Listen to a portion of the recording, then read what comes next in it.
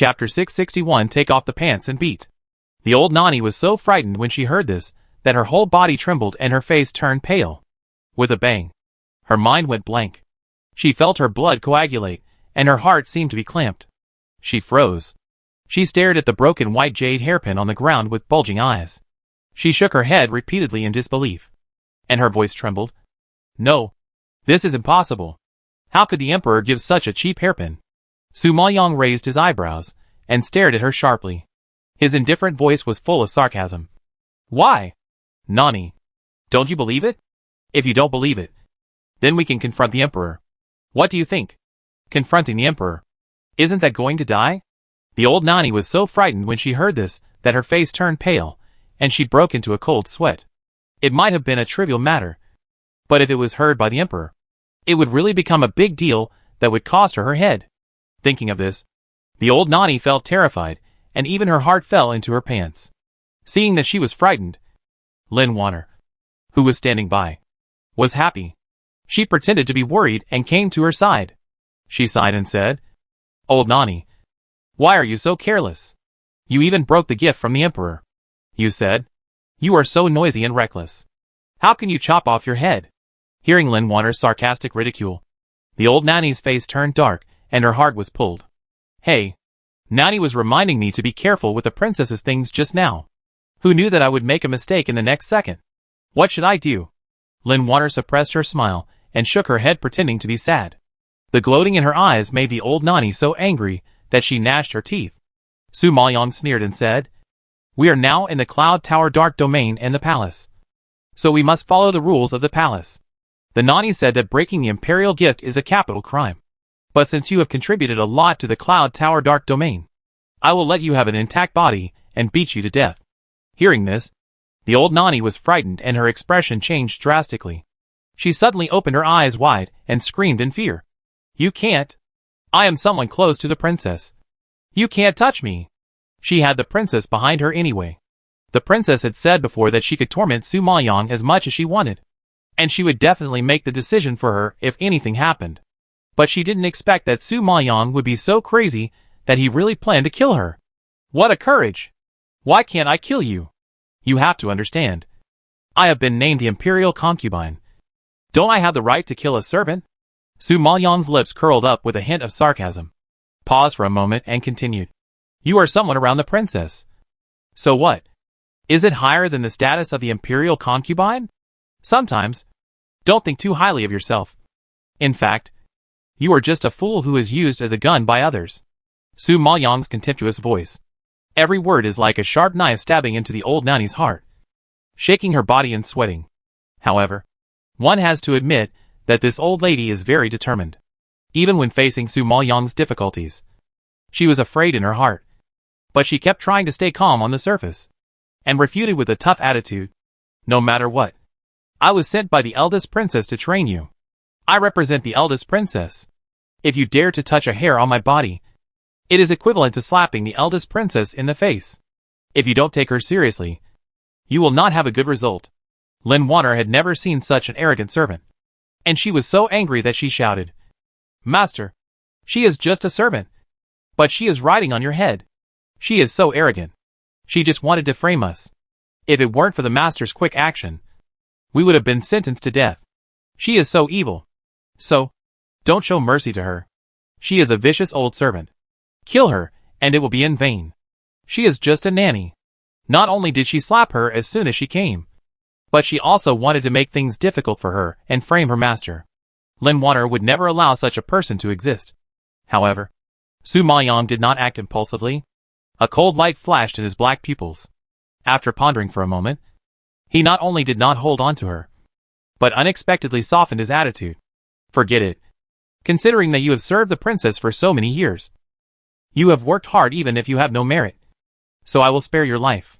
When the old nanny heard this, she was relieved, and her nervous old face instantly jumped into a disdainful look.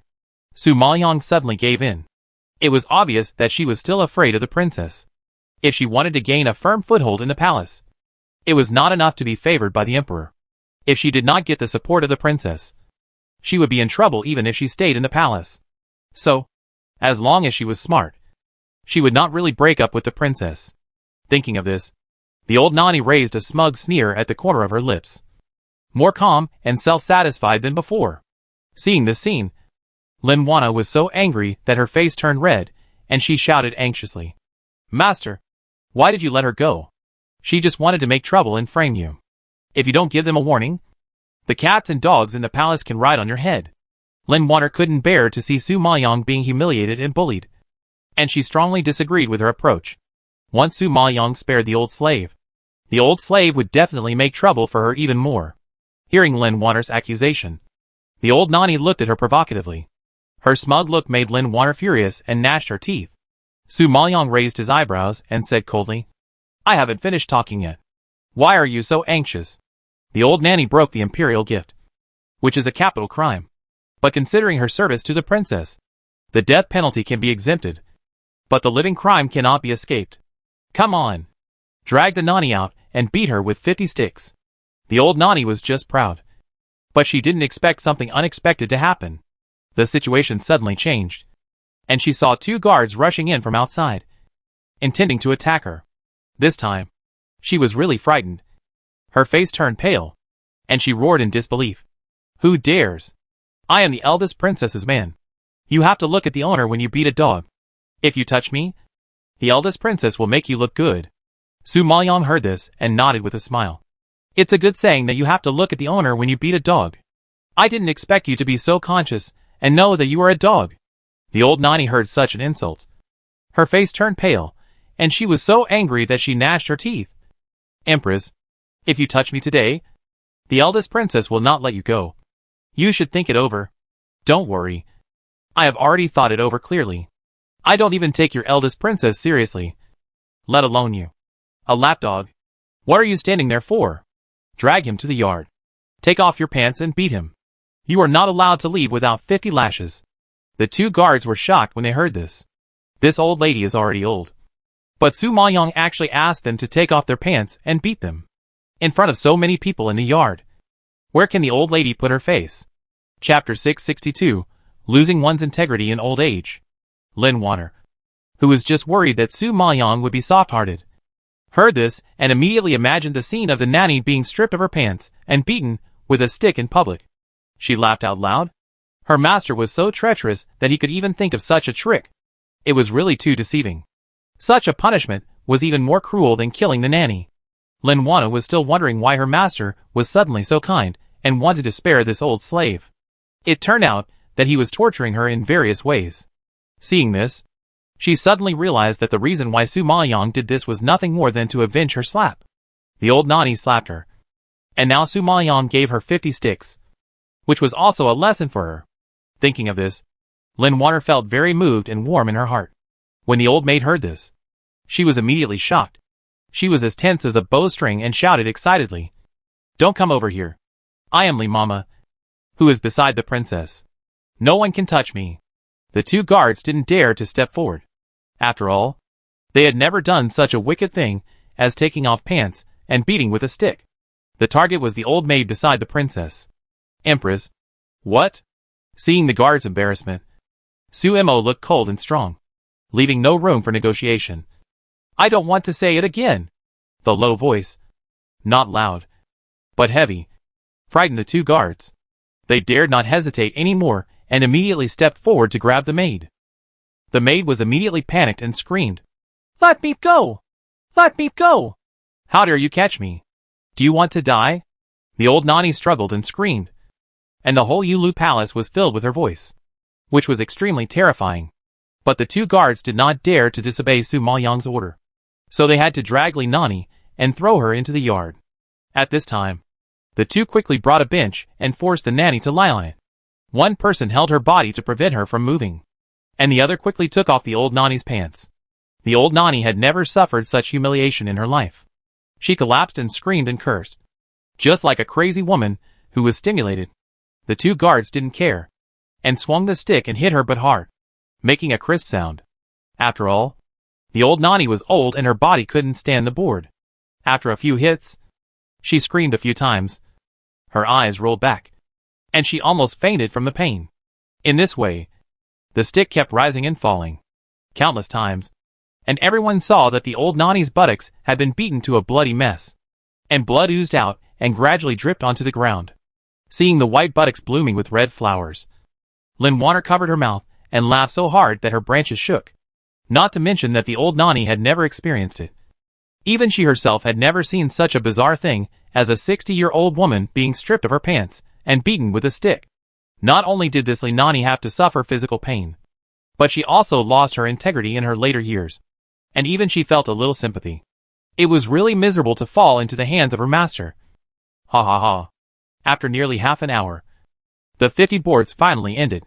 As soon as the 2 guards stopped, the old Nani rolled down from the stool, her face pale, dying, so embarrassed.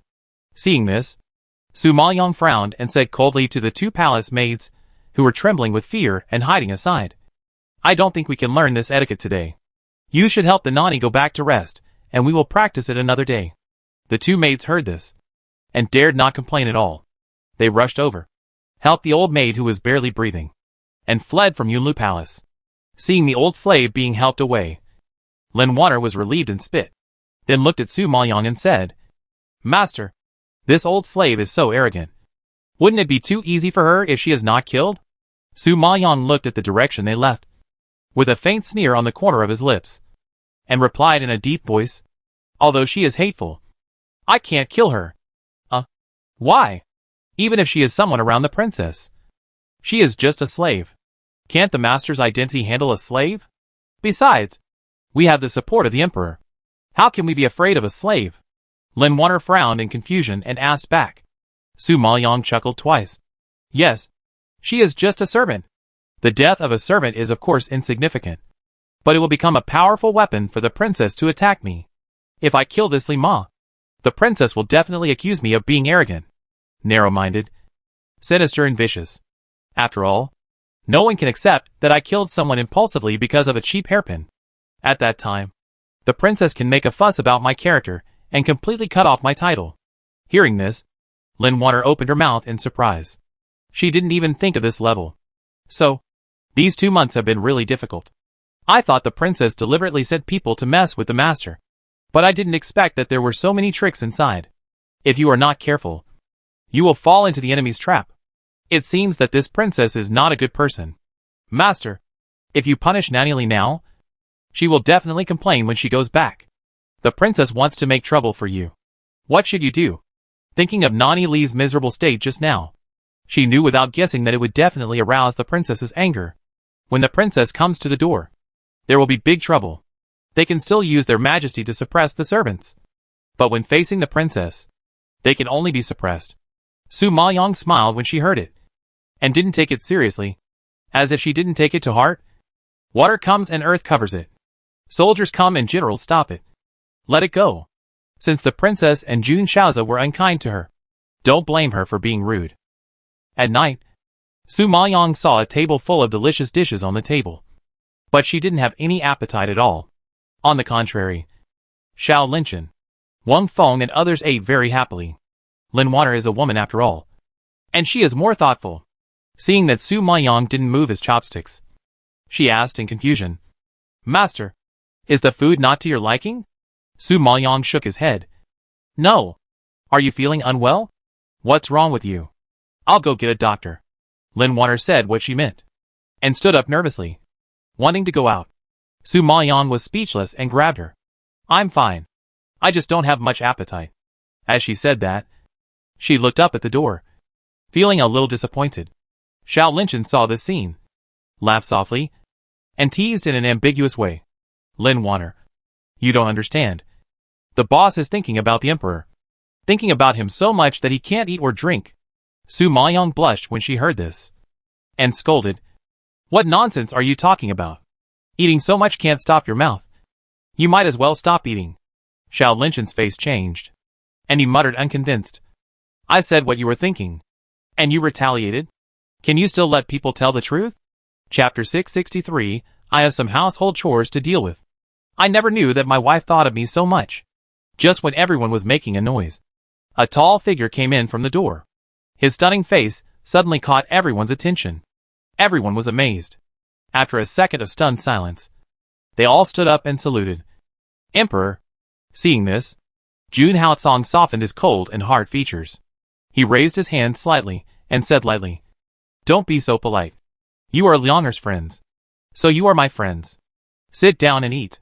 As he spoke, Jun Haotsong had already strode towards Su Maoyang without looking away, and sat beside her with his robe lifted. Everyone was flattered to hear what Jun Haotsong said. Emperor Yunlu, with such a noble status, actually treated them as friends. You have to know that they are all ants from the lower planes. In the 9 Netherworld, they are the lowest and most despised people. However, the famous Yunlu Emperor in the 9 Netherworld actually treats them as friends. This is an honor that even the civil and military officials of the Yunlu Dark Domain do not have. Thinking of this, everyone was excited, and their good impression of Jun Haotsong also increased greatly. It can be seen that the Yunlu Emperor loves their master very much. Otherwise, according to his cold and ruthless character, he would never treat them like this. Think about it. It can be regarded as Su Maoyang's light. However, Jun Haotsong did not care about everyone's emotions at this time. His mind was full of Su Maoyang. As soon as he sat down, he picked up the chopsticks, picked up a lot of delicious dishes, and piled them in the bowl, and then pushed it in front of Su Maoyang. His blue eyes burning, staring at her hotly, his tone soft, exhaling ambiguous heat. "I'm in front of you now. Now you can eat." Su Maoyang's cheeks flushed with anger. She glared at him awkwardly and said, "Don't listen to Xiao Linchen's nonsense. I'm not missing you so much that I can't eat or drink. Don't be so self-indulgent." "Really? That's not what you said in bed last night." Jun Haotsong raised his eyebrows slightly, his ice blue eyes sparkling with an ambiguous and strange luster, which immediately reminded Su Maoyang of last night, and his whole face flushed. Xiao Linchen laughed excitedly after hearing this, winking at Su Maoyang, and teasing curiously, "TSK, TSK, TSK. Emperor, tell me quickly, what did my boss say last night?" As soon as Xiao Linchen said this, everyone in the room stared at Jun Haotsong with curiosity, expecting his answer. Su Maoyang's blood rushed to her head when she heard this. She quickly covered Jun Haotsong's mouth and warned him angrily, "Don't say it. If you say it, I'll kill you." Seeing Su Maoyang's angry face, even if Jun Haotsong didn't say anything, everyone nodded knowingly. Their expressions were more ambiguous than before. Then they whispered and winked, and the meaning couldn't be more obvious. Su Maoyang's pretty face was about to burn when she saw this. She was helpless about everyone's gossip, and could only stare at Jun Haotsong with a frown. This guy. He dared to tease her in public. Jun Haotsong stared straight at Su Maoyang's angry expression, and his blue eyes became more doting. Su Maoyang received his gaze, as if there was an electric current running through her. She was so shocked that she immediately retracted her hand and glared at him unhappily. Jun Haotsong was no longer restrained, but felt lost. He pretended to be sad and said, "Last night, my wife kept calling my name. It seems that she was just lying." Hearing this, everyone covered their mouths and laughed secretly, their shoulders shaking like sieves, obviously trying their best to suppress their inner emotions. Lin Wanner, who was drinking water, spit out a large mouthful of water with a pee's sound, which made even her, an outsider, blush, not to mention Su Maoyang. At this time, Su Maoyang gritted his teeth, wishing he could dig a hole in the ground and crawl into it. He was furious and rushed towards Jun Haotsong, stretching out his hands to strangle him to death. "I want to tear your mouth apart," molesting her in front of so many people and saying such explicit words. Where can she put her face? Seeing this, Jun Haotsong's doting smile in his eyes became even more intense. He immediately opened his arms and hugged her tightly, leaning close to her ear and whispering, "Madam doesn't want me. But what can I do if I miss you so much?" The voice was very low, so low that it could not be heard, accompanied by the hot breath, making her delicate face, like a jade flower, even more red. "You bastard! Let me go! There are so many people watching." Su Maoyang was furious. He was teased by her like this. How could he sit still? He turned to everyone present and said hoarsely, "Sorry, I have to take care of some housework. If you didn't eat well, I will ask Black Owl to notify the kitchen to make it again and send it to your room." Xiao Linchen, Jiang Zheng and others were very tactful. Seeing this scene, they naturally knew that they should not disturb the couple's love. They quickly stood up and waved their hands. "No, we are full. You continue." We won't disturb you. As they said, everyone in the blood battle group held back their smiles, looked at Su Maoyong meaningfully, and quickly fled from Yunlu Palace. Su Maoyong saw that they were so disloyal and were simply helping the evil, and she shouted angrily, "Come back here! You guys are a bunch of ungrateful guys." Seeing her being bullied by Jun Haotsong, he didn't help her. It was really hateful. "Madam, are you still going to eat this meal?" Jun Haotsong saw that the people had left. His blue eyes dimmed, and he stared at her dimly. Su Maoyong was so angry that she was full of anger. What the hell was she eating? "No!" she snorted angrily. Jun Haotsong raised his eyebrows. His lips curled slightly, and a hint of cunning flashed in his eyes. "Since you don't want to eat, then it's my turn to eat." After he finished speaking, he picked up Su Maoyong, stood up suddenly, and strode towards the side hall. Chapter 664. It hurts here. Su Maoyong was forced into a corner by him, and nervously found an excuse. "The princess will definitely give me trouble tomorrow. If my bones are broken, how can I fight her?" Jun Haotsong thought of the suffering she had endured for him, and suddenly felt distressed in his chest. He immediately reached out and took her into his arms, buried her in her neck, and said sullenly, "Silly, why did you agree to her 2-month test? You don't need to prove yourself to anyone, because I am your best proof. In this world, only Su Maoyong tied his heart tightly, which is more important than any proof." Su Maoyong felt warm at the time of hearing this. She could feel his depressed mood and reluctantly put her arm around his back, comforting him softly. "It's okay. I understand the princess. No one can accept a star of disaster who always hurts his brother. She is your relative after all. I don't want to destroy your brother-sister relationship because of my existence." The princess was particularly prejudiced against Jun Haotsong because she cared about him. She was obstructing him in every way, but it was just for Jun Haotsong's sake. Su Maoyong loved Jun Haotsong. How could she bear to see them lose harmony?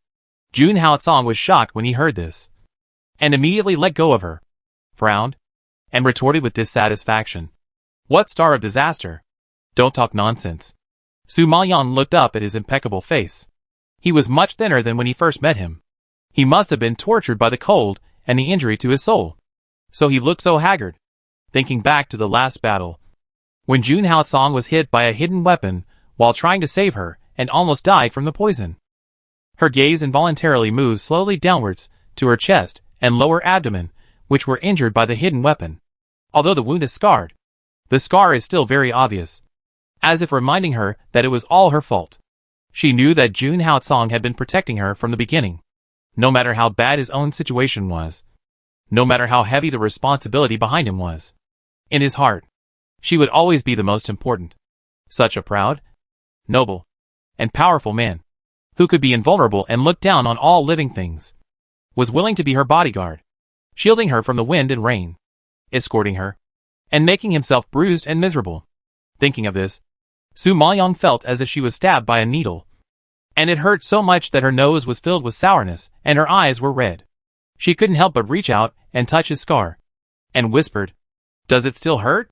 Jun Haotsong saw her heartache and was afraid that she would worry, so he shook his head gently and comforted her in a deep voice. "Don't worry. It doesn't hurt anymore." Hearing this, Su Maoyong didn't know why. The pain in her heart was even deeper, and tears burst out of her eyes. The man she loved deeply was always implicated by her, always hurt for her. In order not to make her worry, he always concealed it and bore all the pain alone. Thinking of this, her heart was about to break in two. "You don't feel pain, but I feel pain here." Su Maoyong pointed to the position of her heart and choked up. Hearing this, Jun Haotsong's heart surged, like a dry riverbed being moistened by spring water. After a while, his heart was filled with emotion. He could no longer restrain the rushing emotions.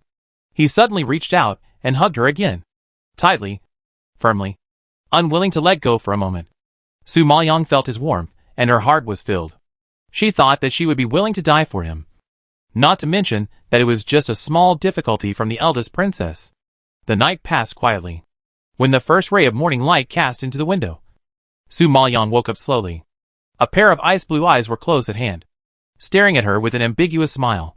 Su Maoyong felt embarrassed by his stare, and hurriedly touched her face. "Is there something on my face?" "Yes." Jun Haotsong curled his lips. Su Maoyong was surprised. What is it? It's a bit beautiful. Jun Haotsong's blue eyes were bright, and his smile was charming. Chapter 665 Princess Summons. Su Maoyang was speechless, and punched Jun Haotsong's chest in shame and anger. Jun Haotsong ignored her resistance and kissed her again. However, at this moment, the voice of Black Owl suddenly came from outside. Master, I have something urgent to report. Under normal circumstances, Black Owl would not disturb Jun Haotsong and Su Maoyang casually. Now he suddenly rushed in with an impatient tone and a solemn voice. It was obvious that something big had happened. Jun Haotsong paused after hearing this, frowned slightly, then lowered his head and kissed Su Maoyang on the forehead, saying softly, "Wait for me to come back." As he said this, he turned over and got out of bed. Su Maoyang was worried, so she propped herself up and grabbed his hand. "When can you come back?" Seeing her reluctant look, Jun Haotsong's heart moved slightly, and a warm smile appeared on his lips. "Didn't you say you didn't miss me? Why are you reluctant to leave now?" Madam really likes to say one thing and mean another. Su Maoyang's pretty face turned red, and she was so angry that she threw a pillow casually, which just hid Jun Haotsong's chest. Jun Haotsong groaned suddenly. His handsome face twisted together. He covered his chest and whispered, "Ouch." Su Maoyang was startled when he saw this, and quickly jumped off the couch, shouting in panic, "Haotsong, what's wrong with you? Don't scare me." Su Maoyang knew that the pillow was a bit hard, and she was also very sensible and didn't use too much force. But how could this happen? Just when Su Maoyang was panicking, Jun Haotsong suddenly reached out and hugged her in his arms, leaned close to her ear, and jokingly said, "Actually, I think you are cute when you say one thing and mean another." Su Maoyang was shocked when she heard this. She immediately realized that she had been deceived. She pushed him away angrily and hit him with her fist. "Asshole. You teased me again." Jun Haotsong raised his hand, grabbed her little hand, put it in his mouth and kissed it. "I have urgent things to deal with. I have to leave. I want you to know, whether you miss me or not, I will miss you. Wait for me." As he said, Jun Haotsong lowered his head and kissed Su Maoyang's forehead, and reluctantly let her go and turned away. Su Maoyang looked at the direction he left with a sense of loss, standing there for a long time, until Lin Water came in and called her back to her mind. "Oh, master, why are you standing here in such thin clothes? What if you catch a cold?" Lin Water saw Su Maoyang standing there in only a white undergarment, and shouted with worry on her face. Su Maoyang came back to her senses and looked at her, only to find that she had not put on her clothes yet. Her cheeks were hot, and she hurried back. "Master, let me help you dress up. Nani Shin from the eldest princess's side is here. She said that the eldest princess has ordered you to go to Mingxiang Palace." Lin Water thought that there was a Nani waiting outside, so she didn't dare to delay. She immediately stepped forward to help Su Maoyang walk towards the dressing table. Su Maoyang was not surprised when she heard it. She just nodded slightly and let Lin Water serve her. She beat up the eldest princess's people. It was normal for the eldest princess to make trouble for her. If she ignored it, it would be abnormal. Su Maoyang's dress has always been simple and elegant. Lin Water's movements were quick. In just half a cup of tea, the two of them packed up and slowly walked out of Yulu Palace. At this time, the Nani in the yard had been waiting impatiently. When she saw Su Maoyang coming out, she didn't look happy and said in a hard tone, "Miss Su, you are so proud that you dare to keep the eldest princess waiting for a long time." Su Maoyang looked up at the middle-aged nanny, who was wearing a yellow dress and looked much younger. She moved her red lips slightly and said coldly, "Mammy, you also know that it takes time for a woman to dress up. Do you mean that I should go to see the princess in a disheveled state? If I offend the princess, will you take the responsibility?" The nanny's face turned black and her cheeks twitched. She was silent for a long time before she endured it and spoke again. "The princess has been waiting for a long time. Miss Su should hurry up and get on the road." Su Maoyang glanced at her and called Lin Water to walk towards Mingxiang Palace. Seeing this, the Nani frowned and immediately stood in front of Lin Water, announcing arrogantly, "The princess only summoned Miss Su, and outsiders don't need to follow." Lin Water refused to obey when she heard this. "No, I want to follow my master, and I can't let her be alone." She knew that the princess had bad intentions and would definitely make trouble for Su Maoyang. So how could she let Su Maoyang follow her alone? If she followed her, She could at least take care of Su Maoyang if she encountered any problems, so that Su Maoyang would not be isolated and helpless. When the nanny heard this, her old face was stern, and she immediately shouted loudly in displeasure. How dare you disobey the princess's order? Are you tired of living? Humph! I don't care about any orders. If you want to separate me from my master, you have to kill me. Lin Water's attitude was also very tough. The nanny probably didn't expect that a maid would be so bold, not only daring to disobey orders, but also not afraid of death. She suddenly widened her eyes in surprise, trembling with anger, and shouted loudly, Come here! Take this little bitch down for me. This nanny is someone close to the eldest princess, and has great prestige in the palace. She speaks and acts on behalf of the eldest princess. When she yelled, the guards rushed over soon. Su Maoyang saw this, and didn't want to make a big deal. He frowned and shouted, Stop it, Lin Water. Stay in Yunlu Palace, and wait for me to come back. Without my order, you are not allowed to run around privately. Do you understand? Lin Water looked anxious and retorted worriedly, Master, I am worried about you being alone. If you have any problems, how can I explain to the Emperor and the brothers of the Blood Battle Group? Su Maoyang shook his head gently and said calmly, Don't worry, I will be fine. But the other party is the eldest princess. Su Maoyang's identity will definitely be bullied. How can Lin Water not worry? Okay, no buts. If you don't want to cause me trouble, stay in Yunlu Palace and don't go anywhere. I'll be back soon. Su Maoyang warned with a stern face, and then turned to the nanny and advised, Nanny, why do you have to get angry with a little girl? It's more important to go back to Mingxiang Palace. You really made the princess wait for a long time. If the princess gets angry, you won't get any benefits. Nanny was so angry that her face froze. It was not easy to say anything. She could only spare Lin Water and take Su Maoyang to Mingxiang Palace quickly. Su Maoyang was led by the nanny into the yard and walked through several corridors before arriving at the palace. As soon as he entered the hall, Su Maoyang saw Jun Qingran sitting in the main seat of the hall, leisurely lifting the tea lid and tasting tea elegantly. Chapter 666, You Poison Me? The nanny quickly stepped forward, came to the center of the hall, and bowed respectfully to Jun Qingran. Princess, Su Maoyang is here. Jun Qingran put down the teacup after hearing this, slowly raised her head, and her sharp eyes were like a searchlight, shining on Su Maoyang.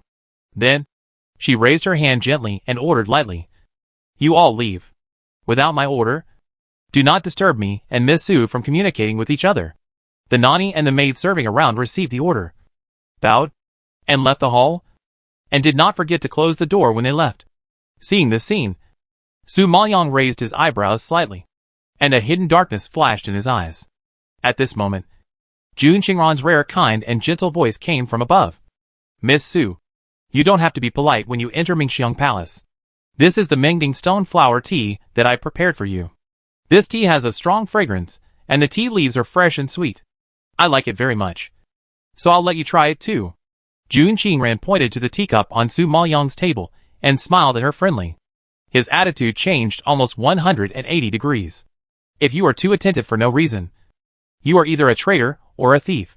Su Maoyang couldn't help but sneer in her heart.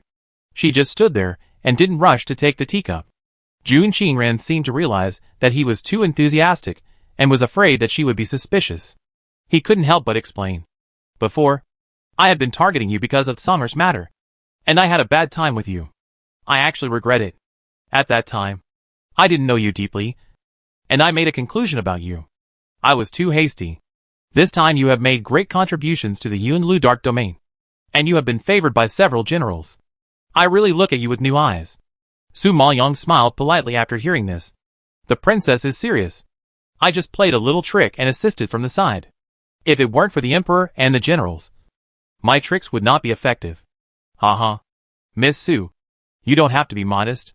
I had many misunderstandings about you before, so I asked you to come here today to make peace with you. This tea is my apology to you. Jun Qingran looked ashamed, showing great regret and kindness, and her tone was even a bit flattering. The princess, who was high above, actually apologized to an ant in the lower plane. If it were spread out, it would be shocking, and Jun Qingran had lowered his status to say this. If Su Maoyang didn't appreciate it, it would be too unreasonable. So, She has to drink this tea anyway. I am so embarrassed by what the princess said. The princess is the emperor's sister. It is reasonable for her to consider the emperor in everything. I have never blamed the princess. Therefore, Su Maoyang cannot bear this apology. But I appreciate the princess's kindness. As she said this, Su Maoyang picked up the teacup, opened the lid, took a deep sniff, and nodded slightly in surprise under Jun Qingran's expectant eyes. It is indeed a good tea. Seeing that she liked it, Jun Qingran was happy and couldn't help but encourage her. This tea should be drunk while it is hot to taste the fragrance and sweetness of the tea leaves. Su Maoyang heard the words. Her red lips lifted slightly. A gleam flashed in her eyes. And as she wished, she raised her glass to her. I will use tea instead of wine to toast the princess, and hope that we can put aside our past grievances and make peace. After saying that, Su Maoyang lowered her head and took a sip, smacked her lips and sighed. It tastes really good. Seeing that she really drank it, the somewhat nervous Jun Qingran finally relaxed, and a sinister smile appeared on his lips. Su Maoyang, don't blame me for being cruel. It's you who pestered Song'er. If you want to blame someone, blame yourself for not knowing yourself and having the intention of climbing up the dragon and phoenix. Song'er is the hope of the Jun family, the hope of the Yunlu dark domain, and her hope. She is not a bad person. But for Sire, she can do anything bad. Thinking of this, she stared at Su Maoyang's eyes, and gradually a trace of sinisterness emerged, revealing a strange cold light. At this moment, Su Maoyang, who was not alert at all, suddenly felt unwell. She felt heavy in her head and dizzy. She held her forehead and shook her head. Princess, I suddenly feel so sleepy. Jun Qingran saw that the drug was taking effect on her, and chuckled and said, You drank the ecstasy that I prepared for you. Of course you are sleepy. Su Maoyang's pupils were wide open in shock, staring at her in disbelief. You actually drugged me. Jun Qingran saw Su Maoyang's shocked face, and felt relieved. The smile on her lips continued to deepen. Yes, if I didn't drug you, how could I get you out of the palace without anyone noticing? Su Maoyang now lives in Yunlu Palace, and Jun Haocong is always by her side. It is basically impossible for Jun Qingran to touch her. Even if she succeeds, Jun Haocong will immediately trace her to her, and then there will be a big fight, which is not the result she wants. It just so happened that Jun Shaozi said that there is a way to smuggle Su Maoyang out of the palace. As long as Su Maoyang is out of Jun Haocong's sight, everything will be easy for him. I believe that according to Jun Shaozi's personality, after smuggling Su Maoyang out of the palace, he will immediately kill her and eliminate her forever. If she died outside the palace, it would have nothing to do with Jun Qingran, because Jun Qingran did not personally take action. Jun Haocong would not find the murderer even if he wanted to. Therefore, this is the safest and most reliable method. Thinking of this, Jun Qingran stood up with a faint smile, and slowly walked towards Su Maoyang. Her gentle voice was a bit cold. Su Maoyang, you caused Song'er to suffer from a cold disease, and you also endured the pain of a wounded soul. I could have killed you at the beginning, but because Song'er loved you, I showed mercy to you many times. But you just didn't repent and had to entangle our Song'er. So this time, don't blame me for being cruel. At this time, Su Maoyang's eyelids could no longer support, and they were as heavy as 2 pieces of black iron, constantly sinking down. She wanted to speak, but she felt weak all over. After a stalemate for a while, she finally couldn't resist the sleepiness, fell on the table, and fainted. Seeing this, Jun Qingran smiled with satisfaction, slowly walked to her, and gently reached out to pull her up.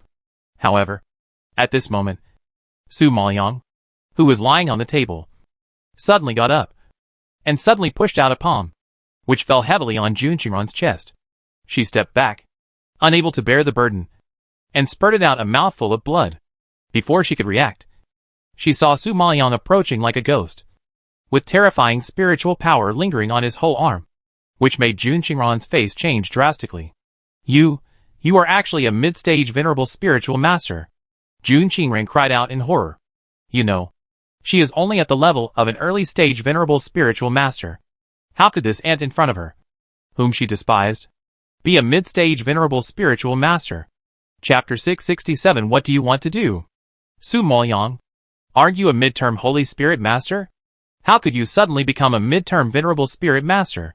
June Qingran was so scared that her face turned pale. Her voice trembled, and her beautiful eyes were full of horror. When she held the concubine selection competition, Su Maoyang was just an inconspicuous Holy Spirit master. Among the women, she was at the bottom. You should know that above the midterm Holy Spirit Master is the late Holy Spirit Master. Above the late Holy Spirit Master is the peak Holy Spirit Master. Above the peak Holy Spirit Master is the early Venerable Spirit Master. And above the early Venerable Spirit Master is the so-called midterm Venerable Spirit Master. Su Maoyang went from a midterm Holy Spirit Master to a midterm Venerable Spirit Master, which is a 3-level jump. However, in just a few months, she actually collapsed 3 levels. Is she still human? No. It's impossible. How could Su Maoyang, a waste from the lower plane, have such a terrifying talent? Even the geniuses of the 9 Nether Realm dare not say that they can collapse 3 levels in such a short time. How can Su Maoyang be qualified? I know. You have been pretending to be a pig and eating a tiger. You are not a Holy Spirit Master at all. You have hidden your strength from the beginning. June Qingran was unwilling to believe that someone could leap 3 levels in such a short time. Such talent and speed can be described as abnormal. So, deliberately concealing strength is the only reason June Qingran can think of. Su Maoyang smiled lightly when she heard it. The smile was like ripples on the lake, overflowing from the dimples on her cheeks and spreading all over her face. She smiled and shook her head, slowly walking towards the princess. Every step she took forced the horrified June Qingran to retreat again and again. She whispered softly, like the whispers of lovers, spraying on June Qingran's face. Princess, I am accused of hiding my strength. I am really wronged. When I first arrived in the 9 Netherworld, I was indeed a mid-stage Holy Spirit Master. But the spiritual energy in the 9 Netherworld is so pure and rich. I only need to practice a little bit. And the spiritual energy I absorb is many times that of the lower planes. Under such unique conditions, if I don't advance, it would be too sorry for the abundant spiritual energy. Su Maoyang said this so lightly. In the eyes of the world, spiritual power promotion is so difficult. But when she said it, promotion seemed as easy as eating. Failure to promote is a shame. This is too discouraging. If the other geniuses in the dark domain of Yunlu heard this, they would probably rush up and beat Su Maoyang. But Su Maoyang was indeed telling the truth. But others didn't know that she was an ancient spirit body. The most talented in cultivation in the world is the ancient spirit body. If everyone knew that Su Maoyang had such a physique, they would not be surprised even if she promoted 1 level a day. However, June Qingran was obviously hit hard when she heard this. She shook her head hard in disbelief and retorted unacceptably. How is it possible? How can you be promoted to a midterm respected spirit master in such a short time? This is simply impossible. June Qingran thought that he had seen countless people and was knowledgeable, because she had seen people who were promoted 1 level in a year, half a year, or even a few months. But she had never seen anyone who was promoted 3 levels in a few months. This person is simply not a human being. He is simply a pervert. No, she had seen such a pervert. That is her younger brother June Haotsong. In this world, when it comes to spiritual power cultivation, she only respects June Haotsong. But June Haotsong was her childhood friend. She knew June Haotsong's perversion from the beginning, so she had long been accustomed to it and was not surprised. However, Su Maoyang was only a Holy Spirit Master at the beginning. But now, he suddenly jumped to the level of a mid-stage Venerable Spirit Master. Such an impact was like a thunderbolt, hitting June Qingran's head, making her unable to digest it for a while. If Su Maoyang really rose 3 levels in a few months, wouldn't such a talent be comparable to June Haotsong? No. Her brother is such a powerful person. How can he compare with the ants of the plain? She doesn't believe it. Su Maoyang, what do you mean by exposing your strength now? Do you want to attack me? June Qingran asked nervously, swallowing nervously. Su Maoyang just smiled and said nothing. The meaning couldn't be more obvious. Seeing this scene, June Qingran was trembling with fear. His heart was beating like a drum. But he scolded unforgivingly. I am June Haotsong's sister. Your sister-in-law. How dare you disrespect me? Su Maoyang heard the words, as if he had heard a big joke, and laughed out loud. My sister-in-law? Ha ha ha. You tried your best to harm me. And now you have the face to say sister-in-law? The sarcastic question made June Qingran's cheek twitch and feel guilty. Su Maoyang stared at her with a sneer. his low tone without any warmth.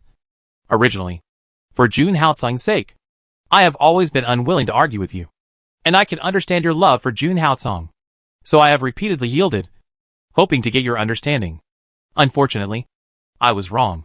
Not only did you not accept me, but you went too far and used such despicable and shameless means.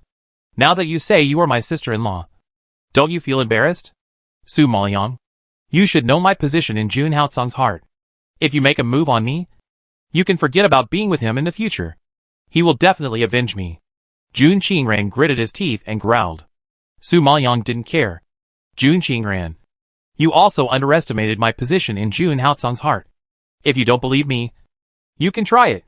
Su Maoyang's sinister voice was filled with terrifying hostility, which frightened Jun Qingran's heart and made her face change greatly. Su Maoyang, what do you want to do? If you touch me, I will make you die without a burial place. Su Maoyang looked at her with contempt, not taking her threat seriously at all. His cold voice made people tremble. Jun Qingran, you are an early-stage venerable spiritual master. How can you make a mid-stage venerable spiritual master die without a burial place? Someone, come here. Jun Qingran realized that the danger was approaching, and immediately raised her voice to yell. Su Maoyang seemed to have noticed it long ago, and quickly came forward, pinched her throat, and cut off the sound in her throat.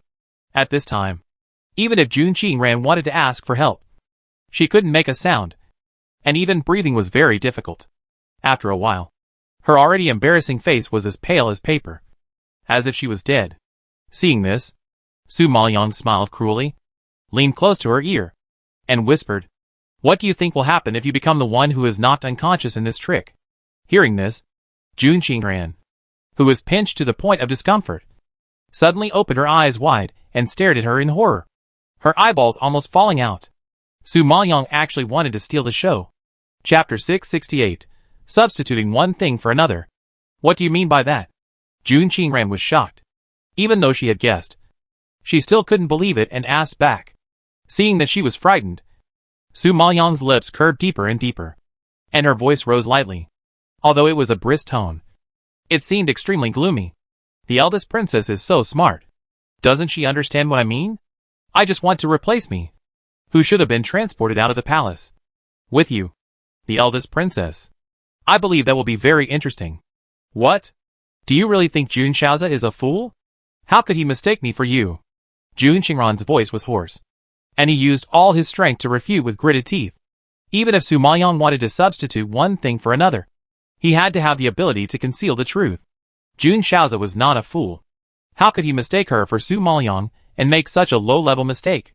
Therefore, Su Maoyang's desire to smuggle her out of the palace in exchange for the prince was simply a fantasy. Su Maoyang smiled when he heard this, raised his hand slowly with confidence, and shook the pill in front of Jun Qingran. Princess, do you know what this pill is called? Jun Qingran was not an alchemist, staring at the pill in her hand, but couldn't figure it out after a long time. But her heart was so nervous that she was about to jump out, because she knew that Su Maoyang would not take out the pill for no reason. There must be a conspiracy. Sure enough, just when she was uneasy, Su Maoyang chuckled and explained, it seems that the princess doesn't know, but you are not an alchemist, and it is reasonable that you are not sensitive to pills. But you must have heard of the disguise pill. As soon as the 3 words disguise pill came out, it was like a thunderbolt, hitting Jun Qingran's forehead with a clang, almost shattering her bones. At this moment, Jun Qingran really felt the fear of death, which was eroding her heart and nerves bit by bit. If she really turned into Su Maoyang and was smuggled out of the palace by Jun Shaozi, what would be the consequences? According to Jun Shaozi's intention, how would he treat her? Just thinking about it, Jun Qingran felt creepy.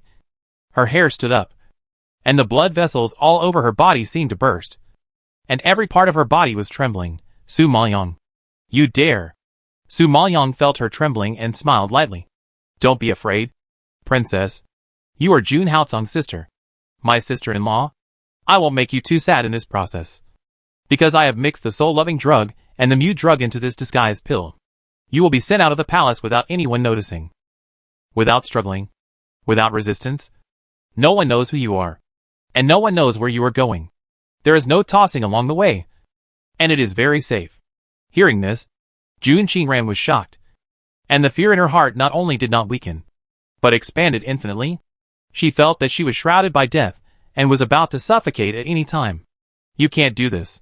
If Songer finds out, he won't let you go. Jun Qingran was still hoping for the last glimmer of hope. Since Su Maoyang loved Jun Haotsong so much, he would definitely spare her for his sake. Su Maoyang sneered when he heard this, and his eyes showed disdain. His voice, as cold as ice, extinguished the last bit of fantasy in Jun Qingran's heart. Princess, you have been transported out of the palace. I have no idea what happened to you outside the palace. It will be Jun Shaoze who will do something to you, not me. No matter how hard Jun Haotsong investigates, he won't be able to find me. However, it's a pity for Jun Shaoze. He will be charged with the crime of murdering the princess. I wonder if he will be executed along with his entire clan. I'm looking forward to it. Speaking of Jun Shaoze, Su Maoyang's face was gloomy, and her cold eyes were filled with strong murderous intent, which made Jun Qingran horrified and as if facing the abyss. This woman is so scary. Since he started to plot against her, Su Maoyang has been plotting against her in return. Jun Qingran really couldn't imagine that he had dug such a big pit, which was actually prepared for himself. He didn't expect that Su Maoyang would not only harm her, but also drag Jun Shaoze into the water. When the truth is revealed, Jun Shaoze and the Gongxian king's family will be charged with the crime of executing his entire clan. This woman in front of him has such a deep mind and such vicious means. She is a devil to come up with such a plan to kill two birds with one stone. For the first time, Jun Qingran felt the fear from the depths of her soul. She trembled, wanted to shout, wanted to scream, but was speechless. Su Maoyang took advantage of her opening her mouth, grabbed her chin, and forced the pill into her mouth. After taking the pill, Jun Qingran no longer had the strength to struggle. Her eyes rolled back, her body softened, and she immediately fell to the ground and fainted. At the same time, her face quickly turned into Su Maoyang's appearance, and it was difficult to tell the real from the fake, and people could not see any clues. Seeing this scene, Su Maoyang was satisfied to take out another disguise pill, stained it with Jun Qingran's blood, opened his mouth, and swallowed it into his stomach. Soon, with the naked eye, it can be seen that Su Maoyang's face also underwent a huge change. In the blink of an eye, the originally stunning face turned into Jun Qingran's appearance. Then she quickly exchanged their clothes, looked down at Jun Qingran who was against her face, and a strange light bloomed in her eyes. Then she strode to the door of the hall, opened the door, and called out to the outside, Madam Shen, it's time to move. Madam Shen, who had been waiting outside, couldn't wait any longer. But Jun Qingran didn't give her any instructions, and she couldn't act rashly. She could only be anxious outside. Now that she heard the order, her face was happy, and she quickly led the maids around her and rushed into the hall. Princess, these maids are the people arranged by Prince Gongxian to enter the palace to meet the princess. Madame Shen pointed to the maids behind her and said solemnly. Su Maoyang understood and nodded slightly. Okay, you carry Su Maoyang out from the side door. Be careful. Don't get discovered. The maids knew from their breath that they were skilled martial artists. After receiving the order, they quickly lifted up the fainted Su Maoyang and quickly retreated from the side door. Su Maoyang looked at the direction they left, frowned slightly, and asked coldly, How is Songer? Madame Shen looked complacent and smiled to comfort her. Princess, don't worry. Prince Gongxian has already designed to transfer the Emperor away from the Dark Domain City. I think the Emperor will not be able to come back for a while. During this period, the princess can take care of everything and do it without anyone noticing. Even if the Emperor comes back, it will not be traced to you. Su Maoyang heard the words, retracted his gaze, stared at Madame Shen with a sharp gaze, and the strange sight made the latter tremble. Her heart was hairy, and she felt indescribable. Nani Shen was shocked and asked in confusion, Princess, do you have any other instructions? Su Maoyang smiled meaningfully. Her deep voice was hard to understand. No, I just thought you did a good job this time. What should I reward you with? Chapter 669, Nani Shen Suffers. Nani Shen was flattered when she heard this, and quickly bowed. What are you talking about? The princess? It is my blessing to be able to work for the princess, and I dare not ask for any reward. Nani Shen was modest, but her face was full of smiles. Su Maoyang saw it, and a sneer of contempt flashed across his lips. He stared at her coldly, and his sharp eyes wandered over her body. After a long time, he slowly spoke. Nani, you have done such a big thing for me this time. How can you not reward me? This is my personal jade pendant. You have made such a great contribution, so I will give it to you today. As he said, Su Maoyang handed the jade pendant taken off the princess to Nani Shin. Seeing this, Nani Shin widened her eyes in surprise, and her hand holding the jade pendant trembled slightly with excitement. Oh, thank you for the reward from the princess. After she finished speaking, she immediately knelt down and kowtowed to Su Maoyang to express her gratitude. Nani Shin recognized the jade pendant. It was a piece of fine Hittian jade, which was very valuable. The princess usually liked it very much, but today she generously gave it to her, which really made her flattered. Seeing her kowtow several times in gratitude, Su Maoyang sneered in his heart, and a cold light flashed in his eyes. Okay, get up. It's getting late. You can leave. I will call you if there is anything. Nani Shin heard the words and quickly got up, smiled flatteringly and nodded, and then left the hall. Su Maoyang saw her leave. Then he summoned the heavenly demon Martin and ordered, "Go tell Lin Wanner and the brothers of the Blood Battle Group that I'm fine." The Blood Battle Group must be extremely anxious now when they heard that she was summoned by the princess. Given their impulsive personalities, if they couldn't wait for her to return, they would definitely turn the entire palace upside down. So, in order not to alert the enemy, she had to let them know that she was safe and sound. When the demon Martin heard the order, she pouted her little mouth, and her chubby face was puffed up like a white ball. She retorted dissatisfiedly, "Why do I always run errands? You are petite, agile, and the strongest. It is not easy to be discovered. If you don't run errands, who will?" Su Maoyang answered as a matter of course. The demon Martin couldn't stand the praise. She immediately combed her hair and proudly posed. "I admit that what you said is true, but you can't always let me go. Why don't you let the new turkey go?" Su Maoyang rolled his eyes at him. "I am Jun Qingran now, not Su Maoyang. Everyone knows that the Firebird has been contracted by Su Maoyang. If it is exposed, it will be exposed. Besides, the Blue Cloud Leopard has been practicing in seclusion recently and cannot be disturbed casually. If the Golden Lion King is allowed to go, it's so big. Isn't it conspicuous if it goes to Yunlu Palace? So, you are the only one left." The Golden Lion King was uncomfortable when he heard this. "What do you mean by so big? I call it majestic." "Okay." Su Maoyang didn't bother to pay attention to it, and ordered the heavenly demon Martin seriously, "Go quickly. Don't let me talk nonsense." The heavenly demon Martin was speechless, stood up, and bared his teeth at Su Maoyang. He had no choice but to turn around and run out of Mingxiang Palace to be her messenger. Lin Wanner got the news and was quiet, but Mingxiang Palace was unexpectedly turbulent, because the eldest princess suddenly got angry and said that her personal jade pendant was missing. She sent guards to search the entire Mingxiang Palace, and every maid and Nani's room was not spared.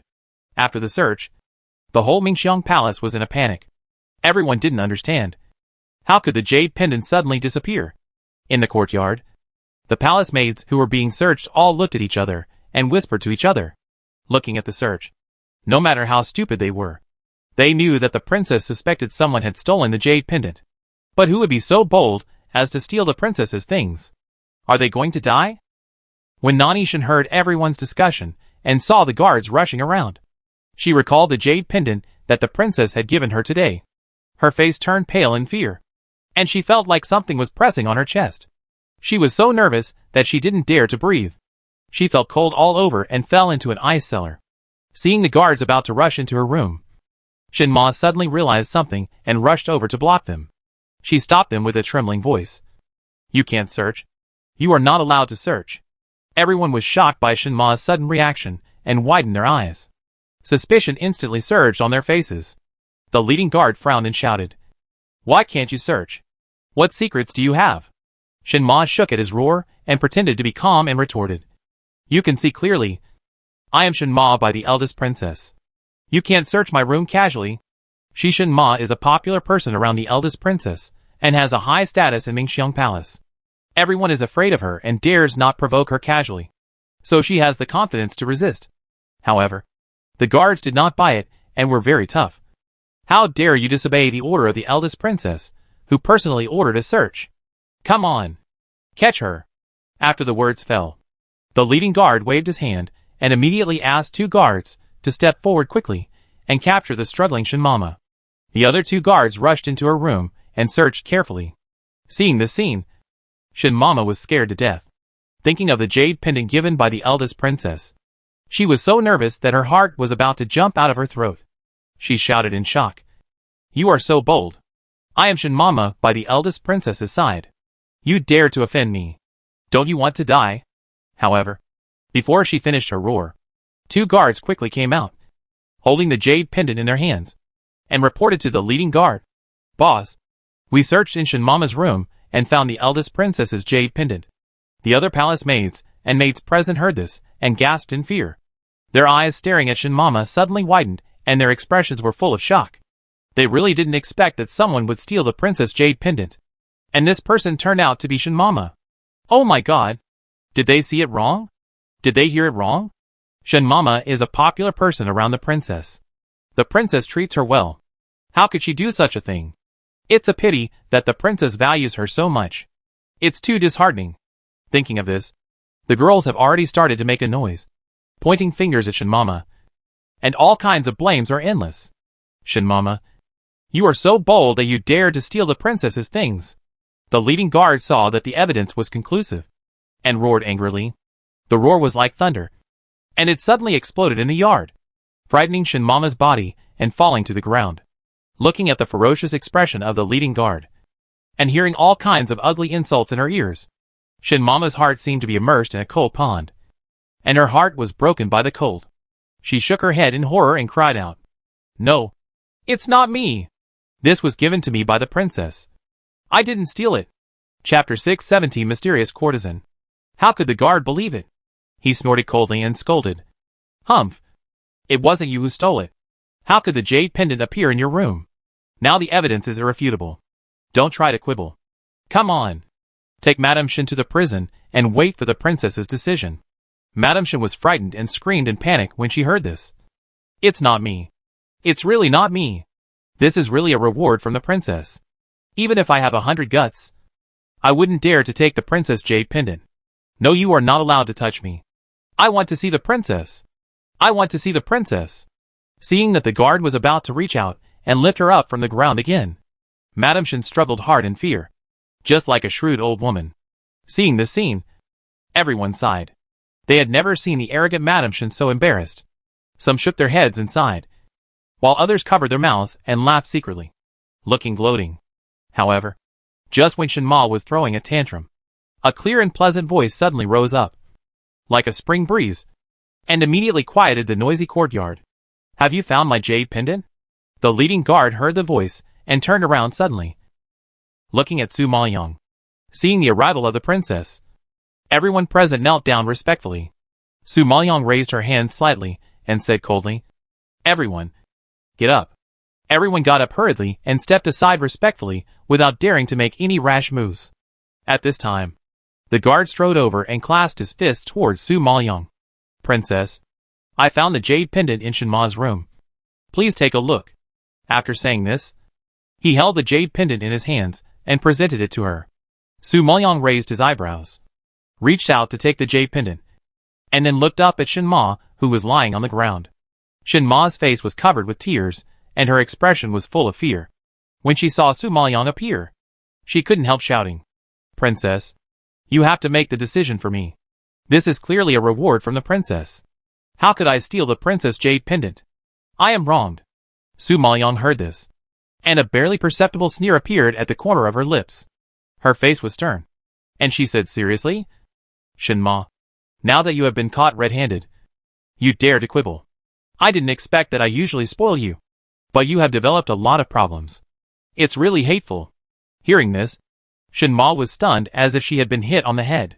She stared with terrified eyes, showing an expression that she couldn't grasp the key points at all, and was completely stunned.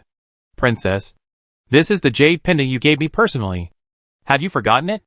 Nani Shin asked back in disbelief. Her face was pale, and her expression was stiff. It was obvious that she was very scared. Su Maoyong frowned, not looking happy, and exuded anger. You bastard. This is my personal jade pendant. I wear it all year round. How could I give you such a precious jade pendant? You think too highly of yourself. This jade pendant is made of excellent jade. Su Maoyang has seen Jun Qingran wearing it many times. It must be very precious. The other maids and nannies who served the princess also knew the preciousness of the jade pendant. They also did not believe that the princess could give the personal jade pendant to Nanny Shen.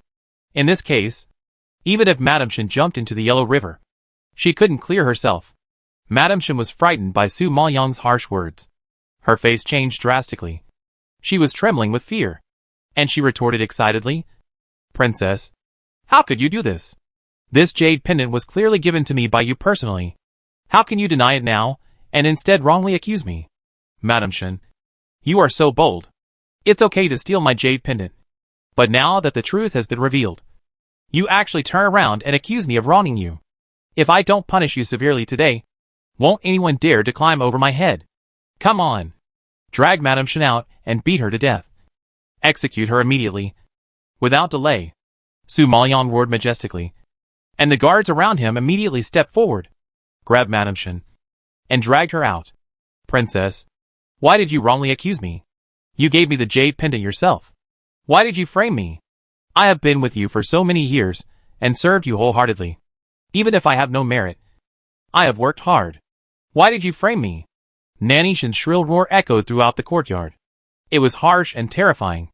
Everyone was horrified and shuddered, facing the violent Su Maoyang. Everyone held their breath and dared not say a word, let alone plead for mercy. They could only watch Nanny Shen being dragged away.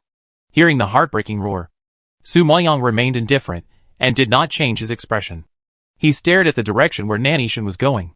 He was silent for a long time before he coldly ordered, since the real murderer has been found, everyone else should disperse. As soon as he finished speaking, Su Maoyang left without waiting for everyone to kneel and pay respect. Su Maoyang couldn't take action against Jun Qingran because of Jun Haotsong, so she could only vent her anger on Jun Qingran's lackeys. Nanny Shen and the princess wanted to murder her, so she should blame her for choosing the wrong target. Time flies, and 2 days passed in the blink of an eye. In the Dark Realm City, on the Wangjiang Tower. Have you heard that Fengqi Tower has a new courtesan recently? I heard that she is extremely beautiful, and is a rare beauty. She has already become famous in the Dark Domain City before she shows up. It shows that she is quite famous. Yes. Yes. I heard that too. Many people have already reserved seats in Fengqi Tower just to see this beauty. I am so excited to hear that. Haha. You don't have to worry. You will see the true face of this beauty tonight. I heard that this mysterious beauty will perform on stage tonight and auction her virginity. Fengqi Tower will definitely be crowded tonight. It is very lively and exciting. Yes. I am excited just thinking about it. At this time, in Wangjiang Tower, many men were discussing the latest news in the Dark Domain City. And the mysterious courtesan, who has not yet shown up, is the most talked about person in the city recently. Because no matter where you go, you can hear news about this woman. Lin Wanner, who was sitting by the window, heard everyone's discussion and frowned slightly, with surprise in her eyes. She muttered in confusion. This courtesan is just a prostitute. But she has such great charm that all the men in the city are fascinated. I really don't know what these men are thinking. Are they crazy or stupid? They are so attracted to a prostitute. It's incredible. Hee hee. Don't underestimate this prostitute. She hasn't even appeared yet. But she has already become famous and aroused everyone's curiosity. It's enough to show that this person is not ordinary and has some ability. At this time, a handsome man in a white brocade robe smiled lightly, stretched out his white and tender fingers like onion roots, picked up the wine glass on the table, and took a sip. The sound he spit out was even more mellow and sweet than the wine. Chapter 671, Visiting a Brothel.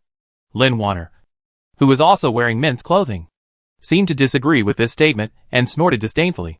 What kind of ability can a brothel girl have? If she really had the ability, she would not have fallen into the dust, flirted, and relied on her body to attract attention.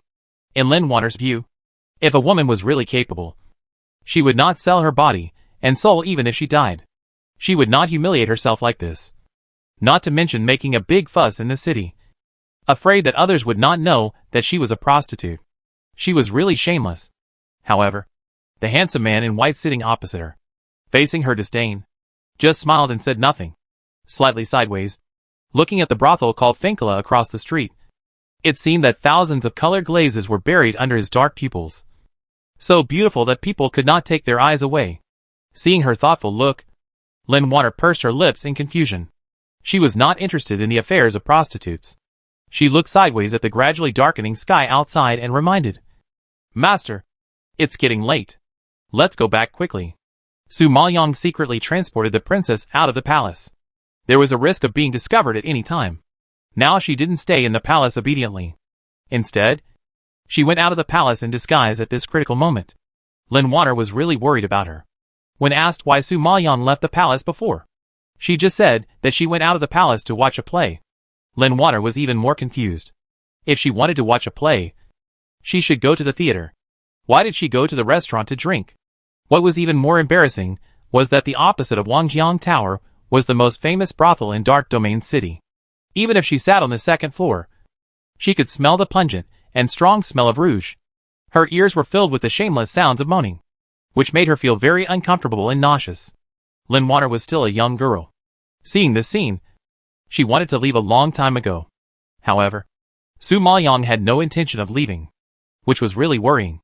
"Master, let's go back quickly. It's getting late. I'm afraid of arousing suspicion." Lin Water's face was already wrinkled into a ball, and she urged worriedly. Su Maoyang smiled sweetly, looking at Fincula's black eyes flashing a trace of cunning, and said faintly, "The good show hasn't started yet. How can you leave early?" "Good show? What good show?" Lin Water was confused. Su Maoyang didn't answer directly, but looked at the sky and said with a smile, calculating the time, "It should be about the same. Let's go." As she said, she stood up and walked downstairs without paying attention to Lin Water's dull face. Seeing that she was about to fade out of sight, the confused Lin Water came to her senses and hurriedly chased after her. "Master, where are we going? Are we going back to the palace?" "No. We're going to a brothel tonight." Su Maoyang curled his lips, raised his eyebrows and looked at her, and then smiled faintly but with a deep meaning, bright and dazzling. But it shocked Lin Water's heart. "Master, you're crazy. You're actually going to a brothel." She was already bold enough to leave the palace at this critical moment, but she didn't expect that she would go to a brothel. Lin Water was still wondering why she had to disguise herself as a man to get out. It turned out that she had such a plan. She had been with Su Maoyang for so long, but she still couldn't figure out her routine. The deep sense of frustration made Lin Water sigh helplessly, and was forced to chase after her. The two soon arrived at the entrance of Fingqi Tower. Lin Water saw many heavily made-up women, who were either flirting with the men who came to the door, or throwing handkerchiefs to them. They spoke in a coquettish voice, which immediately gave her goosebumps all over her body, and her brows were furrowed so tightly that they could crush a fly to death. "Master, let's go. This brothel is not a place we can come to." Lin Water had never seen a woman go to a brothel. Her master was too independent. Su Maoyang ignored her and walked towards the door.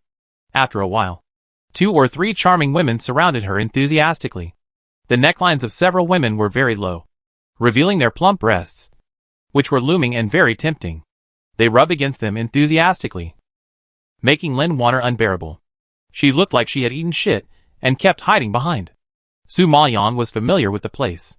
He was surrounded by beauties and walked into Fingqi Tower. He found an inconspicuous seat and sat down. It was the first time for Lin Water to enter such a place. She was repulsive and curious. She looked around. When she saw the indecent scenes, her cheeks flushed with embarrassment, and she quickly avoided them. "Master, there are so many places to watch a play. Why do you have to come to the brothel to watch a play?" Lin Water muttered in confusion. Su Maoyang smiled and said slowly, "Tonight this mysterious courtesan will make her debut and auction her virginity. How can I miss such a lively event?" Lin Water was even more puzzled when she heard this. She is just a brothel girl. Isn't the master too flattering her? In her impression, her master never likes to join in the fun or gossip. What happened today? So many people were mobilized just to see a brothel girl? This is totally not her style. However, just when Lin Water was puzzled, she caught a glimpse of a familiar figure in the distance. She was so shocked that her eyes widened, and she quickly pulled the corner of Su Maoyang's clothes. "Master, is that Prince Gongxian sitting over there?" Lin Water had never looked at Jun Xiaozi carefully, but she occasionally glanced at him when she walked around the palace. Now that she suddenly saw him, Lin Water couldn't believe her eyes. Su Maoyong was not surprised when he heard this, and looked in the direction of her finger. Sure enough, Jun Shaozi was sitting in the VIP seat very close to the stage, with a faint smile on his lips, drinking tea leisurely. Yes, it's him. Su Maoyong nodded slightly, confirming Lin Water's guess. Lin Water was so shocked that she covered her mouth when she heard this, and asked in a low voice, Prince Gongxian, why did you come to such an occasion? Of course, I came for the Oiran. Su Maoyong raised the corner of his lips slightly, took a deep look at Jun Shaozi, and then slowly retracted his gaze. Lin Water couldn't accept it, and sighed speechlessly. Is this courtesan's charm really that great? It's okay that the master has come, but even the prince has come to join in the fun, which is really surprising. Su Maoyong smiled meaningfully. You will know whether she is charming or not later. I believe that she will give the prince a huge surprise after she goes on stage. Lin Water frowned in confusion when she heard this. Before she could think about it, she heard thunderous applause all around. It turned out that a middle-aged woman in a red dress had already walked onto the stage. Although she was old, she still had charm. Dressed revealingly, had a charming posture, and spoke in a seductive tone. Welcome all guests to my Fengqi Tower. Today is the first day for our Mei Yan to go on stage. Seeing that everyone is so supportive, I would like to thank you on behalf of Mei Yan. Chapter 672 The Secret of Prince Gongxian. After the words fell, the whole venue was boiling. Mother Hongyu, let Mei Yan come out quickly. We have been waiting for so long and can't wait any longer. Yes, let Mei Yan come on stage quickly. If she is really a stunning beauty, then I will book her today. As she said this, the audience was in a mess, and everyone was so anxious. The woman called Mother Hongyu smiled from ear to ear in the face of the enthusiastic crowd, and raised her hands repeatedly to respond. Okay, everyone, please be patient. I will let Mei Yan come out right away. After the words fell, she clapped her hands, and everyone saw 4 burly men suddenly coming from the back, holding a huge iron cage in their hands. In the iron cage was a stunning girl in a white gauze skirt. The girl's skirt was thin and transparent, like a layer of mist, revealing her proud and enchanting figure. What was shocking was that her fair and delicate skin was covered with whip marks of varying depths. It was shocking, yet also lovable and pitiful. Everyone gasped and their curious expressions gradually solidified. A weak girl, locked in an iron cage, had a stunning face, a graceful figure, and was covered with scars all over her body. She looked pitiful and wild at the same time. Such a contradiction and strong visual impact made people unable to stop. Soon, there was a fierce exclamation from the audience. Oh my God! She is really a stunning beauty. She is so beautiful. Yes, look at her wounds all over her body. And she looks so pitiful. I feel pity for her. I really want to hold her in my arms and cherish her. I can't wait any longer. Hongyu Mama, name your price. How much is Mei Yan's virginity? I'll buy it. Bah! Who do you think you are? How dare you snatch Mei Yan from me? Mei Yan is mine today. As soon as Mei Yan came out, she instantly stirred up the atmosphere of the whole place. All the men were excitedly shouting, fighting, rubbing their hands, and looking impatient and eager to try. Hongyu Mama, why is Mei Yan so bruised? Someone looked at Mei Yan's miserable state and felt distressed, and couldn't help asking loudly. When Hongyu Mama heard this, her face was a little ashamed.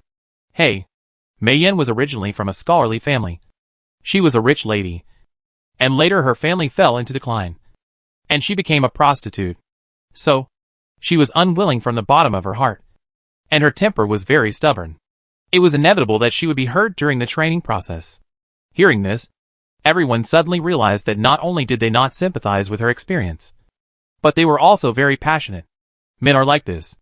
The more docile a woman is, the more he will ignore her. On the contrary, they are very interested in such women with noble birth and strong character, because such women make them want to conquer. The men were excited, but Lin Water, who witnessed all this, was shocked. That face. Lin Water's heart suddenly hit her throat. Her facial features were frightened, and her trembling voice stuttered for a long time without a complete sentence. That face is clearly the face of their master. Master, what's going on? Why is this courtesan, Lin Water was so scared that her face turned pale. Her eyes bulged, and she asked Su Maoyong anxiously. Unlike Lin Water's shock, Su Maoyong calmly drank while paying attention to the situation on the stage, with a faint smile floating in his pupils, which made people feel creepy. Although Lin Water didn't hear any explanation from her, she could guess the answer from her unfathomable expression. Oh my god! Could she be?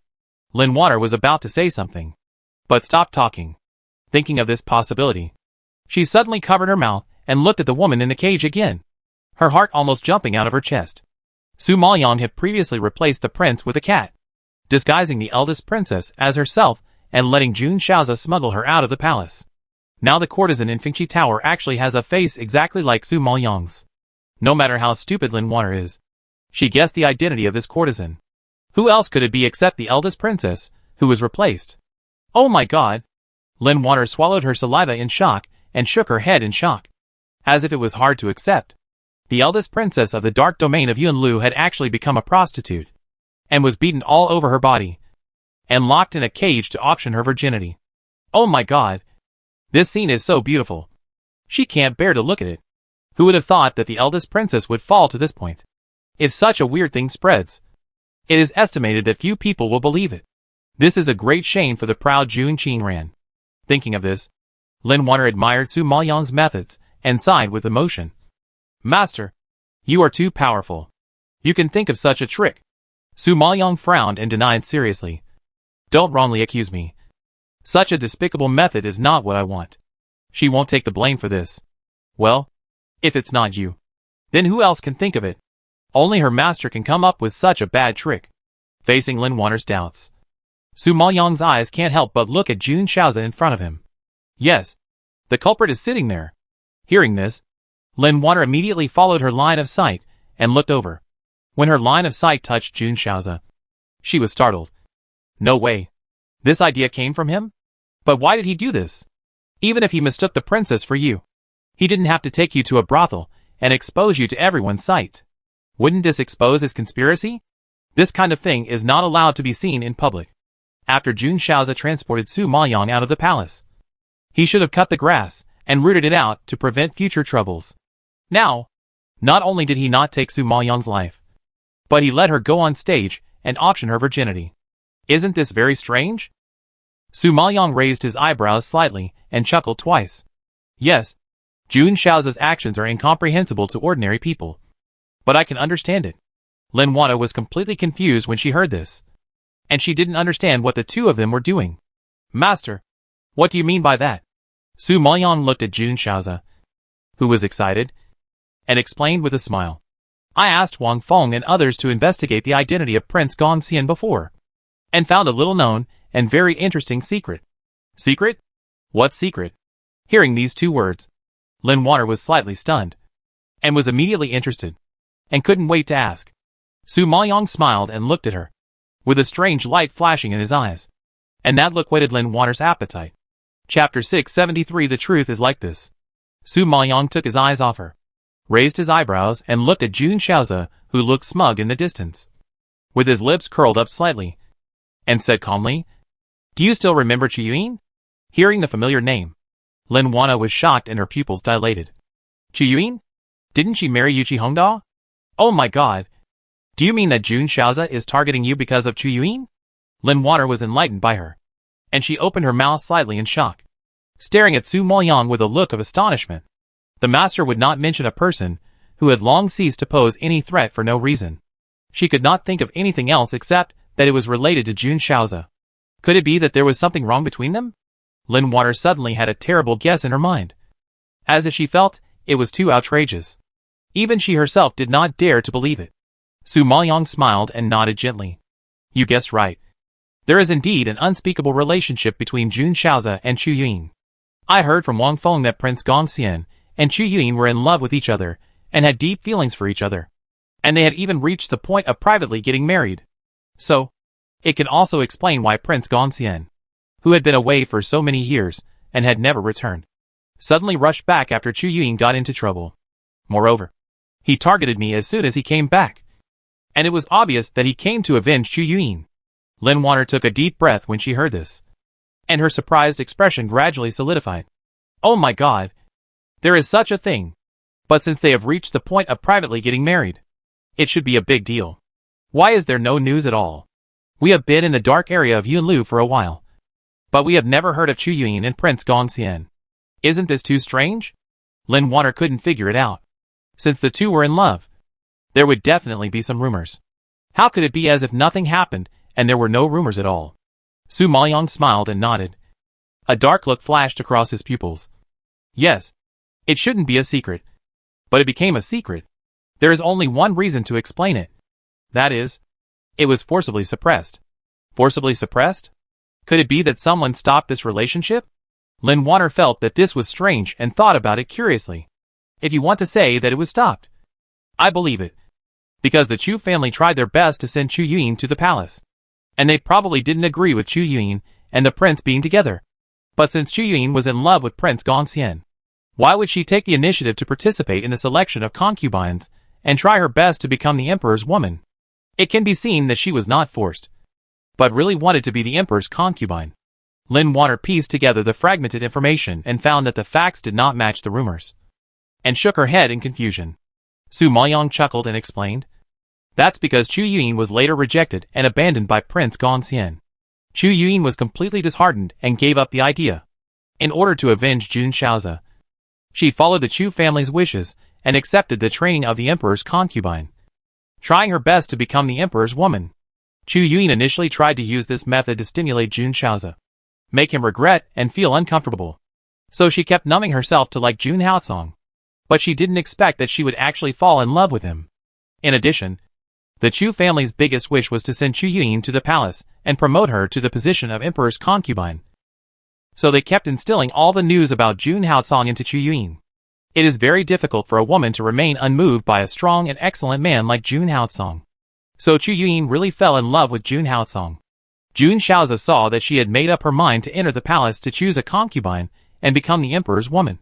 So 3 years ago, she resolutely went to the sect and escaped from this place of trouble. She said she was going to practice, but in fact she was just escaping. Lin Water was surprised and shook her head in disbelief. Reject? Abandon? Isn't Prince Gongxian deeply in love with Chu Yuyin? Why did he abandon her? Did the prince fall in love with someone else? Su Maoyong shook his head slightly. Prince Gongxian has not fallen in love with someone else. He has always loved Chu Yuyin. If he didn't love her, why would he rush back without stopping? At all costs. And would rather offend Jun Haocong to avenge Chu Yuyin. If this is not love, then what is love? Lin Water was getting more and more confused. If he still loves her, why did he abandon Chu Yuyin in the first place? Since he has already abandoned her, why did he come back to avenge her? This man is too contradictory. Lin Water really couldn't figure out Jun Shaozi's thoughts, and scratched her head in confusion. Su Maoyong chuckled, his dark pupils flashing with an inexplicable luster. Love, but cannot love. This is the biggest secret of Jun Shaozi's life. I believe even Chu Yuyin doesn't know the real reason why Jun Shaozi abandoned her. Hearing this, Lin Water's heart skipped a beat, and she suddenly felt that this matter seemed not as simple as it seemed. Master, does Prince Gongxian have any difficulties? Lin Water heard Su Maoyong's words, which seemed to have a sense of having no choice. Su Maoyong cast an approving look at her, smiled and nodded. Yes, I didn't know it before. But later Wang Feng spent a lot of effort to investigate. It turned out that Princess Gongxian and Chu Yuan's father Chu Xiong were lovers at first. The two had planned to get married. But who knew that Prince Gongxian intervened and forced Princess Gongxian to marry? At the beginning, Chu Xiong was an inconspicuous deputy general with no power. How could he compete with the prince for a woman? So they were separated like this. It is said that the princess became pregnant not long after entering the mansion. And the child is Jun Shaozi. When Lin Water heard this, her expression changed drastically, and her head seemed to be struck by thunder, and her whole body froze. She stared at Su Maoyong in amazement, her mouth wide open, and she was stunned for a long time before she murmured, "You mean Jun Shaozi is Chu Xiong's child, not Gongxian Wang's? Oh my god! Lin Water is not stupid after all." Although Su Maoyong didn't explain it clearly, she understood the whole thing to some extent. Since the princess was with Chu Xiong, it is very likely that she was pregnant before entering the mansion. Gongxian Wang was kept in the dark and thought it was his child. So he raised the child for others. Thinking of this, Lin Water was frightened and turned pale. She shook her head and sighed in shock. Oh my god! So Jun Xiaoze and Chu Yuyin are half-siblings. Suddenly realizing this, Lin Water covered her mouth in horror, and her eyes glanced around in panic. When she found that everyone's attention was on the stage, she quietly breathed a sigh of relief and looked at Jun Xiaoze in disbelief. The shock in her heart could not calm down for a long time. She really couldn't imagine that the truth was like this. Chapter 674 Revealing the True Form. Su Maoyang saw that she understood and continued. Jun Xiaoze must have known the truth. So he rejected Chu Yuyin. At that time, he must have been in extreme pain. So he chose to leave the Dark Domain City. Lin Water heard this and nodded in sudden realization. Yes, it is such an honor to be favored by the sect. But he gave up his bright future. He must have been worried about Chu Yuyin. So he rejected the sect's invitation. Later, it seemed that he suddenly figured it out. He had not come back for so many years. I think he was just escaping from reality and hiding to heal his wounds alone. Connecting them in this way, everything makes sense. Because they are brother and sister. They are destined not to be together. So this relationship has become a complete taboo. No matter how much Jun Xiaoze loves her, he cannot cross this line of defense in his heart. So, after learning the truth, he can only silently endure his feelings, turn around and leave silently, and help her and Jun Haotsong. Jun Xiaoze knew very well that her relationship with Chu Yuyin was not only a matter between the two of them, but also concerned the lives of the Chu family. Once his life experience was exposed, King Gongxian would never spare his mother and the Chu family. At that time, the Chu family would definitely be in a catastrophe. How could he bear to watch his father and his sister suffer an unprovoked blow? So Jun Xiaoze had no choice but to reject Chu Yuyin's feelings. Unfortunately, Chu Yuyin didn't know his secret and always thought that Jun Xiaoze had let her down and had a lot of resentment towards him. No wonder this relationship was suppressed. No wonder Jun Xiaoze suddenly came back to avenge her. So that's how it was. Lin Water knew the truth and sighed with emotion, feeling indescribable in her heart. However, just as Lin Water was sighing, Jun Xiaoze in front of her turned his head very sensitively and looked in the direction of him. Su Maoyang saw this, raised his eyebrows slightly, met his gaze, and the dark pupils inexplicably shocked his expression and frowned. Just when Jun Xiaoze wanted to investigate further, Su Maoyang cunningly moved his eyes away, as if the previous eye contact was just an unintentional accident, which made people unpredictable. Today, Su Maoyang deliberately disguised herself as a man. Jun Xiaoze looked at her deeply for a few times, but did not find any clues. So he withdrew his gaze and looked back at the stage. At this moment, someone on the stage suddenly recognized Mei Yan's identity. Mother Hongyu. I don't think it's right. How come Mei Yan looks exactly like the imperial concubine that our emperor just appointed? If you hide the imperial concubine, it's a capital crime. Many dignitaries present today have participated in the celebration banquet a few days ago and have met Su Maoyang once. Now they see the woman in the iron cage facing Su Maoyang's face, and they are shocked and ask loudly. Mother Hongyu smiled and waved her hands, responding confidently, "This lord, don't laugh. How can our Mei Yan compare with the imperial concubine? Mei Yan is just a daughter of a wealthy family in a small border town. Later, her family fell into poverty and became a prostitute. She only came to our Dark Domain City in recent days and has nothing to do with the imperial concubine. Think about it. If she is really the imperial concubine, I dare not auction her virginity even if I have 100 courage. As the saying goes, people are similar and things are the same. If our Mei Yan really looks like the imperial concubine, then it is because of the emperor's concubine, which is also her blessing." When everyone heard this, they all nodded in agreement. Yes, if the imperial concubine had disappeared, the palace would have been in turmoil. How could it be so quiet? Moreover, how could a dignified imperial concubine become a prostitute? They were indeed overthinking. Realizing this, everyone laughed and shook their heads, giving up the idea. But they were still shocked that someone looked so similar to the imperial concubine. Seeing that everyone had calmed down, Mother Hongyu officially started bidding. "My lords, you have seen how Mei Yan looks now. If you want to take a photo of Mei Yan's first night, the highest bidder wins. Now you can start." As soon as Mother Hongyu finished speaking, the whole venue became lively, and everyone raised their hands to bid, one wave higher than the other. and it was extremely intense. I'll offer 500,000 Xian crystals. I'll offer 600,000 Xian crystals. I'll offer 800,000. I'll offer 1 million. The price kept rising. And in a moment, Mei Yan became a hot commodity. Finally, a Mr. Huang bought Mei Yan's virginity for 3 million black crystals. Hong Yu's mother was so happy that she couldn't close her legs. She smiled flatteringly at Mr. Huang and bowed to please him. Mr. Huang, Mei Yan is yours tonight. As she said that, she also blinked ambiguously. The hint was too obvious. Mr. Huang couldn't wait and pointed at Mei Yan and ordered loudly. Quick! Let Mei Yan out quickly. Don't let my little beauty get hurt. Hearing the order, a big man immediately stepped forward, opened the iron door, and stretched out his hand to forcibly drag Mei Yan out. As soon as Mei Yan came out of the cage, she saw Mr. Huang looking at her with lustful eyes. She twisted her body in fear and violently resisted the other party's approach. Jun Qingran, the eldest princess, actually fell into prostitution and faced the danger of being violated at any time.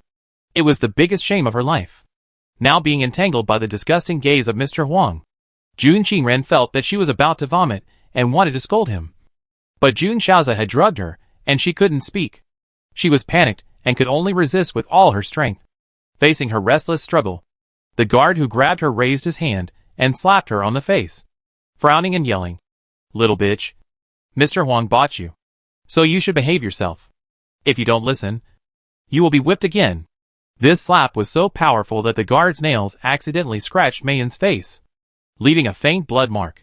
When Lord Huang saw this, he hit the guard's head in dissatisfaction. "You dare to touch my woman? Are you tired of living?" The guard was beaten and immediately restrained his arrogance and apologized quickly. "Lord Huang, please forgive me." However, just when the two were talking, they suddenly heard someone behind them screaming in horror. The roar was like thunder and suddenly exploded, and the noisy venue was instantly quieted. My God, isn't that the eldest princess? After the roar fell, everyone's eyes were focused on Mei Yan's face, and they saw that the originally beautiful face fell off little by little, gradually revealing a delicate and dignified face. Seeing this scene, everyone was shocked, staring at Mei Yan's eyes as if rusted, and could no longer move. Oh my God! What's going on? That face. How come it's the eldest princess? The dignitaries sitting there were naturally familiar with the eldest princess. Seeing that familiar face, they were all scared to death, and their hearts were about to jump out. Some people even fell off their stools. They were so scared. Chapter 675. She won't pursue the matter. Am I dazzled? Is that really the eldest princess? Many people present rubbed their eyes in disbelief, constantly checking the face that had already revealed its original form.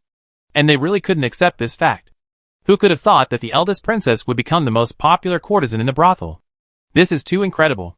Some officials were very familiar with the eldest princess. When they saw that face, they insisted, "Yes, it's really the eldest princess. I would recognize that face even if it turned to ashes." As soon as the voice fell, the whole venue suddenly became noisy, and Hong Yu's mother was frightened and turned pale. She staggered and fell to the ground. She stared at Jun Qingran with horror, trembling, and kept muttering to herself, "No! Impossible! This is not true. How could the woman sent by Prince Gongxian be the eldest princess? Is he crazy? He even dared to touch the eldest princess." Hong Yu's mother was shocked and scared. Her teeth chattered, and her whole body trembled, as if the devil had strangled her throat.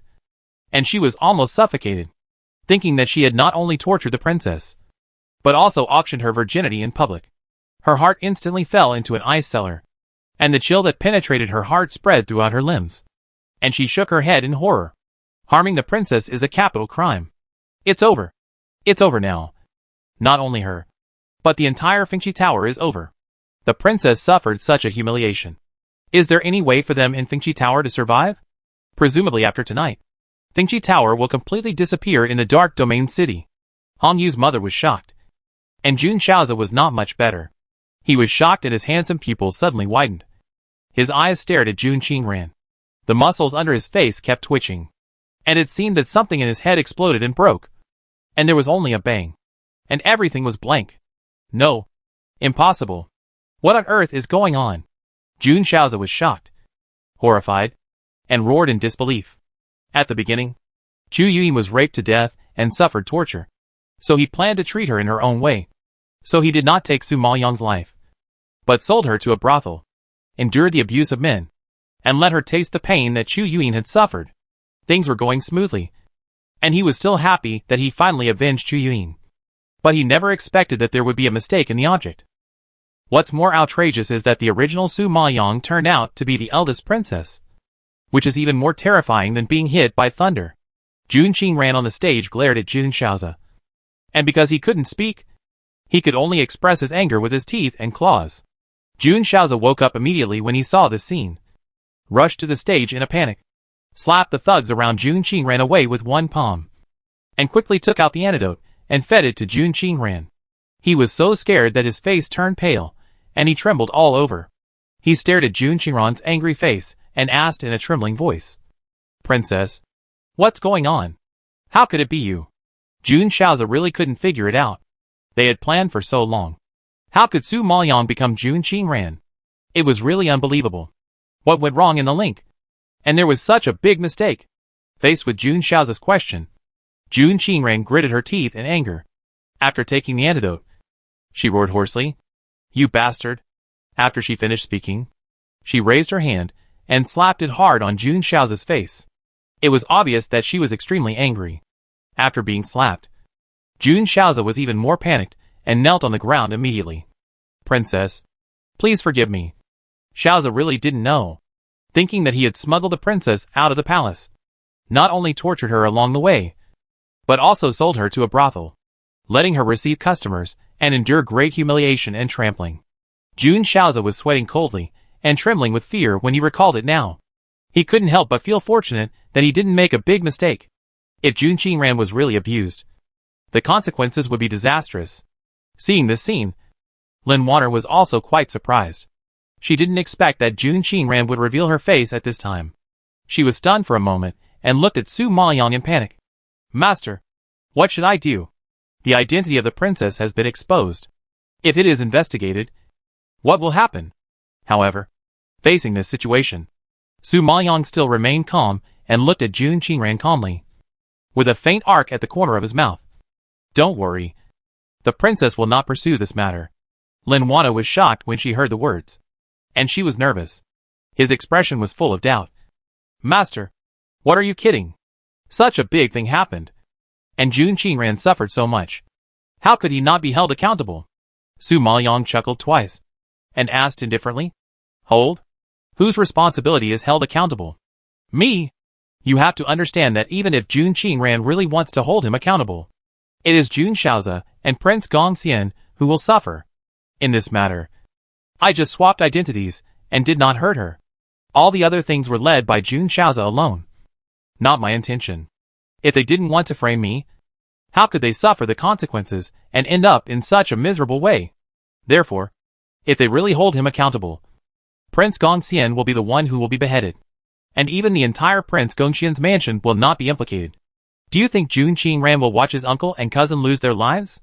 After hearing Su Maoyang's analysis, Lin Water suddenly realized, yes, if Jun Qingran really wanted to investigate, the first to suffer should be the Gongxian Palace. In addition, Jun Shaozi made the mistake without knowing her true identity, and Jun Qingran must be heartless. Although she has suffered a lot during this period, suffered humiliation, and was almost abused, but she was angry. Jun Qingran's reason told her that if she wanted to save the lives of Jun Shaozi and Gongxian, she must swallow her anger and not investigate. Therefore, Su Maoyang calculated that Jun Qingran would suffer this loss, and he couldn't make it public. Just thinking about it makes me feel aggrieved. Realizing this, Lin Water couldn't help but sigh that her master can always calculate people's hearts so accurately. With Jun Qingran and Jun Shaozi's skills, it is really difficult to fight with her master. Su Maoyang saw the farce ended, and she had no interest in the following plot. She stood up and said to Lin Wainer, "It's time to go back. It's getting late." Lin Wainer heard this, and quickly took her eyes off Jun Qingran, and immediately followed her out of Fengqi Tower. Back in the palace, Wang Feng, Jiang Zheng and others had been waiting for her in Yunlu Palace. Everyone was relieved to see Su Maoyang return safely, and greeted her.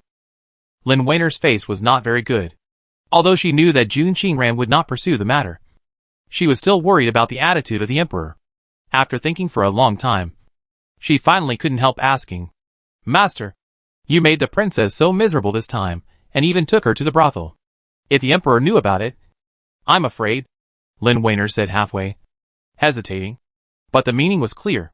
Wang Feng smiled and explained, "Water, you have wronged the master this time. The master exchanged identities just to scare Jun Qingran and make her suffer. But he did not intend to kill her. The master was afraid that Jun Shaozi would attack the princess. So he specially sent me and Tianmo Martin to protect her secretly. But who knew that Jun Shaozi was so vicious that he actually took the princess to a brothel? This was also beyond our expectations. So the master asked me to investigate Jun Shaozi's identity and background. I didn't expect to discover so many secrets." Chapter 676, The Princess's Anger. Jiang Zheng heard this and agreed. Yes, the master has repeatedly given in and endured so many times. But I didn't expect that the princess would not only not stop, but also push her nose and get more and more. If I don't teach her a lesson, she might come up with more vicious ways to deal with the master in the future. So, I don't care what others think or what the emperor's attitude is, as long as someone dares to hurt the master. Jiang Zheng, will never be merciful. Well, the princess doesn't like the boss, and she can use other means to get rid of her. But she killed her. The boss just taught her a lesson this time, and didn't kill her for the emperor's sake. But the emperor loves the boss so much, I believe he won't let the boss suffer." Xiao Linchin nodded in agreement, still quite confident in Jun Haotsong. After all, after spending some time together, he has more or less understood Jun Haotsong and witnessed their relationship with his own eyes. If he blames and wrongs Su Maoyang for this matter, then what kind of love is that? Hearing this, Lin Water also swept away her worries just now and nodded, thinking it made sense.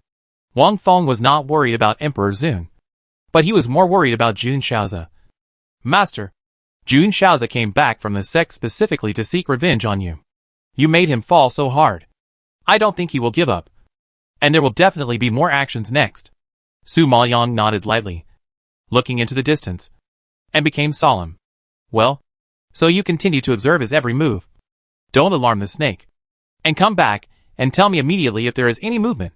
Wang Feng heard this and immediately clasped his fists and accepted the order. "Yes, I obey your order." "Okay. It's getting late. You guys go back and rest first." Su Maoyang thought about how Wang Feng and the others had been tossed around recently in order to investigate Jun Shaozi, and felt bad. So he waved his hand to signal them to leave. Seeing this, everyone left Yunlu Palace one after another. The next morning, Su Maoyang got up and had just finished dressing when he heard someone outside asking for an audience. Lin Water walked in quickly, with a sullen face, and reported unhappily, "Master, it's the eldest princess's people again, asking you to go to Mingxiang Palace now. I didn't expect that she just came back from the brothel last night, and today she is eager to summon you, and she won't stop for a moment." Su Maoyang smiled. She suffered such humiliation. Not only can't be investigated, but also can't be publicized. She is full of anger and has nowhere to vent. So naturally she can't wait to take action against me. She didn't need to guess to know that Jun Qingran couldn't be idle for a moment now. And she wanted to skin herself and pull out her bones to relieve her hatred. Hearing this, Lin Water suddenly thought of the scene last night, when Jun Qingran was covered in bruises and her virginity was auctioned off in public. She couldn't help but chuckle twice. Yes, last night should be Jun Qingran's nightmare in this life. A shame that can never be washed away. Presumably, the fact that she has become a prostitute in a brothel has spread all over the Dark Domain City, and it's impossible for her to sit still now. "Master, are we still going?" Lin Water asked uncertainly. She was worried that Jun Qingran had fallen so hard. And if she got excited, what would she do? Su Maoyang raised his eyebrows. "Go. Of course you have to go. Don't you want to feel the taste of victory and see how the loser gets angry?" Lin Water laughed out loud. Her master was so bad. He made the eldest princess so miserable. And he wanted to add insult to injury to watch her laugh. It was really unlucky for Jun Qingran to provoke her. Mingxiang Palace. Su Maoyang and Lin Water did not delay, and soon followed the princess's people into Mingxiang Palace. At this time, Jun Qingran sat in his old seat above the hall, watching them walk in with a serious look. The gloomy face was like a dark cloud, as if there would be wind and thunder at any time. So gloomy and terrible. A pair of beautiful eyes, thin but not squinting, large and bright. But the pupils were surging with dark currents, extremely sharp, looking over, like an ice thorn, piercing the vitals. If other people saw it, they would have collapsed to the ground at this moment, sweating profusely. Unfortunately, Su Maoyang was very calm and did not take Jun Qingran's trick seriously. He met Jun Qingran's eyes calmly, and a hint of sarcasm appeared at the corners of his lips. He bowed slightly under her sharp gaze. Su Maoyang pays respect to the princess, seeing his hated enemy right in front of him, still wearing a victorious smile. Jun Qingran suddenly exerted force on the handle of the chair, leaving a deep mark on the handle, and his cold and gloomy face was even uglier. Su Maoyang, you murdered me and sold me to a brothel. What crime should you be punished for? When Jun Qingran thought of everything she had suffered, her teeth chattered with hatred. If it weren't for her self-cultivation, she would have rushed up and bit her to pieces. Facing her roar, Su Maoyang raised his head slightly, curled his lips and smiled, and said in a clear and innocent voice, "Forgive my stupidity. I don't understand what the princess means by this." Facing her ignorant attitude, Jun Qingran was even more furious, gritting his teeth and yelling, "Asshole! You dare to play dumb in front of me? Princess, I don't know what I did wrong. Why do you want to wrong me like this?" Su Maoyang asked back with grievance. Jun Qingran was so angry that he rolled his eyes and took a few deep breaths. His voice almost jumped out from his teeth.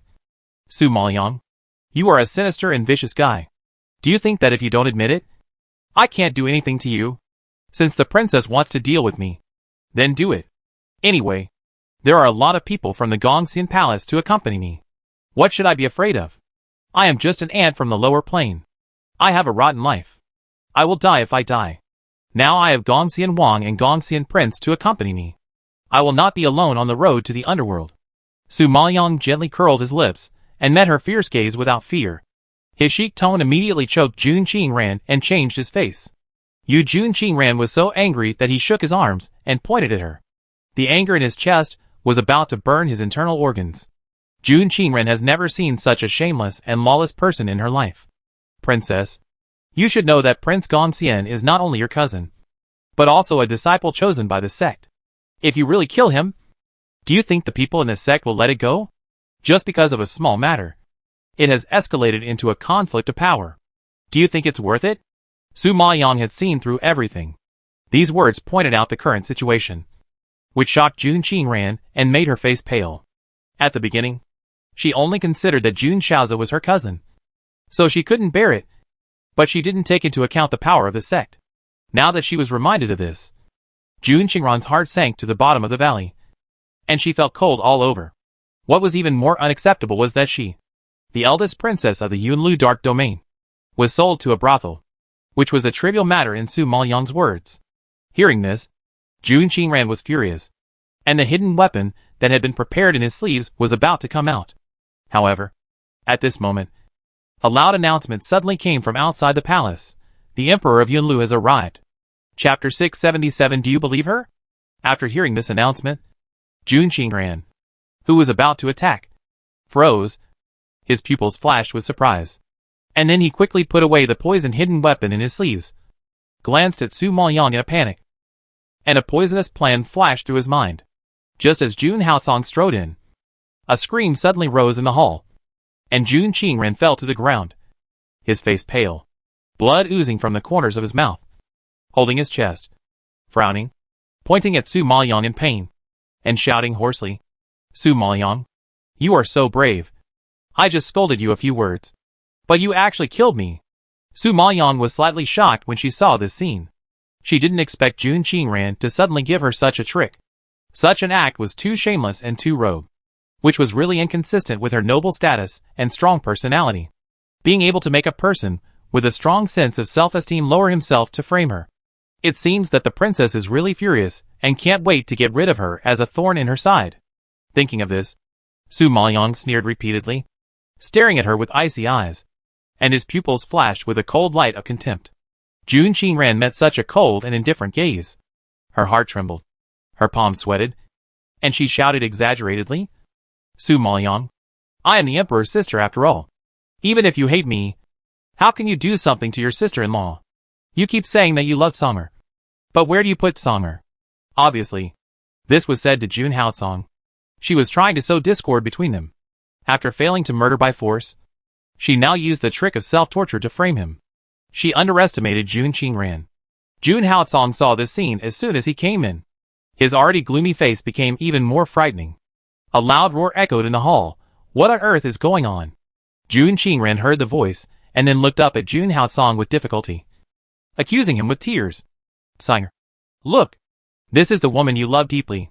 She is vicious and smuggled me out of the palace, and sold me to a brothel while you were away.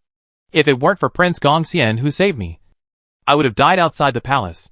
Because of this, I scolded her a few words. But I didn't expect that she would be so angry that she would kill me. She is really bold.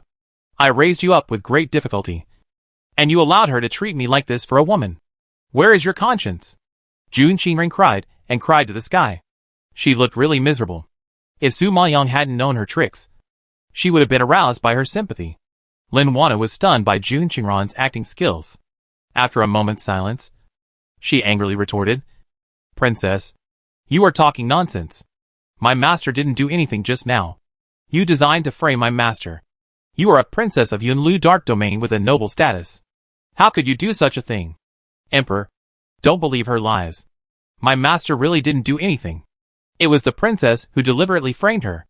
Lin Wana was afraid that Jun Haotsong would misunderstand her. She explained to him anxiously with a worried look on her face. You little bitch. How dare you lie with your eyes open and help your master cover up the truth? You also know how noble my status is. How could you use such a despicable method to frame your master? I didn't expect you to have the courage to do it. But not the courage to admit it. It's so hateful. Jun Qingran was also very harsh. And he scolded her, making Lin Wana gasp for air. You are talking nonsense. Lin Wana pointed at her. Her cheeks flushed with anger. At this time, Su Maoyang was quite calm, and looked at Jun Haotsong slightly, and asked coldly, Do you believe that I did it? Jun Haotsong frowned and looked at Su Maoyang deeply. After a long silence, he said, You go back to Yunlu Palace first, and I will handle the things here. Su Maoyang didn't get his direct answer, and her heart twitched slightly, and she felt a little pain in an instant. What did he mean by this? Did he believe the words of the eldest princess, and thought that she had hurt the eldest princess? So in order to protect her, he let her go back temporarily. Or did he hear the news outside that the eldest princess had become a prostitute in a brothel, and really thought it was her who did it? Thinking of this possibility, Su Maoyang's heart seemed to be pierced with a hole. Facing Jun Haotsong's cold face, she suddenly didn't have the courage to continue asking. She was afraid that the answer would break her heart. Su Maoyang took a deep breath and nodded slightly, pretending to be calm. Okay, I'll go back first. Lin Wana found that the atmosphere was not right and explained anxiously. Emperor, my master really didn't hit her. She deliberately hurt herself to frame my master. And the brothel incident was not my master's intention. You must believe my master. Su Maoyang couldn't listen anymore and suddenly interrupted with a low roar. Okay, stop talking. Let's go. If Jun Haotsong really believed her, she didn't need to explain too much. He would believe it. If he really didn't believe it, no matter how much she explained, it would be in vain. Lin Wana wanted to say something, but after receiving Su Maoyang's angry eyes, she was forced to shut up and followed her out of the hall. Jun Qingran didn't expect Jun Haotsong to let Su Maoyang leave like this. She couldn't figure out his thoughts for a moment, and shouted anxiously, Sire, how can you let her go? She dared to kill me today. Who knows what vicious method she will come up with to deal with me in the future. Do you really want to watch your sister being killed by that woman? Jun Haotsong watched Su Maoyang leave before retracting his gaze and looking at Jun Qingran coldly. His thin lips moved slightly, and his voice seemed to contain ice chips. Cold and hard. How long are you going to play this drama? Hearing this, Jun Qingran suddenly froze. His expression instantly raised surprise, and asked with a twitching cheek, You? What are you talking about?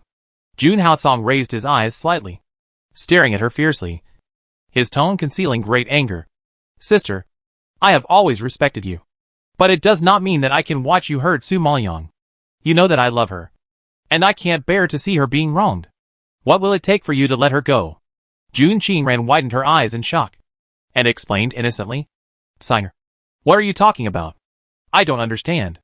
It was obviously Su Maoyang who murdered me. She smuggled me out of the palace, sold me to a brothel, and suffered inhuman torture, making me a laughingstock in the dark domain of Yunlu. Just now, she was so bold as to kill me, which clearly showed that she didn't take you seriously and didn't love you at all. How can you say that I framed her? Jun Haocong narrowed his eyes when he heard this. Veins popped up. It seemed that he could no longer bear it, and the rage suppressed in his chest finally broke out. Enough. I know who Su Maoyang is, and what kind of temper she has better than anyone. According to her temperament, if she didn't love me, she wouldn't have gone to great lengths to participate in your deliberately teasing and meaningless imperial concubine selection competition. If she didn't love me, according to her cold-blooded and ruthless temperament, she wouldn't care about the life and death of the Yunlu army at all. And she wouldn't be stupid enough to risk her life and sneak into the enemy country. If she didn't love me, she wouldn't have stayed in the palace and endured your difficulties. If she didn't love me, you would have died long ago. And you wouldn't have the opportunity to act vividly in front of me. Jun Haocong knew too well that Su Maoyang endured all this and retreated again and again for his sake. You have to know that Su Maoyang is not a soft-hearted person. Chapter 678, She is my life. Su Maoyang is free and easy, cold and arrogant. She doesn't like to be restrained, suppressed, or nosy. And she won't treat herself badly. But in the face of the eldest princess's difficulties, humiliation, and frame-up, she didn't leave, but stayed firmly by his side. Never retreated, never gave up. It's not because she's stupid, but because she loves him. Jun Haocong knows even more clearly that according to Su Maoyang's intelligence and cruel methods, if she really wanted to kill Jun Qingran would have died long ago. And there would be no chance to frame her here. Moreover, he heard that Jun Shaozi was also in the brothel at the time of the incident, which means that Jun Shaozi must have contributed to this conspiracy. Because according to his understanding of Jun Shaozi, this person does not like to spend money and drink, and has never been to a romantic place. It would be too far-fetched to say that it was a coincidence that he happened to be there this time. Therefore, it is very likely that Jun Shaozi and Jun Qingran teamed up to frame Su Maoyang, and Jun Qingran suffered the consequences and ended up in a miserable situation. Jun Haocong couldn't help but feel scared. If Su Maoyang wasn't so smart and powerful, she would be the one trapped in the brothel and being abused by men today. At least, after the incident was exposed, Jun Qingran still had Jun Shaozi to save her, and others would be afraid of the identity of the eldest princess and dare not provoke her casually. What if the victim was Su Maoyang? Who would save her? You know, she left her hometown and came to the strange and dangerous Nine Netherworld, and she could only rely on him. Thinking of this, Jun Haocong couldn't control his anger and warned gloomily. I have heard about the brothel incident. I didn't investigate it, and I don't want to know the ins and outs of it, because I'm afraid that if I know the truth, we can't even be siblings. Hearing this, Jun Qingran was shocked, opened her eyes wide in shock, and her pupils were filled with disbelief. Sire, you are crazy. You actually want to sever the relationship between brother and sister with me because of a bitch. Jun Qingran really didn't expect Jun Haocong to be so resolute. And she was so resolute that she didn't expect it. Jun Haocong stared at her sinisterly. His voice was so cold that it made people tremble. Su Maoyang is my bottom line. My life. But you hurt her again and again, which is equivalent to taking my life. If you really treat me as a brother, and really want my good, please don't interfere with my feelings in the future. And don't use such despicable means in front of me to provoke our feelings. Su Maoyang once said that even if the whole world doesn't believe me, she will believe me. And so will I. Jun Haocong's tone was very heavy, pressing heavily on Jun Qingran's heart, making her breathless for a while, as if someone hit her head with a club. Her whole body numb, and her mind blank. What kind of feelings can reach this level of trust? What kind of magic power did Su Maoyang have to confuse her cold-hearted brother like this? It was incredible. Su Maoyang, who was hiding outside the palace gate, felt a warm tide surge in her heart when she heard these words. Her nose was sore, and tears filled her eyes instantly. She thought Jun Haocong didn't trust her anymore, and thought he would blame her from Jun Qingran's perspective. Unexpectedly, Lin Water on the side sighed enviously. I thought the emperor would be angry with the master. But I didn't expect the Emperor to trust you so much. Protect you. And for you. He didn't hesitate to go against the princess. It's really touching. Probably only her master and the Emperor would have such unconditional trust. Let's go! Su Maoyang didn't care about other people's opinions. They said she was vicious or cruel. As long as Jun Haocong believed her, everything else didn't matter. Now that she knew Jun Haocong's attitude, she was completely relieved. At night, Su Maoyang was tired all day and went to bed early. Jun Haocong dealt with things very late and returned to Yunlu Palace. Looking at Su Maoyang on the bed, Jun Haocong felt a lot of guilt when he thought of Jun Qingran's difficulties with her. If she didn't want to stay by his side, why would she endure all this? Thinking of this, Jun Haocong felt choked up in his heart. He was afraid of waking her up. He walked over lightly, lifted the quilt, and got in lightly. He stretched out his hand and hugged her in his arms. He took a deep breath of her fragrance. His depressed mood seemed to be healed and became very satisfied. He was very fortunate that Su Maoyang was very smart and strong. In the face of Jun Qingran's difficulties, he could stay by his side and didn't get hurt. However, at this moment, Su Maoyang suddenly turned over, kissed his lips forcefully, and deepened the kiss. Jun Haocong was shocked by her sudden initiative. His ice blue eyes bulged, full of surprise, and he was also stimulated by her strong feelings. He responded to Su Maoyang enthusiastically, and his heart was thumping, as if it was about to jump out of his throat. After a passionate kiss, Su Maoyang let go of his lips, stared at him affectionately, and choked up a little. Jun Haocong, I love you. Hearing such a blatant confession and seeing her eyes red, Jun Haocong's heart twitched, and a surge of pain surged up. His expression was slightly flustered, and he asked nervously, What's wrong with you? Why did you suddenly say this? Su Maoyang is not someone who can talk about cheesy things. On the contrary, she is very proud. Even if she misses him, she will say one thing and mean another. It is really surprising that she suddenly says such cheesy words now. Jun Haocong saw tears flashing in her eyes, and suddenly remembered what he said in Mingxiang Palace during the day. He suddenly realized and explained quickly. You didn't mistakenly think that I didn't believe you? I didn't. In fact, Before Jun Haocong finished explaining, Su Maoyang smiled and kissed his lips. No need to explain. I know everything. However, just when the two were emotional, they heard anxious roars from outside. Master! It's not good. It's not good. Wang Feng is missing. Chapter 679. Something happened to Wang Feng. Jun Haocong was just about ready when he was interrupted by Jiang Zheng, who suddenly broke in. He was so angry that he gritted his teeth, cursed, and quickly pulled the quilt over the two of them. Jiang Zheng was anxious and didn't think too much. He rushed in and suddenly saw such a sexy scene. He was stunned on the spot. He quickly stopped and stood still. He was stiff for a moment. Then he covered his eyes with horror and turned his back. Master, I'll wait for you outside. After saying that, Jiang Zheng ran out of the side hall like he was escaping. Su Maoyang didn't expect Jiang Zheng to rush in at this time. Seeing Jun Haocong's dark and unsatisfied face, her mouth twitched slightly, and she said embarrassedly, I think we should do it next time. Just now, when she heard Jiang Zheng say that Wang Feng was missing, she didn't want to continue.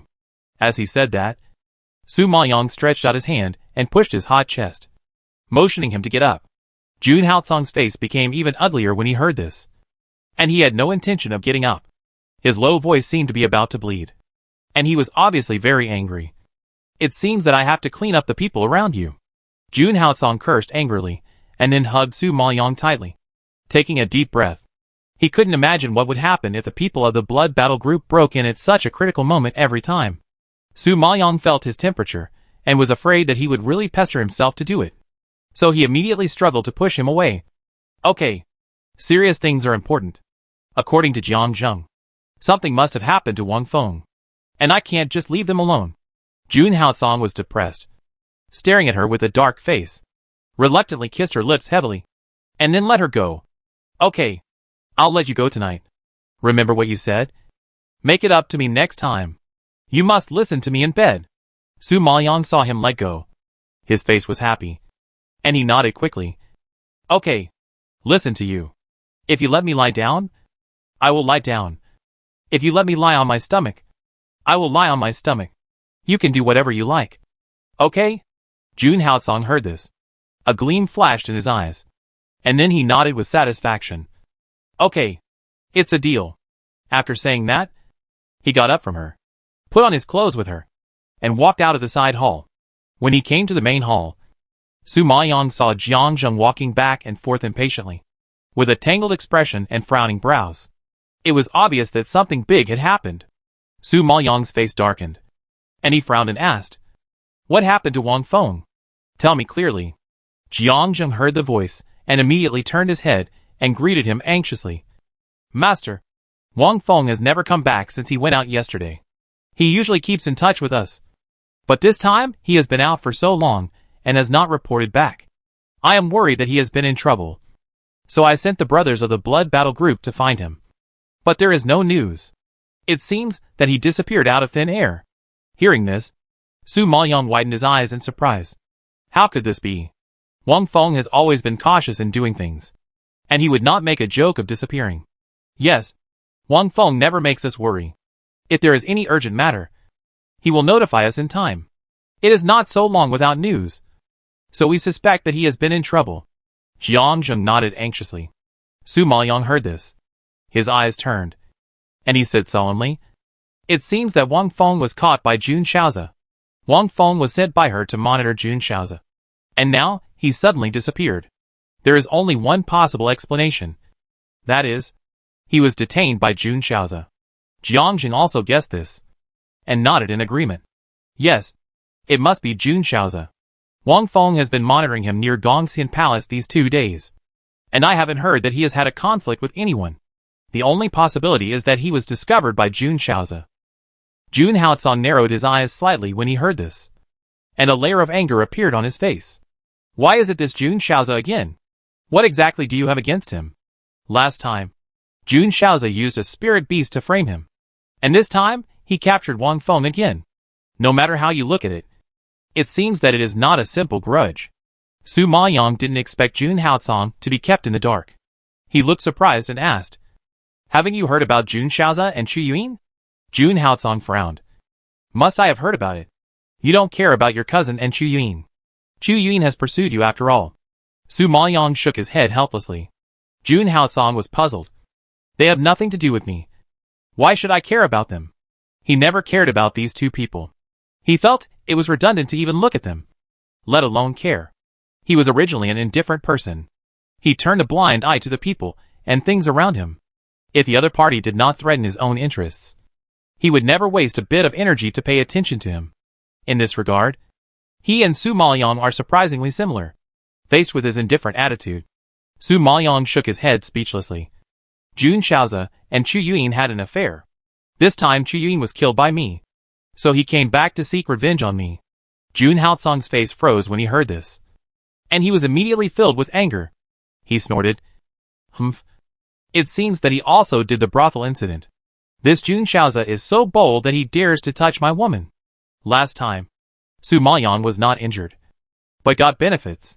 Jun Haotsong did not care too much about him. Unexpectedly, Jun Shaozi became even more aggressive. First it was the brothel, and now it was Wang Feng. He simply did not take him. The emperor. Seriously? Thinking of this, Jun Haotsong frowned and roared fiercely.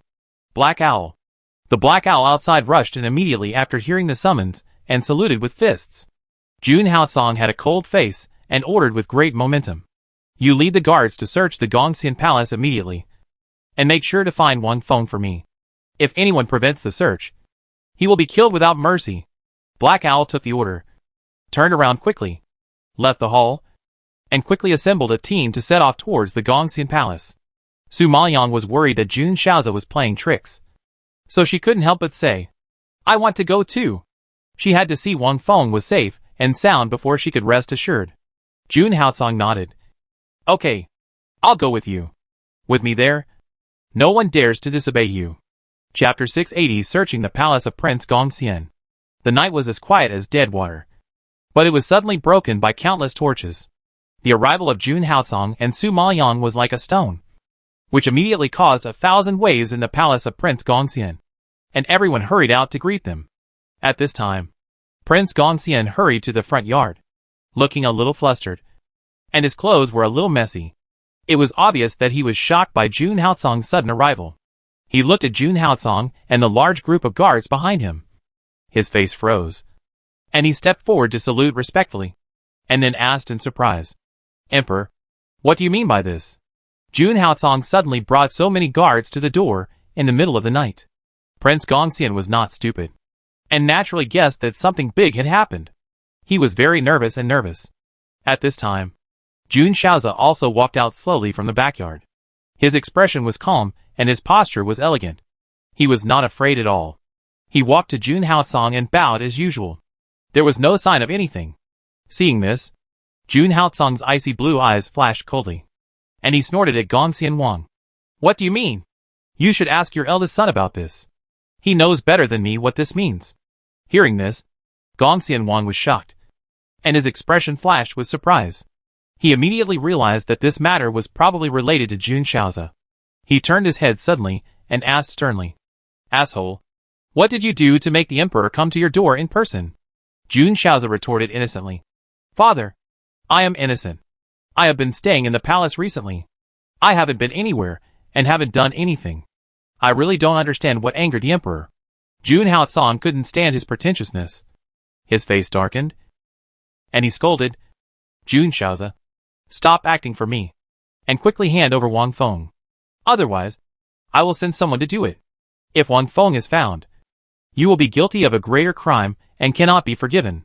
King Gongxian was stunned when he heard this, and asked in confusion, "Wang Feng? Who is Wang Feng?"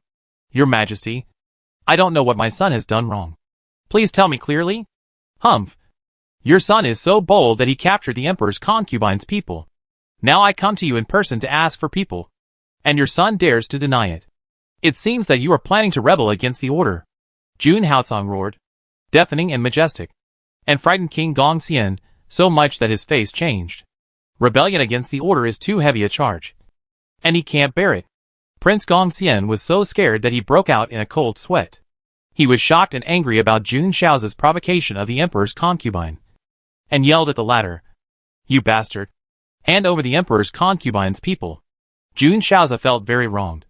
"Dad, even if you give me 100 courage, I dare not detain the emperor's concubine's people. If the emperor doesn't believe it, you can send people to search. I am not afraid of the shadow of my body." Jun Haocong and Su Maoyang were slightly stunned when they heard the words. They didn't expect Jun Shaozi to be so righteous, and their faces were stained with suspicion. Jun Haocong obviously didn't buy Jun Shaozi's tricks. He was too lazy to talk nonsense with him, and ordered loudly, "It seems that you don't want to drink the wine, so don't blame me for being rude. Search for me." After he finished speaking, he directly called on He Shao to lead everyone to start. After the roar fell, the guards held torches and rushed into the backyard without paying attention to the King Gongxian's obstruction, and conducted a carpet search. Prince Gongxian was terrified and wanted to speak to stop them, but seeing Jun Haocong's cold attitude that would not tolerate rejection, he had no choice but to swallow his words and watch the guards jumping up and down in his house with a worried look on his face. Jun Shaozi, on the other hand, was much calmer, as if he had expected Jun Haocong to send people to search. He watched calmly, with a faint smile on his lips, as if he was confident. Su Maoyang saw his attitude and had a bad feeling in her heart. Before she could speak, He Shao ran back quickly and reported with a fist, "Your Majesty, I led people to search the entire palace, but did not find Wang Feng." Su Maoyang's face changed and frowned, and asked in disbelief, "How could it be? Did you search carefully?" He Shao nodded. "I searched carefully, and did not miss any place. I really did not find Wang Feng." Su Maoyang heard this, as if he was hit on the head, shaking his body and turning pale. Then, he suddenly looked up and looked at Jun Shaozi in the distance. Seeing his eyes full of pride, Su Maoyang's heart suddenly sank and fell to the bottom. "It seems that Wang Feng has been transferred by him. I didn't expect him to move so fast." At this moment, Jun Shaozi's voice came from a distance. "Your Majesty, Concubine, I said before that I have never caught the Wang Feng you mentioned. Now you have sent people to search, and you really haven't found the person you want. Shouldn't you give me justice?" King Gongxian calmed down after hearing this. He was also dissatisfied in his heart, and said seriously, "Your Majesty, I am also a prince and your elder. It is really unreasonable for you to come to your door without knowing the truth and wrongly accuse your son." Although he respected Jun Haotsong, it did not mean that he could tolerate being humiliated and trampled on. Jun Haotsong's forced entry into the palace was already a disrespectful act, and now he was searching for him on a large scale, which simply showed that he did not take him, the prince, seriously, and was bullying too much. No wonder King Gongxian was very angry. But Jun Haotsong did not take his questioning seriously at all. If they dared to provoke Su Maoyang, he would naturally not be in a good mood. He has always been self-willed and used to being domineering and strong. He did not care about etiquette or seniority, and the feelings of others were even more out of his consideration. However, Su Maoyang had other plans. Since Wang Feng was not at home, there was no need to pester him anymore, which would only make things worse.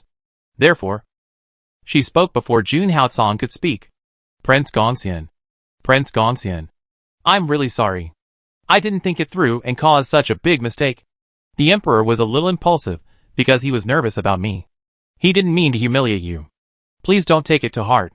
Su Maoyang stepped out in time to smooth things over, which slightly eased the tense atmosphere. Jun Haotsong didn't expect her to apologize, and frowned in shock. He was about to refute. Su Maoyang grabbed him and gave him a look. Let's go! Seeing her like this, Jun Haotsong immediately understood that she had other ideas. So he didn't resist, and turned around obediently to follow her out of the palace. Walking on the road, Jiang Zheng saw Su Maoyang giving up so easily, and he couldn't help but feel anxious, and asked, "Master, Wang Feng must be in Jun Shao's hands. If we leave like this and don't rescue him, Wang Feng's life will be in danger at any time." At this time, Su Maoyang was quite calm, and his low voice was calm. "Don't worry. Wang Feng won't die." Chapter 681 Another Plan. Jiang Zheng was stunned when he heard this, his face full of confusion, and he asked, "Master, Jun Shaoza hates you so much, and he is also a sinister and vicious person who can do anything. How can Wang Feng survive if he falls into his hands?" Thinking that Jun Shaoza sent the fake Su Maoyang to a brothel in order to avenge Su Maoyang. He knew that sending Su Maoyang to a brothel would expose her to the public and cause trouble if she was not careful. But he would rather risk his life to torture her, which is enough to show how deep his hatred is and how crazy he is. So, how could such a crazy person easily let Wang Feng go? Thinking of this, Jiang Zheng was worried about Wang Feng.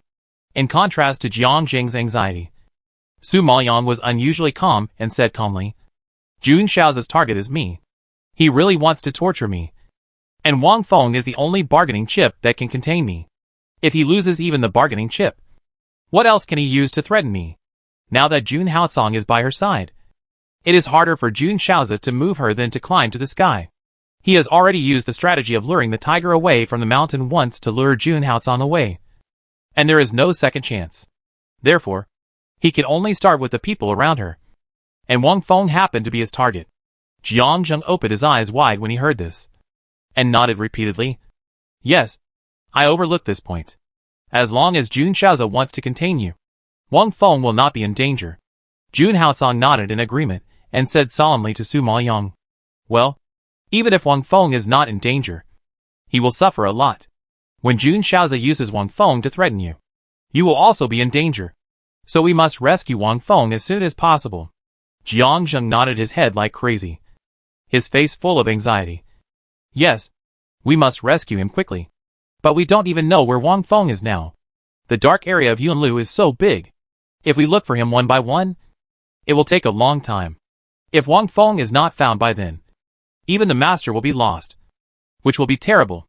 Su Maoyang smiled sweetly, looked at him meaningfully, turned to look at Heixiao, and asked inexplicably, "Are all the things I asked you to prepare just now ready?" Heixiao stood up. Ma clasped his fists. "Don't worry, Concubine. We are ready." Jiang Zheng was puzzled when he heard this. "Master, what are you talking about? Why don't I understand?" Su Maoyang curled his lips and chuckled, glancing at him. "Don't worry. I believe tomorrow we should know the whereabouts of Wang Feng." "What? Tomorrow? We rushed in and searched the door tonight, which has already alerted the enemy. It should be more difficult to find Wang Feng." How could it be possible tomorrow? Jiang Zheng shook his head in disbelief. Su Maoyang raised his eyebrows and explained ambiguously. It's all thanks to the impulsive search tonight. Otherwise, it would be even more difficult to find Wang Feng. Jiang Zheng was even more confused when he heard this. From the tone, it seemed that the seemingly impulsive search had a deeper meaning. Realizing this, Jiang Zheng suddenly shut up and remained silent. He was still wondering why the master, who was always calm, would be so impulsive. It seemed that he had other plans. Thinking of this, Jiang Zheng was completely relieved. Since the master said that he could find Wang Feng's whereabouts, he would definitely find it. The night passed quickly. The next day, the sky was just getting light. Lin Wanner found a letter of unknown origin, and hurriedly ran into the side hall and handed it to Su Maoyang. Master, I found this in the crack of the window this morning. Open it and take a look. Su Maoyang was combing his hair, and he put down his comb when he heard it, took the letter, and started to read it. Master, what does the letter say? Lin Wanner asked curiously. Su Maoyang raised his lips slightly, as expected, and said calmly, Jun Shaoza invited me to an appointment. Hey, it's really him. I didn't expect him to come to the door so soon. Su Maoyang said before that Jun Shaoza would definitely contact her on his own initiative. And it turned out to be a good guess. Where did he invite you to meet? Lin Wanner thought about the meeting and couldn't help but worry. Jun Shaoza took the initiative to invite Su Maoyang, and he knew there was a conspiracy without thinking. Su Maoyang said, Invite me to meet on the flower boat on Yanqing Lake tonight. What? Flower boat? Why choose such a place? That's a place for men and women to flirt. If you get on his boat, it will be a bad reputation if it gets out. Lin Wanner frowned immediately, looking dissatisfied. That kind of place is not only for lovers to date, but also for princes and sons, who like to spend their days drinking and indulging in sensual pleasures on the flower boat. To put it bluntly, the women on the boat are basically prostitutes.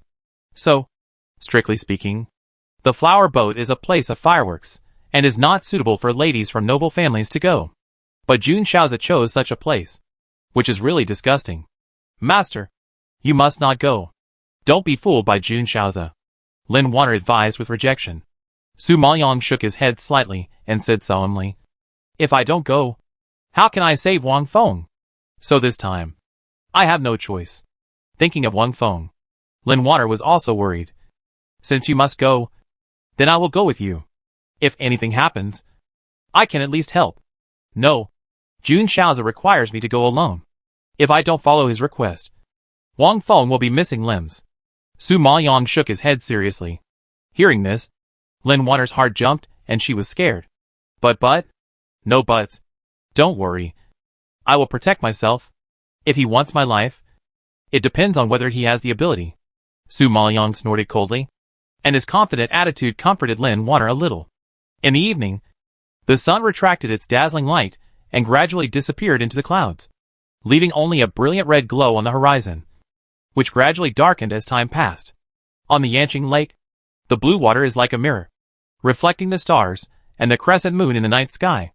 A thin green mist floats on the lake, like a dream woven by a girl, so beautiful that it seems unreal.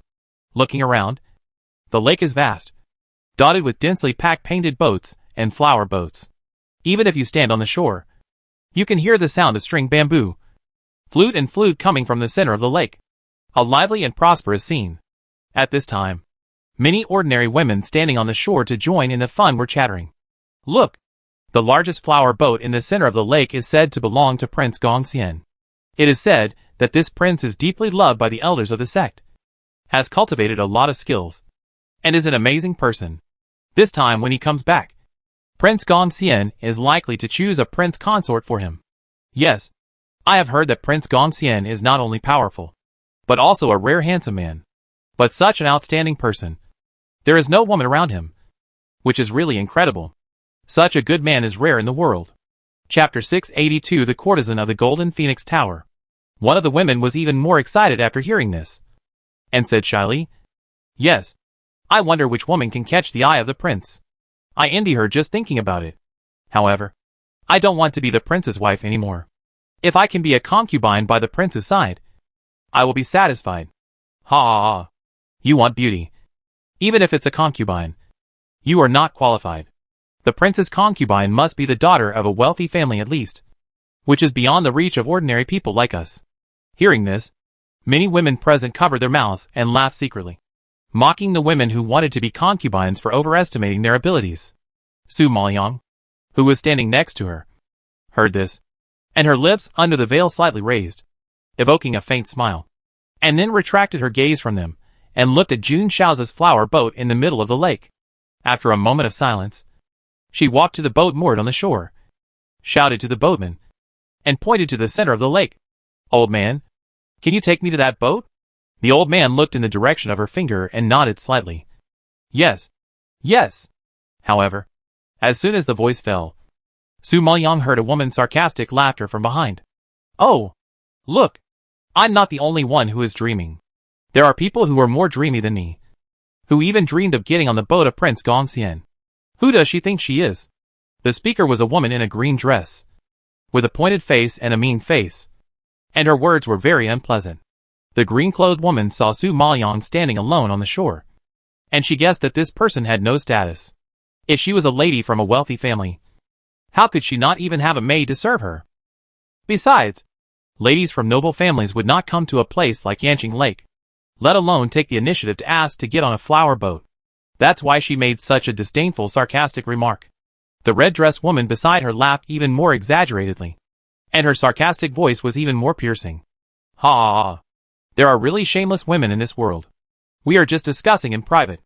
I didn't expect that there are really toads who want to eat swan meat and shamelessly want to get on the prince's boat. They don't even look in the mirror to see what kind of stuff they are." As soon as these words came out, the women around laughed into a ball, looking up and down at Su Maoyang with disdain, all with contempt on their faces. Because Su Maoyang was wearing a veil, her appearance could not be seen clearly, and the women only thought that her appearance was shameful, so she didn't dare to show her true face. With such speculation, the women laughed even more happily, and all kinds of unbearable sarcasm followed.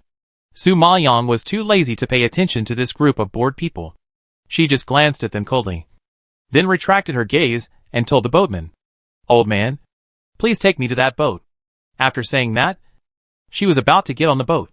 But at this moment, a fierce scolding suddenly sounded behind her, exploding like thunder, and Su Maoyang's body stagnated and stopped abruptly.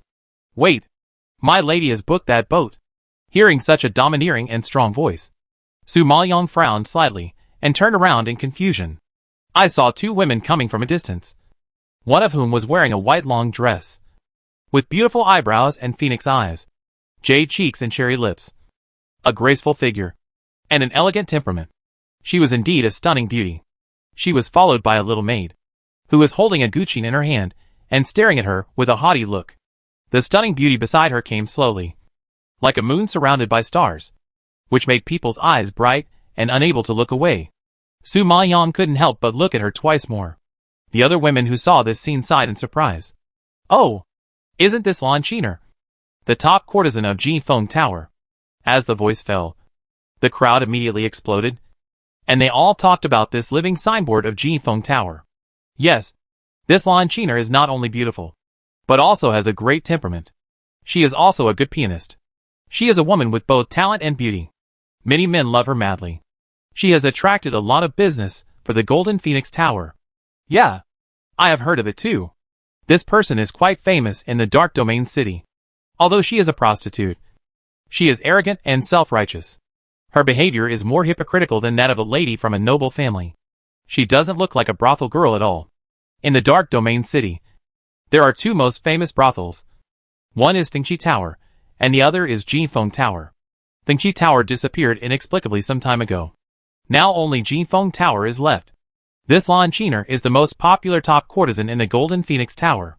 She has fascinated many men, so everyone has heard of her. After hearing everyone's discussion, Su Maoyang had a general understanding of this person, but she was not in the mood to deal with a brothel girl at the moment. So she simply ignored her and turned to get on the boat. The maid following behind Lan Chiner saw this scene and was so angry that her face puffed up and she shouted, "Hey, are you deaf? I said that my young lady has booked that boat, and you are not allowed to get on board." Su Maoyang frowned, looked sideways, and looked at her deeply, and asked in an unhappy tone, I was the one who asked for this boat first. How come your young lady decided it? Don't you understand what first come first served means? Why do I always meet such unreasonable weirdos everywhere? The little maid didn't take it seriously, and snorted arrogantly, saying sarcastically, "Humph. Where did you come from? You country bumpkin. You dare to compete with our young lady for a boat. Do you know where our young lady is going?" Speaking of this, the little maid's face suddenly surged with pride, and her eyes seemed to grow to the sky. But Su Maoyang didn't buy it, and answered stiffly, "I have no interest in where you are going. I booked this boat first, so there is no reason for me to give it up. You should find another boat." The little maid didn't expect her to be so rude. She was so angry that her face turned red, and she gritted her teeth. "Asshole. My lady was invited by Prince Gongxian to perform on the boat. If you delay the performance and anger the prince, watch out for your head. There is only this one boat dock nearby, and the other boats are far away. If they find another boat, it will take a lot of time. If Prince Gongxian is anxious, who will take the responsibility?" When everyone heard about Prince Gongxian, they all took a breath and sighed with envy. Lan Chiner is so lucky. She is just a brothel girl, but she was invited to the ship by Prince Gongxian. How enviable. Ah, who let her have a charming face and body? Men's legs go weak when they see her face, and Prince Gongxian is no exception. Yes, if she is favored by Prince Gongxian, I think she won't stay in Jifeng Tower for long. Hearing the discussions around her, the little maid raised a disdainful smile at the corner of her lips, raised her head, and stared at Su Maoyang with pride, looking at the entire Dark Domain city.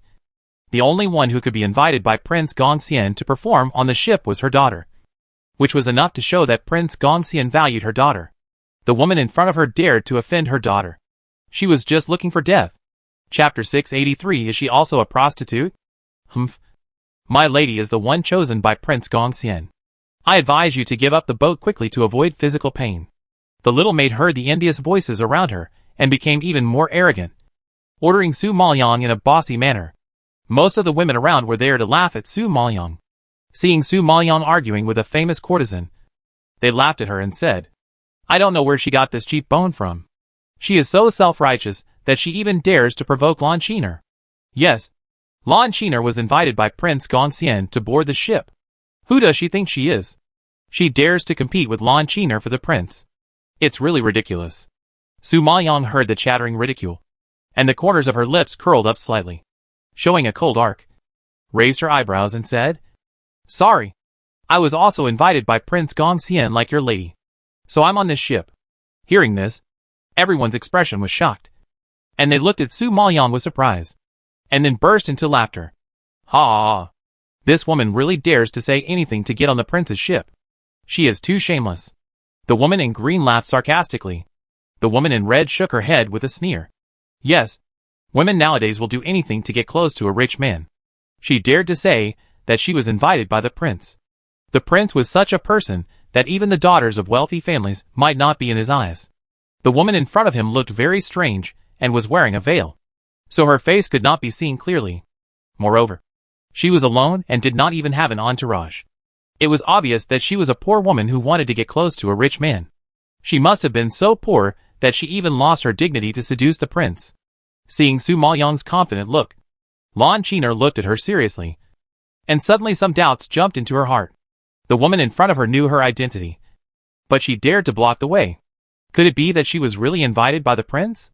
Thinking of this possibility, Lan Chiner's beautiful face turned cold, frowned slightly, and asked loudly, "Are you also an actor invited by Gongxian Prince to entertain?" Looking at her, she didn't look like a daughter of a wealthy family, but she said she was invited by the prince. So there was only one possibility, that she was also a brothel girl invited by Gongxian Prince to perform to entertain. Thinking that the woman in front of her might be here to steal her business, Lan Chiner's cold pupils suddenly jumped into hostility. However, even if she is also an actress, so what? Lan Chiner is the most famous courtesan in the Dark Domain city. In terms of appearance and talent, many ladies from wealthy families cannot compare to her. Moreover, she has the ability to seduce men. This woman is simply dreaming of competing with her for favor. Facing Lan Chiner's questioning, Su Maoyang did not comment. This time she came with a veil because she did not want to expose her identity. so she did not want to explain too much. However, her silence was equivalent to tacitly agreeing with Lon Chiner's guess in everyone's eyes. Everyone immediately whispered and ridiculed her. TSK, TSK, TSK. I didn't expect she was also a brothel girl. No wonder she is so shameless. Yes. She just performed on the boat and showed off her coquettishness. Look at her. But is about to be lifted up to the sky. These women despised Su Maoyang's identity. And at the same time, they were jealous that she could get on the boat to contact the prince. Their sour words were extremely unpleasant. However, just as everyone was pointing and talking, a loud voice suddenly came from a distance. Excuse me, is there a girl named Su Maoyang among you? Hearing the shout, the noisy crowd stopped instantly and turned to look at the lake. I saw a ferry quickly approaching the shore, and the boatman stretched his neck and looked over here. Su Maoyang listened, nodded slightly, and responded, I am. Hearing this, the boatman immediately put on a flattering smile and made a gesture of invitation to Su Maoyang. Miss Su, the prince has been waiting for a long time, and specially sent a servant to pick you up. You hurry up and get on the boat and follow the servant to see the prince. The boatman heard from the prince early in the morning that there would be a distinguished guest tonight, and he knew that those who could be treated as guests by the prince were naturally not simple people, so he did not dare to neglect them at all. However, when these words came out, the women on the shore were all stunned. Their laughing expressions suddenly froze. They turned their heads stiffly and looked at Su Maoyang, their eyes full of shock. Did they hear wrong? Prince Gongxian had been waiting for her for a long time? Who was this woman in front of him? She was so arrogant that Prince Gongxian sent someone to pick her up in person. The girls were all dumbfounded when they saw the scene. The mocking and playful expressions just now disappeared without a trace, and only disbelief remained. Lon Chiner did not expect this. She was shocked.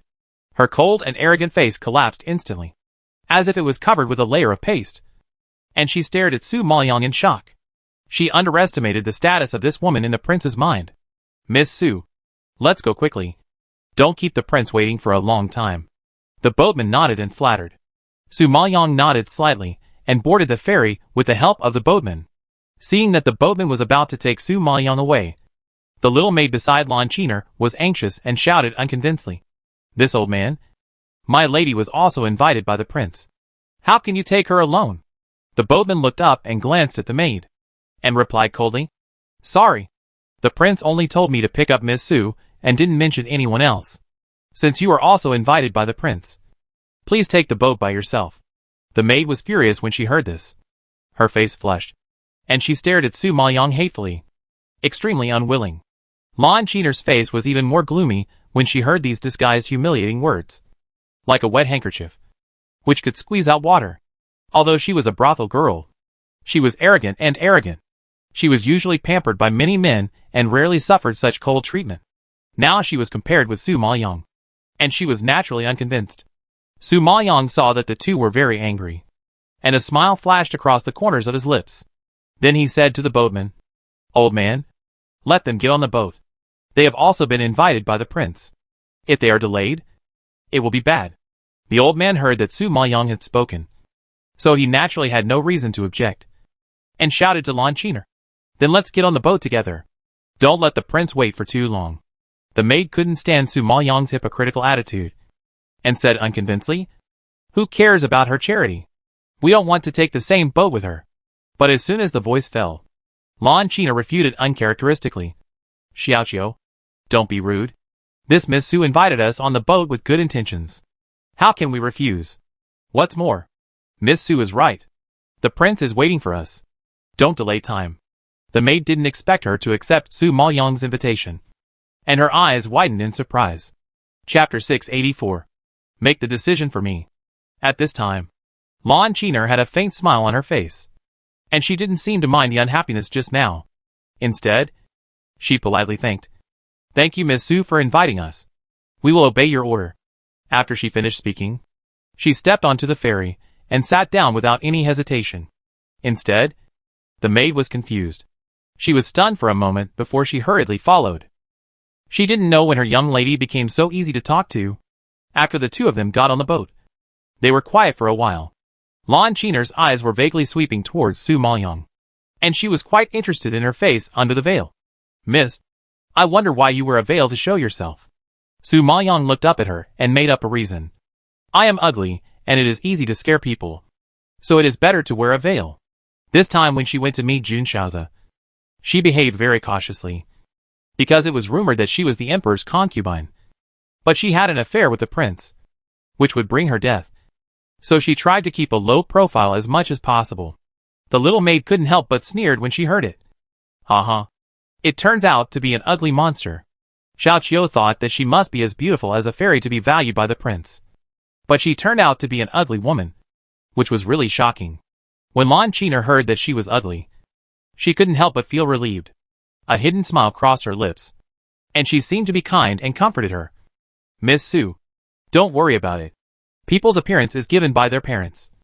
And this is an unchangeable fact. Su Maoyang pretended not to understand the sarcasm in her words. Just smiled and didn't want to pay attention. Fortunately, the boatman moved quickly, and the boat arrived in front of the flower boat in the blink of an eye. Under the guidance of the boatman, Su Maoyang stepped onto the flower boat, and Lan Qiner followed closely with the help of the maid. However, at this moment, Su Maoyang suddenly felt a hand quietly grabbing her skirt, and the next second, it was pulled back hard. Her heart was slightly shaken, and she stood firm and exerted force in the opposite direction. Perhaps she did not expect Su Maoyang's sudden action, and the hand behind her did not hold firmly. The huge inertia immediately made Lan Qiner fall backwards, so fast that Xiu Qiu was caught off guard. She wanted to pull her, but she was empty, and watched Lan Qiner fall into the lake. With a splash, the lake behind her suddenly splashed with a huge wave. Lan Qiner, who fell into the water, couldn't swim. She struggled in fear in the lake, and choked on several mouthfuls of cold water. Xiao Qiu was so scared that she screamed in panic. Oh my god! Miss! Help! Help! My miss fell into the water. Save my miss! My miss can't swim. She will be drowned. Please save my miss. The boatman didn't expect that something strange would happen at this time. He was so shocked that his face changed drastically. He jumped into the water and grabbed the frightened Lan Qiner. After a lot of trouble, he managed to save her on the flower boat. As soon as Lan Qiner got on the boat, she fell to the ground weakly. She was wet all over. Her hair was messy. Her face was pale, and she coughed uncomfortably. She looked so embarrassed that it was unbearable to look at. In addition, she was wearing a white skirt. After being wet by the lake water, the skirt stuck to her body tightly, exposing her proud curves and private parts. The guards on the boat blushed and were embarrassed. Xiao Qiu also realized this, and quickly took off her coat, wrapped it around Lan Qiner, and shouted at the people around her. What are you looking at? If you keep looking, I'll dig out your eyes. After yelling, she looked at Lan Qiner with a worried look on her face and asked in a low voice, Miss, are you okay? Do you want to see a doctor? I think we should just give up on tonight's performance. Lan Qiner, who had been shivering from the cold, frowned and scolded. What nonsense are you talking about? Tonight's performance must go on as usual. Tonight is a hard-won opportunity. If she is appreciated by Prince Gongxian, she will no longer have to sell her smiles in the brothel. How could she just give up like this? But I'm afraid you can't hold on in your current state.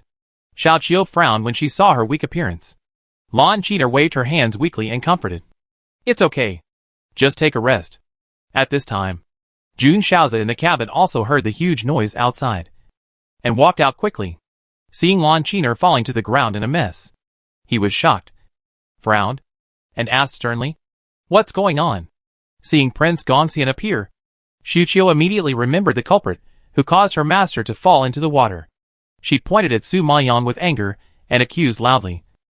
Prince Gongxian, it was this bitch who deliberately framed my lady and knocked her lady into the water.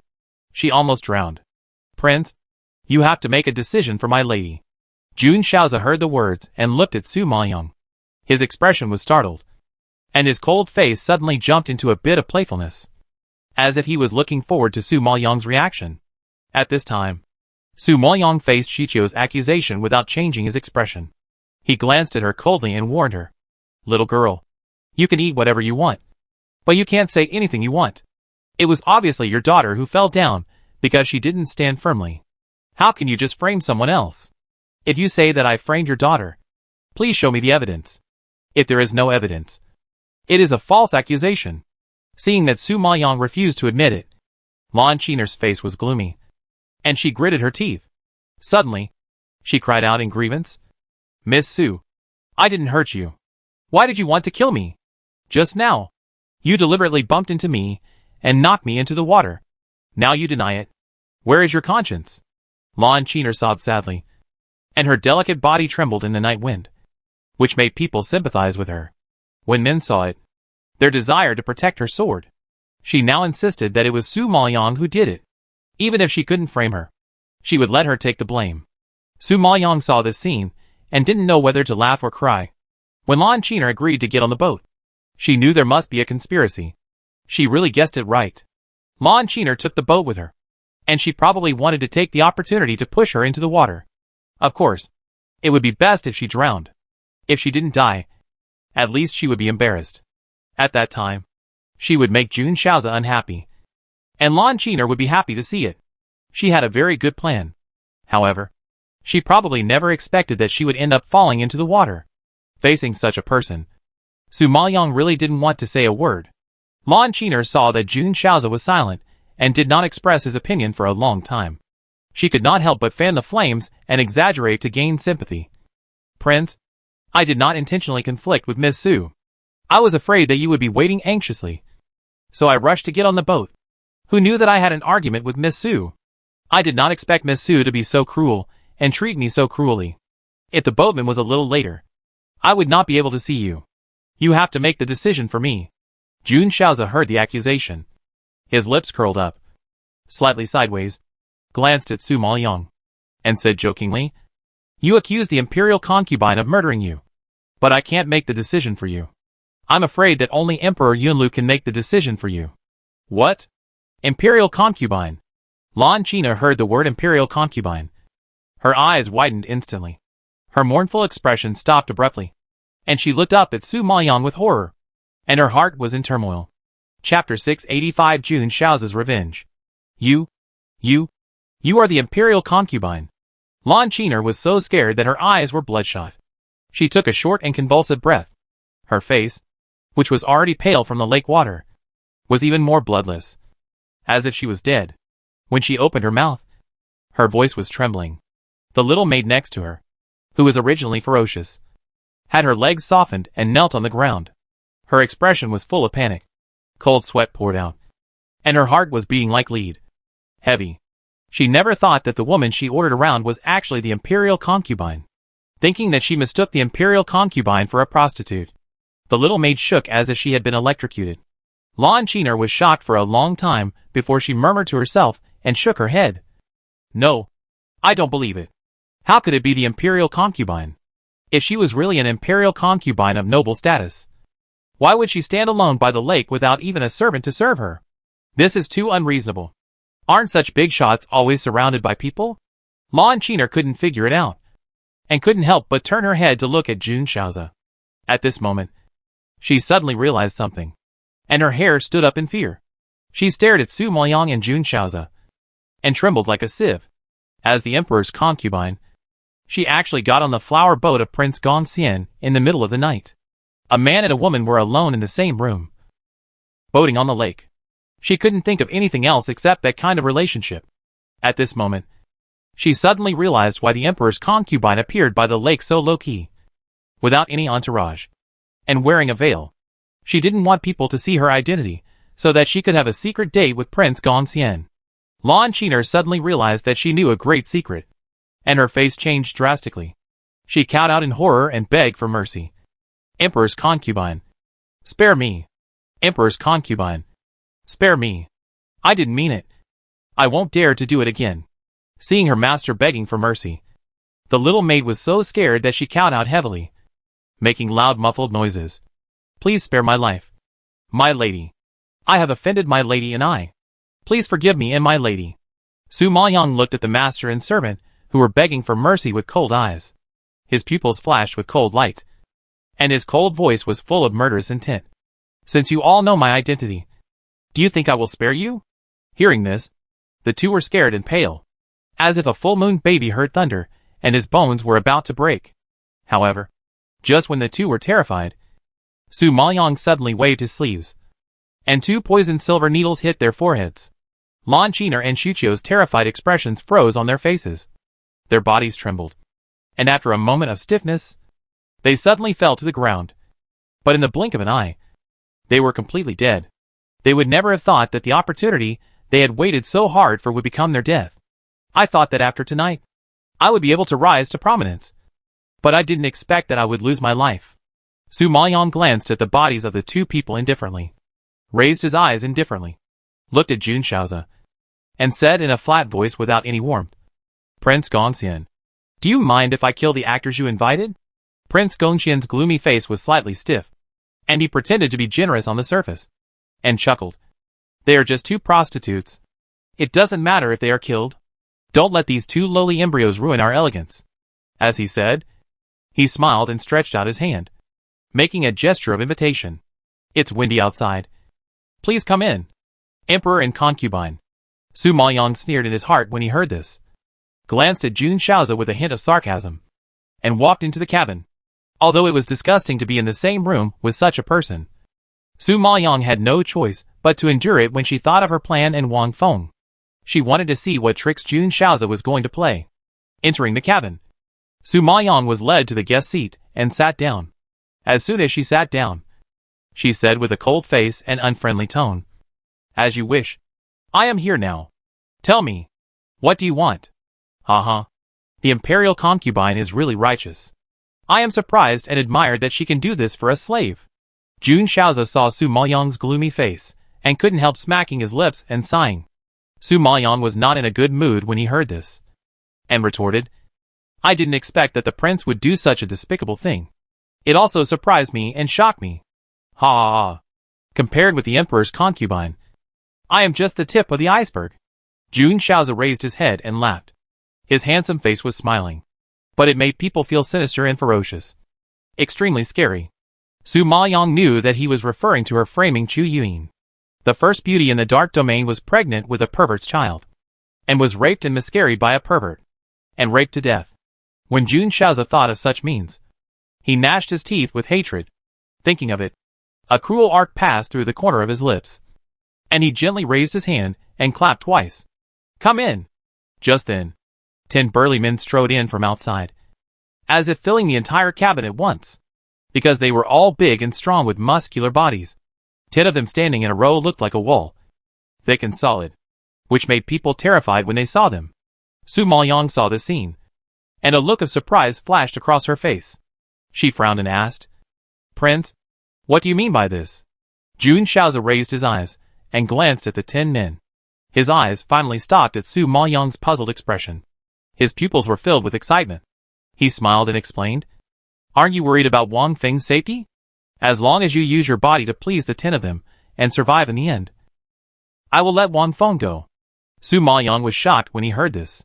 He looked at the 10 men in front of him in astonishment, and his face suddenly turned pale. The 10 men in front of him all had strong bodies and solid muscles. They were amazingly strong at first glance. "I believe they can break her arms and legs with just a flick of their fingers." Being tormented by such a man, her body would be torn into pieces, and she would rather die than live. Let alone 10 of them. How could her small body withstand such ravages?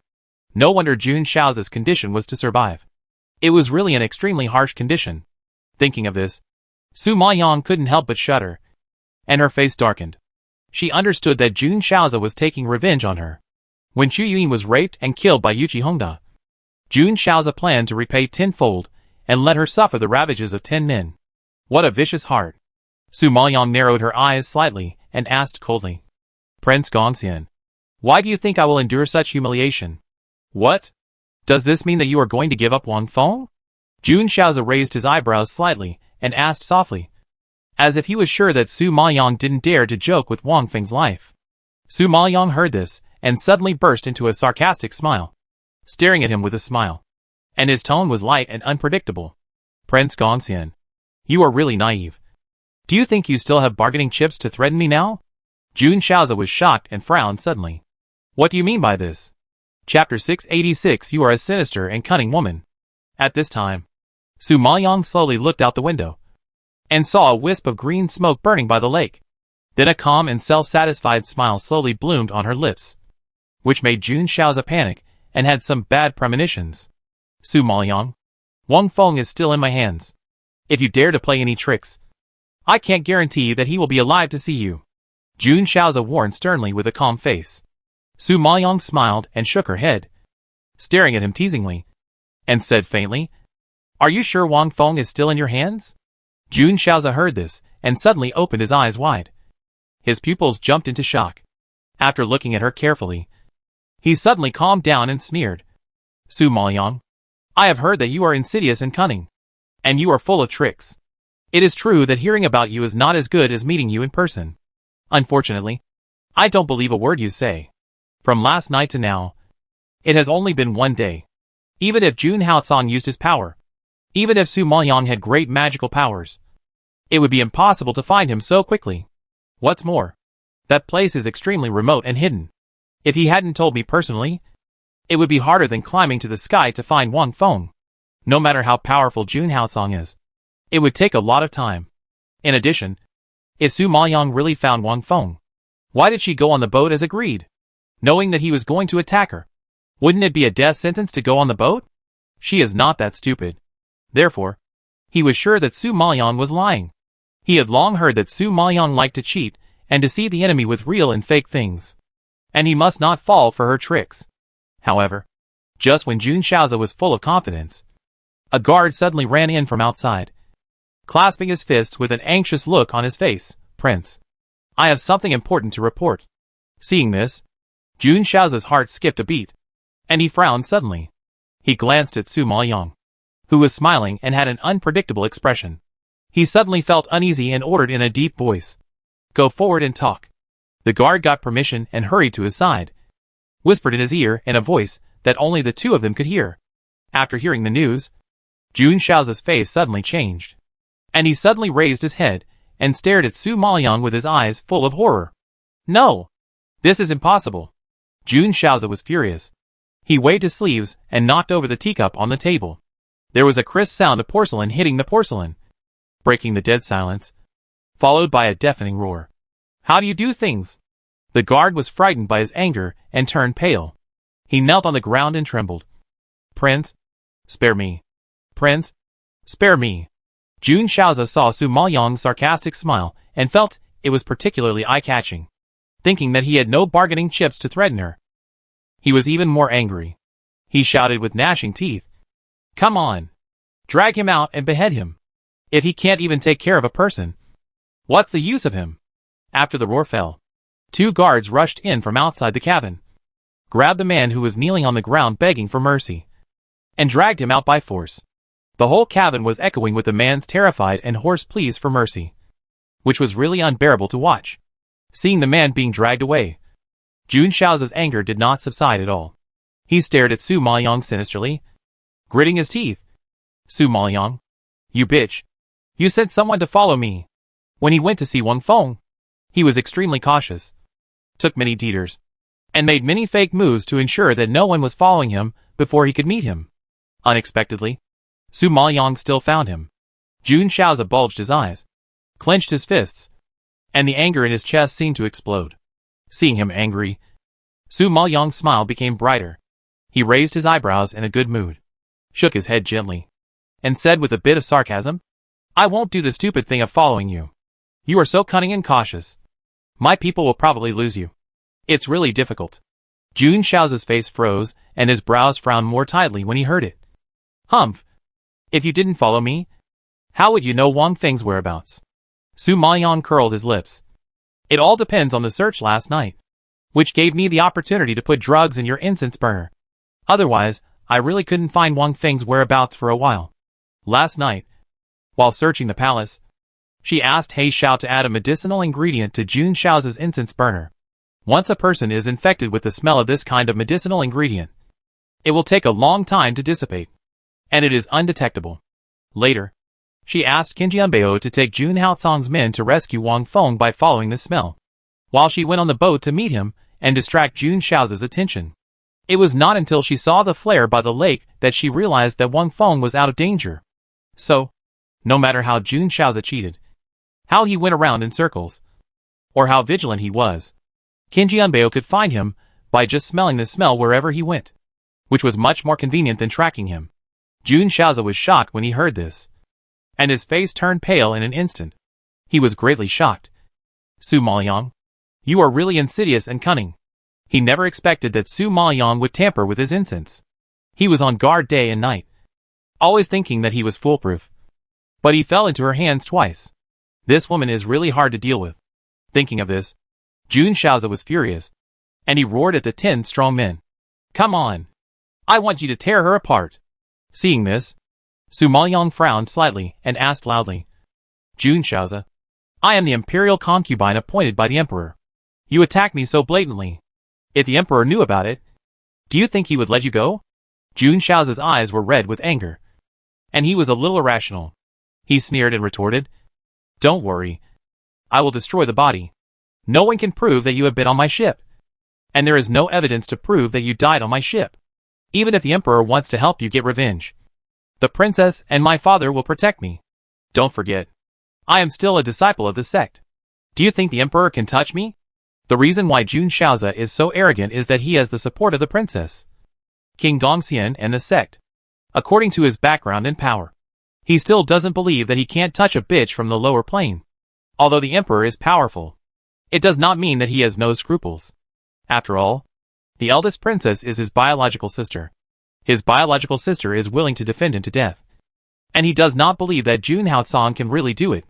Jun Shaozi's calculations are very loud, but the only thing is that he underestimated Jun Haotsong's feelings for Su Maoyang.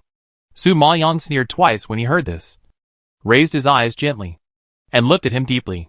His light tone fell into Jun Shaozi's heart, but it was more important than 1,000 gold coins. If they knew that you were not a child of the Jun family, do you think they would still support you? Hearing this, Jun Shaozi was shocked. His neck was stiff, his eyes were straight, and his heart was like a stone tied to it, sinking straight down. You? What did you say? His eyes were bloodshot, and he asked with a stuttering voice. Su Maoyang saw him lose his composure. His eyes were rolling, and he glanced at him coldly. What did I say? Doesn't the prince know it very well in his heart? Chapter 687, A Moment of Life and Death. Jun Shaozi slapped the table with his palm in anger, and stood up suddenly. He bulged his eyes, and stared at Su Maoyang. The roar squeezed out from his teeth, like thunder rolling over, and the momentum was terrifying. What on earth do you know? Jun Shaozi's handsome face was pale, and the veins on his neck were already bulging. It was obvious that he was extremely angry. Faced with his rage, Su Maoyang seemed much calmer. The corners of his lips gently grinned with a sarcastic arc, and his tone was relaxed as if he was talking about an insignificant thing. I just happen to know your life experience and the secret between you and Chu Yun. I don't know what expression Gongxian Wang and the eldest princess would have when they knew that you were not the blood of the Jun family, but the illegitimate son of Chu Xiong and Gongxian Wangfei? What should I do? I seem to be looking forward to it more and more. Su Maoyang stared at him with a smile in his eyes, laughed twice, and the sinister tone was so oppressive that it made people breathless. When Jun Shaozi heard this, he was shocked. His body trembled, and he took a step back, grabbing a chair to support his exhausted body. His pale face was even paler than window paper. Su Maoyang actually knew. She knew everything. Jun Shaozi was so shocked that his eyes were bloodshot. After being shocked, he roared, Kill her for me! I want her life! Knowing his secret, Su Maoyang must die. The 10 strong men were shocked and dizzy when they heard such a secret. Before they could fully digest it, they suddenly heard Jun Shaozi's roar. And then, they quickly came back to their senses and rushed towards Su Maoyang. Su Maoyang saw the scene. His face sank. His eyes were slightly cold. He stood up suddenly and raised his palm to meet the attack of the first man. She is now a mid-level venerable spiritual master. Although she is not as strong as these men, she can suppress them in strength. So, in just a blink of an eye, Su Maoyang easily grabbed the arm of the first man, flicked it towards the outside, and immediately raised a pig-killing roar. And then a ball of silver light burst out from the bottom of her sleeve, suddenly hitting the man's chest, and blood gushed out, crossing the air, forming a bright red cruel arc. With a loud bang, the first man fell to the ground and died. Before everyone could react, Su Maoyang waved his long sleeves, and the silver needle stabbed at the three people who came one after another like a poisonous snake. The three people running in front still looked fierce and ferocious. But unfortunately, they fell straight down before they touched Su Maoyang's hair. In just a few breaths, 4 men had died. The remaining 6 people were horrified when they saw the scene. They wanted to stop the attack. But Su Maoyang's movements were so fast that the spiritual power in his hand suddenly burst out and vibrated, hitting their bodies fiercely. The powerful power fluctuations made the air hum. Then, the 6 men were shot out backwards without even a chance to struggle. And they died completely. At a glance, the corpses on the ground were shocking and horrible. When Jun Shaozi saw the scene, the anger in his chest was like a pot of boiling water.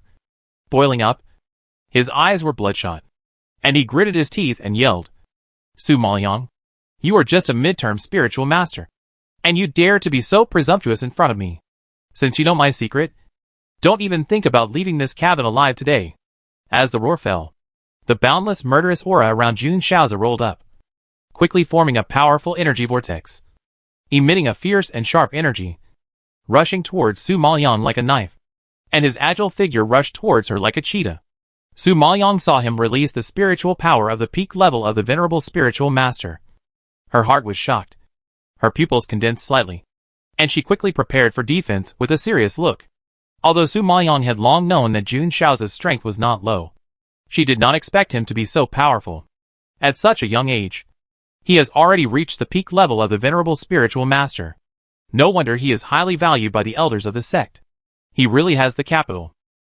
It seems that the reason why Jun Shaozi is so arrogant and daring is not only because of his background support, but more importantly, he has real skills.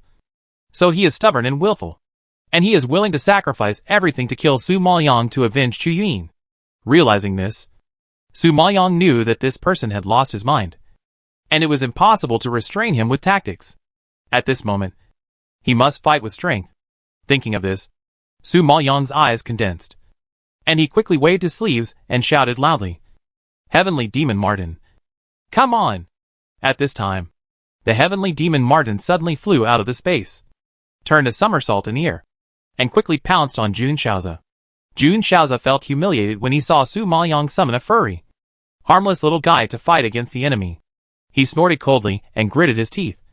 "Su Maoyang, you are looking for death." Su Maoyang disdainfully refuted. "I want to see whether it is you who dies or me." In Jun Shaozi's view, Su Maoyang, who is a mid-level venerable spiritual master, is already a fantasy to cross the level to fight against himself, who is a peak venerable spiritual master.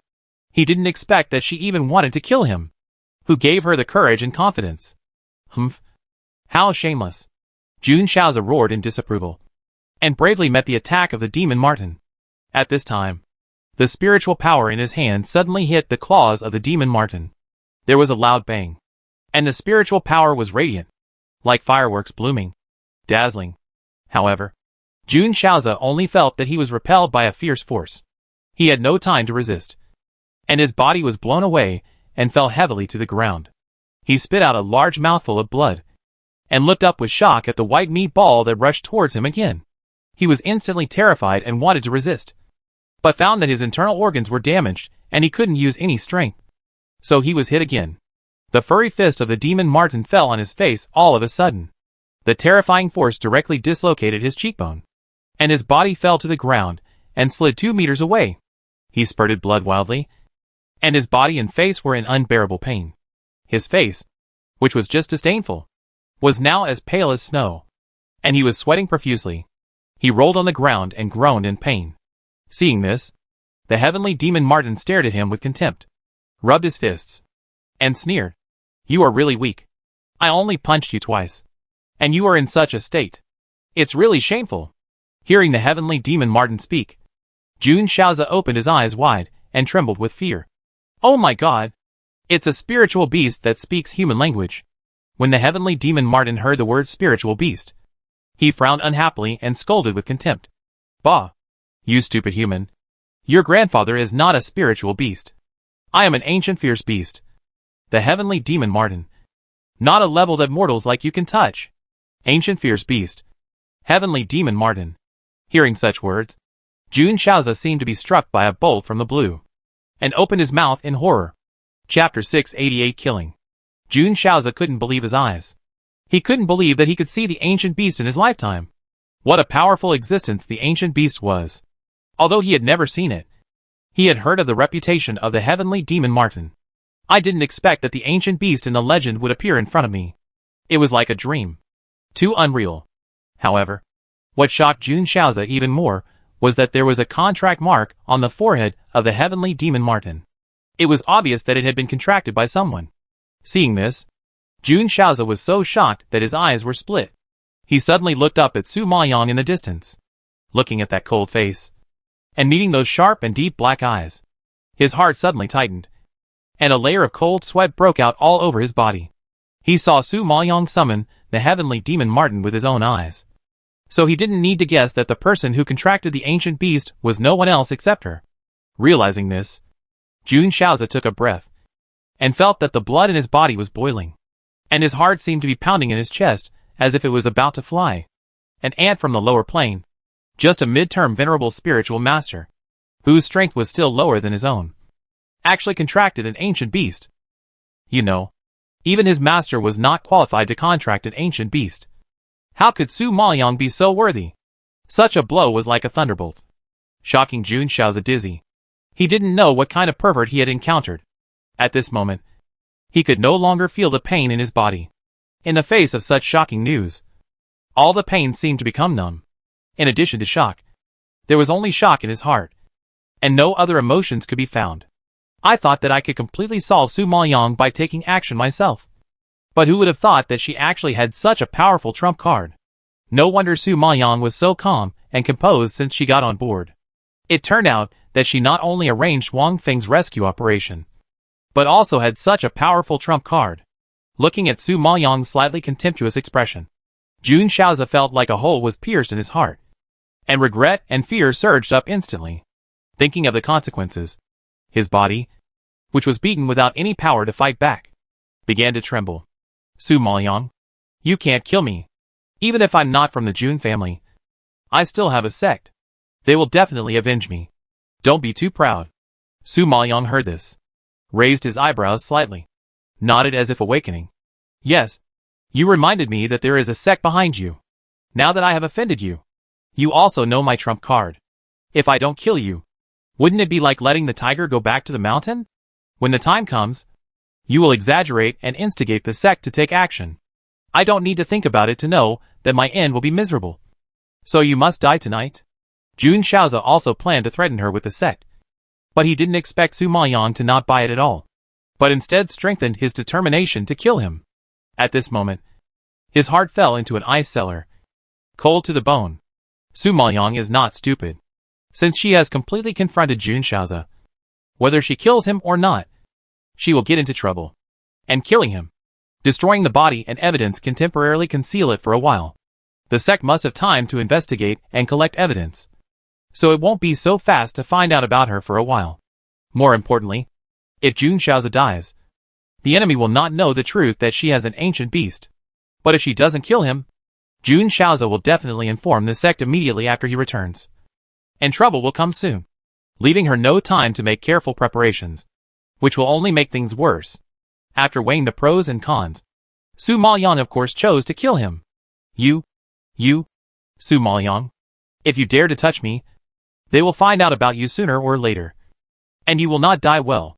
Jun Shaozi gnashed his teeth and screamed hysterically. Su Maoyang heard this, and his pupils showed a deep smile. He was obviously smiling, but with an inexplicable weirdness. Prince Gongxian, don't worry about me. Since I dared to do it, I must have thought of the consequences. Think about it. If you died and I destroyed the evidence, who would think that I was the murderer? I am just a mid-level venerable spiritual master, and you are a peak venerable spiritual master, 2 levels higher than me. It's ridiculous to say that I killed you. Besides, you gave me such a precious gift as the Tantian Flamingo before. In the eyes of the world, our relationship is very good. Even if someone suspects me, do you think everyone will believe it? Hearing this, Jun Shaozi was panicked like a cicada, speechless, and every bone was trembling with fear. Looking at Su Maoyang's contented smile, Jun Shaozi felt creepy and smelled the smell of death. That night, a fire broke out on Yanqing Lake. and the flames rushed into the sky, illuminating Yanqing Lake like daylight.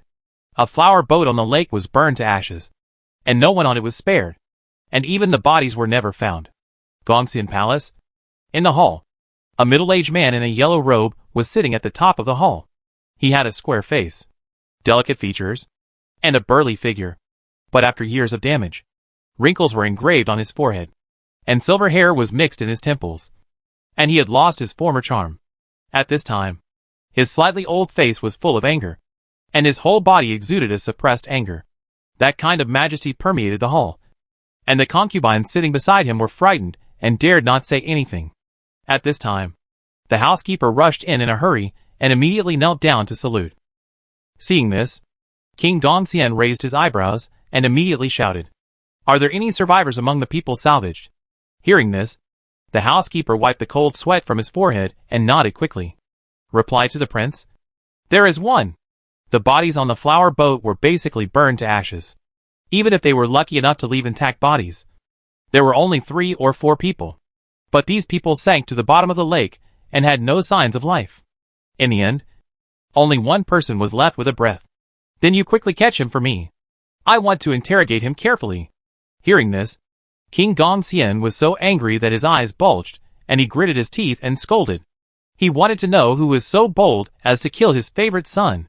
When the housekeeper heard this, his face was tangled, and he said in embarrassment, "Your Highness, the man was still breathing after we rescued him, but he was too seriously injured and died after a short while." "What?" The prince was so shocked that he slapped his palm on the table, making a loud noise, and frightened the concubine next to him and trembled. The housekeeper was also scared enough, and he cowed out and begged for mercy. "Your Highness, please forgive me. I am not doing my job well. Please spare my life. Now you can't even find out who killed the prince. You really deserve to die." Someone come. When Gongxian Wang thought of Jun Shao's tragic death, he gritted his teeth and trembled all over, and suddenly roared, seeing that the prince really wanted to kill him. The butler was horrified and cowed out immediately. "Prince, calm down. Prince, calm down. I know that the murderer is Su Moyang. The guard who was rescued said it himself. I heard it clearly. It can't be false." Chapter 689. The Conspiracy of Prince Gongxian. When Prince Gongxian heard this, his face changed and he was stunned. "What did you say? Say it again." Prince Gongxian obviously did not expect the housekeeper to report Su Moyang's name. The housekeeper was so scared that he was sweating profusely. He cowed out and replied, "It was Su Moyang. The guard said it himself before he died. I dare not lie." Prince Gongxian widened his eyes and shook his head in shock. "Impossible. How could it be Su Moyang? Su Moyang's strength is not as good as theirs. How could he kill him? Jun Shaozi is now at the level of a peak spiritual master. Among the younger generation, no one is his opponent except Jun Haozong. How could Su Moyang, a person from the lower plane, kill his proud son?" However, seeing the housekeeper cow in fear, he dared not make up a lie to himself. "How did she do it? Tell me." Prince Gongxian was so angry that he gnashed his teeth and asked in a low roar. The housekeeper felt the old prince's anger, and his face was embarrassed. He shook his head with a crying voice. "The man only said Su Moyang, but didn't say how he did it. I don't know." King Gongxian was so angry that he walked over and kicked him, knocking the housekeeper to the ground, cursing, "You useless old thing. You can't even do such a small thing." The housekeeper was old, and the prince's foot was not light. He fell to the ground. His face turned pale in pain, groaned a few times, and couldn't speak. Seeing his useless appearance, King Gongxian's anger became even worse. Thinking that his most beloved son was killed by a bitch, he completely lost his mind and roared in anger, "Dare to kill my son! I must kill her!" As he said that, Prince Gongxian bypassed the housekeeper and strode out of the hall. He looked aggressive and was going to settle accounts with Su Moyang. However, it was understandable. Jun Shaozi was his most precious and proud son. He spent so much energy and effort to cultivate this son, but he didn't expect that he would be ruined by a cheap woman whom he looked down upon. How could Prince Gongxian accept this fact? The concubine sitting next to him was shocked when she saw this scene. She immediately stepped forward to hold the prince and reminded him anxiously, "Prince, don't be impulsive. Su Moyang is now the emperor's sweetheart. The last time the emperor wanted to confer her as the emperor's concubine in front of so many people. It was enough to show the status of this person in his mind. If you act rashly against her now, the emperor will definitely not let you go. Prince Gongxian was furious at this time, and could not listen to anything. He waved his sleeves fiercely, shook off the concubine, and snorted angrily. She hurt. My son died? And she committed such a big mistake. I want to see if the emperor dares to protect her. As he said this, King Gongxian was about to leave again. Seeing that he had lost his mind, the concubine rushed forward again and grabbed his arm. Your Highness, you have to think clearly. Now the only witness is dead, and the ship has been burned. You broke into the house without any evidence to arrest Su Maoyang. Not only can you not avenge Zaire, but you will be accused of being indiscriminate and bullying the younger generation. It's not worth it. This concubine is from the city of Dark Domain, a wealthy family. The concubine of the Xia family. She once grew up in the Xia family. Perhaps she was used to intrigues. So she was deep-minded, active in thinking, and quite resourceful.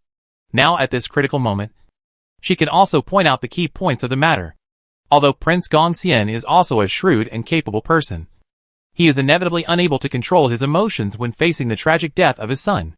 As an outsider, the concubine sees things more clearly. When Prince Gongxian heard these words, he seemed to be hit on the head by a stick, and he suddenly became much more sober. He stared at her with a dark face and gritted his teeth angrily.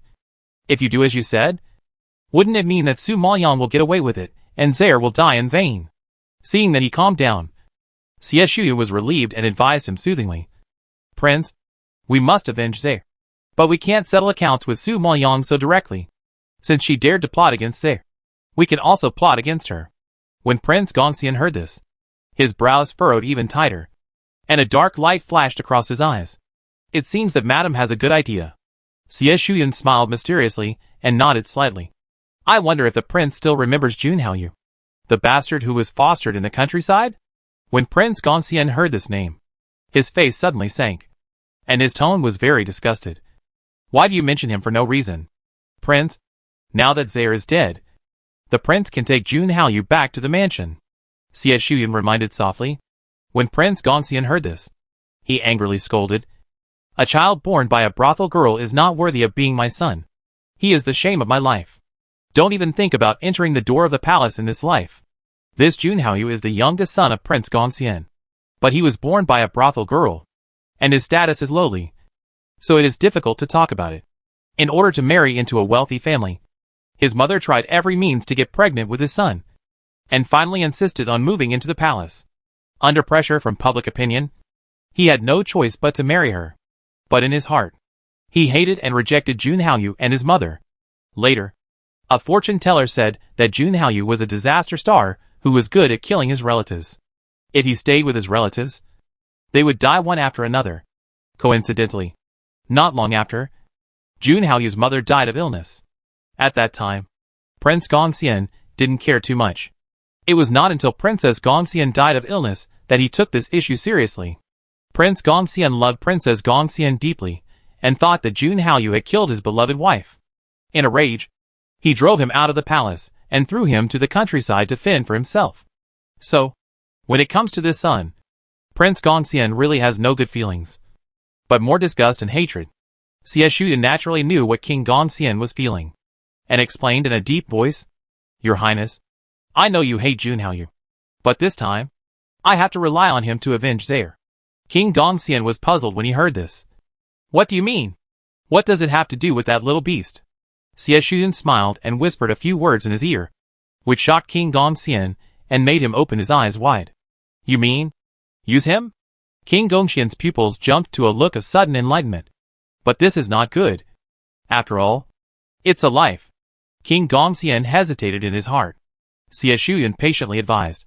Prince, don't you understand yet? Jun Haoyu is a disaster star. He first killed his mother, then killed the princess, and now killed his brother. As long as he is around, I will be worried.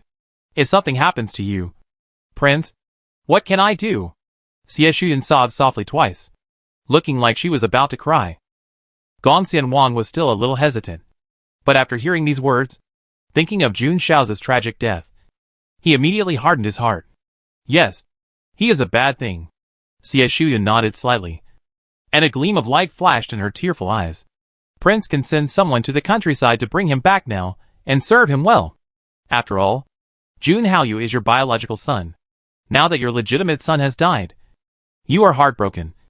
So it is reasonable to bring the illegitimate son back to the mansion to ease your inner pain. No one will suspect this. Chapter 690 Attending the Funeral. King Gongxian nodded his head and agreed with Xie Shuyan's statement. When will we start? Xie Shuyan raised her eyebrows, and a cold light flashed in her eyes. Zer's funeral will be in 2 days. There will be many people coming to mourn on that day. At that time, in front of so many people, even if the emperor wants to protect him, there is nothing he can do. So, the funeral is our best chance. Hearing this, King Gongxian nodded in agreement. Okay, let's do as you say. This time, I will definitely skin Su Maoyang. As soon as the Gongxian palace issued the obituary, the news about the death of Prince Gongxian quickly spread in the Dark Domain City. Time flies, and the day of mourning has arrived in a blink of an eye. Almost all the families in the Dark Domain City came. Even the emperor, Jun Qingran and Jun Yueya came to the scene to show their respect. Of course, Su Maoyang, as Jun Haotsang's concubine, had her husband come, so she naturally had no reason to avoid it. So she followed him. They walked into the palace, attracting the attention of all. Everyone present stood up and saluted respectfully. When King Gongxian saw them coming, his sad expression showed great gratitude. He immediately came forward to greet them. Your Majesty, the princess and Prince Pingxiang came in person, which is really thoughtful. Your Majesty, what are you talking about? Xiaoza is also a member of the Jun family. I am deeply saddened by his sudden death. How could I not come? Pingxiang Prince quickly reached out to help King Gongxian up. In fact, King Gongxian was his elder, and King Pingxiang respected him from the bottom of his heart. The princess saw that King Gongxian looked haggard, and she felt sorry for him. She comforted him. Life is unpredictable. Life and death are unpredictable. King Gongxian should be patient and tolerant. Jun Qingran watched Jun Xiaoza grow up. Although they had an unpleasant quarrel some time ago, he was still very sad to hear the news of his death.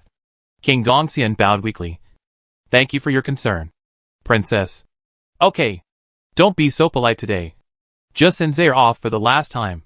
He was already sad enough. And Jun Qingran didn't have the heart to restrain him with etiquette and rules. At this time, the young man in blue brocade standing next to King Gongxian quickly saluted the 3 emperors. How you greet the emperor, King Pingxiang, and the princess. When the emperor, Jun Qingran and Jun Yueya heard this, they noticed his existence and turned their eyes to him. Jun Haotsang, who had been silent for a long time, looked at the young man and asked curiously, I heard that the prince brought his youngest son, who was recuperating in the countryside, back to the mansion. Could this be him? King Gongxian smiled bitterly and nodded. Yes, this is my bastard Jun Haoyu. Now that Zaire is gone, I only have you as my son. I really can't bear to let him suffer in the countryside. So I brought him back and asked him to send his brother off. The princess felt a little pain in her heart when she heard this, and nodded with empathy to show her understanding. Su Maoyang, who was standing next to Jun Haotsang, took a deep look at the bastard and found that he had delicate features, beautiful eyebrows, and a bit of heroic spirit between his eyebrows. He was 70% similar to King Gongxian, but this person didn't like to talk, had a shy expression, and was an introvert. If compared with Jun Xiaoza, he was far inferior in momentum and temperament. No wonder Prince Gongxian likes the majestic Jun Xiaoza rather than this timid bastard. However, it is not difficult to understand that this bastard was born to a prostitute and was looked down upon by others. So he had a low self-esteem since he was a child, coupled with his father's disgust. He could not raise his head and lived in fear. Without love and careful training, he was naturally inferior to Jun Xiaoza. At the beginning, when Su Maoyang asked Wang Feng to investigate, he also learned about this long-forgotten bastard and knew Gongxian Wan's attitude towards him. When he heard that he was suddenly taken back to the palace 2 days ago, Su Maoyang smelled something unusual, so he came here prepared. Gongxian Wan was forgiven, pretending to be grateful, and ordered Jun Haoyu beside him. Take the emperor, the princess, and the king of Pingxiang to the mourning hall to pay condolences. After the words fell, Gongxian Wan gently raised his eyes and took a deep look at Su Maoyong beside Jun Haosong. And his cold eyes brushed her cheek like a dagger. Su Maoyong felt his strange gaze, and she had already known what was going on. She calmly met his sinister eyes, and gave him a polite smile. Seeing this, Prince Gongxian looked even more embarrassed. At this time, Jun Haoyu had already followed his instructions, respectfully extended his hand, and led the way for them. Seeing this, Su Maoyong quickly withdrew her gaze from Prince Gongxian and followed him, as if nothing had happened. When she passed Jun Haoyu, she suddenly stumbled, tilted her body, and fell towards Jun Haoyu. Jun Haoyu didn't expect this, and subconsciously reached out to help her. The two bumped into each other, and Su Maoyong was spared the danger of falling. She quickly left his body and apologized with an embarrassed look. I caught a cold yesterday, and I'm not feeling well. I'm sorry to make you laugh. Mr. Jun. Jun Haoyu was a reserved person. He didn't say anything, just nodded and continued to lead the way. Seeing this, Su Maoyong slowly grinned an inexplicable smile, and then followed him into the morning hall. In the morning hall, white cloths were hung all around, and offerings, incense burners, candlesticks and ever-burning lamps were placed on the table. In the front was an empty coffin, which was replaced with Jun Shao's clothes on weekdays. In front of the coffin, a brazier was crackling and burning paper money. The mourners, seeing Emperor Zun and others coming in, all gave up their seats and stepped aside. Some of them walked out of the mourning hall directly, and returned to the seats outside after the condolences. After Su Maoyong finished her condolences and was about to walk out, a maid suddenly came to her side and whispered to her, "Miss Su, the concubine wants to see you." Su Maoyong was stunned for a moment, then raised her eyes and glanced at Jun Haosong not far away. After the two looked at each other, they understood each other without any words. Seeing this, Su Maoyong nodded gently to the maid beside him. "Okay, you lead the way." Soon, the maid took Su Maoyong to the backyard, because there was a funeral in the front yard. The guests gathered in the front yard to mourn. All the servants and maids went to the front yard to serve, so the backyard seemed much quieter. There were almost no people along the way. Just as they were about to reach Cui Xinyuan in front, a maid suddenly rushed over from the side and bumped into Su Maoyong. The maid didn't expect to bump into someone, and she was so scared that she accidentally knocked off the hairpin on Su Maoyong's head. The hairpin fell to the ground, and the pearls on it fell off. The maid saw it and knelt down in fear. "Miss Su, spare my life. Miss Su, spare my life." "I didn't mean it." Su Maoyong raised her eyebrows slightly when she heard this, and a gleam of light flashed in her eyes. She said coldly, "Get up. It's just a hairpin. Since it's broken, just throw it away." The maid kowtowed several times as if she had been pardoned, and said gratefully, "Thank you, Miss Su, for not killing me." Su Maoyong glanced at her and informed the maid who was leading the way. "Let's go." Chapter 691 Seemingly Innocent.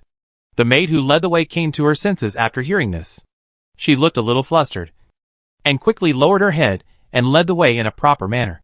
"Miss Su, please come this way." Su Maoyong then turned around and left in the direction the maid pointed. After a while, the two of them arrived at the door of Suixing Garden. Su Maoyong suddenly stopped and apologized. "I feel a little uncomfortable in my stomach and want to go to the bathroom. Please let the concubine know, and I will come in a while." The maid thought that the matter was basically settled, and nodded without thinking too much. "Okay. I will give the concubine a reply right away." Watching the maid go into Suixing Garden, the smile on Su Maoyong's face disappeared instantly, and then she quickly hid in a corner and met with Jiang Zheng, who was hiding in the dark. "Go and follow the maid who just broke my hairpin." Su Maoyong gave a straightforward order. "What? Is there something wrong with her?" Jiang Zheng was startled and raised his eyebrows in surprise. Su Maoyong narrowed his eyes and nodded. "Well, the maid just now was unfamiliar. I haven't seen her in the front yard. Logically, she doesn't know me at all. But she called me Miss Su as soon as she rushed up. It's obvious that she knew my identity long ago. So the scene just now was also pre-planned." The little girl was flustered and had something to hide. I think she didn't pay attention to the address.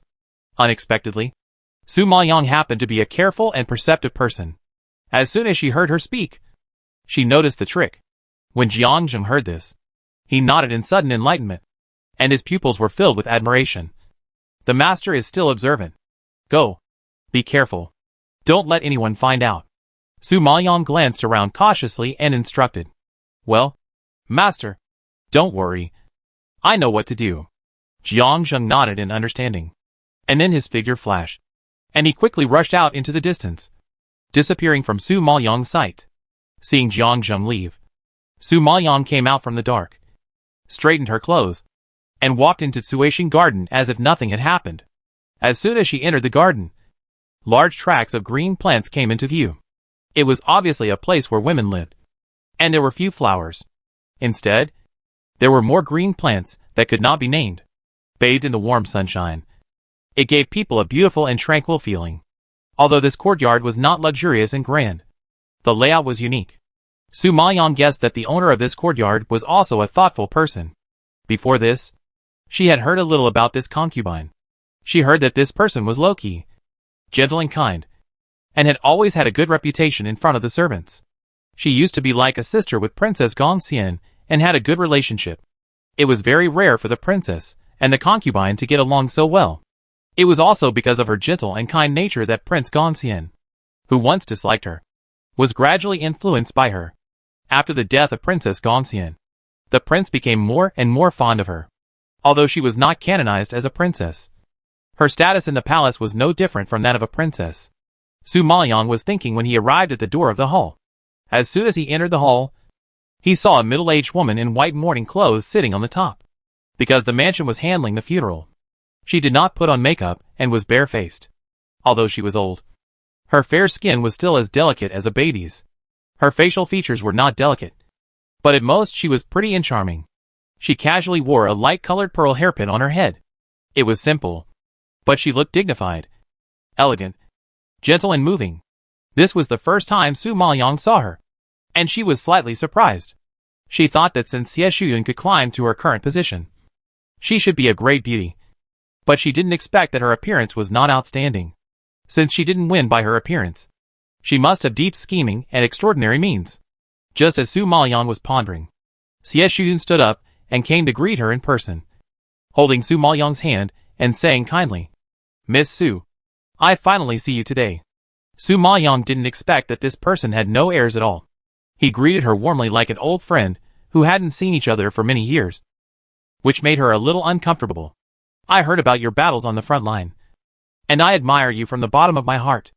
Over the years, Yulu Dark Domain and Finchua Tianqing have been evenly matched, and there has been no winner. But you made Finchua Tianqing fall so hard. It's really amazing. I have always wanted to meet you, but who knew that I was not in good health some time ago? So I was delayed.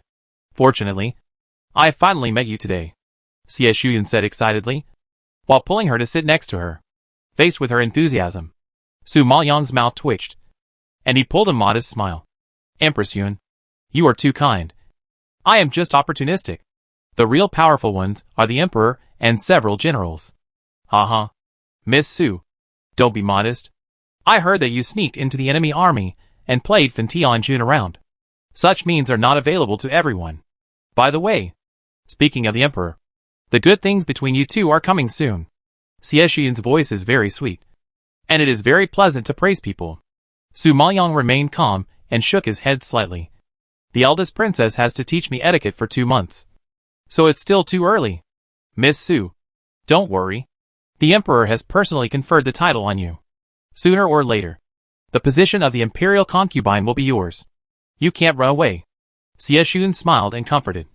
Without any clues, if Su Maoyang hadn't been alert, she would have really thought that this person admired her from the bottom of his heart.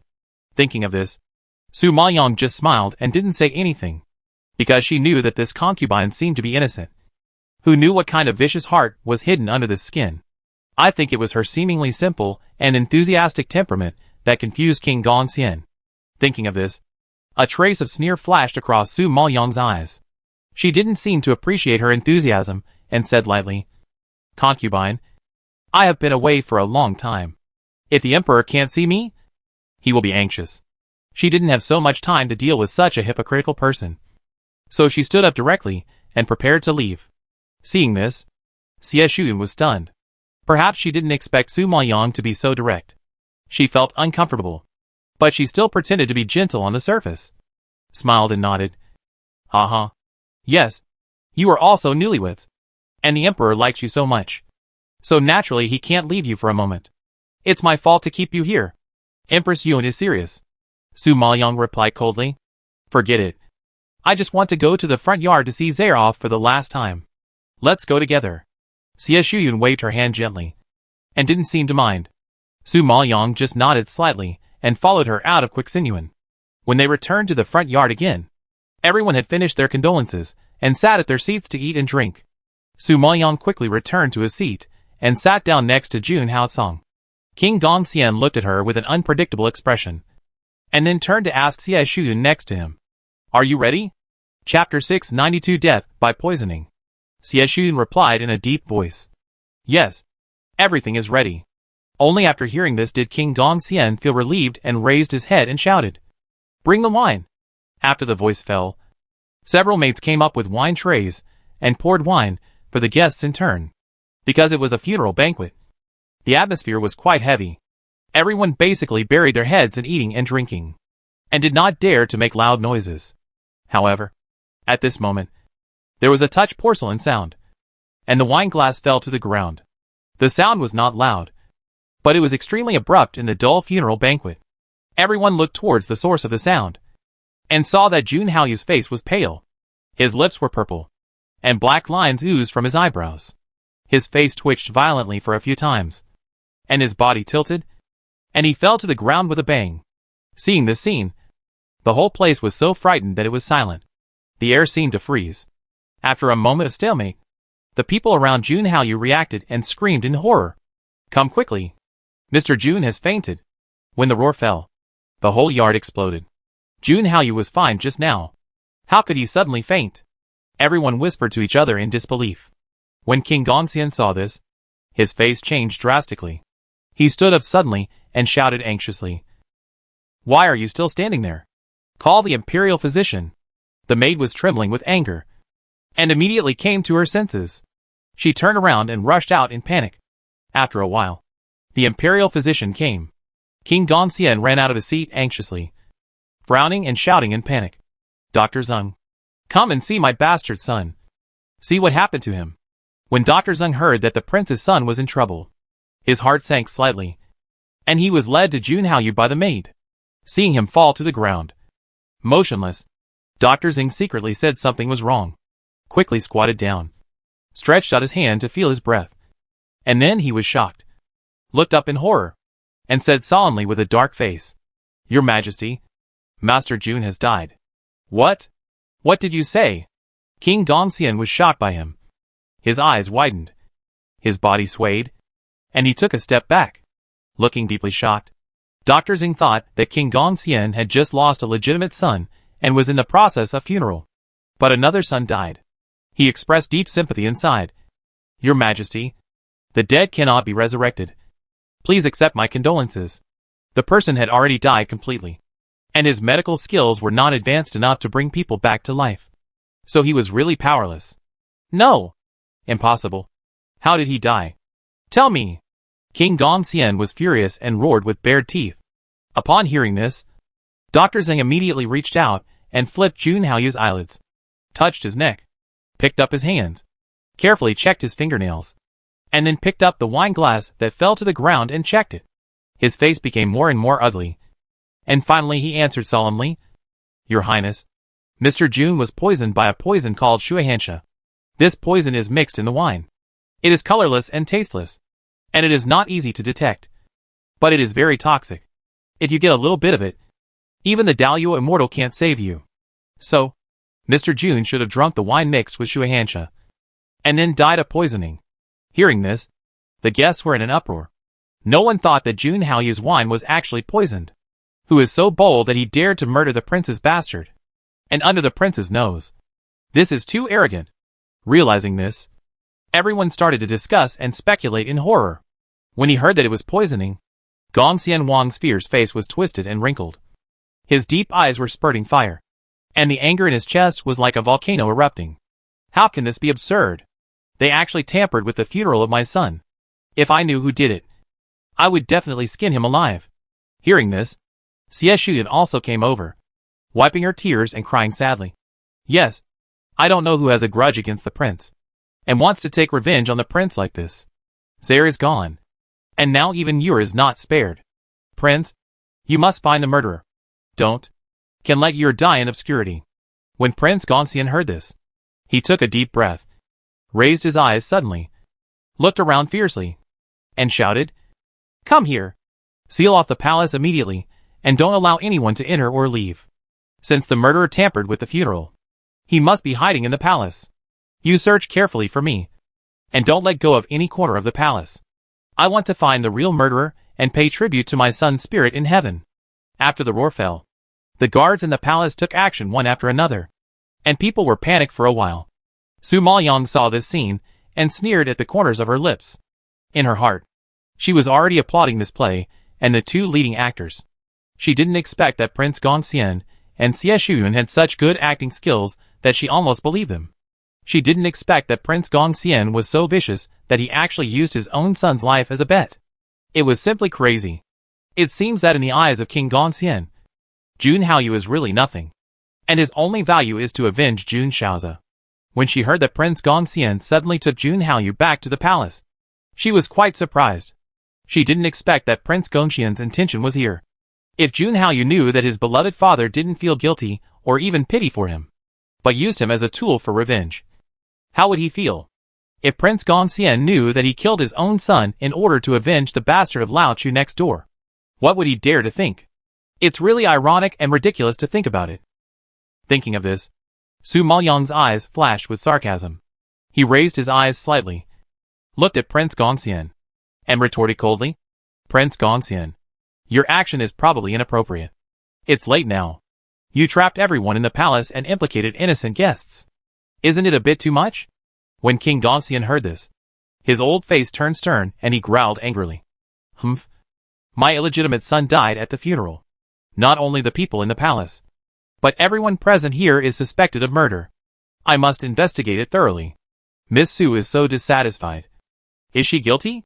Su Maoyang curled his lips and sneered, not taking it to heart. He just glanced at Jun Qingran and Jun Yuya beside him, and said faintly, "Your Highness, I understand your pain of losing your son, but it does not mean that you can wrongly accuse people without any evidence. You said that everyone present is suspected of murder. Do you suspect the Emperor, the Princess and the Prince of Pingxiang?" King Gongxian did not expect Su Maoyang to be so eloquent that he even implicated the Princess and the Prince of Pingxiang. Just when Prince Gongxian was at a loss for words, it was Jun Qingran who smoothed things over. "Okay, I understand Prince Gongxian's feelings and won't bother about it. Now it's more important to find the murderer. Now that even the princess has spoken, others naturally dare not have any opinions." Seeing the princess speak for him, Prince Gongxian quietly breathed a sigh of relief. As long as the princess and Prince Pingxiang stand on his side, Su Maoyang will definitely die tonight. Chapter 693. Jumping into the Yellow River can't wash it away. After being silent for a long time, Jun Haocong nodded solemnly, his blue eyes flashing with a piercing cold light.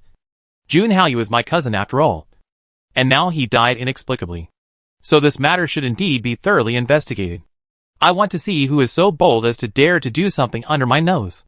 If the truth is found out, I will definitely punish him severely and give Jun Haoyu justice." The last sentence, Jun Haocong bit very hard, shaking King Gongxian's body, and a surge of tears surged on his forehead, a layer of cold sweat, subconsciously avoiding his sharp eyes. "Thank you for your understanding, Your Majesty." After saying that, he pretended to be calm and ordered the guards loudly, "Since the murderer poisoned the wine, he may have been to the kitchen. Search the area around the kitchen carefully and don't miss any clues. Report any situation immediately." After the roar of King Gongxian, all the guards in the palace took action. Most of the guards ran to the kitchen in the backyard, and a few stayed in the front yard, pretending to check the maids and guests. Although everyone was dissatisfied with King Gongxian's behavior, they did not dare to complain because of the presence of the Emperor, King Pingxiang and the Princess, and they all accepted the inspection in turn. Su Maoyang saw this scene, raised her eyebrows slightly, and a hidden sneer passed across her lips. She wanted to see how King Gongxian would end tonight. In this way, the atmosphere was solemn, the emotions were suppressed, and time seemed to be still, passing extremely slowly. After an hour, even King Gongxian was so anxious that he could not sit still. At this moment, a large group of guards came running back from the backyard in a hurry. Seeing this, Prince Gongxian's eyes lit up, and his face flashed with expectation. He immediately asked, "How is the search going?"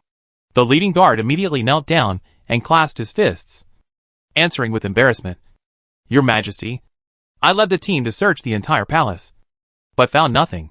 When Prince Gongxian heard this, he was shocked and stared at the guard's face with an unbelievable expression. "How is it possible? Have you searched the kitchen?" The guard made a bitter face and nodded heavily. "I led people to search the kitchen 3 times, inside and out, and found nothing." Hearing this, Prince Gongxian felt like he was hit on the head and was completely stunned. How could there be nothing? Xie Shuyan clearly arranged for someone to do something. How could there be nothing? Thinking of this, Prince Gongxian immediately glared at Xie Shuyan, who was also shocked next to him, and his pupils instantly surged with questioning flames. Xie Shuyan received his angry gaze, trembled, and broke out in a cold sweat. Seeing the guard return empty-handed, his heart was in a knot. She clearly asked the maid to put Su Maoyang's hairpin in the kitchen. How could it be gone? Xie Shuyan was also full of question marks, and immediately looked up at the maid in the distance, questioning her fiercely. The maid was trembling all over and pale at her stare. She lowered her head suddenly, not daring to meet her fierce gaze. She did put Su Maoyang's hairpin in the kitchen, but she didn't know why it suddenly disappeared. The maid herself was puzzled and sweating profusely. King Gongxian realized that things were messed up, and the muscles on his face trembled angrily, and his eyes were as sharp as fire, like a knife to torture Xie Shuyan. He sacrificed a life to frame Su Maoyang, but in the end, the person died, but Su Maoyang's handle was not caught. At this moment, King Gongxian was furious. If it weren't in front of so many people, he would have rushed up to strangle Xie Shuyan to death. Xie Shuyan had not expected that things would turn out like this. Facing the anger of King Gongxian, she was as tense as a bowstring. She knew very well that the favor she had fought so hard for would be lost after tonight. Realizing this, Xie Shuyan was unwilling to give up. She turned her eyes and winked at the maid in the distance. The maid was also smart. After receiving her gaze, she immediately reacted and rushed to the front of Prince Gongxian, kneeling down and saying, "Prince, I know something, but I don't know whether I should tell it or not." Prince Gongxian was stunned for a moment and frowned suddenly. "It's time now. If you have anything, just tell me." The maid got permission and spoke with a trembling voice. "Prince, you know that Concubine had heard about Miss Su's deeds before and has always admired her. This time, when she heard that she was coming, she asked me to invite Miss Su to Quixinhuan for a chat. So, Miss Su is the only guest who has been to the backyard." Hearing this, everyone around was shocked, and their eyes instantly focused on Su Maoyang. King Gongxian changed his expression, frowned, looked at Su Maoyang with a sharp gaze, and asked fiercely, "Su Maoyang, I only ask you one question. Have you been to the backyard as the maid said?" Su Maoyang glanced at the maid kneeling on the ground coldly, and admitted directly, "Yes, I did go to the backyard." "Okay. No wonder you stopped the king from searching. I didn't expect it was you." King Gongxian was so angry that he blew his beard and glared, and acted a good show. When everyone heard this, they all gasped in surprise. After being shocked, they immediately became noisy and pointed at Su Maoyang, facing everyone's suspicion and the anger of Prince Gongxian. Su Maoyang's black eyes flashed with sarcasm, and he sneered, "Your Highness, I have been to the backyard, but that doesn't mean I have poisoned." "Excuse me, maidservant. Did you see me poisoning with your own eyes? Or do you have any evidence to prove that I poisoned?" The maidservant looked at the deep black eyes that seemed to be immersed in a cold pond, as if she had fallen into an abyss. Her whole body was cold, and she was so guilty that she couldn't speak. Aye. Seeing that she was blocked and couldn't speak, Su Maoyang snorted sarcastically. "Since you can't produce evidence, then why do you suspect that I poisoned? If I am suspected, then aren't you maidservants who prepare wine and pour wine for Mr. June more suspected than me?" The maidservant was so scared when she heard this that her eyes widened, and she nervously retorted, You are talking nonsense. I didn't do it. Your Majesty, I took Miss Su to Suishin Garden to see Concubine before. But halfway through, Miss Su suddenly said that she felt uncomfortable in her stomach and wanted to go to the toilet. So she asked me to go first, and she would be there later. I was not with her during this period, and didn't know her whereabouts. I didn't think much about it at the time. But now I think it's very strange. The maid shouted to Prince Gongxian with a crying voice. She looked sincere, and really acted quite aggrieved. When everyone heard this, they all nodded in understanding. Su Maoyang's behavior was indeed suspicious. Su Maoyang looked down at the maid who was kowtowing on the ground, and then raised his eyes to look at Xie Shuyun standing next to Prince Gongxian. He suddenly admired this woman in his heart. Even if there was no evidence to frame her, there was still a way to make her jump into the Yellow River and not explain. It was really not simple. Chapter 694 The Thief Cries Catch the Thief. King Gongxian heard this and yelled, Su Maoyang, what do you want to explain? Su Maoyang glanced at the maid coldly and said, I went to the backyard because Concubine summoned me. Not on my own initiative. Although I left for a while. It doesn't mean that I am the murderer who poisoned. Prince, if you want to convict someone, you must at least have real evidence. Otherwise, if you wrongly accuse a good person and let the murderer go unpunished, wouldn't that make Master Jun die with regrets?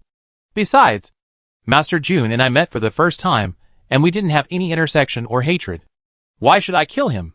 What good would it do to me to kill him? Even if I wanted to kill him, I wouldn't be so stupid as to choose to do it under the eyes of Emperor Zun, King Pingxiang and Princess Chang. Isn't this deliberately provoking their investigation and purely seeking death? Su Maoyang's cold voice spread slowly, and his calm and confident attitude saved some of his reputation. Everyone was a little skeptical at first, but after hearing this, they all nodded in agreement. Yes, if Su Maoyang really wanted to do it, why did she choose to do it in public and attract everyone's attention? She could have done it quietly without anyone noticing, and she wouldn't have been stupid enough to let anyone suspect her. You know, committing a crime in front of the emperor and the princess is simply a challenge to their authority. If they thoroughly investigate the matter and it gets out of hand, will she still be able to survive? What's more, Jun Haoyu had just been taken back to the Dark Domain City, and he had nothing to do with Su Maoyang. I'm afraid the two of them didn't even have time to say a word. There was no grudge between them, and Su Maoyang had no motive to kill. King Gongxian had no witnesses or evidence now. It was too hasty and one-sided to say that Su Maoyang was the murderer just because she went to the backyard. When Prince Gongxian heard Su Maoyang's eloquent words, he took a deep breath and stared at her with eyes almost bulging out. He had arranged the iron evidence long ago, but it suddenly disappeared. Otherwise, how could Su Maoyang have a chance to argue with him here? When Prince Gongxian thought of the evidence, he was furious. If his guess was right, Su Maoyang must have done something. He really underestimated this little bitch. Su Maoyang saw that his face was livid, and he was very angry. He raised his eyebrows and said sarcastically, I don't know why Prince Gongxian has been targeting me since the incident with Mr. Jun. Your Majesty, who has always been strict and fair, is just accusing people without any evidence. It is really not in line with your style. What's more surprising is that there are so many people in the mansion. But you don't suspect the chef in the kitchen and the maids. But you only suspect me. Why is that? Prince Gongxian was shocked by the questioning, and tried his best to hide his inner guilt. He retorted calmly, When did I target you? If you want to blame someone, blame yourself for being suspicious and making people suspicious. Su Maoyang laughed. Since the prince thinks I am suspicious, then I can only prove my innocence. In fact, it is not difficult to find the murderer. When Su Maoyang said this, the guests present looked at each other in surprise and whispered. Prince Gongxian and Xie Shuyun looked at Su Maoyang's calm and confident expression. Their bodies trembled. Their faces stiffened. Their hearts suddenly tightened, and they broke out in a cold sweat. From her tone, it seemed that there was a way to find the real murderer. However, just when the two were feeling uneasy, Su Maoyang had already raised his eyebrows and looked at Jun Qingran, and proposed loudly. It is well known that the eldest princess has a golden-eyed demon dog. This kind of spirit animal has a keen sense of smell and can sniff out any smell. I think if the murderer is really in the palace, we can let the golden-eyed magic dog sniff it out. I believe that through the judgment of the golden-eyed magic dog, the truth will soon be revealed and the real murderer will be caught. When Xie Shuyun heard this, her face changed drastically. Her body shook, and she almost lost her composure. She had actually forgotten about this, because the evidence had been prepared before. as long as it was found out during the search. Su Maoyang could be convicted of the crime. But who knew that the evidence was suddenly gone? Later, letting the maid confuse the public was also a helpless move in a hurry. Originally, she planned to take a gamble, but she didn't expect Su Maoyang to bring out the golden-eyed demon dog. This was beyond her expectations. When everyone heard about the golden-eyed demon dog, they all nodded in agreement. Letting the golden-eyed demon dog with the most sensitive sense of smell to catch the real murderer should be the most fair and effective way at present. Thinking of this, everyone looked at Jun Qingran expectantly. Although Jun Qingran and Su Maoyang were not on good terms, this time he rarely did not object, and then nodded and agreed. Okay, let's use this method. After saying this, Jun Qingran, in the expectant gaze of everyone, waved his hands and summoned the golden-eyed demon dog. A huge black dog appeared in front of everyone, with a pair of golden eyes, like amber, emitting a fierce light, and 4 strong and powerful legs. With a light stomp of his feet, he could feel the powerful force. The maid who accused Su Maoyang was so scared when she saw the fierce golden-eyed demon dog that her heart fell into her crotch. She opened her mouth in horror and took a deep breath. Her thin body trembled like a sieve. She was stiff for a moment, and then she knocked heavily on the ground, crying and confessing her guilt. Princess, please spare me. Please spare me. I didn't mean it. I was instructed by Concubine Yun. I was also forced. When everyone heard this, their eyes widened in surprise, and they looked at the frightened maid in disbelief, and then looked at Xie Shuyun, with shock on their faces. Jun Qingran was also shocked and changed her face.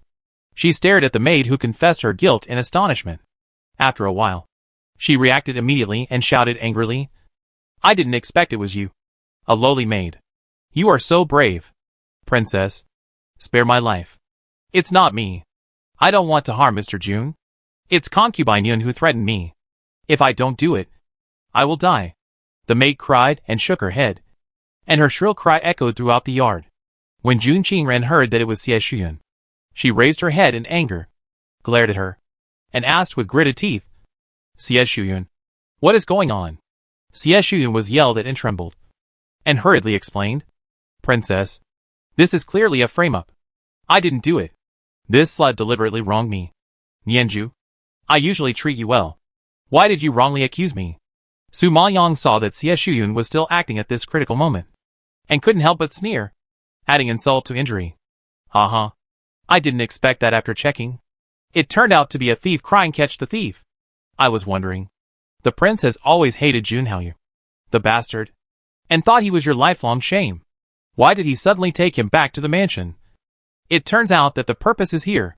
Hearing this, Gongxian Wang was shocked and distorted his face, and shouted angrily, Su Maoyang, you are so presumptuous. Do you mean that I deliberately killed my own son to frame you? Isn't it? Su Maoyang raised his eyebrows and asked back. Gongxian Wang was furious at her sarcastic attitude, and his heart was weak. He could only try his best to cover up the anger on his face. Asshole. I just lost a legitimate son.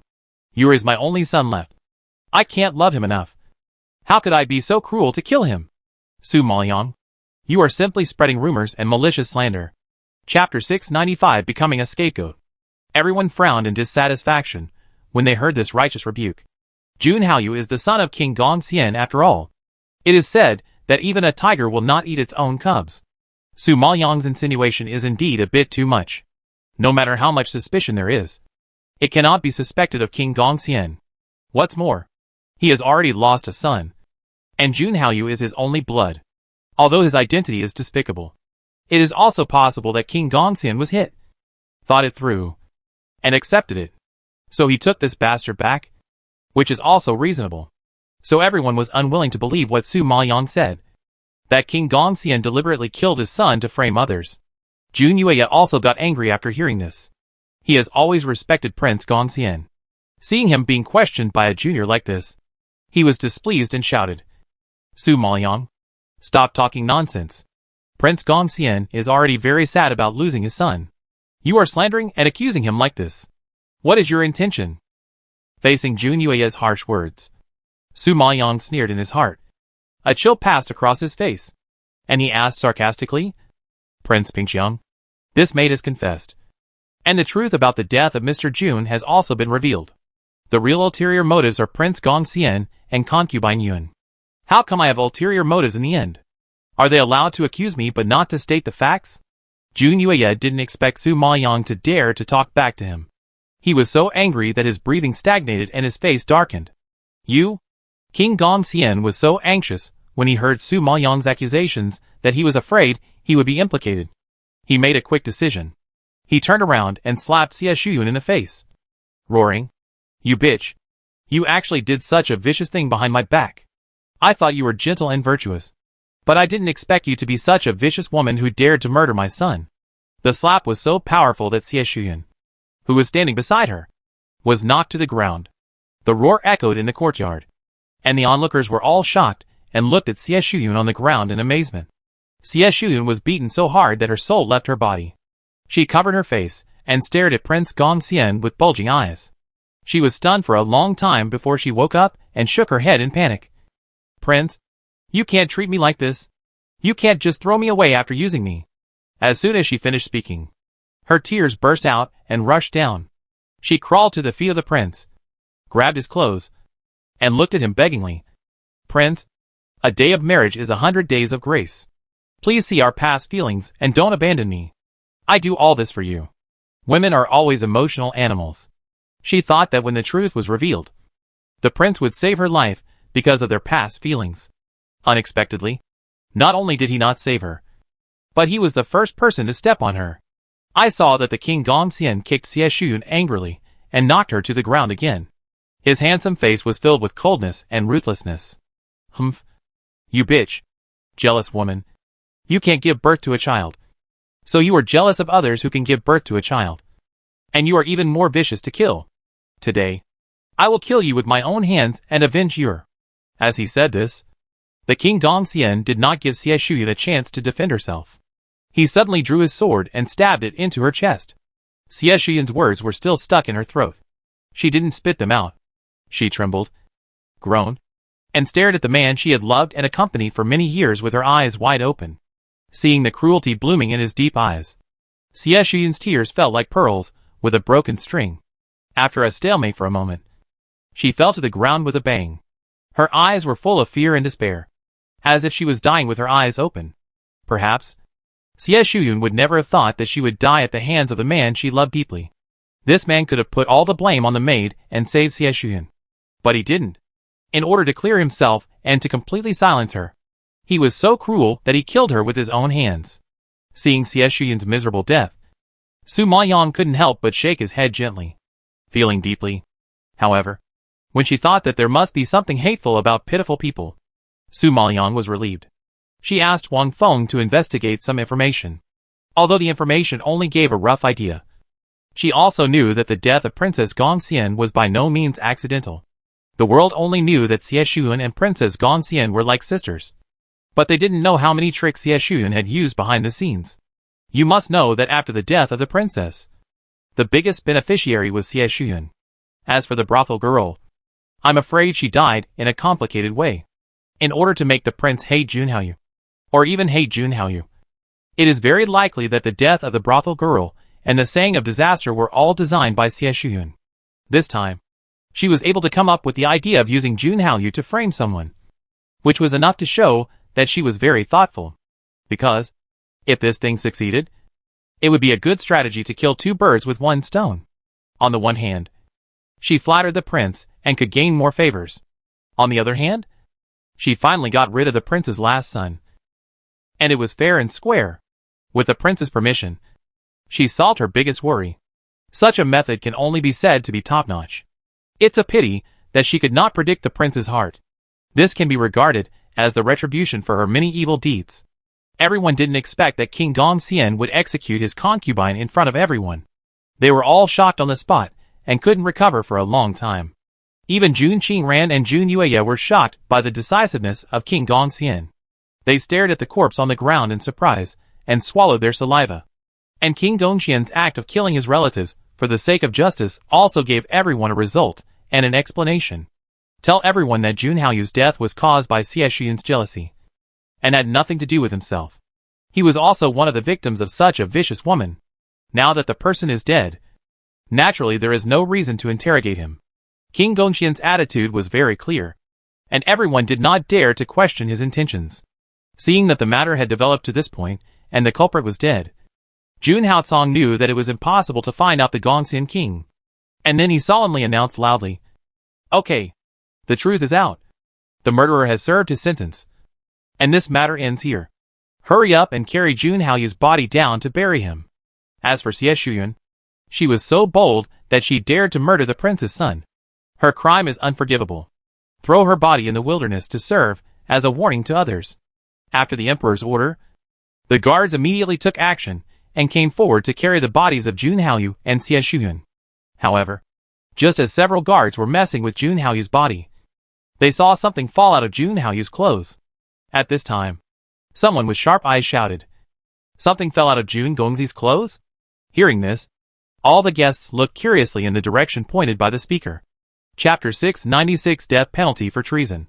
"Hey, it looks like a letter," someone murmured in surprise after seeing it clearly. When King Gongxian saw this scene, he frowned slightly. Before he could think about what was going on, he heard Jun Haocong's cold command, "Show the letter." After hearing this, the guard put down Jun Haoyu's body, picked up the letter on the ground, and walked quickly towards Jun Haocong. Jun Haocong took the envelope, took out the letter inside, and read it carefully. He was expressionless at first, but after seeing the contents of the letter, his face became darker and darker, and veins on his forehead could be seen bulging, which made King Gongxian uneasy and sweating. Even Jun Qingran and Jun Yueya beside him felt the hostility emanating from Jun Haocong, and their expressions jumped into confusion. "Emperor, what's wrong?" Jun Qingran frowned and asked in confusion. Jun Yueya stared at him curiously, waiting for his answer. At this time, Jun Haocong suddenly raised his head, his ice blue eyes leaping with anger, staring at King Gongxian with a sinister look, and roared angrily, "King Gongxian, you are so bold. You dare to betray the country." The roar was like thunder, and it suddenly exploded, frightening the guests around and making them tremble all over. With faces full of astonishment, King Gongxian was stunned by the roar, and was completely out of the situation, and had no idea what was going on. Jun Qingran and Jun Yueya were startled by Jun Haocong's sudden anger, and couldn't help asking, "Emperor, what's wrong with you? Why are you suddenly so angry?" Jun Haocong was cold and cruel, and he didn't show his emotions. He rarely got so angry. So Jun Qingran was naturally quite surprised. Hearing this, Jun Haocong raised his hand and threw the letter in front of him, gritting his teeth and saying, "Look for yourself. What good things Prince Gongxian has done." Hearing this, not only Prince Gongxian was shocked, but even Jun Qingran and Jun Yueya had some bad premonitions in their hearts, and quickly picked up the letter that fell on the ground and read it carefully. After reading the contents of the letter, Jun Qingran and Jun Yueya were both surprised and looked at Prince Gongxian in disbelief. The shock in their hearts was beyond words. They never thought that Prince Gongxian would do such a treasonous thing, which was beyond their expectations. Receiving the shocked and angry gazes of the three people, Prince Gongxian felt puzzled. His face turned slightly pale, and his heart was beating up and down. Outsiders didn't know that he had a layer of cold sweat on his back. "Your Majesty, I don't understand what you mean. What treason and rebellion? What good thing?" "I don't know." Seeing Jun Haocong's furious expression, King Gongxian knew that it was definitely not a good thing, and asked with a trembling voice. Bang! There was a loud noise, and Jun Haocong slapped the table with his palm, shaking the wine glasses and plates on the table, and also frightened everyone's spirits and tightened their hearts. "How dare you quibble when the evidence is conclusive? This letter clearly states that you colluded with Lord Finchen. Assembled a team, and prepared to rebel. Don't tell me you don't know." Jun Haocong shouted angrily. His ice blue eyes shrank terribly, and a fire that penetrated people was spewing out from inside. Hearing this, King Gongxian seemed to be hit by gravity. His feet were empty, and he took a step back. His slightly old face instantly turned as pale as paper, as if he was dead. He never thought that the letter actually said that he was treasonous and treasonous. This is really terrible. When other people heard such shocking news, it was like a thunderbolt exploded on their heads, and they were burnt on the outside and tender on the inside. After being shocked, King Gongxian immediately explained anxiously. Your Majesty, it's unfair. I have never had any second thoughts about you and Yunlu Dark Domain. How could I collude with Lord Finchen to rebel? Someone must have framed me. Please, Your Majesty. Please investigate. After the words fell, King Gongxian immediately knelt down and clasped his fists sincerely. When Jun Qingran saw this, although he was shocked, he was unwilling to believe it. After all, treason and rebellion are a capital crime that can kill 9 generations of the family. No matter how arrogant King Gongxian is, he dare not joke about the fate of the country. Your Majesty, I think there is something else going on here. We must find out. If a good person is wrongly accused, countless lives will be lost. Hearing Jun Qingran's persuasion, Jun Yueya nodded repeatedly. Your Majesty, Prince Gongxian has been faithful to his duties all these years, and has not crossed the line. Now that this kind of news has suddenly been revealed, it is hard to guarantee that someone has framed him. Your Majesty should think twice before acting. Jun Haotsong snorted with a cold face. Framed? Tell me, who framed you? When Prince Gongxian heard this, he was shocked and woke up in an instant. He looked at Su Maoyang suddenly. His deep eyes suddenly jumped into horror, pointed at Su Maoyang, trembling his arms, and shouted, It's you? It must be you. Su Maoyang, I underestimated you. You are really vicious. And you actually used this method to frame me. This is clearly the rhythm of cutting the grass and eradicating the trouble forever. Everyone was surprised when they saw Prince Gongxian pointing at Su Maoyang. Everyone didn't understand what hatred Su Maoyang had with Prince Gongxian. Today, it seemed like they were at loggerheads and entangled. Su Maoyang laughed and shook her head when she heard this. Looking at him sarcastically, Prince Gongxian, you are being unreasonable when you say this. You can always find excuses to accuse someone of something. Do you even want to save face to hurt me? When Prince Gongxian saw her calm face, he gritted his teeth and trembled all over. Su Maoyang, it's obviously you who deliberately forged the letter to frame me. And you still dare to quibble. You sinister and cunning woman. Your Majesty, I just question the cause of Mr. Jun's death. And you hate me to this extent. Your mind is too narrow. Su Maoyang pretended to be innocent, and her tone was full of disappointment. Everyone frowned in dissatisfaction after hearing this. No one had heard of any conflict between Prince Gongxian and Su Maoyang before. So the only thing that could make Prince Gongxian angry was probably the misunderstanding just now. As an elder and a powerful prince, it was indeed beneath his dignity for Prince Gongxian to argue with a little girl. Now, after being provoked by Su Maoyang, Prince Gongxian lost all the support and was isolated and helpless. Prince Gongxian was no match for Su Maoyang in verbal battles, and he was choked to the point of being speechless after 2 or 3 blows. Knowing that he couldn't explain it to Su Maoyang, he could only turn his head to look at the emperor and explained aggrievedly. Emperor, you can't convict me based on a letter alone. How could I give the letter to Jun Haoyu for such a serious matter as treason and rebellion? Jun Haotsong didn't seem to believe it when he heard it, and snorted coldly. Doesn't this just explain why you suddenly want to take Jun Haoyu back to the palace? Jun Shaozi died, and there was no one to help you complete your great cause. Even if you hate your son Jun Haoyu, you have to take him in to assist you. Don't you think so? When King Gongxian heard this, he was shocked as if he had been hit on the head. Chapter 697. Remove the firewood from under the cauldron. Looking at Jun Haotsong's cold and sinister blue eyes, and hearing his confident tone, King Gongxian was so nervous that sweat poured out of his head, and his heart was beating like it was about to jump out of his throat. He kowtowed suddenly, and shouted in grievance. Your Majesty, I am innocent. I have never done such a treasonous thing as treason and rebellion. I have been a soldier for half my life, and have made great contributions to the Yunlu Dark Domain. How can you convict me based on a forged letter? I brought Jun Haoyu back because I couldn't bear to let my biological son wander outside. My loyalty to your Majesty is evident to the world. The aggrieved and miserable voice echoed above the courtyard, and everyone who heard it showed sympathy and felt sorry for me. Prince Gongxian lost 2 sons in succession, and just killed the concubine he trusted and accompanied for many years. The grief in his heart can be imagined. Now he is implicated in the heinous crime of treason and rebellion. Such a blow is enough to break a person. And the letter is indeed a bit strange. And it is indeed possible that someone deliberately framed him. Thinking of this, Jun Qingran frowned and reminded again. Your Majesty, what Prince Gongxian said is not unreasonable. He is your elder after all. He has made military achievements for the Yunlu Dark Domain. If he is unjustly killed, the impact will be wide. If it arouses public anger, it will not end well. Besides, in my opinion, this is probably a conspiracy of the enemy, deliberately forging Prince Gongxian's notes. The content of the letter alone is really unbelievable. Perhaps out of selfishness, Jun Qingran does not believe that Prince Gongxian would do such a thing anyway. Jun Haotsong pursed his lips and gave a sarcastic sneer when he heard this. His proud eyes slightly raised, adding to his seductive charm. But his icy blue eyes were filled with a chill as cold as bone marrow. This letter said that in order to gain the trust of Lord Finchen, Prince Gongxian has handed over the seal of command. Since you said that this was a letter written by someone who forged your notes, it is unlikely that someone else would pretend to be you and hand over the seal.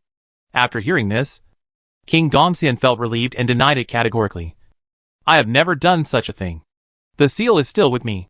I will send someone to get it now. After he finished speaking, he called the housekeeper and told him the specific location. The housekeeper listened, nodded in understanding, and trotted to the backyard. Prince Gongxian was still very relieved about the seal. He had just checked it this morning, and there would be no mistake. However, half an hour later, the housekeeper ran back from the backyard in a panic and sweat. He wanted to go up and whisper to King Gongxian, but was stopped by Jun Haotsong. Where is the seal you took? Jun Haotsong saw him coming back empty-handed, frowned, and asked in a deep voice. The housekeeper was frightened and his legs softened. He knelt on the ground and cowed out in fear. I deserve to die. I don't have it. Didn't find the seal. When these words came out, Prince Gongxian was shocked and stunned. Didn't find the seal? What does this mean? Did he hear it wrong? After being shocked, Prince Gongxian shouted in panic, with beads of sweat dripping down his forehead. Master Gao, do you know what you are talking about? How could you not find the seal? Did you find the right place? The butler was trembling at his shouting, and his hair stood up in fear. His mind was blank like a blank sheet of paper, and he cowered in fear. I dare not lie. I not only looked for the place the prince said, but also looked for other corners of the whole house. I really didn't see the seal. I deserve to die. I begged the emperor and the prince to spare my life. Everyone was shocked by this and stared at King Gongxian in disbelief. The seal of the commander is a symbol of military power, more important than the life of the general. And King Gongxian actually lost such an important thing. No, it was definitely not lost. King Gongxian was a steady person and would never make such a low-level mistake. Could it be that, as the letter said, King Gongxian was planning to rebel against the country and handed over the seal of the commander in order to gain the trust of Lord Finchen? Thinking of this, the onlookers who were unwilling to believe it had a big ripple in their hearts. They shook their heads slightly in shock, as if they were unwilling to accept this fact. King Gongxian has always had a good image in everyone's impression. Even at an old age, he is still a man of iron. How could he become a traitor to the dark domain of Yunlu? Jun Qingran and Jun Yueya were also shocked, staring at King Gongxian with their eyes almost popping out. Prince Gongxian was their elder, who had assisted their fathers and made great contributions. They had always respected him, but they didn't expect such a shocking secret to be revealed. They really couldn't bear it. The severely injured Prince Gongxian was even more surprised. His eyes were as big as cow eyes, filled with deep despair, and a frightened expression gradually solidified on his face. The seal that was still in good condition this morning. How could it disappear in the blink of an eye? He didn't believe it. He didn't believe it. At this moment, Prince Gongxian's head buzzed, and he seemed to wake up, and suddenly looked up at Su Maoyang. Seeing that indifferent and sarcastic face, Prince Gongxian trembled all over. His cheeks twitched, his expression was angry, and his eyes were gnashing. I know. It's you? It must be you. Su Maoyang, you vicious woman. If you fall into my hands, I will not let you go. From the letter of conspiracy to rebel to the disappearance of the seal, King Gongxian could not think of anyone else except Su Maoyang's design. At this moment, he had to admit that Su Maoyang had a very vicious method, using a letter to throw diamonds and jade to involve the whole thing. She knew very well that a letter alone was not enough to prove his heinous crime of treason and rebellion. So she had a trick up her sleeve and actually stole the seal. It seems that the seal should have been stolen during the search just now. At that time, it was a mess, and the guards could break into the room and search openly. which was definitely the best time to steal. King Gongxian would never have thought that in order to frame Su Maoyang, he set people to search for evidence, but gave the latter a chance to counterattack fatally. Realizing this, King Gongxian was almost angry and vomited blood. But he wondered how Su Maoyang's people found the place where he placed the seal. Logically speaking, she doesn't have that ability. But now, no matter how much she doubts, it's useless. Su Maoyang has now confirmed his crime of betraying the Yunlu Dark Domain and colluding with Fentianjin to rebel. It's basically impossible for him to turn over. Not only will he be beheaded, but everyone in the palace will be implicated. Su Maoyang's move of cutting off the firewood from under the cauldron is really powerful. What is cutting the grass and eradicating the roots? He has learned a lesson. Just when King Gongxian was itching with hatred, Jun Haotsong had already announced loudly. King Gongxian handed over the seal of the commander, colluded with Fentianjin, and conspired to rebel. His crime should be executed. He will be put in jail and executed the next day. Chapter 698 Tell him the truth. After the voice fell, the whole place was in dead silence, and only the sound of everyone's horrified gasps could be heard. And the Gongxian king seemed to be hit by a heavy hammer, and he fell to the ground dejectedly, his terrified eyes full of despair. He knew that he was finished, and the Gongxian palace was finished, but he didn't expect that his fame would be ruined by a little girl. In fact, the Gongxian king was very smart and capable in many things, but he lacked the intrigues between women. He was used to being looked up to by others, and was somewhat stubborn and conceited. He didn't take Su Maoyang, a little girl, or an ant from the lower plane, seriously, when he was still confident in his own vicious plan. He didn't expect that Su Maoyang would follow his plan and turn him around, catching him off guard. So, in terms of insidiousness and cunningness, he was definitely not Su Maoyang's opponent. Being played around by a little girl like this was probably the biggest shame of his life. That night, the once majestic and powerful prince became a prisoner in an instant. The previous glory and prestige vanished in an instant. In the dark night, there was no starlight in the sky, only the leaves blown by the night wind. The shadows were dim, and the prison was outlined in a gloomy and terrifying way. Su Maoyang walked into the cell, following the faint candlelight. The cell was in a mess, with bloodstains on the ground. Rats, cockroaches, and geckos crawled around in the dark, emitting an unpleasant smell of blood and stench. Miss Su, Prince Gongxian is in this room. The prison head, who led the way, smiled and pointed to the cell in front of Su Maoyang. He knew that the woman in front of him was now a favorite of the emperor, and he couldn't afford to offend her. Her tone of voice was extremely flattering. Hearing the voice, the Gongxian king in the cell immediately raised his head. After seeing the identity of the person, he was shocked and furious. Su Maoyang, you bitch! You dare to come! Gongxian king stood up and rushed over fiercely. If he hadn't been blocked by the iron pillar, he would have rushed up to fight with Su Maoyang. Su Maoyang saw this, and a trace of sarcasm flashed in the corner of his eyes. He stared at him with a torch-like gaze, but he said to the prison head, I have 2 words to say to Gongxian king. You go down first. The prison head received the order, nodded and bowed, and quickly retreated. Seeing that the person had left, she raised her red lips and sneered. You have already become a prisoner, and will be executed tomorrow. What else can I not dare to do? King Gongxian was angered by her arrogance. His handsome face was twisted like a monster. He bared his teeth and roared. Su Maoyang, don't be too proud too early. I have already written a letter to Zair's master. He is an elder of the Sanyan sect, and has outstanding strength and status. He will come to rescue me soon. He will kill you to avenge Zair. Your evil plan will not succeed. Su Maoyang heard the words, and a trace of surprise flashed across his eyes. He smacked his lips in surprise. You are worthy of being the King Gongxian. He has just been imprisoned, and the news has been spread. It's really efficient. It can be seen that you really love your Zair. Even though you have fallen to this point, you still want to avenge him. Such feelings really make me envious. Tut tut tut. When King Gongxian heard Su Maoyang's strange tone, he felt a little scared and immediately scolded him in dissatisfaction. Su Maoyang, if you are here to laugh at me, I advise you not to waste your time on this. You should go back and think about how to beg for mercy, so that you won't die too miserably. Su Maoyang laughed out loud when he heard this, and shook his head with emotion.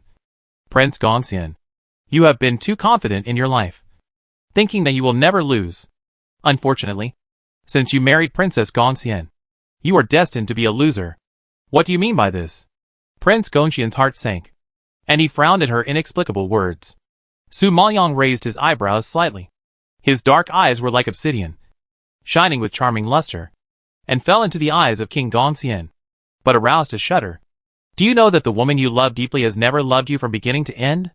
King Gongxian was shocked, and his eyes suddenly widened. What did you say? Princess Gongxian has never loved you from beginning to end. The person she loves is Chuxiong. Before she got married, they had already decided to be together for life. But who knew that you suddenly came to propose marriage and beat this pair of unfortunate couples alive? You are a noble prince, and the Chao and Chu families can't afford to offend you. The Chao family had to hide everything and marry their daughter to the palace. So, the woman you love deeply not only doesn't love you, but hates you. Su Maoyang bit the last few words a little hard, like a punch in the heart of King Gongxian, which shocked him. After hearing the truth, he obviously couldn't accept it, and retorted fiercely, "What nonsense are you talking about? Where did you hear these rumors from?" Su Maoyang smiled and shook his head. "Are you sure this is a rumor? In fact, you know best whether your princess likes you or not." Gongxian Wang was forced to change his face by her. As if he recalled the past scenes, his face was a little anxious, as if he was trying to convince himself. No, she is just a little cold. But she is definitely a good woman. If she hated me, why would she be willing to give birth to children for me? He could never forget her joy of being a mother for the first time. If she really hated him, how could she have such a happy expression, let alone work so hard for their children? Although she was a little cold and even arrogant, this was exactly what he liked. When Su Maoyang heard this, his black pupils instantly surged with sarcasm, and he laughed and shook his head. Ha, Prince Gongxian, you are really naive. She did give birth to children, but not for you, but for Chuxiong, because Jun Shaozi is not your son at all.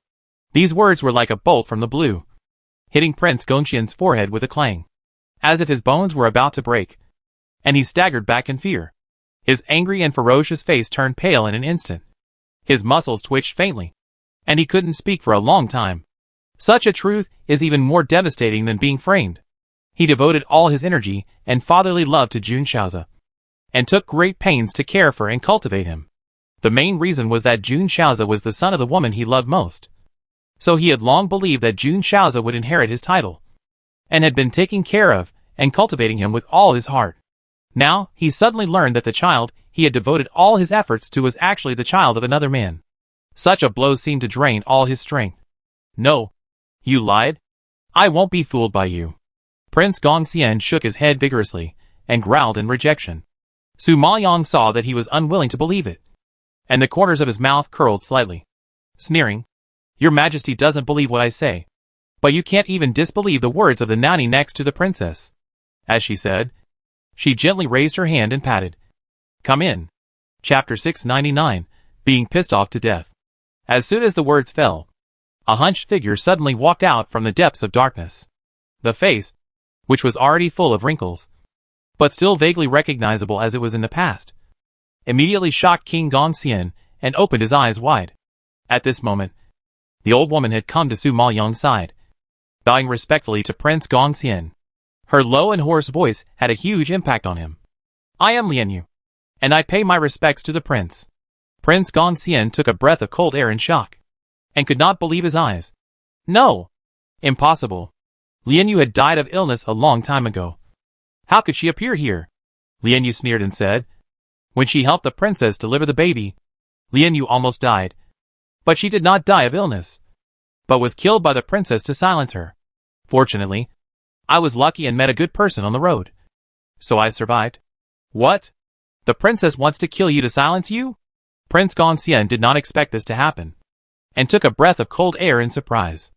As far as he knew, this Lianyu Nani had been serving the princess since she married into the palace. She was the most trusted Nani of the princess. She liked to let her do everything, and they had a very deep relationship. But for some reason, not long after the child was born, the princess heard that Nani Lianyu died of illness. For him, she was just a servant. So she died, and he didn't care. At that time, he was worried that the princess would be sad. So he assigned many maids to serve her. Unexpectedly, this person was alive, and suddenly appeared here, and even told the truth that she didn't die of illness, but was silenced. How could the princess kill a nanny she loved so much? But if she wasn't being hunted down, why would the princess lie to herself that her nanny had died of illness? Thinking of the answer, Prince Gongxian's face turned pale, and he became more and more uneasy. He couldn't face the truth, let alone the fact that Jun Shaozi was not his son. Your Majesty, I have been with the princess, and I saw with my own eyes that the princess and General Chu fell in love. At that time, they were all ready to talk about marriage. But who knew that the prince got there first and broke up the couple? At that time, the princess was already pregnant. In order to save the lives of so many people in the Chao and Chu families, she had no choice but to say that the child was the prince's. This would not only allow the Chao and Chu families to live in peace, but the child could also be born safely and smoothly, and live the life of a prince.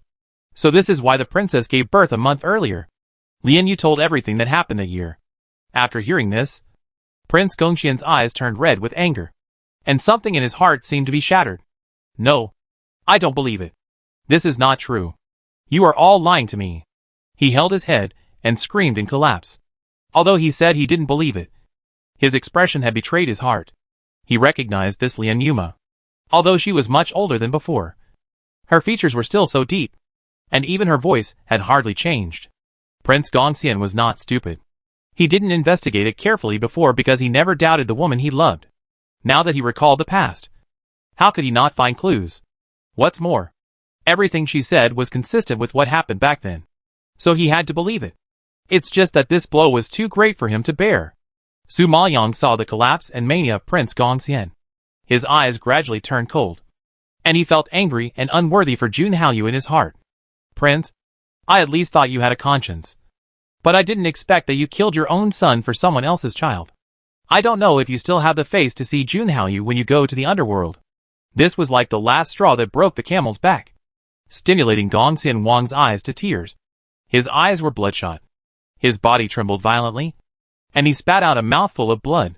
Yes, he had put so much effort into the bastard and Chu Xiong's bastard, but his son was left wandering outside and suffering.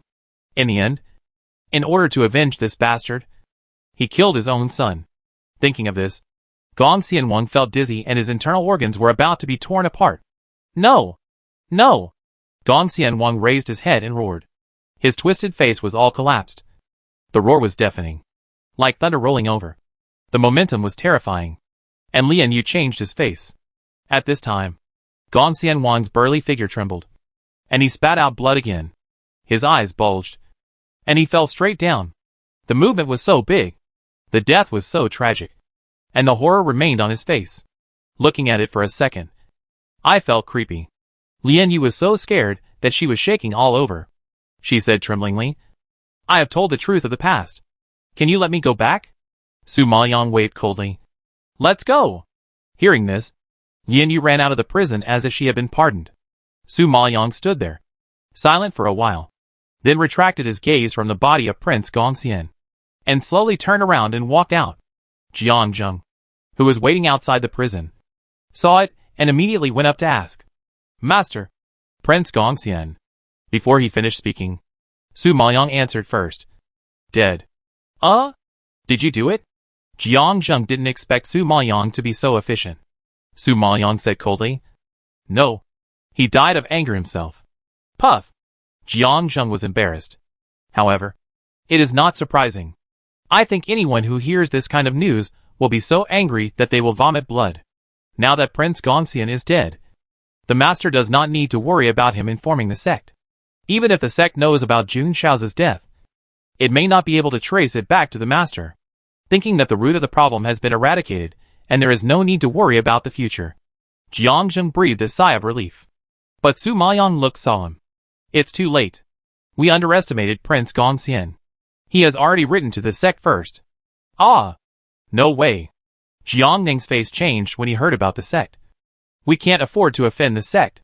Master, what should we do next? It's already been provoked. We can only take one step at a time. Seeing her so calm, Jiang Zheng shook his head speechlessly. He didn't know when he could learn to be half as calm as the master. There is just one question that he has not figured out yet. Master, In fact, if we had told the truth to King Gongxian before, he would have known that Jun Shaozi was not his son, and there would not have been so many troubles later.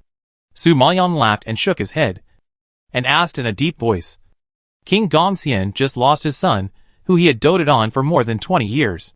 You can imagine how sad and excited he is. Do you think he can listen to me calmly? Even if he does, can you guarantee that he will believe me instead of thinking that I deliberately deceived him to get away with it? You have to know that we hadn't found Lian Yuma at that time, so it was still difficult to make him believe. Hearing this, Jiang Zheng thought it made sense and nodded repeatedly. Yes, his master never did anything he was not sure of. Even if he told the truth, King Gongxian, who was in the pain of losing his son, might not believe Su Maoyang. If someone didn't believe it, it would be his master who would suffer. So this approach was indeed a bit risky. It would be better to kill him, which would be more direct and safe. Do you think I'm cruel? Su Maoyang asked coldly. Chapter 700. No one is more important than you. Jiang Zheng was stunned for a moment, and immediately shook his head. No, the master is not cruel at all. If the master does not cut off the firewood and root out the grass, King Gongxian will not give up. He will definitely collude with the sect to hunt down the master, and there will be big trouble later. Then the emperor will definitely take action for you and fall out with the sect. The master just doesn't want to cause trouble for the emperor, doesn't want to embarrass him, and doesn't want the princess and King Pingxiang to think that you are really a disaster star that brings trouble to the emperor. Su Maoyang was touched by these words and looked at Jiang Zheng deeply. She didn't expect that he could understand her thoughts so well. Just after Jiang Zheng finished speaking, he suddenly remembered something and said with a smile, Master, do you know that I didn't steal the seal of the commander? What do you mean? Su Maoyang frowned in surprise. When I went to steal the seal tonight, I didn't find it at all. I was so anxious that I messed up the matter. But who knew that the seal was really gone? At that time, Jiang Zheng took advantage of the guard's search and sneaked in. However, King Gongxian hid too deeply, and he couldn't find it after searching for a long time. But in the end, the seal was really missing. There is only one possibility. That is, someone else stole the seal. As for the person who has the ability to steal the seal, Jiang Zheng immediately guessed Jun Haotsong. Even he could guess. Su Maoyang naturally understood it. You mean? Jun Haotsong stole the seal? Jiang Zheng nodded heavily. Well, it should be someone he sent. Otherwise other people don't have that motive. Su Maoyang was shocked when he heard it. She didn't tell Jun Haotsong about these things. She didn't want him to be involved and didn't want to embarrass him. If he was asked to personally kill his uncle for her, Su Maoyang would feel guilty anyway. Thinking of this, Su Maoyang was shocked and quickened her pace towards the palace. She wanted to go back and ask for clarification. When she hurried back to Yunlu Palace, she did not find Jun Haotsong.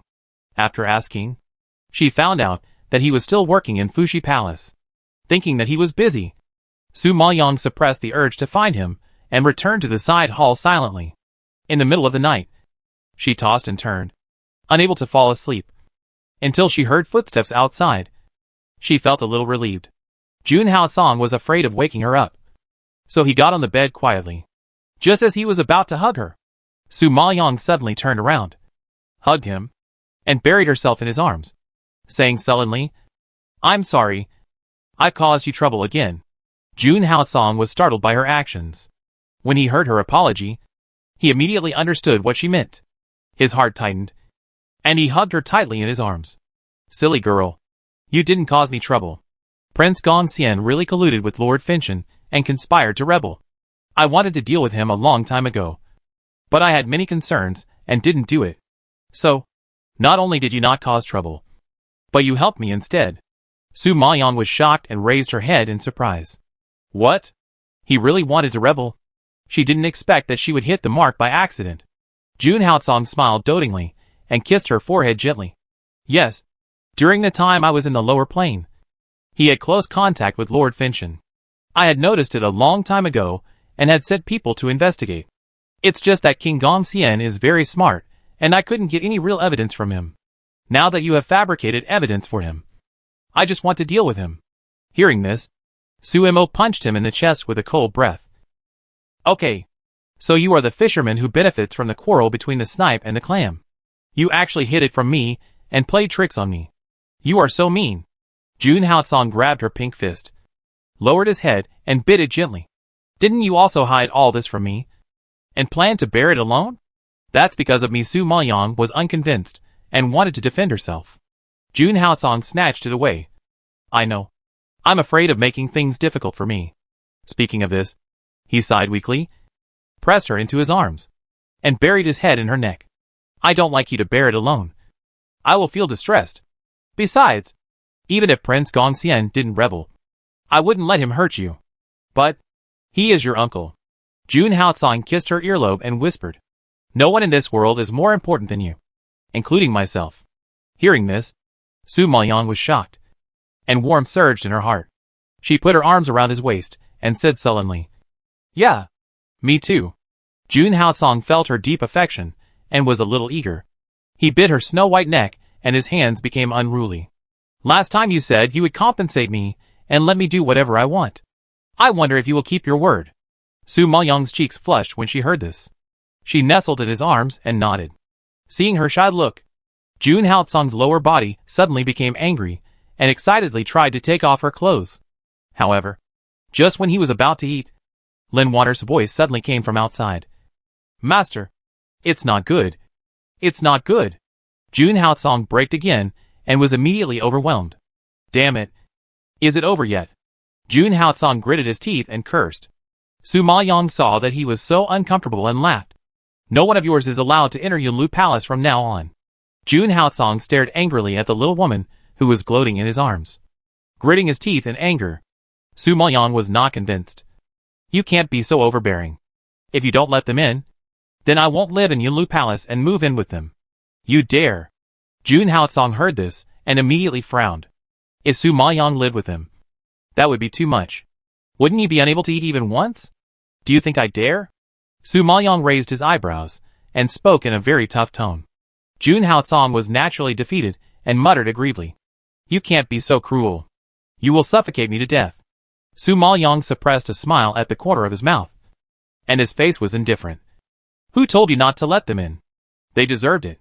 Lin Water has something urgent. I have to go out and take a look.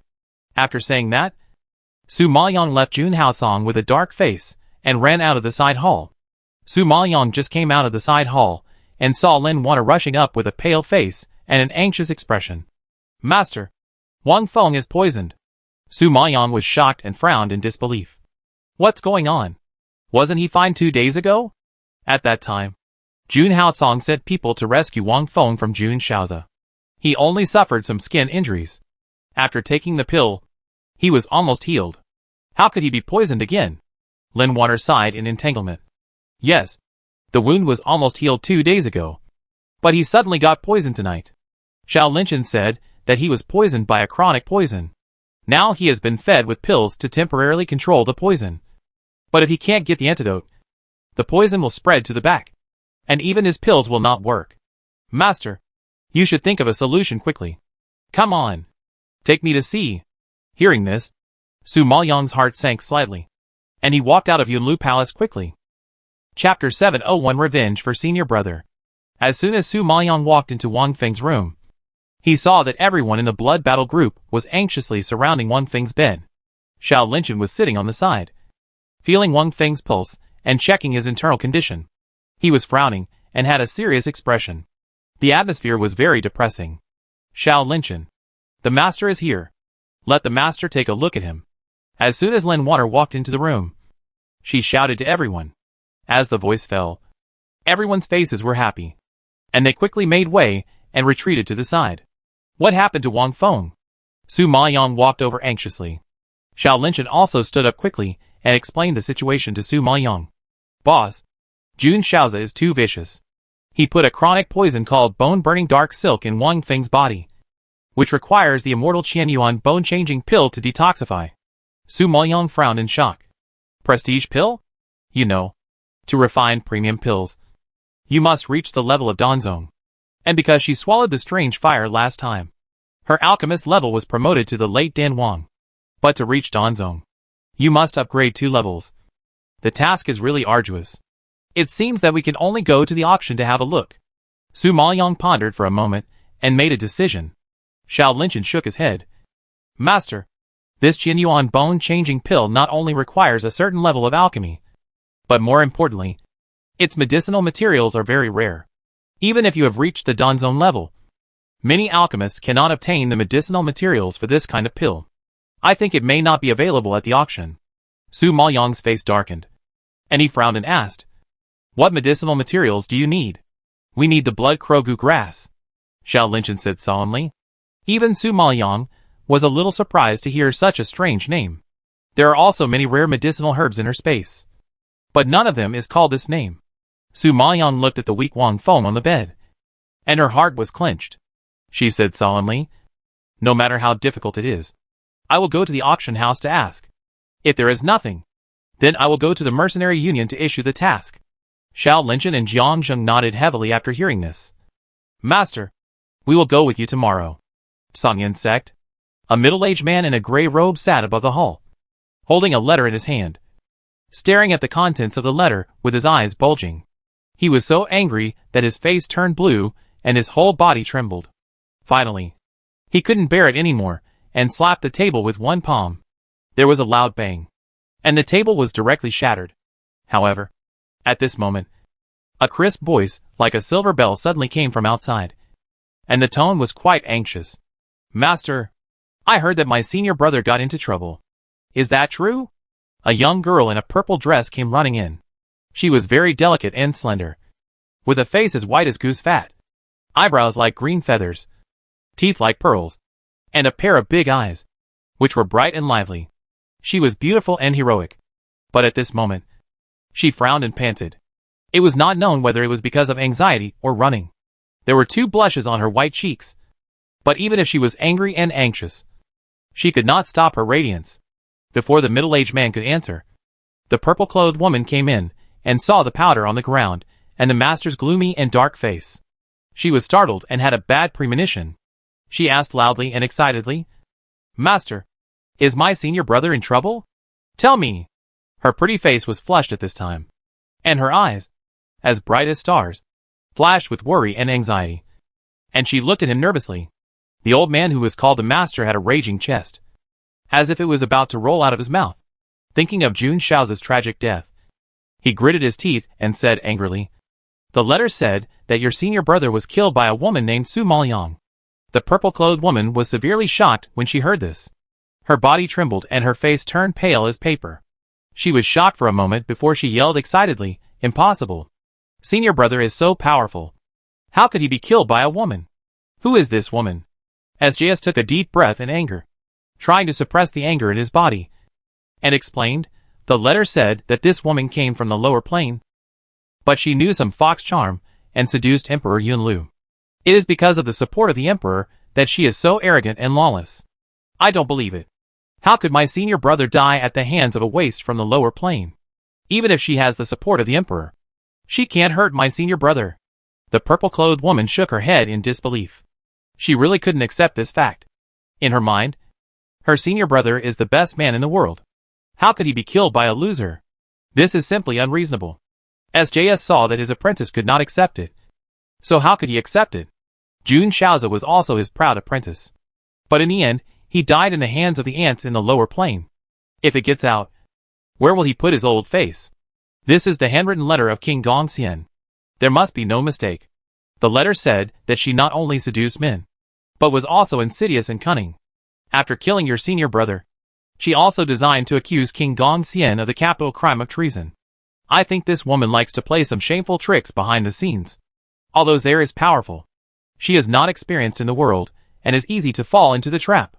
When SJS said this, a hint of coldness leaked out of his deep black pupils.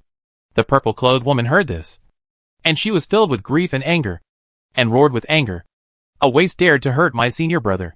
Master, you must avenge my senior brother." SJS heard the purple-clothed woman's cry, and hatred devoured his heart like a monster, making him unbearable. And a low voice broke out from his lips and teeth. "Humph, Shiwen, don't worry. This woman dared to kill my beloved disciple. I will never let her go. Even if the Emperor is backed by her, I still don't believe that the Emperor will offend the sect for a woman." Although SJS was afraid of the Emperor, that woman killed his disciple. And no matter how powerful the Emperor was, He had to give an explanation. He still didn't believe that as an elder of the sect, he couldn't deal with a waste from the lower plane. Hearing what the master said, Yao Shiwen also echoed angrily, "Master, I want to go too. I want to kill this bitch with my own hands to avenge my senior brother." "Okay. Let's set off for the Dark Domain City now."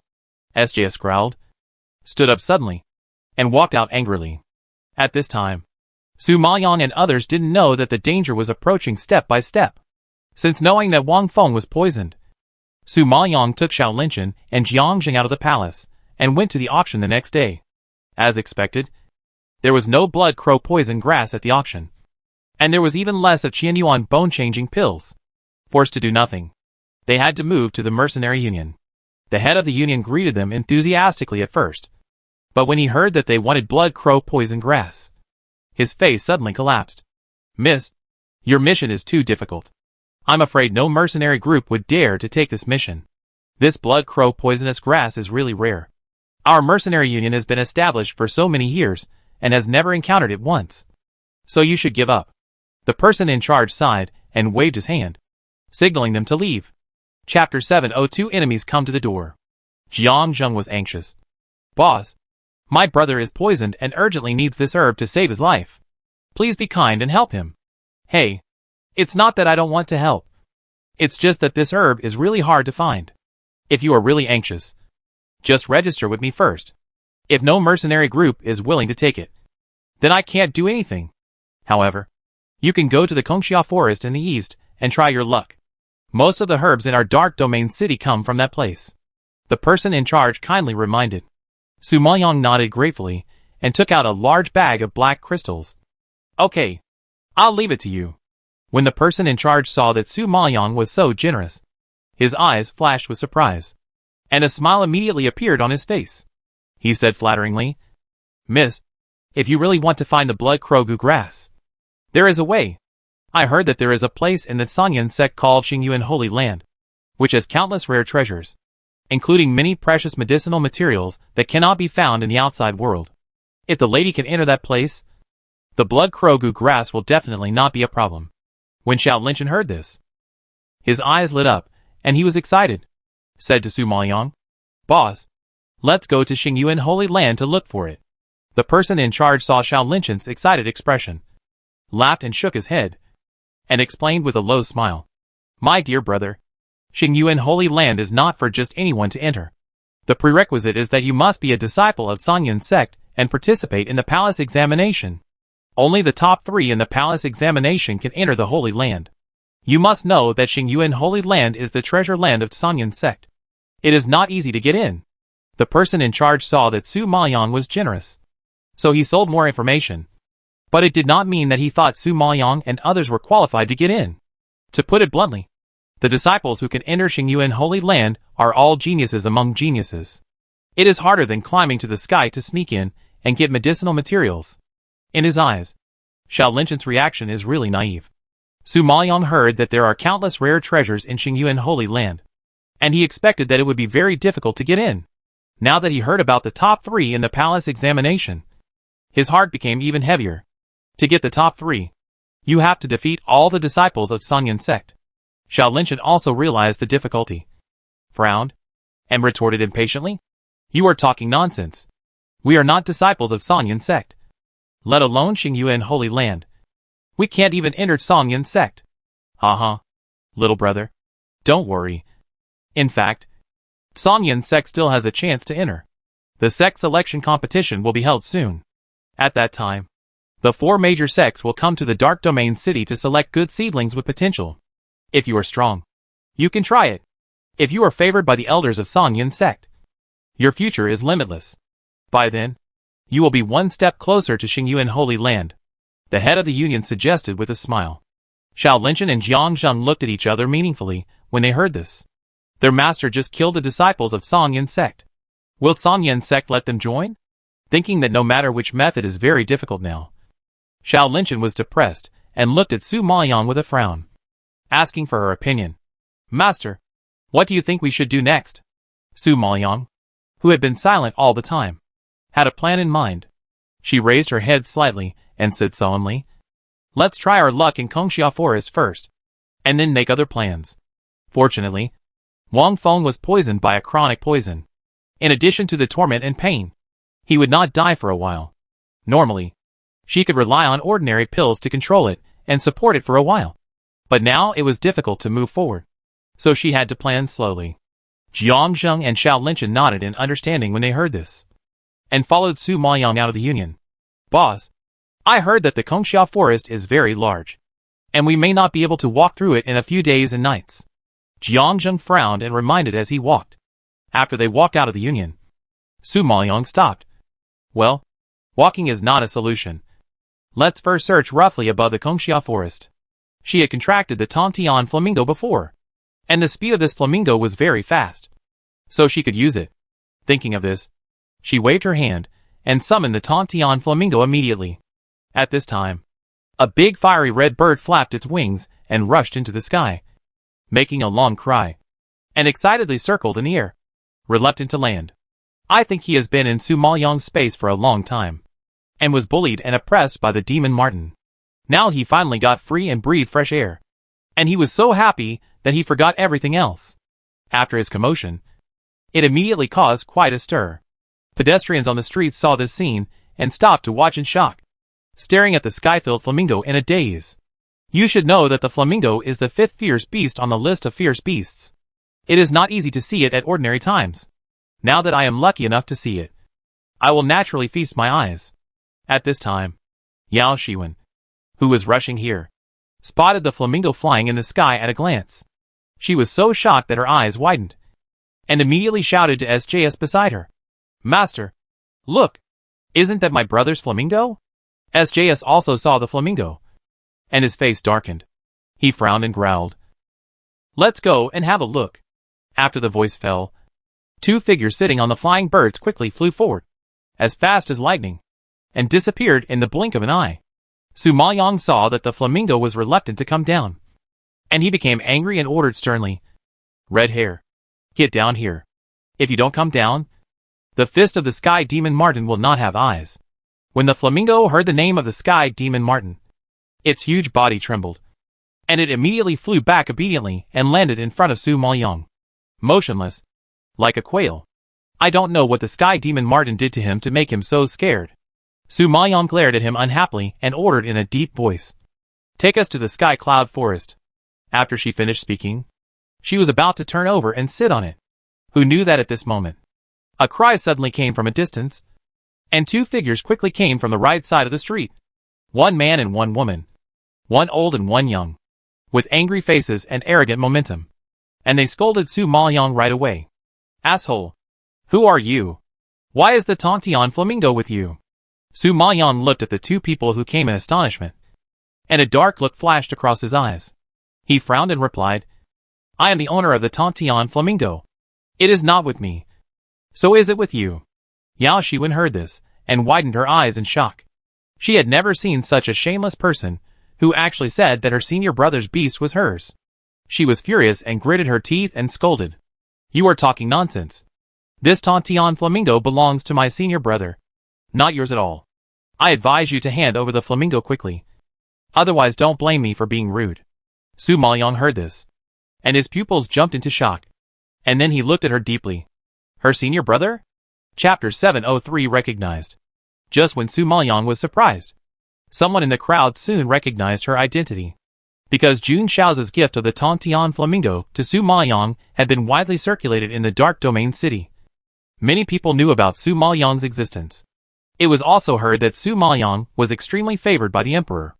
Among the onlookers, there were inevitably people who flattered him and immediately blamed Yao Shiwen. Miss, don't accuse anyone casually. This Miss Su is a favorite in front of the emperor. The Tantian flamingo was also given to Miss Su by Prince Gongxian himself. How can you say it was stolen? Yao Shiwen didn't expect that someone would defend her, and she was even more furious, gritting her teeth and yelling, Bah! This Tantian flamingo is obviously my senior brother's.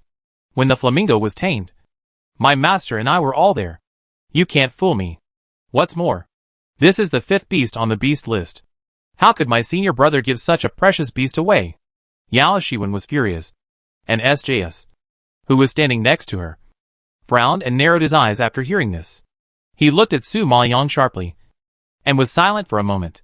He spoke in a deep voice, and his voice was so cold that it made people tremble. Miss Su? Are you Su Maoyang? The man just called her Miss Su, and said that she was a favorite of the emperor. Su Maoyang's name flashed through SJS's mind. Su Maoyang was shocked when he heard this, and his fists under his sleeves clenched suddenly. When their eyes met, she suddenly yelled, "Run!" As smart as she was, she guessed the identities of the two people from the moment Yao Shiwen said her senior brother, the Tontian Flamingo, belongs to Jun Shaozi. Since she said that the flamingo belongs to her senior brother, who else could it be but Jun Shaozi? She didn't expect that the enemy would come so quickly. They came to her door in less than a day. This speed was really terrible. Xiao Linshan and Jiang Zheng also realized their identities. When they heard Su Maoyang's order, they ran away without any hesitation. They can't afford to offend the people in this sect. When SJS saw the scene, he immediately confirmed his guess. His eyebrows and beard trembled with anger, and he roared like thunder. Su Maoyang, you killed my disciple. Where do you want to run to? Hearing this, Yao Shiwen's face changed, and she reacted immediately. She was shocked and took a breath of cold air. She pointed at Su Maoyang's figure, and her teeth were clattering. Okay, so you are the bitch who killed my senior brother. I must kill you today. Before the voice fell, Yao Shiwen chased after him at a high speed, and saw 5 afterimages passing through the whole street, so fast that people were overwhelmed. Su Maoyang and others were no match for SJS. They were caught up by SJS before they ran a few hundred meters. You evil woman. If you fall into my hands, don't even think about escaping alive. A waste from the lower plane dares to hurt my beloved disciple.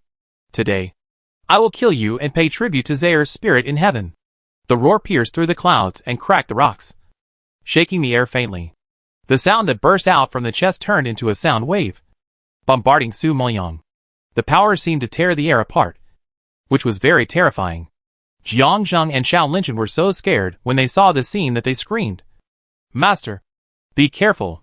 However, before the roar fell, the power had already come, and everyone around was shocked. Su Maoyang looked at the attacking Qi, his eyes slightly focused, his hands clenched into fists, ready to release the heavenly demon Martin.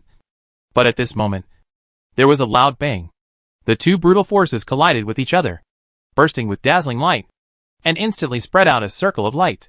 Even the crowd watching around were shot back several steps, and SJS was even more overwhelmed. He flew several meters and fell heavily to the ground, splashing dust. Yao Shiwen, who was about to take action, saw her master shot out backwards and was knocked to the ground. She was stunned on the spot and couldn't recover for a long time. Her master was a powerful Junlingsher, but he was knocked away by someone with one move. Is that right? SJS, who was dizzy from the fall, was also shocked. He spit out blood, grinned in pain, and looked up at Su Maoyang in shock. At this time, a tall figure came from behind Su Maoyang. He came against the wind in a black robe, rolling up violent waves, forming a huge and terrifying vortex, exuding a sinister aura, as if from hell, cold and terrifying to the point of trembling with fear.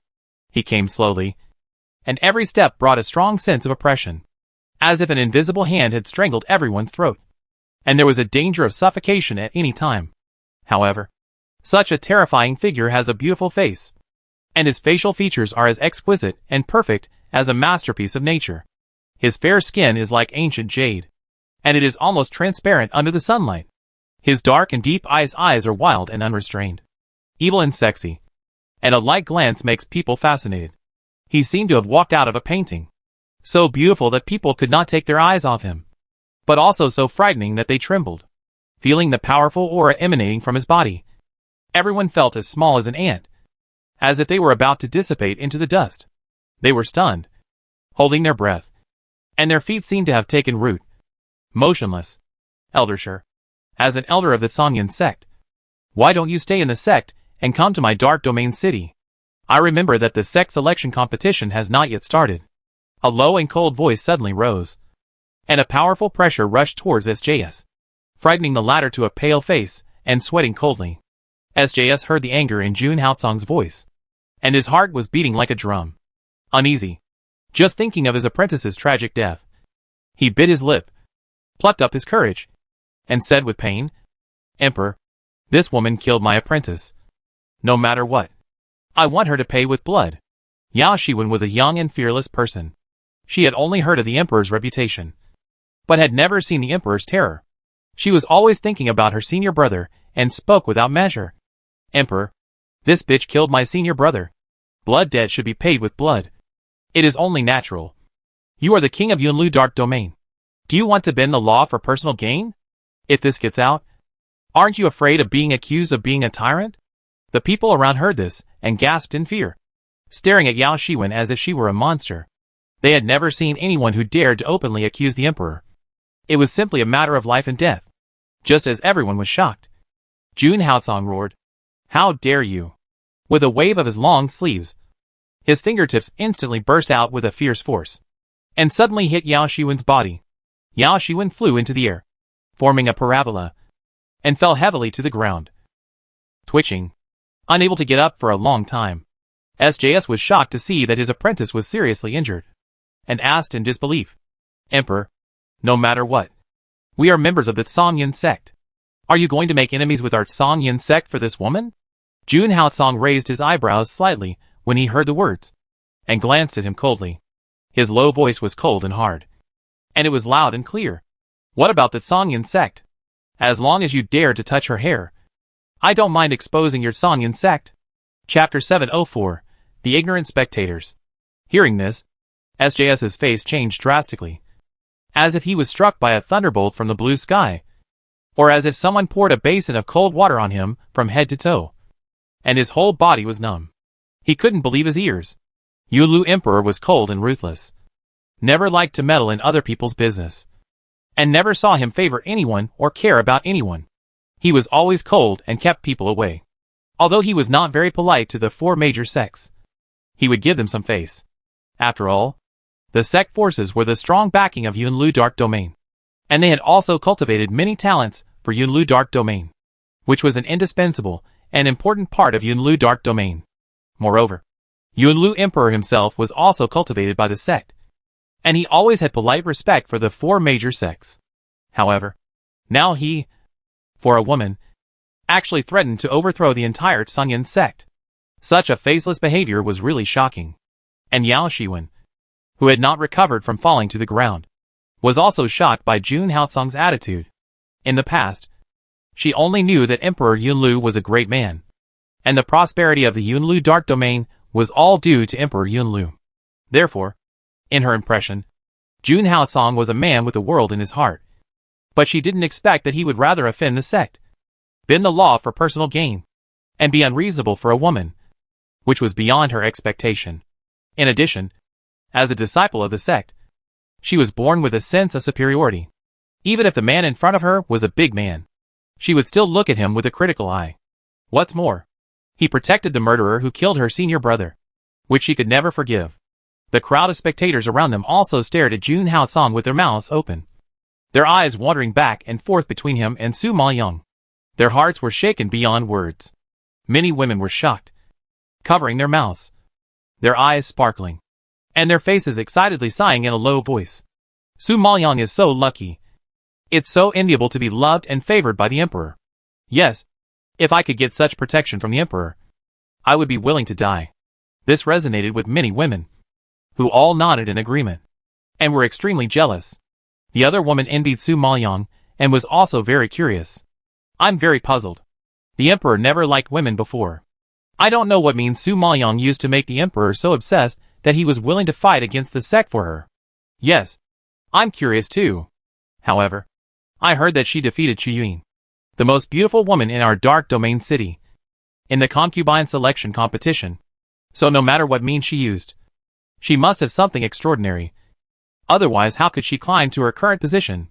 Some women don't know Su Maoyang, but seeing how much Jun Haocong dotes on her, they can guess that this person is not a simple person." At this time, a woman in a red dress in the crowd heard everyone's discussion and couldn't help but sneer. "What do you know? Su Maoyang is just a waste from the lower plane. She can only play some tricks in the concubine selection competition. I heard that she bribed the maid with money and cheated in the competition to defeat Chu Yun. She is just a person who can't be put on the stage. but you praise her to the sky. Hearing this suddenly, the women around were all whispering in surprise, obviously not expecting such shady things. Hey, isn't this Miss Chao Kiru? I heard that she also participated in the Imperial Concubine selection competition. No wonder she knows so much about the inside story. Some women were sharp-eyed and immediately recognized the identity of the woman in red, and whispered. Other women curled their lips and answered in a low voice. You don't know? This Chao Kiru is arrogant and domineering.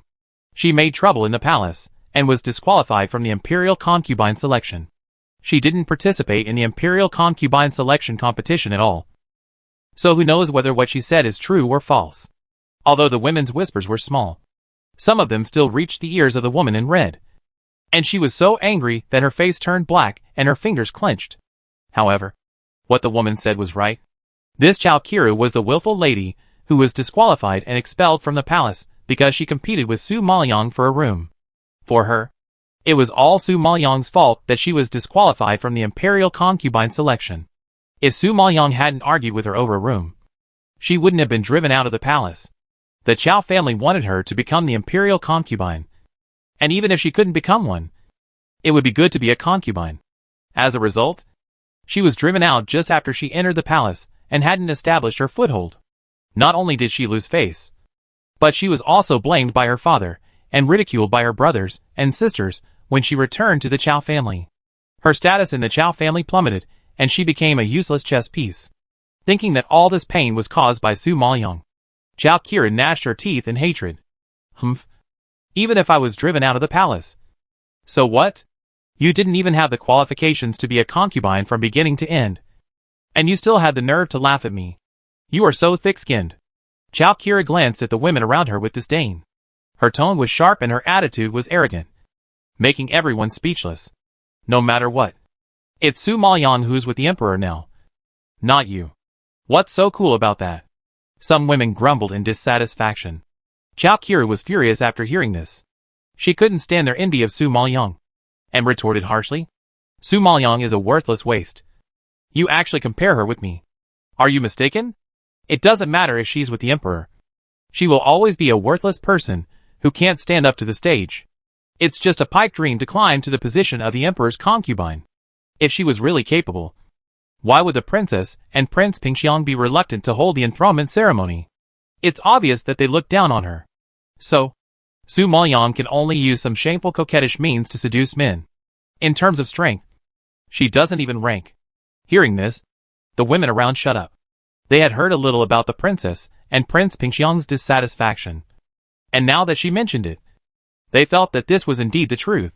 In terms of strength, many young ladies in the Dark Domain City are better than her. Su Maoyang, a person from the lower plane, is really not qualified. While everyone was discussing, SJS had quickly helped Yao Shiwen up and prepared to retreat. Yao Shiwen didn't care about the injuries on her body. She growled with great reluctance. Master, are we just going to let it go? Aren't we going to avenge my senior brother? Since she learned that Su Maoyang killed her favorite senior brother, Yao Shiwen has completely lost her mind. Now that the murderer is in front of her, they just left like this. It's too aggrieved. SJS didn't want to take revenge. But Jun Haotsong was here, looking like he was determined to protect Su Maoyang. He wanted to do it, but he had no way to start. He was not Jun Haotsong's opponent at all. If they angered him, not only would they not be able to avenge Jun Shaozi, but they would also lose their own lives. That would be a loss. Thinking of this, SJS whispered a warning. As long as the Green Mountains remain, there will be no shortage of firewood. After saying this, he waved his hand and released the bird, grabbed Yao Shiwen and rushed into the sky, quickly disappearing from everyone's sight. Chapter 705. Participating in the sex selection competition. 3 days later. Sanyan Sect, Wanshou Hall, Tianyi Pavilion. Yao Shiwen, who had just recovered from her injuries, paced back and forth in the hall impatiently, her angry voice full of hatred. Master, when can we avenge my senior brother? Are we just going to watch that bitch get away with it? In the past 3 days, Yao Shiwen was tortured by the thought of the tragic death of the man she loved deeply, and she couldn't eat or sleep at night. Her mind was full of revenge. But SJS didn't allow her to act rashly, and she was so anxious that she was about to collapse. This revenge must be avenged. But we must not act rashly. Didn't you see it clearly last time? Emperor Yunlu tried his best to protect that bitch. We had no chance to attack her. SJS recalled the scene at that time. His face was dark and heavy, and his pupils flashed with cold hatred. Yao Shiwen knew this, so she was even more anxious. Then, wouldn't it be impossible to avenge my brother forever? SJS was already upset, and now she was even more annoyed when she heard her noisy voice. Please be patient. I never said that I would not avenge your brother. We just need to find the best time. Not only can we attack Su Maoyang, but we can also do it secretly. Even if he dies, it can't be blamed on us. After hearing this, Yao Shiwen finally calmed down and frowned and asked, Master, do you have a plan? SJS looked up at her, raised a sinister arc at the corner of his eyes, and said coldly, Don't forget, the sect selection will be in a few days. I and the other 2 elders will represent Sanyan sect to go to Dark Domain City to select seedlings. At that time, countless young talents will gather in Dark Domain City, and the scene will be very lively. At that time, we will have the opportunity to create chaos and kill Su Maoyang. Yao Shiwen was shocked when she heard this, and her eyes lit up. She nodded suddenly. Yes, there are so many people at that time. We can just create some misunderstandings and divert the trouble. The Emperor may not suspect us. When doing this kind of thing, the more chaotic the situation, the better. The selection competition is indeed the best time. So, if you want to avenge your senior brother, be calm and don't act rashly. Seeing that she understood, SJS breathed a sigh of relief and reminded her seriously. Yao Shiwen knew the master's plan, and a satisfied smile rose at the corner of her lips. Well, everything is up to the master. Yulu Palace. What? You want to participate in the sect selection competition? A cry of surprise came from the side hall. Su Maoyang was speechless and glared at Lin Water fiercely. You are so loud. Do you want to attract Jun Haotsong? She finally sent Jun Haotsong away and called them to hold a small meeting. These 2 people were so loud, as if they were afraid that others would not know. Lin Water heard this and realized how loud she was. She quickly covered her mouth and asked in a low voice, Master, why did you want to go to the sect when you were fine? Xiao Linchen sighed and explained for Su Maoyang. Alas, there is no other way. We went to the auction and the mercenary union, and also went to the Kongxia forest, but we couldn't find the blood crow poison grass. I heard that the Xingyuan Holy Land in the Sanyan sect has this medicinal material, so the boss must sneak into the Sanyan sect. Oh my god! Are you crazy? Didn't the master just kill Jun Shaoza? Can the elders of the Sanyan sect let her in? Lin Water asked in disbelief. Jiang Zheng nodded slightly. It sounds a bit crazy, but you have to think that the Sanyan sect has no evidence to prove that it was the master who did it. Even if Jun Shaoza's master received the letter from King Gongxian and knew the truth, it was just a letter after all.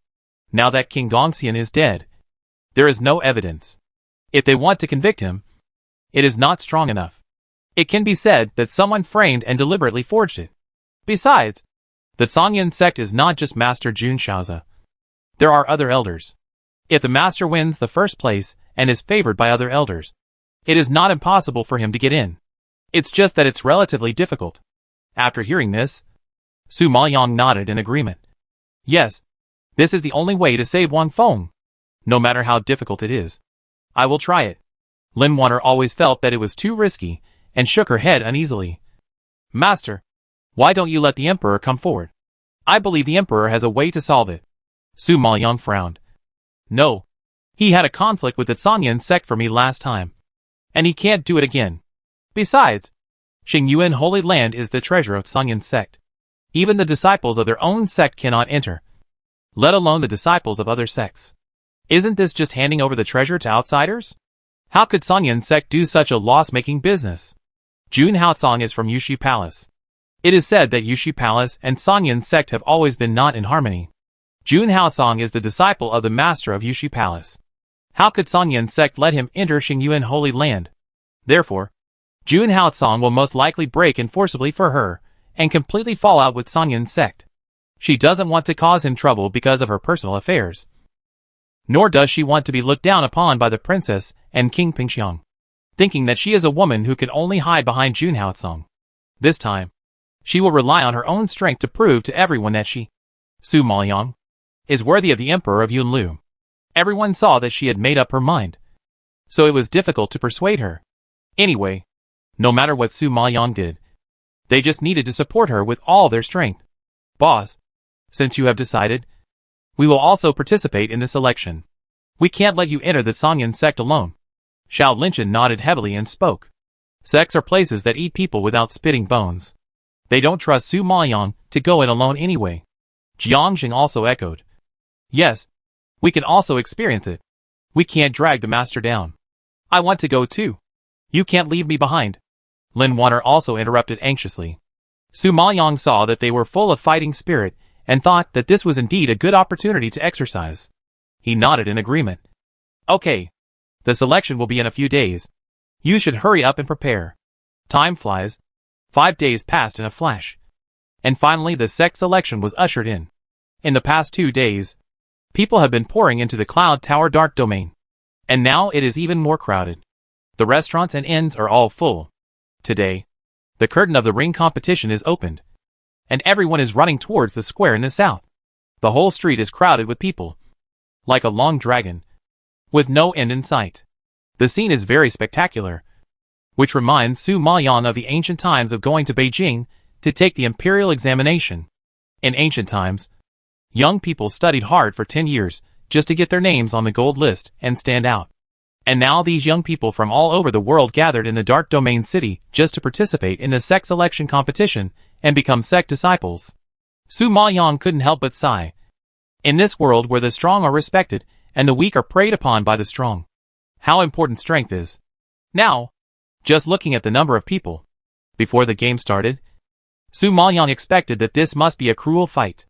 Chapter 706, I want to challenge you. At this moment, the square located in the south of the Dark Domain City is already crowded with people. In addition to the audience seats, there are also people standing outside. The dense crowds of people are extremely spectacular at a glance. The brothers of the Blood Battle group, who followed Su Maoyang and rushed to the square, with the crowd all swallowed their saliva in shock when they saw the scene. My God, this is too exaggerated. Jiangxing couldn't help but sigh. They had seen many competitions when they were in the lower plane, but none of them had such a big scene and momentum. It really deserves to be the 9 Nether Realm. Just when everyone was shocked, they saw a group of people sitting in the VIP seats. The eldest princess and King Pingxiang were also among them. Originally, Jun Haosong would also attend, but he had something to do at the last minute, so he didn't come. In addition to Jun Qingran and Jun Yueya, many elders from other sects also came. It is said that they are here to represent the 4 major sects as judges and select disciples. Seeing them sitting there with a serious expression, exuding a majestic and strong aura, the people around them are full of fear and look at them with longing.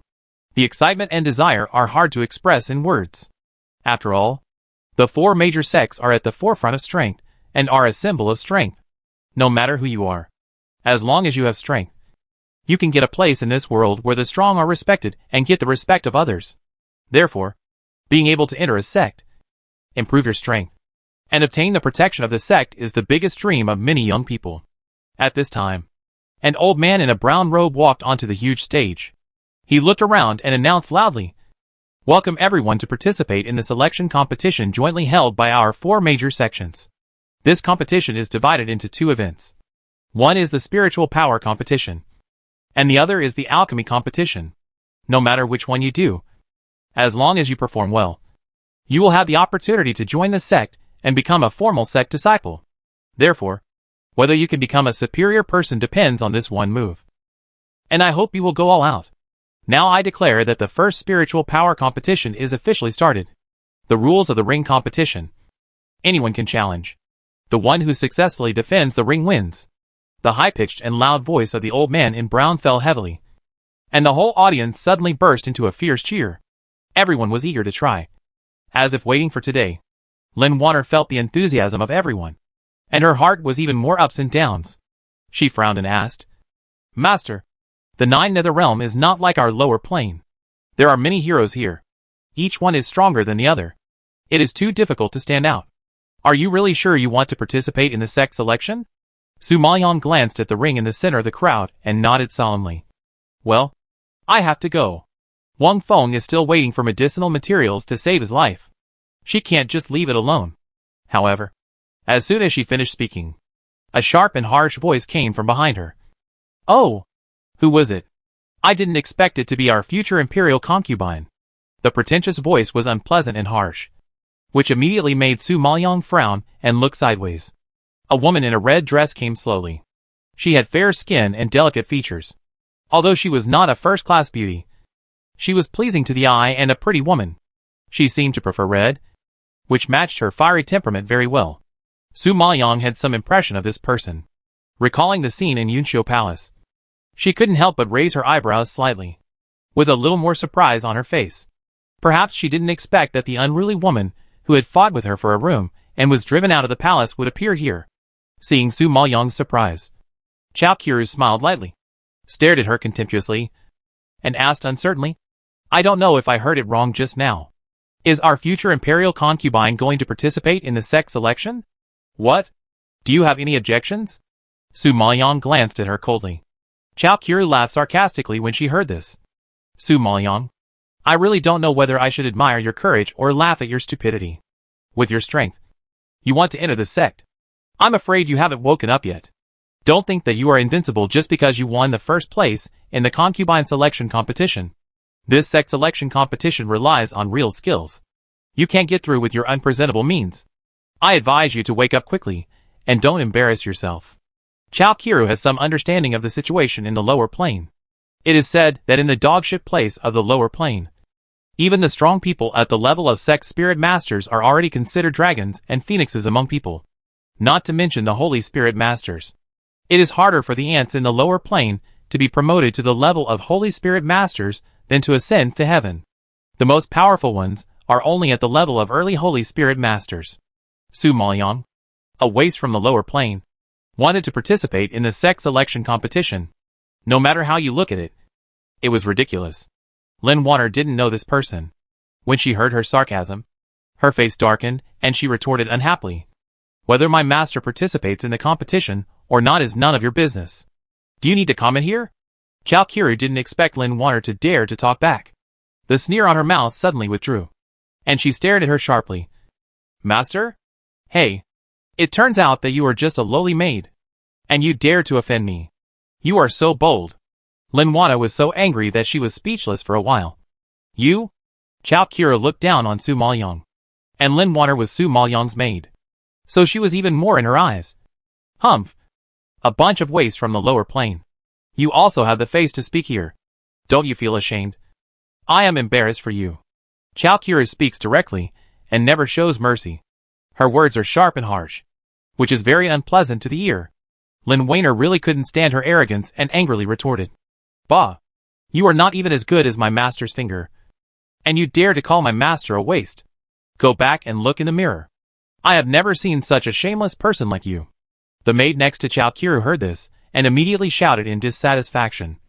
You are so presumptuous. My lady is a late-stage holy spirit master. How can you? A bunch of trash from the lower plane. Compare to her.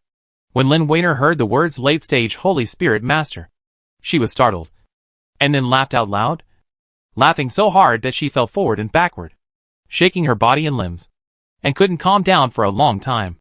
Chao Qiru felt puzzled when she saw this scene, as if she had been greatly humiliated. She clenched her hands in anger and yelled, Asshole! What are you laughing at? Lin Water laughed until tears came out, holding her stomach, and spoke breathlessly. Of course I'm laughing at your shamelessness. A late-stage holy spirit master dares to call my master a waste. Ha ha ha. I've never seen such an ignorant person. It's so funny. Su Maoyong is already a mid-stage venerable spirit master, and the woman in front of him is just a late-stage holy spirit master, 2 levels lower than Su Maoyong. She actually shamelessly despises her master as a waste, which is extremely ignorant. Jiang Zheng and Xiao Linchen also couldn't help laughing beside them, staring at Chao Qiru with an idiotic look, and were equally surprised. How could there be such an arrogant and ignorant person in the world? Chao Qiru had never expected that she would be despised by the trash from the lower plane. She gnashed her teeth in anger and pointed at Su Maoyong and yelled, Su Maoyong, I want to challenge you. Do you dare to accept it? Chapter 707, Not Worthy of Fighting My Master. Su Maoyong was stunned for a moment after hearing this. and stared at her in surprise. Are you sure? Seeing her unbelieving look, Chao Qiru was furious. Of course I am sure. If I don't beat you to a pulp today, I won't be called Chao. Lin Water burst into laughter after hearing this. And her laughter was even more exaggerated than before. Ha ha ha. I've never seen such a stupid person. Master, you don't have to compete with her. Let me deal with her. It's more than enough. A late-stage Holy Spirit Master is not worth Su Maoyang's effort at all. She can handle it completely. Su Maoyang raised his eyebrows slightly, but did not refuse. Okay. Then you go ahead. This Chao Qiru is indeed not worth bothering with. It's not bad to let Lin Water practice with her. Chao Qiru was furious when she heard this. Like a cat with its hair standing on end. Her pretty face was red and blue.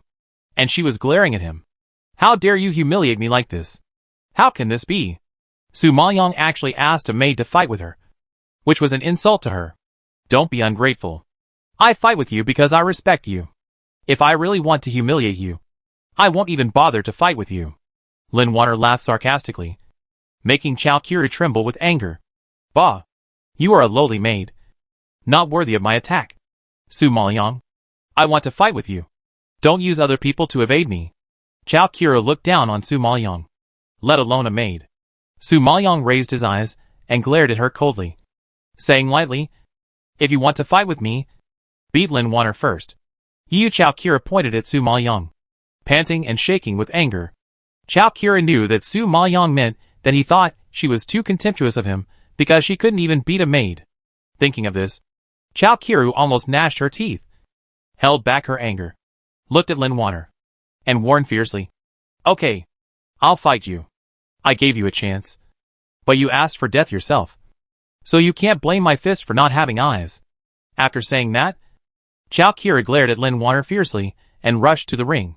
Seeing someone rushing onto the ring, the audience below instantly burst into warm applause and cheers. Seeing this, Lin Water gave Su Maoyang a reassuring smile, and then followed with confidence.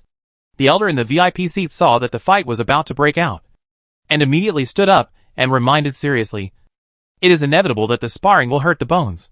As long as you don't hurt his life, the rest is free to play. The elder meant that as long as you don't kill him, you can beat him as you like. There is a bit of cruelty in it. However, since it is a candidate for the sect disciple, this game is destined to be cruel.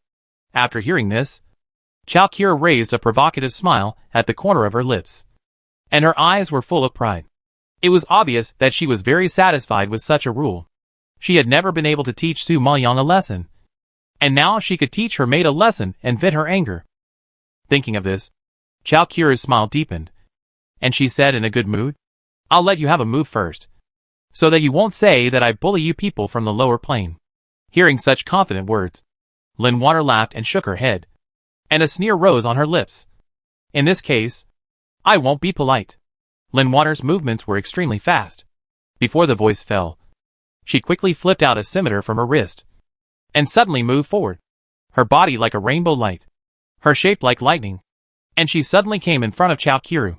The scimitar in her hand had already been lingering with spiritual power, and she gently swung it and slashed it towards her neck fiercely. Such a quick, accurate and ruthless method is not something that an ordinary rich lady can resist. Chao Qiru was shocked and retreated in panic.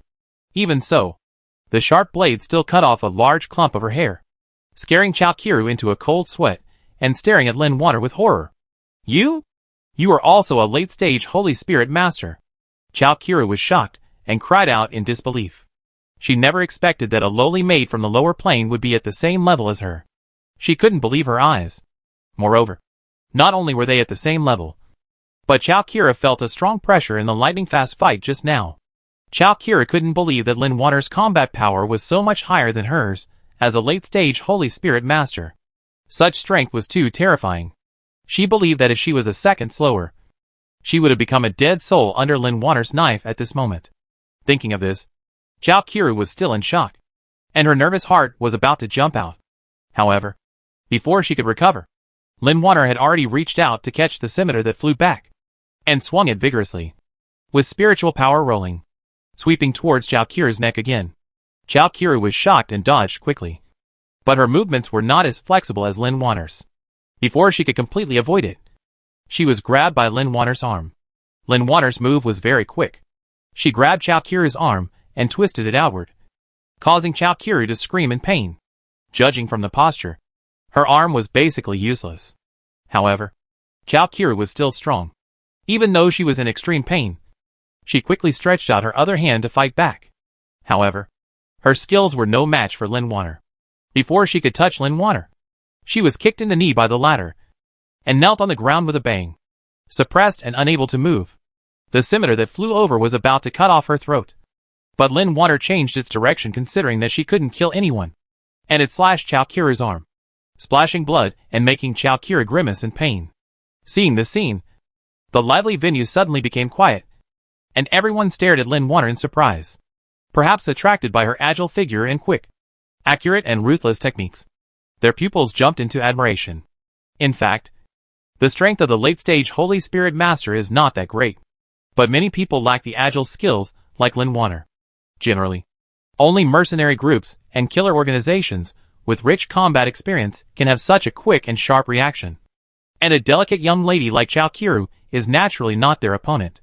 Therefore, everyone couldn't help but be curious about Lin Water's identity. Compared with the appreciation of others, the injured Chao Qiru was shocked and angry, and the anger blocked in her chest was about to explode at any time, falling at the hands of a maid from the lower plane. This is definitely the biggest shame in her life. You bitch. I'll fight you. Even though Chao Qiru's hands and feet were inconvenient, she still roared unconvinced, and used all her strength to break free from Lin Water's hands and attack Lin Water's cheek. Seeing that she was injured, Lin Water originally planned to stop and let her go, but she didn't expect that she would not admit defeat and continue to fight. She reflexively avoided her attack and kicked her out with a kick. Seeing that Chao Qiru was about to fall to the ground, a black shadow suddenly flew under the ring and saved Chao Qiru with a sleeve. Chapter 708 Helping Out. Seeing this scene, the audience burst into discussion. Huh? Isn't that Chao Qiru's brother Chao Yongjin? Yes, it's him. I heard that Chao Yongjin has been promoted to the middle stage Venerable Spiritual Master. He is quite powerful and can beat people without hesitation. How much more powerful than his sister Chao Qiru?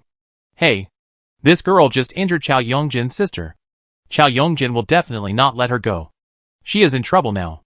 Maybe Lin Water's agile and sharp technique just now won a lot of goodwill in front of everyone. Now seeing that she provoked Chao Yongjin, everyone was sweating for her. Although Lin Water is good at fighting, she lost because of insufficient spiritual power. Chao Yongjin is a middle-stage Venerable Spiritual Master, while Lin Water is only a late-stage Holy Spirit Master. There is a peak Holy Spirit Master and an early-stage Venerable Spiritual Master in between. Although there are only 2 levels of gap, the gap from Holy Spirit Master to Venerable Spiritual Master is a world of difference. If the strength is the same level, she can still win by her skills, but with such a large span of level suppression, Lin Water has no power to fight back, let alone winning. As long as she is not beaten too badly, it is considered her ability. At this time, Chao Qiru grabbed a life-saving straw and spit blood from her mouth, but she pointed at Lin Water with vigor and roared at Chao Yongjin. Brother, that bitch bullied me. You have to avenge me. Beat her to death. Seeing that she was seriously injured, Chao Yongjin's anger in his heart suddenly jumped up, bulging his eyes, staring at Lin Water fiercely, and roaring angrily. Dare to hit my sister. I will peel off a layer of skin. After speaking, he handed Chao Qiru to the maid under the stage, and rushed towards Lin Water fiercely. He suddenly burst out with fierce spiritual power, radiant and powerful, and wherever he passed, there was a terrifying wave of vibration. Seeing that the power was about to fall on Lin Water, Jiang Zheng in the audience was so scared that his eyes were bloodshot, and he shouted, Water, be careful. Before the voice fell, Jiang Zheng's figure flashed and quickly flew onto the ring. He stretched out his hand and held Lin Water behind him. With both hands, he tried his best to block Chao Yongjin's attack. The 2 powerful forces collided, and a violent sound suddenly broke out. Jiang Zheng retreated several meters under the load, swallowed, and spit out a mouthful of blood. His body was obviously severely injured, but he was still stubbornly protecting Lin Water behind him, not letting her get hurt at all. On the other hand, Chao Yongjin stood there motionless, staring at him with contempt. It was obvious who was stronger and who was weaker. Lin Water saw that Jiang Gang's mouth was bleeding and his face was pale. She was shocked and supported him with trembling hands. She was so scared that she trembled when she spoke. Jiang? Jiang Zheng. Are you okay? Jiang Zheng noticed Lin Water's fear, and a weak smile appeared on his lips, comforting her. Don't worry. I'm fine. Lin Water cried even more when she saw him weak, and choked back. You vomited blood. What do you mean you're okay? Why are you so stupid? You're not his opponent at all. Why did you run up to die? I didn't think so much when I saw you being bullied. Jiang Zheng pulled a bleak smile at the corner of his mouth. Hearing this, Lin Water's heart seemed to be punched by someone, and she felt a dull pain. It seemed that something in her heart began to take root and sprout, quietly changing. She didn't know if her mood at this moment could be called heartache. All I know is that her tears are like a flood that has been opened, rushing out and can't be stopped. Jiang Zheng panicked when he saw her crying, and quickly looked her up and down, asking nervously, Are you injured? Where does it hurt? Lin Water sobbed and shook her head, her voice choked and hoarse. I'm not injured. Then why are you crying? Jiang Zheng was even more confused. Lin Water's eyes were full of tears, and she punched Jiang Zheng's arm. She didn't explain, but just angrily scolded him. You fool! Idiot! Lunatic! Jiang Zheng was beaten inexplicably, and didn't understand what Lin Water meant. But Xiao Yongjin on the opposite side couldn't stand it. Humph! A waste! You have the face to come to the ring to embarrass yourself. You are just a peak Holy Spirit master, and you are trying to save the beauty like a hero. Bah! With your little strength. You are simply courting death to provoke my sister. Xiao Yongjin bowed disdainfully and cursed viciously. Then, he moved his body as his heart moved, and he flashed towards Jiang Zheng again. Jiang Zheng was frightened when he saw this, and pushed Lin Water away with force, blocking all the attacks alone. The forces collided again, and Jiang Zheng was directly knocked away, fell heavily to the ground, and struggled for a few times, but couldn't get up.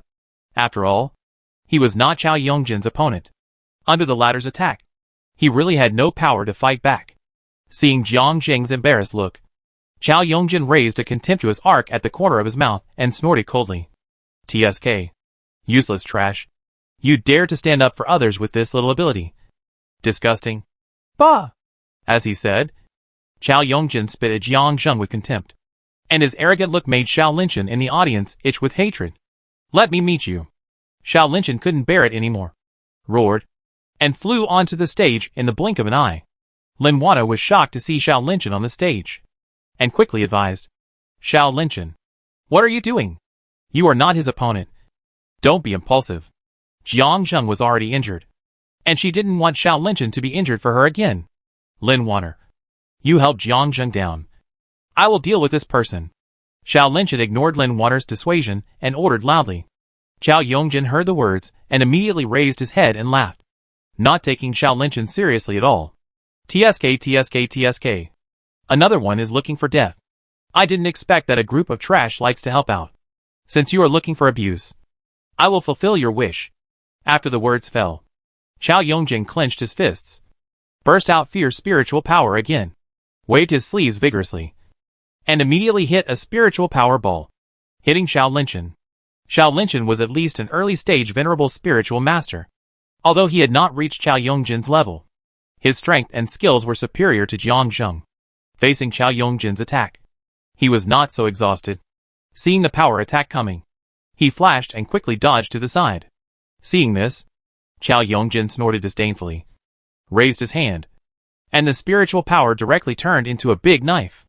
With a strong chop, the big knife surrounded by spiritual power fell like thunder and lightning, making a rumbling sound, shaking the air faintly.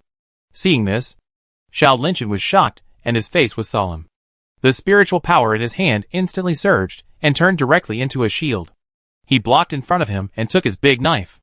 The power was too great, and Xiao Linshan was pressed back continuously, and his feet on the ground sank into the ground. He gritted his teeth and used all his strength to resist Xiao Yongjin's overwhelming force. His lips were bleeding, and beads of sweat were dripping down his forehead. Xiao Yongjin saw how hard he was struggling, raised his eyebrows and sneered. Don't try so hard. You can't beat me. Chapter 709 Su Maoyang comes on stage. After saying this, without waiting for Xiao Linshan to react, Xiao Yongjin pressed down hard again. Xiao Linshan was hit by the force, and was thrown backwards for several meters before he managed to stabilize his body with difficulty. Even so, Xiao Linshan did not look particularly embarrassed. Apart from the blood at the corner of his mouth, no other injuries were found. Xiao Yongjin raised his eyebrows slightly, with a little more appreciation. Not bad. Better than the man just now. But you? An initial stage venerable spiritual master. Want to defeat me? It's simply a fantasy. As he said this, he moved again and rushed up. This time, his method was faster and sharper than before. So fast that Xiao Linshan was caught off guard. He had no time to defend himself, and was knocked off the stage by his fierce spiritual power and fell to the ground. The brothers of the blood battle group were shocked when they saw this, and immediately rushed forward, helped Xiao Linshan up, and returned to Su Maoyang's side. Xiao Linshan felt guilty, embarrassed, and apologized uncomfortably. Boss, I'm sorry. I let you down. Jiang Zheng, who was supported by Lin Water, also lowered his head in shame, not daring to look at Su Maoyang's expression. They really lost face this time. Su Maoyang glanced at them expressionlessly, then reached out and took out 2 healing pills, handed them to them, and slowly said, "Your spiritual power level is lower than his. It's normal to lose. Don't blame yourself. The other party is a strong man of the middle stage venerable spiritual master. How could they? A peak Holy Spirit master and an early venerable spiritual master be his opponent?" Su Maoyang knew they would lose a long time ago.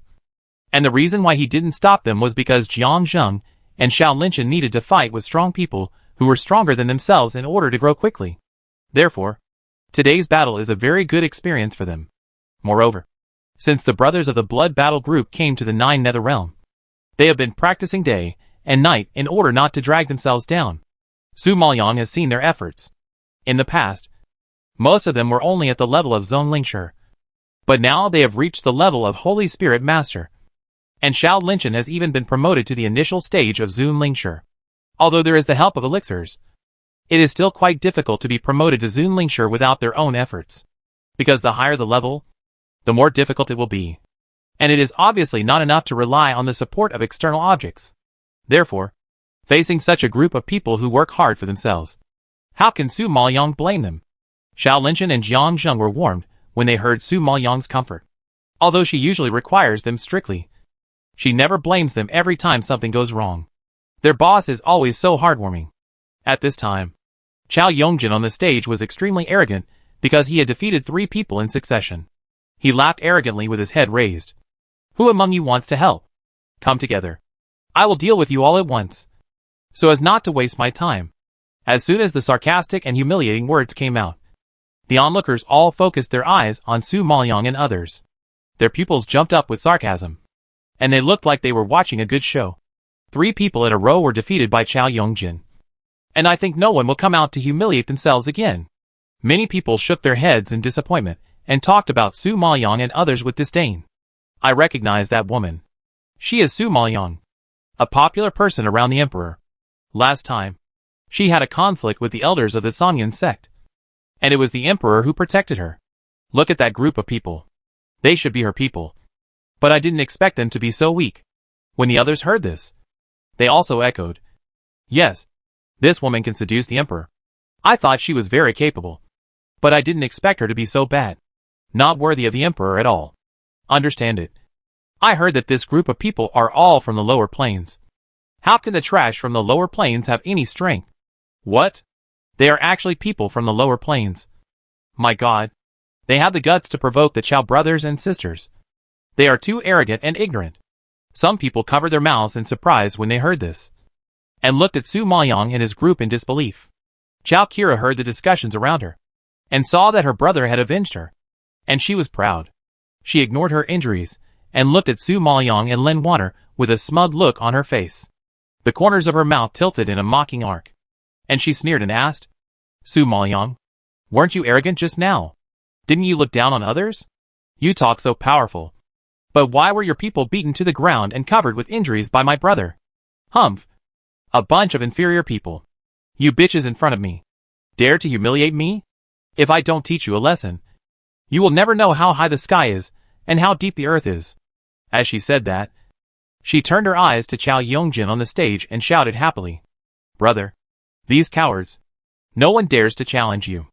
They will only humiliate themselves and become a laughing stock if they go on stage." Chao Kira vented her anger and was in a very happy mood. Her smug look made Lin Wanner's teeth itch. Hearing such humiliating words, she couldn't control her anger. She clenched her fists and wanted to refute. But Su Maoyang took over the conversation. "Who said there's no one? Am I not still standing here?" Su Maoyang's clear and pleasant voice was particularly abrupt amid the laughter. Although the volume was not loud, it shocked everyone to silence them instantly, and they stared at her in amazement. Chao Kira didn't expect Su Maoyang to show off her ability. She was stunned for a moment, and then laughed sarcastically.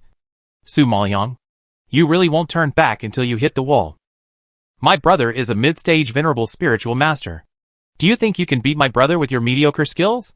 Hearing Chao Kira's question, everyone around laughed and looked at Su Maoyang as if they were looking at a fool. Because in their eyes, Su Maoyang's move was purely seeking death. At this age, Chao Yongjin has reached the mid-stage venerable spiritual master, which is already a very good talent. If he practices in the sect for a few years, it is possible to advance to the June spiritual master. And she, a person from the lower plane, dared to challenge such a strong man. She really has no self-awareness. Su Maoyang ignored the ridicule around him, and the corners of his mouth lifted slightly, spilling out an elegant smile. But the smile did not reach his eyes, and he looked at Chao Kira coldly. "How can you know if you don't try it?" Seeing her so calm and confident, Chao Kira's face froze, and she sneered disdainfully. "You want to humiliate yourself? I can't do anything. I just hope you don't cry and say that my brother bullied you." Su Maoyang heard this, just looked at Chao Kira meaningfully, and immediately flew onto the stage. SJS in the VIP seat saw this scene, and a trace of sinister darkness flashed across his eyes. He didn't expect that God was helping him, and now his chance for revenge has finally come. Thinking of this, SJS raised his eyebrows slightly, stared at Su Maoyang on the stage meaningfully, and gradually raised a hidden smile on his lips. Chapter 710 This is impossible. On the other side of the VIP seats, Jun Yueya was speechless when she saw Su Maoyang trying to challenge someone without knowing whether to live or die. She looked at Jun Qingran with some concern and asked in a low voice, "Sister, since Songer is not here, will we let Su Maoyang die?" In the sex selection competition, although the rules of the competition do not allow people to harm their lives, such rules are only for those with power. If you don't have a background in strength, who cares if you live or die? In this world, the strong are respected, and the weak are preyed upon by the strong. The reason why the sect stipulates that lives cannot be harmed is because they don't want to cause unnecessary trouble, not because they cherish the lives of the weak. In their eyes, there are only wins and losses, only strong and weak, and no losers. Jun Yueya is worried that if Su Maoyang angers Chao Yongjin and loses his life, Jun Haotsong will probably turn the world upside down if he knows about it. Jun Qingran obviously had not worried about this problem. She stared at Su Maoyang on the stage with a cold look and snorted. This time she is asking for death herself. "So it's not our fault. Didn't you disapprove of Su Maoyang and Songer being together before? Now is the best opportunity. Songer was just bewitched by her for a while. I believe that as long as Su Maoyang dies, Songer will wake up after being sad and understand our hard work for him." Just now, she saw Su Maoyang and his group embarrass themselves in front of everyone, and she was very dissatisfied. When she heard everyone say that she was the woman of the emperor, Jun Qingran couldn't raise her head even more. You have to know that Su Maoyang didn't lose her own face, but the face of the emperor. Although she had known that Su Maoyang had reached the level of a mid-term venerable spiritual master before, she hated Su Maoyang after the last brothel incident. No matter what, she could not forgive the enemy who sold her to the brothel and ruined her reputation. Now, whenever she sees Su Maoyang, she will think of what happened in the brothel. For her, it was simply a nightmare. So, she never wanted to have anything to do with this group of trash from the lower plane, and never wanted to see them again. When Jun Yueya heard this, she thought of Su Maoyang's identity and the embarrassing subordinates around her. She frowned in dissatisfaction, sighed, and stopped talking, which was equivalent to tacitly agreeing with Jun Qingran's approach. At this time, Chao Yongjin on the stage did not expect Su Maoyang to be so stupid that he actually wanted to challenge him. I really don't know whether to say that she is courageous or arrogant and ignorant. Just when Chow Yongjin felt incredible, Su Maoyang looked happy, raised her hand slightly, and said coldly, "Please." Seeing her arrogant attitude, Chow Yongjin was furious, with a dark face, and roared fiercely. "Okay. Since you want to die, I will fulfill your wish today." After the roar, Chow Yongjin flew into the air, raised his hand, and waved a gorgeous light curtain, like stars falling from the starry sky, attacking Su Maoyang's face. Su Maoyang looked at the spiritual power falling from the sky. Her eyes slightly condensed. Her petite body flexibly leaned back, bent her body to 90 degrees, and immediately avoided the flying spiritual power ball. Then, she raised her arm, and the spiritual power she had been brewing instantly turned into a long whip, like a gorgeous silver dragon, flying up and drawing a silver arc in the air, like lightning from the sky, dazzling, shocking Chow Yongjin's face and making him retreat quickly. You are also a mid-term venerable spiritual master." Chow Yongjin steadied himself, looking at the silver whip that was smashed on the ground and bursting with spiritual power. Feeling the strong spiritual power fluctuations, his face turned pale.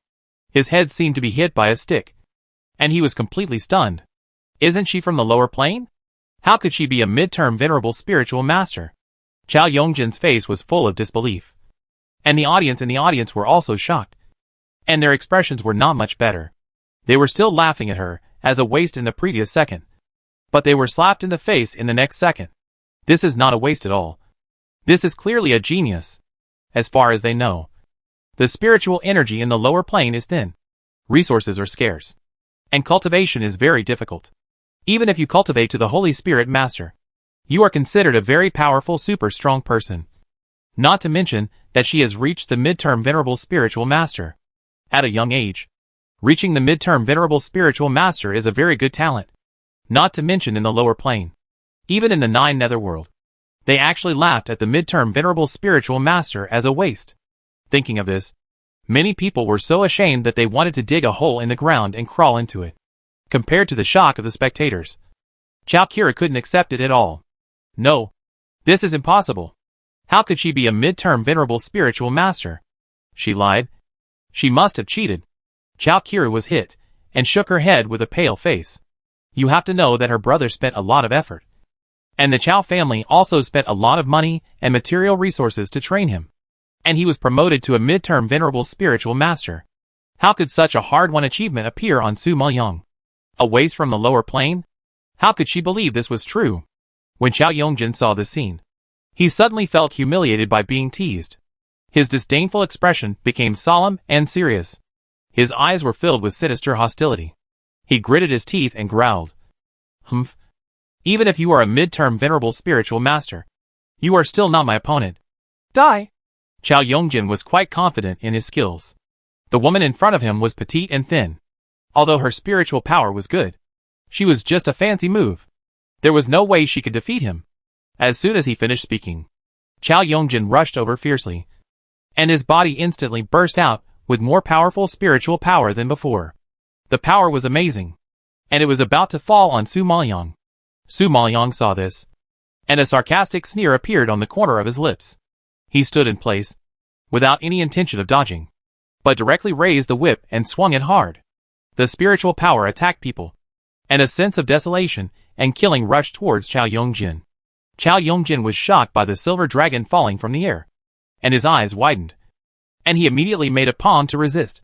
However, as soon as he made a move, the silver whip changed its angle and hit his thigh.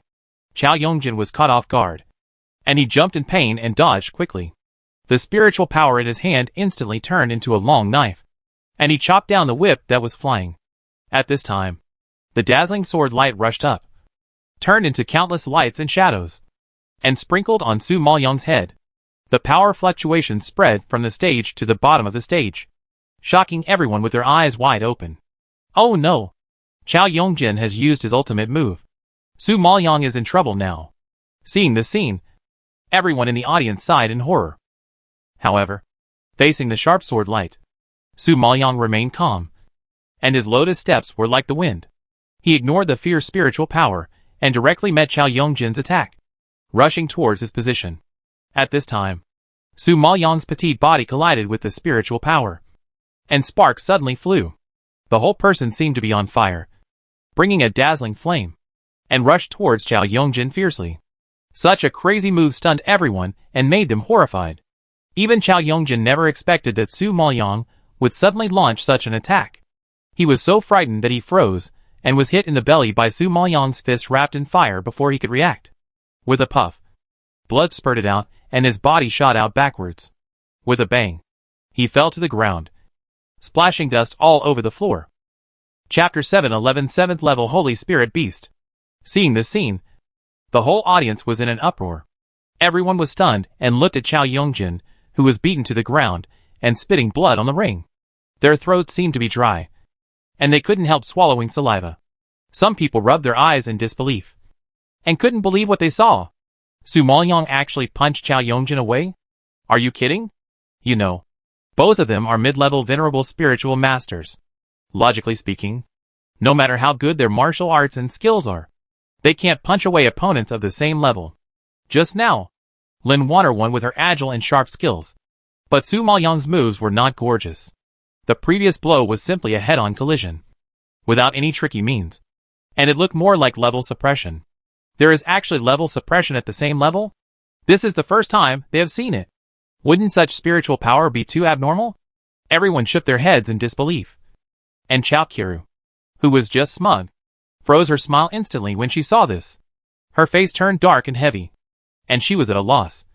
Like a clay sculpture or wooden sculpture. Is she dreaming? She actually saw Su Maoyang defeat her proud brother. Chao Qiru was severely hit, and her eyes almost popped out when she stared at Su Maoyang. The shock in her heart was stronger than anyone else. But they didn't know that Su Maoyang, as an ancient spirit body, naturally had more spiritual power than the same level. According to her current strength, she could even fight against a late-stage venerable spirit master. So she was very good at fighting Chao Yongjin. And Chao Yongjin received everyone's surprised and strange eyes. And he felt unprecedented shame in his heart. He clenched his teeth, swallowed the blood, and screamed loudly with a distorted face. Bitch! You dare to hurt me! I will fight you! Chao Yongjin was a well-known figure in the Dark Domain City. In the eyes of many people, he was also a talented young man. Now he was injured by a bitch from the lower plane. What a shame! If it got out, how could Chao Yongjin gain a foothold in the Dark Domain City? Thinking of this, Chao Yongjin was furious. He got up from the ground and rushed up again. This time, he used up all his spiritual power and attacked Su Maoyang desperately. His roar broke through the sky, shocking everyone. Tianluo Ghost Axe. Kill! The earth-shaking roar fell, and the onlookers gasped in fear, holding their breath and looking at Chao Yongjin. Time seemed to stand still at this moment. Chao Yongjin swung a beam of light with both hands, and it instantly turned into a huge axe in the air. The spiritual power surged. The power fluctuated, and it chopped down heavily in the direction of Su Maoyang. The movement could almost be described as thunder and lightning. Seeing this scene, everyone in the audience was shocked. Oh my god! That's Chao Yongjin's unique skill. The Heavenly Ghost Axe. Yes, this martial art is quite powerful. With this axe, not to mention the mid-stage Venerable Spiritual Master, even the late-stage Venerable Spiritual Master can't get any benefit. Su Maoyang is definitely dead. Many people have heard of this martial art, and know how powerful the Heavenly Ghost Axe is. Even the late-stage Venerable Spiritual Master is a little afraid of it, let alone Su Maoyang, a mid-stage Venerable Spiritual Master. It seems that Chao Yongjin really wants to kill Su Maoyang. SJS in the audience saw the battle on the ring, and sneered with satisfaction, with a dark light of excitement floating in his eyes. Unexpectedly, God is helping him, and Zair's revenge will be avenged soon. Just when SJS was happy, he saw the axe chopped down, and it exploded with a bang. The residual power shook instantly, and the weaker onlookers retreated one after another to avoid harming the fish pond. Some people felt the power fluctuations, and couldn't help but shake their heads with regret. Alas, the beautiful girl died just like this. It's a pity. Yes, she finally hooked up with the Emperor, and she was almost flying up to the branch and became a phoenix.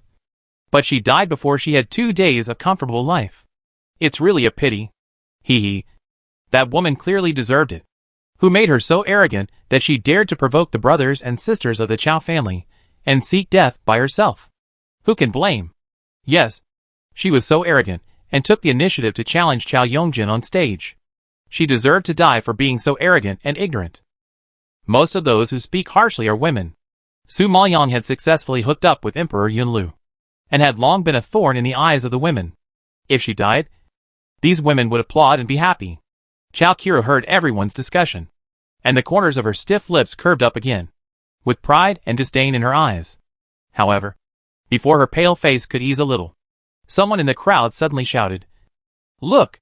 She's not dead." Hearing the roar, everyone was shocked and immediately looked towards the ring. On the ring, the smoke dissipated, gradually revealing the white figure standing in the center of the spiritual power storm. The wind passed, and the world was solemn and murderous. The raging wind blew Su Maoyang's black long hair, revealing her stunning beauty. The white long skirt danced with the wind, outlining her petite and graceful but firm and upright figure. Just like this, a woman who looked like a banished fairy stood on the left side of the ring. Without moving a step, she held up the huge axe that fell down like a giant, and withstood the terrifying force of Mount Tai.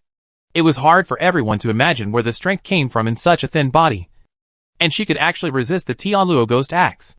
At this moment, the powerful spiritual power collided and burned in her hands, bursting with dazzling golden light, making her look like a god descending to the earth. Beautiful beyond description.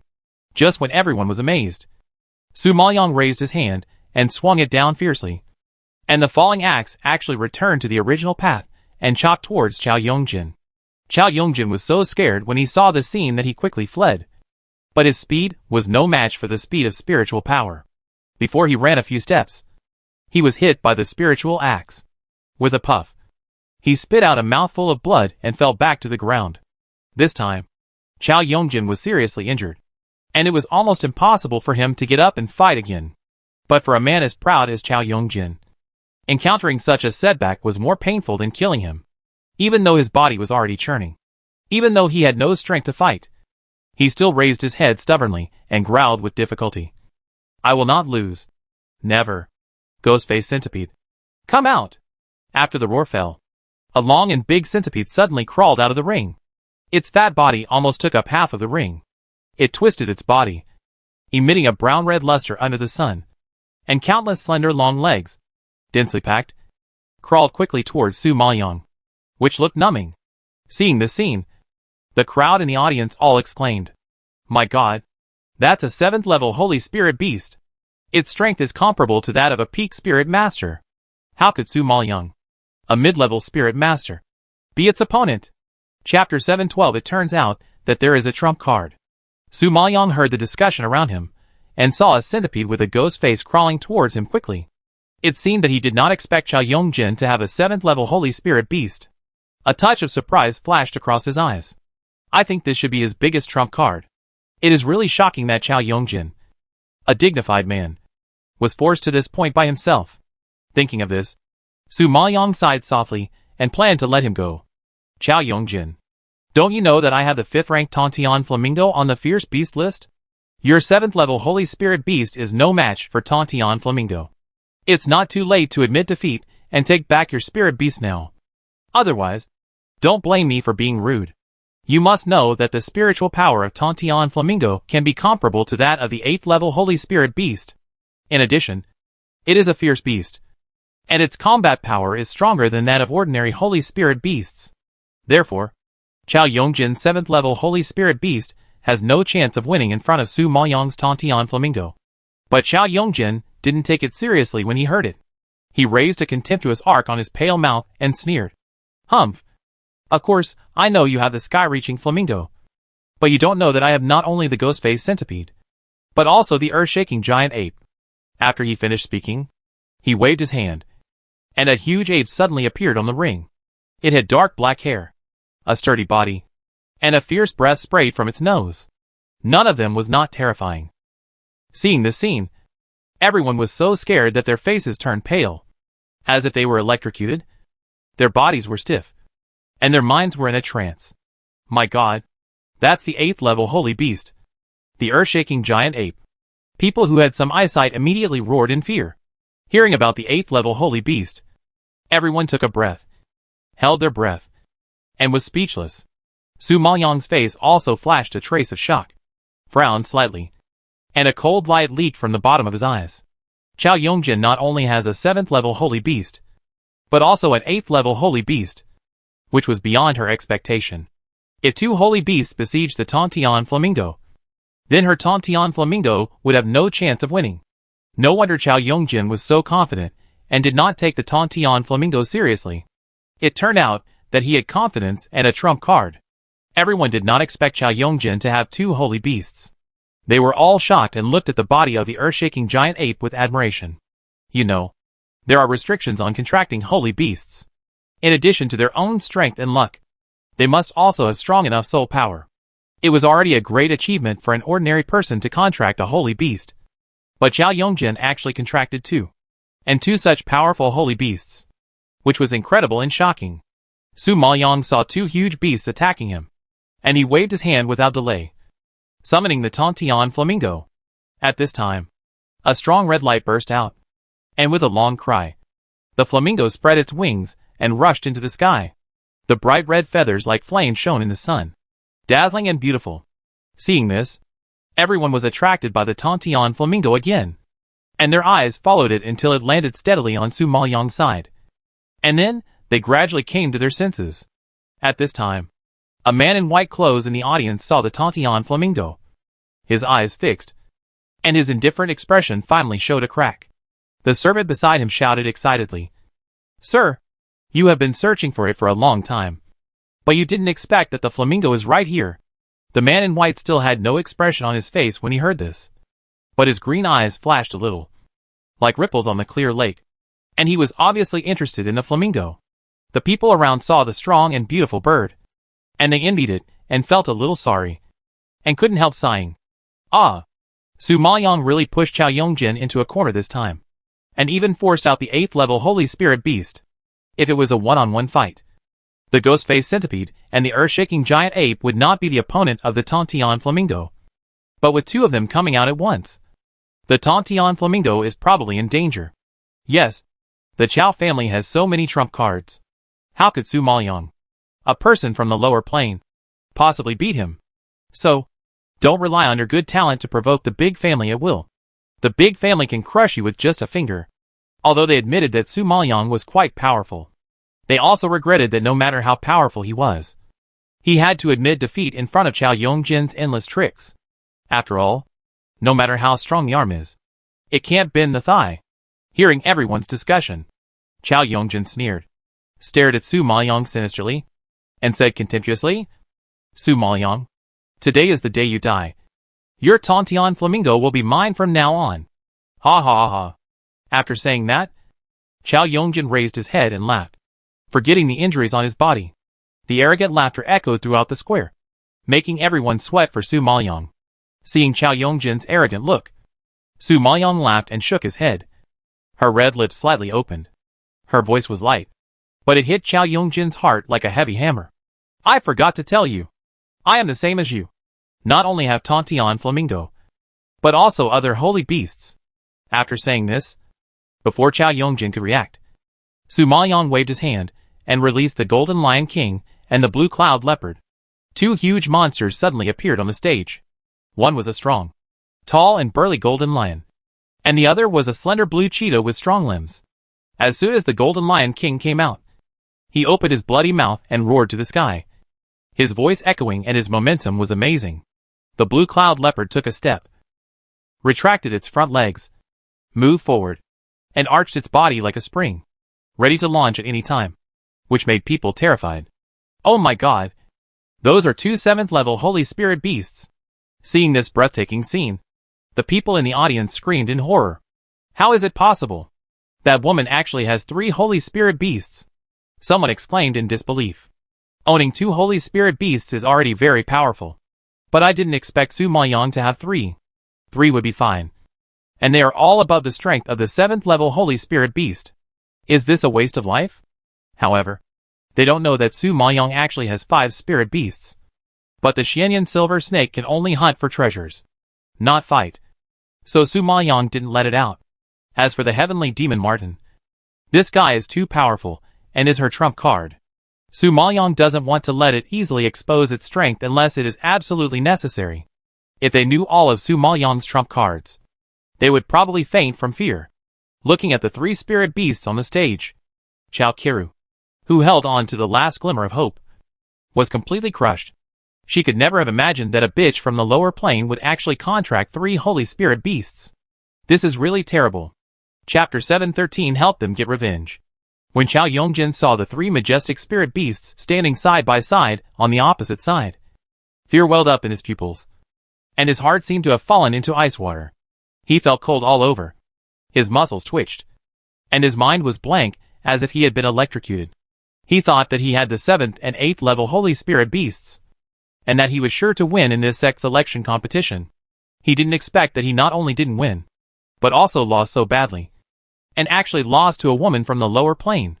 They not only had the Tontian Flamingo that was comparable to the 8th level holy spirit beast, but also two 7th level holy spirit beasts that he couldn't even name.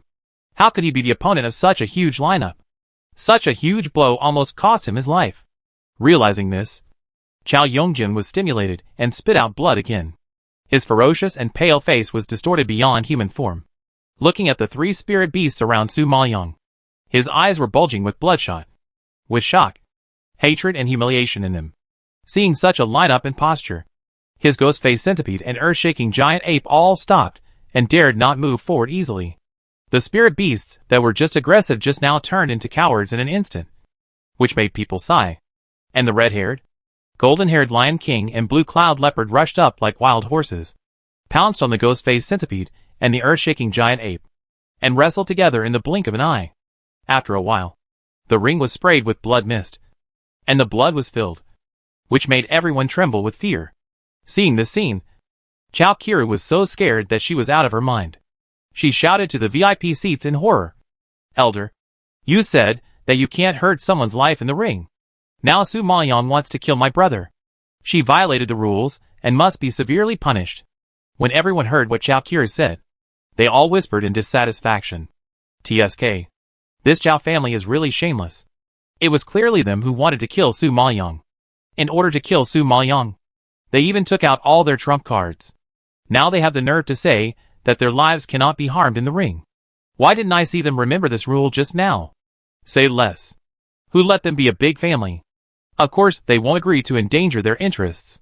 Jun Qingran, who was in the VIP seat, was also shocked when she saw Su Maoyong killing people.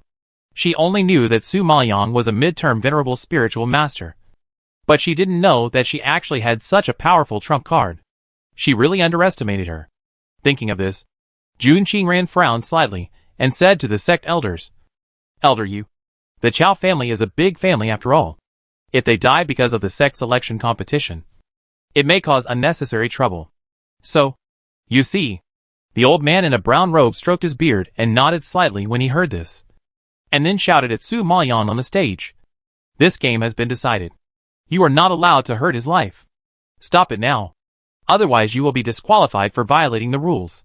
Su Maoyong sneered in his heart when he heard this, and looked at Elder Yu with sarcasm in his eyes, and retorted, "Elder, you have to see clearly. I am just beating his spirit beast now. How can I hurt his life? He is not dead yet. He was just injured. How can it be called a violation of the rules? You only said that you can't hurt the opponent's life, but you didn't say that you can't hurt the life of the spirit beast." When Su Maoyong said this, Elder Yu was speechless and his face sank. He did not stipulate that the life of the spirit beast cannot be harmed. I did not expect that this little girl was so good at talking. She actually took advantage of his loopholes and questioned him. She was really brave. After hearing this, everyone nodded in agreement and condemned the Chao family with dissatisfaction. Su Maoyong only injured Chao Yongjin and gave him a chance to admit defeat. It was Chao Yongjin himself who refused to admit defeat and insisted on summoning the spirit beast to take Su Maoyong's life. So, even if he was beaten to death by Su Maoyong, he deserved it. What's more, Su Maoyong did not want his life, but was just teaching his two holy spirit beasts a lesson. Chao Qiru was so angry that it was like the sky was about to fall. It was really disgusting, seeing that the direction of public opinion was biased towards Su Maoyong. Elder Yu could only snort in anger to protect his face and the reputation of the sect. Endure it. And sit back.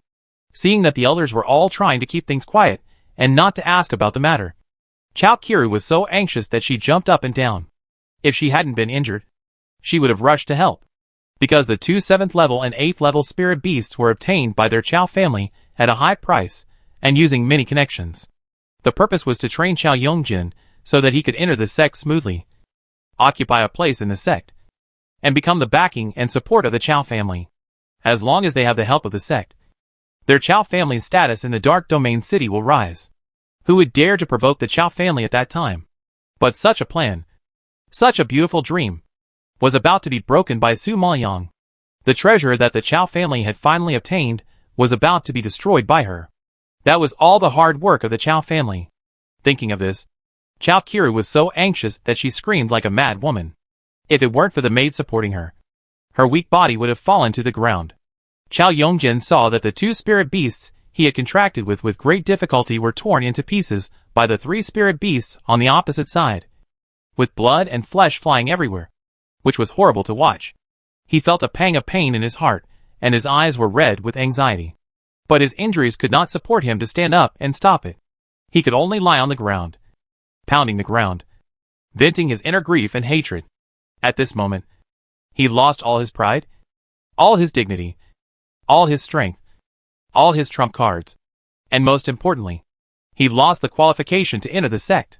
Such a blow could destroy Chao Yongjin. Xiao Linchen, Jiang Zheng and others looked at Su Maoyang on the stage, and they were moved. They knew that Su Maoyang could have let Chao Yongjin go and not cause so much trouble. But she ignored the power of the Chao family and was determined to kill his 2 spirit beasts, clearly to avenge them, because they suffered at the hands of Chao Yongjin. Su Maoyang wanted to get it back for them. She didn't say anything and her face was cold, but every move could warm their hearts. Perhaps, following such a master is the greatest happiness in their lives. The challenge ended with Su Maoyang's victory. A mid-term venerable spirit master, with 2 7th level holy spirit beasts and a fierce beast. Such combat power and such a lineup are enough to shock everyone present. Su Maoyang became famous in one battle and stood out among all the contestants. However, just as the blood battle group was cheering, a loud and clear voice suddenly rose from a distance, shouting at Su Maoyang, "Girl, my master needs the feathers of the sky-high flamingo. As long as you hand over the feathers, my master will reward you handsomely." Su Maoyang was slightly stunned when she heard this. Then she frowned and looked towards the source of the sound. Chapter 714, Ungrateful. At the back of the crowd, there stood a handsome man in a white robe. He had a pair of emerald eyes, as clear and pleasant as lake water, but also bottomless, with a deep gaze that was a bit cold. His facial features were delicate and handsome, like an ancient jade immersed in a cold pond, giving people a refreshing coolness. His untied black hair was scattered behind him, smooth and flowing like the finest silk satin. His skin was whiter than snow, so delicate that it could be blown away. At first glance, he was even more delicate than a woman. With just a glance, Su Maoyang knew that this man was of good status, a pampered nobleman. I guess this man in white is the young master the servant just mentioned. Just as Su Maoyang was looking at the other party, Tontian Flamingo excitedly said in his heart, "Master, you must not give my feathers to others. Feathers are my most precious things.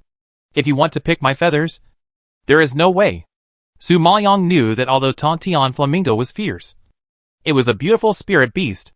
The most precious thing on its body was its feathers. Whoever touched its feathers, it would fight to the death. Thinking of this, she rejected the servant's request. "Sorry, I can't give the feathers of Tontian Flamingo to your son." When the servant heard this, his face froze. Perhaps he didn't expect that she would dare to refuse. Shock surged in his eyes, and he scolded with dissatisfaction. "Asshole, do you know who my son is? You dare to refuse."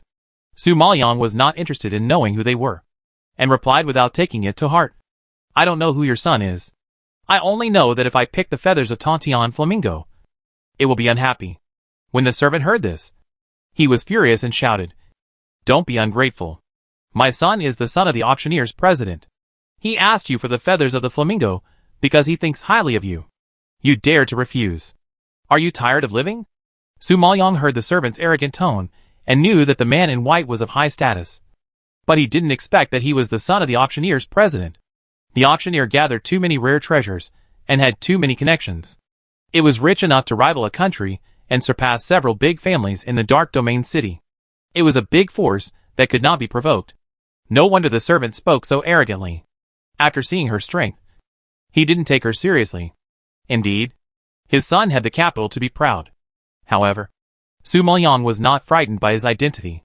Instead, he asked in a deep voice, even if he is the son of the auction president, he can't bully others and force others to do things against their will.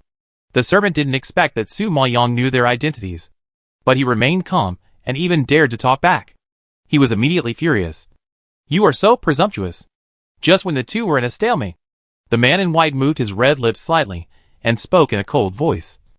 I will exchange the 9-bin spirit pill for the feather of the Tontian flamingo with you. As soon as these words came out, the whole audience was in an uproar, and everyone's faces were shocked. And then, they started to discuss excitedly. This is really a great thing. The 9-bin spirit pill is a middle-level spiritual pill. Only the middle-level pill emperor can refine it. It is extremely precious. Yes, Su Maoyang made a profit this time. He was able to exchange a feather for such a precious pill. I envy him to death. The son of the auctioneer's president is really a tyrant. For a feather, he actually took out such a precious pill in exchange. He really doesn't know the suffering of the world. The people who knew the inside story sneered and retorted. You know nothing. Don't interrupt. I heard that Master Qi has been promoted to the middle stage Dan Emperor after his retreat this time. The 9-curve spiritual pill is most likely made by him. Since he is already a middle stage Dan Emperor, he can have as many middle grade spiritual pills as he wants. Of course, he doesn't care about it. The people around him open their mouths in surprise. Master Qi's talent is too terrifying. It's only been a short time, and he has already been promoted to the middle stage Dan Emperor. Isn't it too genius? Who let him be blessed by God? He was born as the son of the auctioneer's president. He has endless resources and wealth. And he has a talent for alchemy. These are things you can't envy. Hearing this, everyone shook their heads with emotion, with mixed feelings in their hearts. In contrast to the excitement and envy of others, Su Maoyang seemed much calmer. She glanced at the man in white coldly. Instead of being grateful as expected, she refused without gratitude. I have already made it very clear just now that the feather cannot be given to you. Don't let me repeat it for the third time. Not to mention the shock of the servant. Even the man in white was shocked by Su Maoyang's attitude. He just used the 9-bin spirit pill to exchange with her. But she was unwilling. Is it wrong? When the servant saw this, he gnashed his teeth and shouted angrily. My master used the 9-bin spirit pill to exchange with you. And you actually refused. Are you crazy? The 9-bin spirit pill is hundreds of times more precious than your broken feather. Do you know that? Su Maoyang was speechless when she heard this. As an alchemist, she certainly knew about the 9-bin spiritual pill. And not only knew how to make it, because she had swallowed the strange fire before. She had already advanced to the peak of the pill emperor. And it was easier than eating to make the middle-level spiritual pill that only the middle-level pill emperor could make. Now that the man in white wanted to exchange it with a 9-bin spiritual pill, Su Maoyang naturally didn't want it. After all, she could make dozens of pills in less than an hour with a wave of her hand. Therefore, Su Maoyang directly ignored the questioning of the servant, and waved her hand to call back the Tontian flamingo, the golden lion king, and the blue cloud leopard to the space. That move was already a disguised rejection of the request of the young man in white. The servant was so angry when he saw this scene that he was out of breath, and could not bear it any longer. Su Maoyang, don't refuse a toast and drink a forfeit. You will not have a good result if you offend my master. Su Maoyang curled his lips and sneered, looking at him with disdain. I have never seen people who ask for favors as domineering as you. The spirit beast is mine. I give it to you if I want to. And I don't give it to you if I don't want to. If you force me to give it, what's the difference between you and robbers? You the servant was immediately speechless. The man in white had never hit a wall since he was a child, and had never been rejected by others. Su Maoyang's move was undoubtedly challenging his bottom line and arousing his anger. Perhaps it was because of his good upbringing that he could not lose his composure. He could only be patient and ask in a deep voice, what do you want in exchange for the feather? Su Maoyang saw that he seemed to really need the feather, so he raised his eyebrows slightly. And after a moment of silence, he said quietly, "I will give you the feather only if you exchange it with a Qianyuan bone-changing pill." The servant was shocked when he heard this and shouted, "What? Qianyuan bone-changing pill?" Chapter 7:15 The Lion Opens His Mouth. Qianyuan bone-changing pill. That is a premium pill that can only be made by alchemists who have reached the Dan sect. The medicinal materials for this kind of pill are extremely rare. And even if you have reached the Dan sect, you may not be able to make it. And Su Maoyong actually asked his son to use such a rare pill to exchange for the feathers of the Tontian flamingo. This is really too much. The servant heard it and roared in anger. "Su Maoyong, don't push it too far. Using Jukalingdan to exchange for your broken feathers is already giving you face. And you dare to ask for Qianyuan bone-changing pill. If my son had such a precious pill, would he be stupid enough to use it to exchange feathers with you?" If his son hadn't been refining a medium-grade pill recently, and was missing a medicinal material, and that medicinal material happened to be the feathers of the Tontian flamingo, he wouldn't bother to care about a cheap woman from the lower plane. Originally, his son suffered a loss by exchanging the precious Ninebin spirit pill for the feather. Who would have thought that this woman not only ignored the Ninebin spirit pill, but also asked for the Qianyuan bone-changing pill? It was too much. The man in white also frowned when he heard Su Maoyong's request. The anger in his heart surged and sprayed out from his green pupils. Su Maoyong's move was indeed too disrespectful. As a Danwang alchemist, he almost had everything he wanted. When had he ever hit a wall? This woman simply slapped him in the face and embarrassed him. Not to mention that the man in white was angry. Even the people around him couldn't stand it and mocked him with dissatisfaction. This Su Maoyong really doesn't know what's good for him. I don't know how many strong people are vying for the Ninebin spirit pill. Even if it is put on the auction, it can be sold at a very high price. How much more precious is it than the feather of the spirit beast? She is actually unwilling to do so, and wants to exchange it for the Qianyuan bone-changing pill. She is really greedy. Yes, Qi Machin is a mid-stage alchemy emperor, and he is admired by many people. Others are eager to curry favor with him. But she dared to offend such a powerful alchemist. I don't know whether to say she is stupid or ignorant. Lin Wada heard the discussion around her, frowned angrily, and shouted to the servant in dissatisfaction, "My master is also an alchemist, and he doesn't care about the Ninebin spirit pill. Without the Qianyuan bone-changing pill, don't even think about changing the feathers of the Tontian flamingo. I advise you to give up this idea." When everyone heard this, they looked at each other in surprise and whispered to each other. No one expected that Su Maoyong was actually an alchemist. You know, alchemist is a very noble profession. The servant sneered disdainfully after hearing this, not taking Su Maoyong seriously at all. "Your master is an alchemist, and my son is a mid-stage alchemy emperor. Just based on you, you dare to show off your status as an alchemist in front of my master. A bunch of frogs in the well, overestimating your own abilities." In the Dark Domain City, among the younger generation, only his son has the best alchemy skills, and is a genius among alchemy geniuses. Many alchemists have to keep their tails between their legs in front of his son. And a woman from the lower plane dared to say that she was an alchemist in front of his son, which was really ridiculous. Everyone laughed at this, and accused Su Maoyong of being too arrogant. They all thought that she had won the battle against the Chao brothers and sisters, and her heart was inflated. So she didn't take others seriously. You know, Qi Machin is not someone Chao Yongjing can compare to. His identity as the son of the auction president alone is enough to overwhelm people. Not to mention that he is a noble mid-stage Dan emperor. With just a wave of his hand, countless strong people will serve him. Su Maoyong's move was stupid to the extreme. When Qi Machin learned that Su Maoyong was also an alchemist, his gloomy face flashed with hidden surprise. He raised his eyebrows slightly and looked at her deeply. He seemed to have an idea in his mind. And then he proposed, "Tomorrow is the alchemy competition. Since you are an alchemist, let's make a bet. If I win this game, you give me the feather of the flamingo. If I lose, you can go to the auction and pick any treasure at random. I will never say no. How about it?" When this was said, the whole audience took a breath of cold air in surprise. Everyone didn't expect Qi Machin to make such a promise so generously, which was simply shocking. There are countless treasures in the auction, and you can make a fortune by picking anyone. Su Maoyong made a fortune this time. Thinking of this, everyone looked at Su Maoyong, smacking their lips with envy. and water was about to flow out. And Su Maoyang looked at Qi Machun calmly.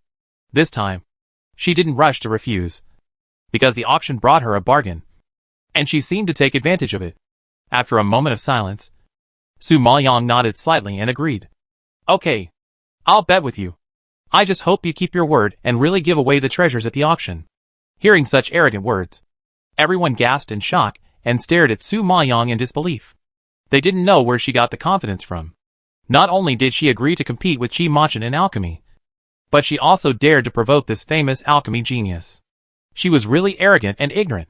The servant was so angry that his cheeks flushed, and he retorted excitedly, "Bah! My son will not lose. You are too self-righteous. On the contrary, if you lose, don't cheat. Remember to hand over the feathers of the flamingo." Lin Water's cheeks flushed with anger when she heard this. Her master had never lost to anyone in alchemy, and now he had reached the peak of the alchemy emperor.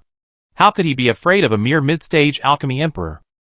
Thinking of this, Lin Wana was so angry that she wanted to argue. But before she could say anything, Su Maoyang interrupted her. Okay, stop talking. Everything will be decided on the field. Let's go. After hearing this, Lin Water naturally shut up obediently, glared at Qi Machun's servant with displeasure, and then helped Jiang Zheng and left with Su Maoyang. Walking on the road, Su Maoyang asked Xiao Linchen next to him, "Do you know where Qi Machun came from?" Xiao Linchen nodded slightly. "I've heard of this person before. It is said that he is an alchemy maniac. He is obsessed with alchemy and has reached the point of madness. Originally, with his strength, he was qualified to enter the sect a long time ago. But during the sect selection 3 years ago, he was in seclusion to make alchemy. Because of his weird personality, he didn't like to be disturbed by the outside world when he was making alchemy. So he missed the competition." Jiang Zheng was surprised when he heard this. Isn't the sect selection the most important competition in Yunlu Dark Domain? He actually missed it because of alchemy? Too willful. Yes, this person is very willful, even conceited, and doesn't take the selection too seriously. However, he also has the capital to be proud. According to his talent and financial resources, he naturally doesn't have to worry about anything. Xiao Linchen smacked his lips and sighed. Jiang Zheng nodded in understanding, and then said with a smile, "Haha. No matter how powerful he is not as powerful as our master. Master, don't worry. He is definitely not a threat to you." Su Maoyang's face remained calm, but her tone suddenly became solemn. "He is not a threat to me. But SJS is." She knew that SJS would definitely not miss any opportunity for revenge. Chapter 716. She is still alive.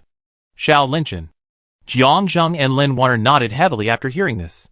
It seems that they should be most careful of SJS. The next morning, the silver dawn gradually turned crimson, evaporating the white morning mist in the sky. The golden plate that broke free from the white clouds sprinkled the morning light, reflecting on everyone's faces, warm and cozy. At this time, the square was already full of people. After the spiritual power competition, everyone's focus was on today's alchemy competition. Not only because this is the last chance to enter the sect, but also because of the bet that Su Maoyang and the alchemy genius Qi Machun made yesterday, intending to compete in alchemy technology, which was widely spread, among the younger generation of Dark Domain City. No one is as arrogant as Su Maoyang, daring to challenge Qi Machun. So this competition naturally attracted everyone's high attention. Now, the time for the competition is approaching, and the contestants headed by Qi Machun have all arrived. However, Su Maoyang, who everyone is looking forward to, has not shown up yet, which can't help but cause a lot of criticism. Haha. I think Su Maoyang must not dare to come.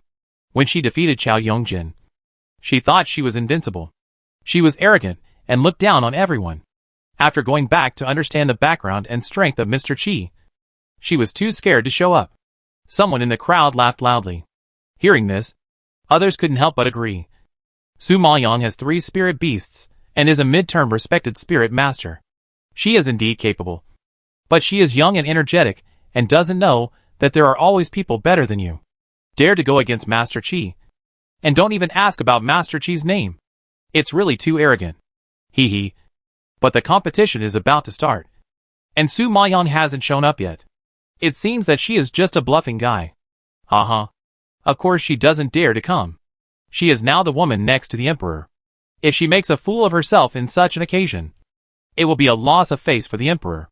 When the emperor blames her, do you think she still has a place in the Dark Domain City? Su Maoyang is a woman from the lower plane. If she wants to gain a foothold in the Nine Nether Realm, if she doesn't have the support of Emperor Yunlu behind her, I'm afraid she would have been gnawed to the bone. And the first one to want her life is the Chao family. Yesterday, she killed the 2 spirit beasts that the Chao family had finally obtained. It would be strange if the Chao family could swallow this bad breath. Hearing this, everyone laughed and ridiculed Su Maoyang. These people, of course, are also good at flattering. Divided in there, standing next to them, was the Dark Domain's #1 alchemy genius. How could they miss the chance to flatter him now? If they won Qi Machen's favor, he would give them anything at random, which would be a valuable treasure. Even if there was no reward, it would be a great honor to get close to Qi Machen. Why not do it? The servant heard the voices around him, and his face was full of pride. He turned his head to look at his master and said with a smile, "Master, in my opinion, Su Maoyang should be as scared as they said. Do you want me to send someone to get the feathers of the flamingo?" Qi Machen heard the words and tacitly agreed with the servant's guess. His eyes sank slightly, and he nodded gently. "You go and arrange it." "Yes, I obey you." The servant received the order and immediately clasped his fists. Just when everyone was waiting anxiously, SJS in the VIP seat looked calm, with a cold smile in his eyes. It seemed that he knew the situation this morning. Then, he shouted to Elder Yu on the right. "Elder Yu, the time for the competition has come. Su Maoyang will not come. We can't delay the competition of other players because of her. Let's start quickly." The elders of other sects also nodded in agreement. Their sect selection competition has never had the reason to wait for players. Being late means missing the opportunity to compete. There is no room for negotiation. Thinking of this, Elder Yu nodded and was about to announce loudly, but who knew that a crisp voice suddenly interrupted from a distance. "Why is Elder Shur so sure that I won't come? Or does Elder Shur not want me to come from the bottom of his heart? Or deliberately prevent me from coming?" Su Maoyang's voice sounded gentle and moving, but the momentum was sharp and compelling, exploding in the crowd like thunder, attracting everyone's attention. A girl in a blue skirt came with a group of people. Her skin was whiter than snow. Her face was beautiful, and under the morning light, she was like a pearl with a halo, shining brightly, so beautiful that it dazzled everyone's eyes. There was a cold and sarcastic arc at the corner of her lips, and she came slowly, which shocked SJS's body, and he was shocked in his heart, and his relaxed brows suddenly frowned. He didn't expect Su Maoyang to appear here. Isn't she dead? Looking at that smiling and sarcastic face, SJS was shocked and turned his head to glare at the servant next to him. The servants beside him were also frightened by Su Maoyang's appearance. He had clearly arranged for someone to pretend to be Chao's forces to assassinate Su Maoyang last night. How could she still be alive? The servants stared at Su Maoyang walking to the center of the square alive, as if they had seen a ghost. They were so scared that their faces turned pale. Their bodies stiffened, and they couldn't speak. SJS saw this scene and cursed.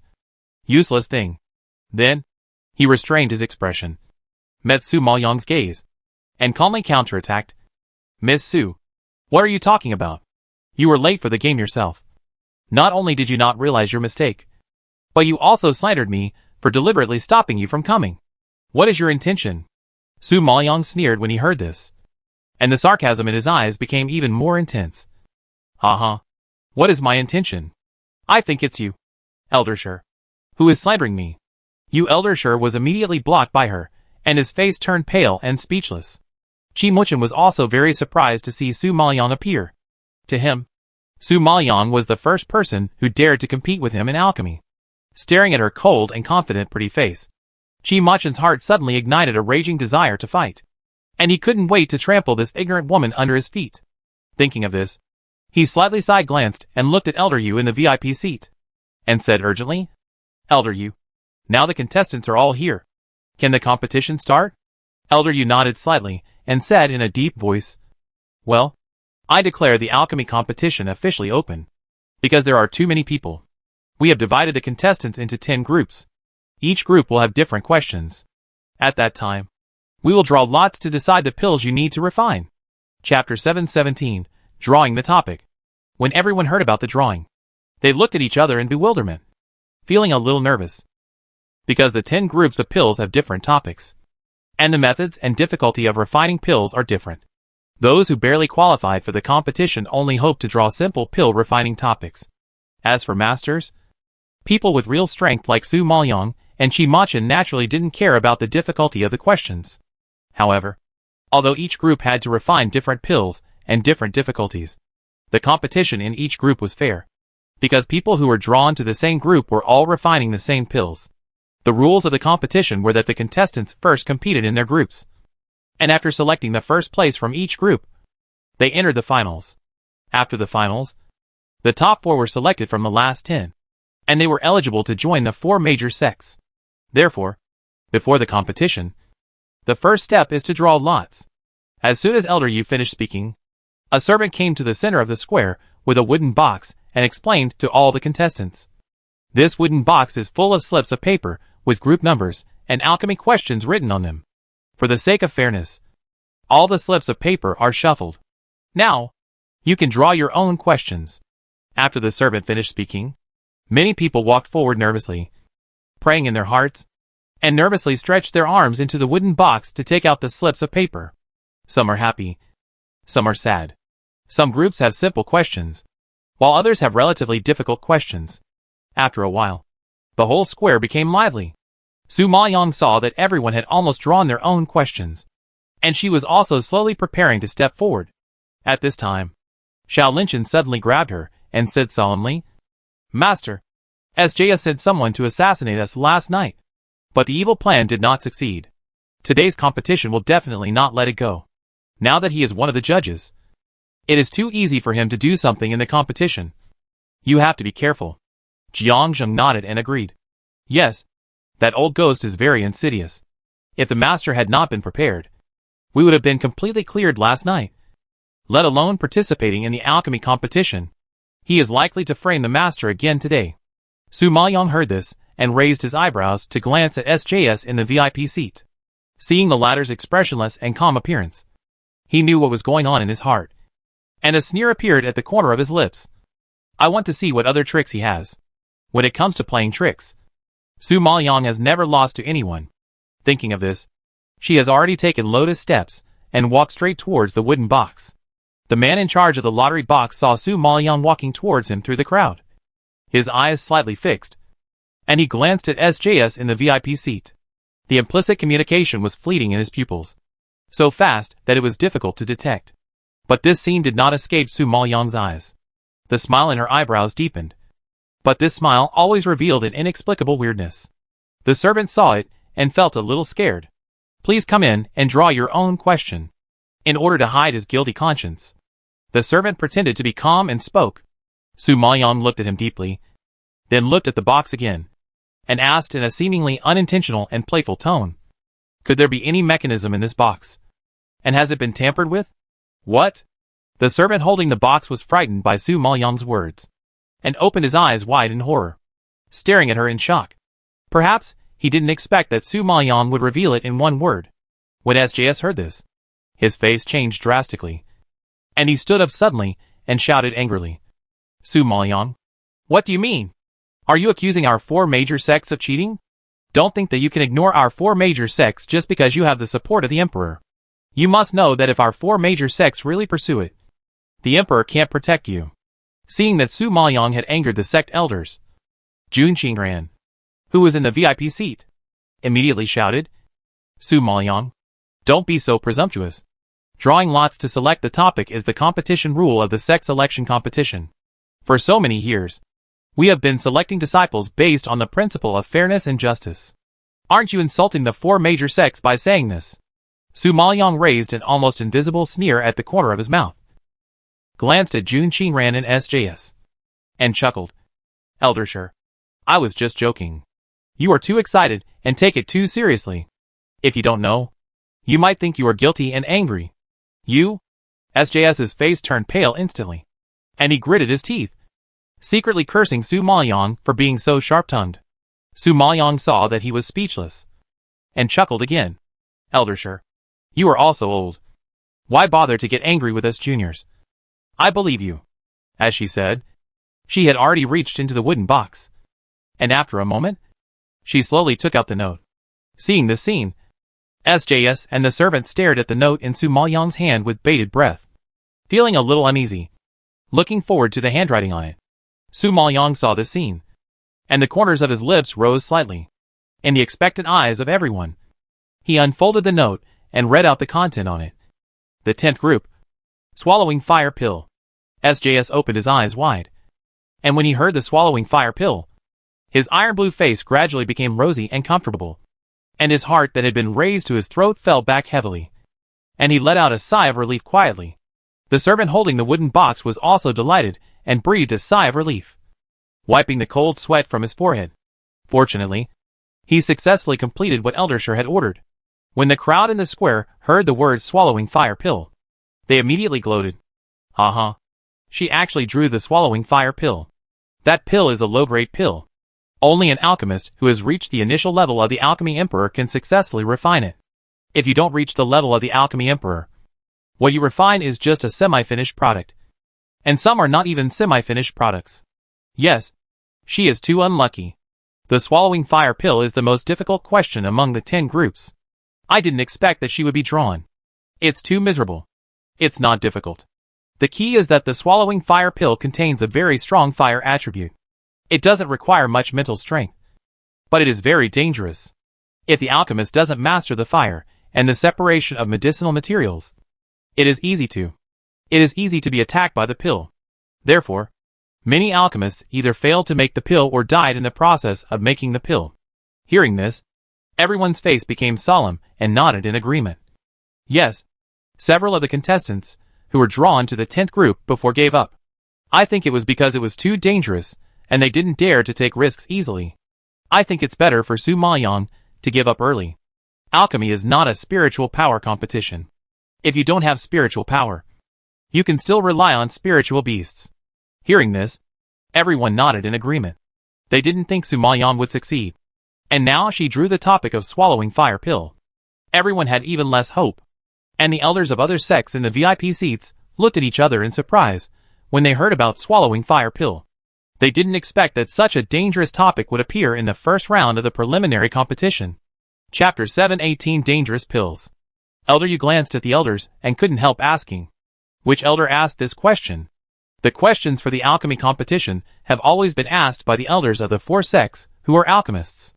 The questions for the preliminary rounds are mostly simple, but now such a dangerous question suddenly appeared, and the elders were a little surprised. Hearing the question, Elder Lu of the Sanyan sect smiled and replied, Elder Yu, this question was asked by me. The elders can rest assured. Although the swallowing fire pill is a dangerous pill, the medicinal materials have been specially processed. The medicinal properties are very weak. Even if the refining fails, it will not pose a threat to life. The reason why I chose the swallowing fire pill is to test the courage of the contestants. As an alchemist, if you don't even have the courage to control the pill, what's the use of your skilled skills? Hearing this, the other elders nodded in relief. Since the other party said that the medicinal materials have been specially processed and there will be no danger, they can't say anything more. After all, the Sanyan sect also has the right to examine its disciples. SJS saw that the other elders did not pursue the matter anymore, and the tension in his heart eased a little. He looked up and exchanged a glance with Elder Lu. Speaking of which, the topic of this competition was obtained by him asking Elder Lu for a favor. Just as Elder Lu said, although the fire-swallowing pill is dangerous, as long as the medicinal materials are specially processed to weaken its medicinal properties, it is not life-threatening. However, if it is not processed, it is hard to say. Thinking of this, SJS raised his eyebrows and looked at Su Maoyang in the distance, sneering in his heart, and a gloomy cold light shot out of his pupils. Xiao Linshan took in this scene and couldn't help but remind Su Maoyang, Boss, SJS has bad intentions. You have to be careful. Don't worry about me. Play well by yourself. I hope to see you in the finals. Su Maoyang said lightly, then ignored the eyes around him and slowly walked towards the competition venue of the 10th group. Seeing this scene, everyone widened their eyes in surprise, and the gloating just now suddenly turned into disdainful ridicule. Hee hee. She really plans to refine the fire-swallowing pill. She is too arrogant. Does she really think she can defeat Chi-Machin? I think that she is not overestimating her own ability. But she has no idea how powerful the fire-swallowing pill is. Ignorance is fearless. The servant next to Chi-Machin sneered and took over the words. With a strong tone of sarcasm. Chi-Machin frowned and pondered for a while, when he learned that Su Maoyang drew the fire-swallowing pill. Chi-Machin's face was a little gloomy when he thought that she couldn't refine the fire-swallowing pill at all. And she wouldn't be able to enter the finals, and even have no qualifications to compete with him. If that's the case, then wouldn't he be able to get the feathers of the Tantian flamingo? Thinking of this, he suddenly raised his head and shouted to Su Maoyang. Su Maoyang, my question is very simple. I can exchange with you. When the other people in Group 10 heard this, they all looked at Su Maoyang with envy and jealousy, feeling very uncomfortable. She was unlucky, but she was a little lucky. Even if she was drawn to Group 10, there were people willing to exchange with her, which was really annoying. However, Su Maoyang unexpectedly refused. No, I can still handle this pill. The servant beside Chi-Machin didn't expect Su Maoyang to be ungrateful. He was furious and couldn't help but sneered. Haha. You can handle the fire-swallowing pill? What a joke. The fire-swallowing pill is a dangerous pill.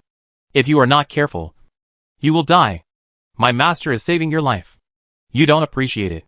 You are too ungrateful. Others also stood on Chi-Machin's side and condemned Su Maoyang.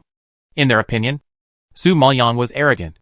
You know, even the alchemists, who have reached the initial stage of the Alchemy Emperor, will feel overwhelmed when facing the fire-swallowing pill. She actually claimed that she could handle the fire-swallowing pill. And she looked like she didn't take the fire-swallowing pill seriously. It was really unpleasant to see. Facing the contemptuous eyes around him, Su Maoyang had a calm face. He glanced at Elder Shi and Elder Lu in the VIP seats and slowly said, The elder just said that the medicinal materials have been specially processed and there will be no danger. So I won't bother your young master. When the servant heard this, he was immediately in tears and laughed. He looked at Su Maoyang as if he was looking at a fool. Although he is not an alchemist, he has been with Chi-Machin for many years and knows some knowledge of alchemy.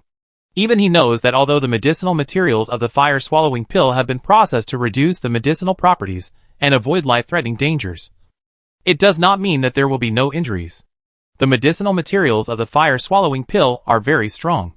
If you are not careful, it will also cause internal injuries. She doesn't even have the most basic common sense. She believes whatever the elder says. She is a layman who doesn't know how to make an alchemy. She dares to compete with the alchemy genius in alchemy. This is definitely the stupidest and most ignorant person he has ever seen. When the others heard this, they all covered their mouths and laughed secretly, shook their heads, and looked down on Su Maoyang to the extreme. The laughter from all around surrounded Su Maoyang. In an instant, Su Maoyang became a big fool who didn't know how to make pills, but still wanted to show off in the eyes of everyone. Chi-Machin looked at her stubbornness and snorted speechlessly. Since she took the initiative to seek death, there was nothing he could do. It was just that she could have gotten the feathers of the Tantian flamingo in a civilized way. But she had to force him to use force. This feeling was really unpleasant. Thinking of this, Chi-Machin glared at Su Maoyang with a cold face, and then left indifferently and walked towards his own competition field. Su Maoyang retracted his gaze from Chi-Machin and walked to the position of the 10th group competition field. Because Elder Lu said that the swallowing fire pill this time was not life-threatening. The few people who wanted to give up stayed and stood in front of their own pill furnaces, ready. Su Maoyang also came to his own territory following the guidance of the servants. As far as she knew, in order to be fair, all the furnaces and medicinal materials in the alchemy competition were uniformly distributed by the 4 major sects, and it was forbidden to use their own items. Thinking of this, Su Maoyang reached out and picked up the medicinal materials that were said to have been processed, carefully checked them, and then looked up at Elder Lu and Elder Shi. The 2 elders felt a little guilty when she looked at them, and their expressions seemed particularly stiff. However, Su Maoyang raised his eyebrows slightly, as if he didn't find any clues, and put the medicinal materials back. The 2 elders saw the scene, and their somewhat uneasy hearts also fell back. Originally, Elder Shi was a little worried that Su Maoyang would find something wrong with the medicinal materials, but after listening to what she said just now, he was completely relieved. How could a layman know the strength of the medicinal materials? Realizing this, SJS's mouth raised a confident smile again. Su Maoyong had indeed never refined the swallowing fire pill before, and at most, he had heard that it was a very strong pill. However, no matter how powerful the elixir is, can it be stronger than the strange fire in her body? Chapter 719. She was swallowed.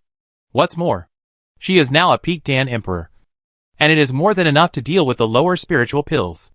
Thinking of this, Su Maoyong raised the corners of his mouth, and his pupils flashed with confidence. Then he stretched out his hand to peel off various medicinal materials one by one. His movements were so fast that people could not see clearly. However, in the blink of an eye, the medicinal materials were put into the pill furnace. Huh? Did you see how she peeled the medicinal materials?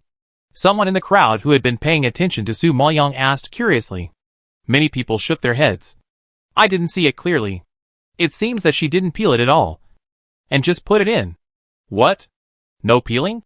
This is too outrageous. How can the medicinal materials penetrate the medicinal effect without peeling? Can you make pills like this? People who know a little about alchemy exclaimed in disbelief. The people around him sneered after hearing this.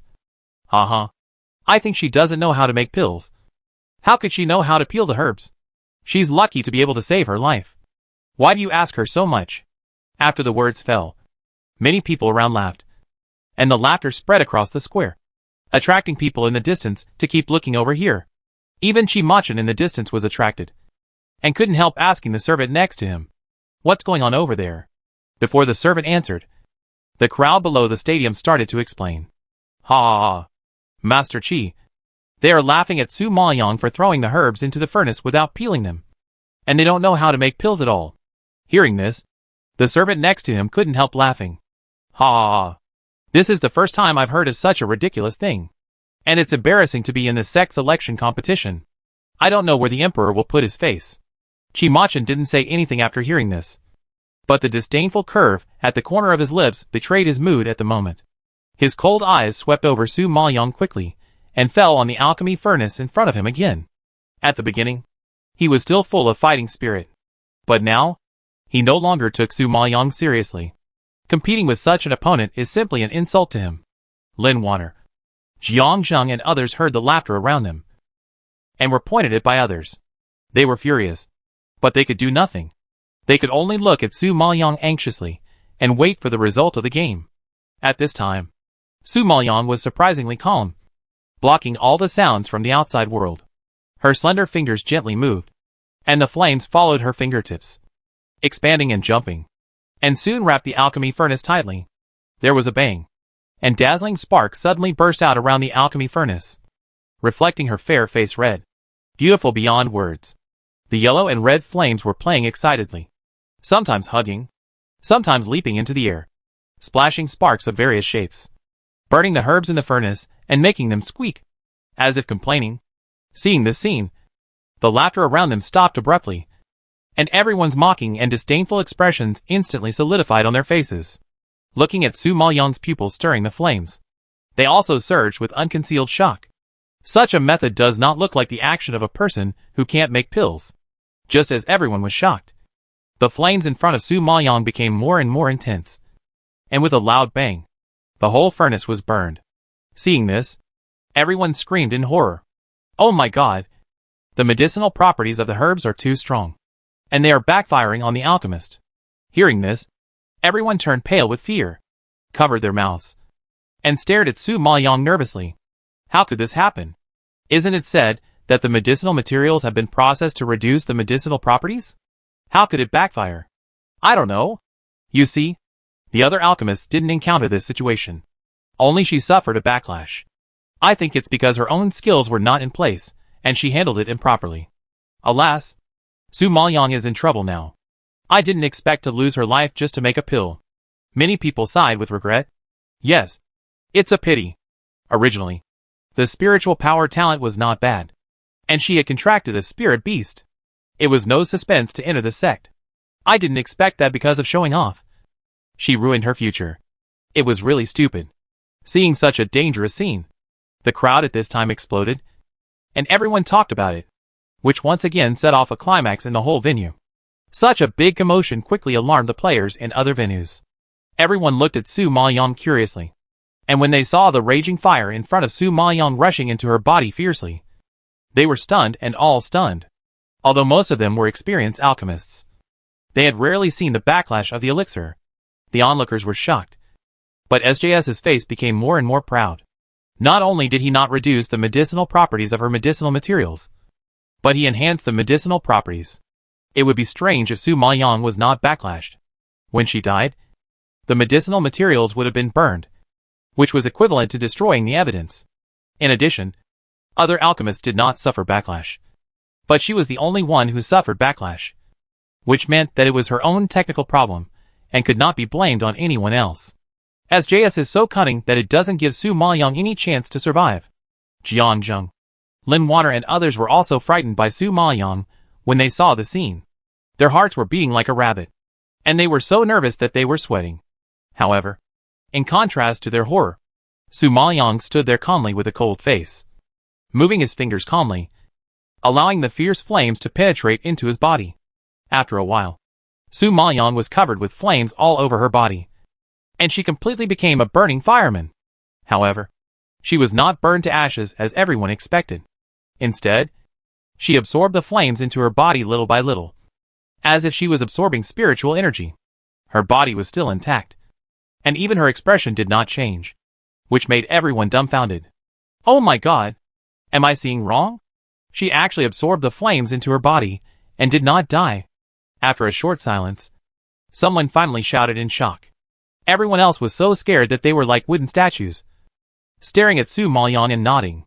They had seen many people make pills, but they had never seen anyone make pills like this, which was really shocking. SJS was also frightened and his face turned pale. His deep eye sockets burst into horror. His stiff old face twitched, and he couldn't speak for a long time. No! This is impossible. He didn't believe it. Such a strong fire attribute. Not only did it not devour her, but was absorbed into her body? Oh my god! Is he dreaming? Or is his old eyes blurry?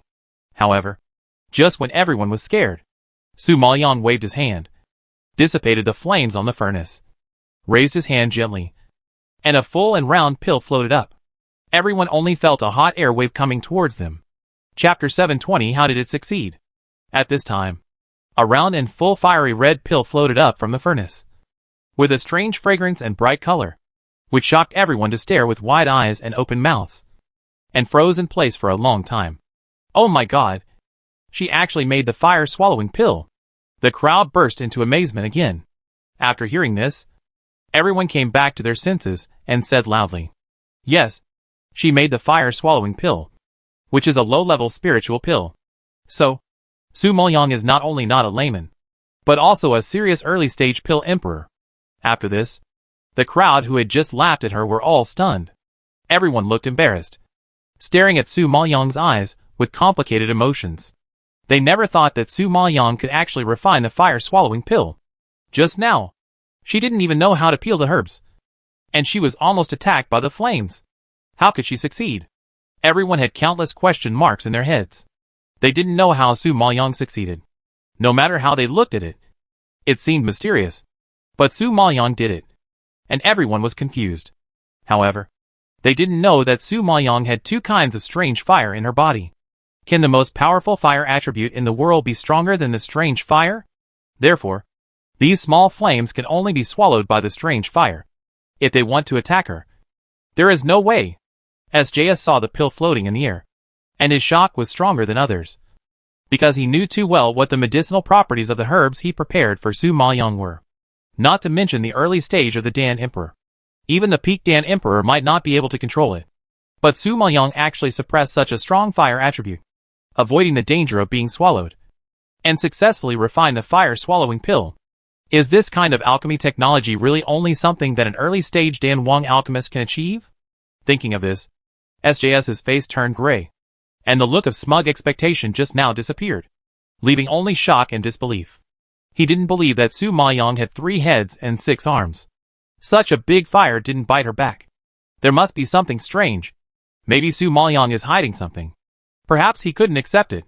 He froze his face and shouted to Lu Zhou next to him.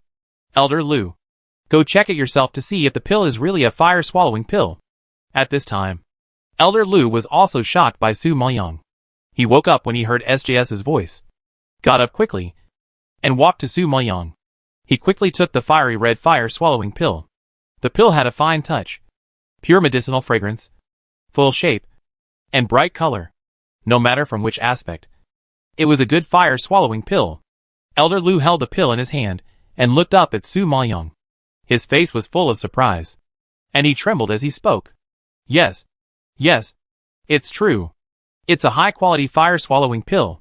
When Lu Zhou said this, the whole audience was in an uproar. Those who questioned Su Maoyang were completely shut up. Even the elders of the Danyang Hall of the Sanyan sect personally recognized the quality of the pill, so they naturally had no right to doubt it. SJS was completely crushed when he heard this. Seeing Su Maoyang standing there intact, without even a hair missing, his heart seemed to have fallen into an ice cellar. Unexpectedly, he let Su Maoyang escape after all his careful planning. This was simply an insult to him. Thinking of this, SJS's shocked old face was filled with anger, and his fists under his sleeves clenched quietly. Su Maoyang didn't care about the surprised looks of the crowd. He raised his eyes slightly, glanced at Elder Lu, and then looked at the other elders in the VIP seats. Elders, can we announce the results now? Yes, of course. Several serious old men nodded hurriedly after hearing this, and looked at Su Maoyang with some surprise in their eyes. Seeing this, Su Maoyang curled his lips and looked at Elder Yu. He couldn't help but remind him again. Then please let Elder Yu announce the results. Elder Yu was called, and then he came back to his senses. He coughed awkwardly twice.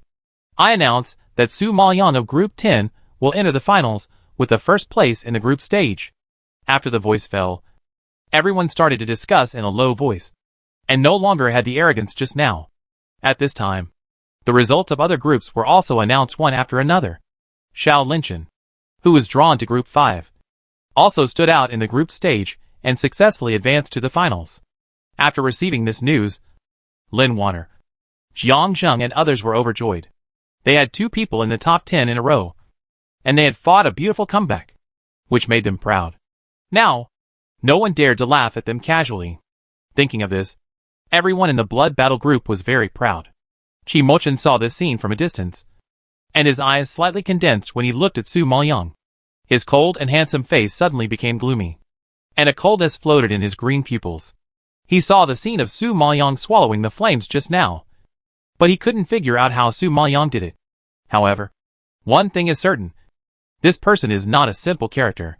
Realizing this, Qi Machen's extinguished fighting spirit was aroused by Su Maoyang, and the flame of fighting burned in his heart, and bloodthirsty excitement spurted out from his pupils. He wanted to see who would be the champion in this final. The servant beside Qi Mochen saw Su Maoyang turn over and actually stole the limelight from his son. He was unhappy and snorted in a yin-yang tone. TSK. It's just a low-grade spiritual pill. What's there to be happy about? As long as the alchemist reaches the initial stage of Danwang, he can refine low-grade spiritual pills. And his son is already a mid-stage Danwang. So naturally, he doesn't take low-grade spiritual pills seriously. In his mind, the only genius in alchemy is his son. What's the point of showing off now? You still lost to my son in the finals. Xiao Linchen, who was closer to Qi Machen, raised his eyebrows and sneered after hearing this. The finals haven't even started yet, and someone is bragging. Aren't you afraid of biting your tongue? The servant was speechless. Qi Machen looked up at Xiao Linchen, and was also a little surprised about his promotion. His cold and handsome face sank slightly, and he said coldly, "That's because I have the capital to brag. I will definitely win the championship this time."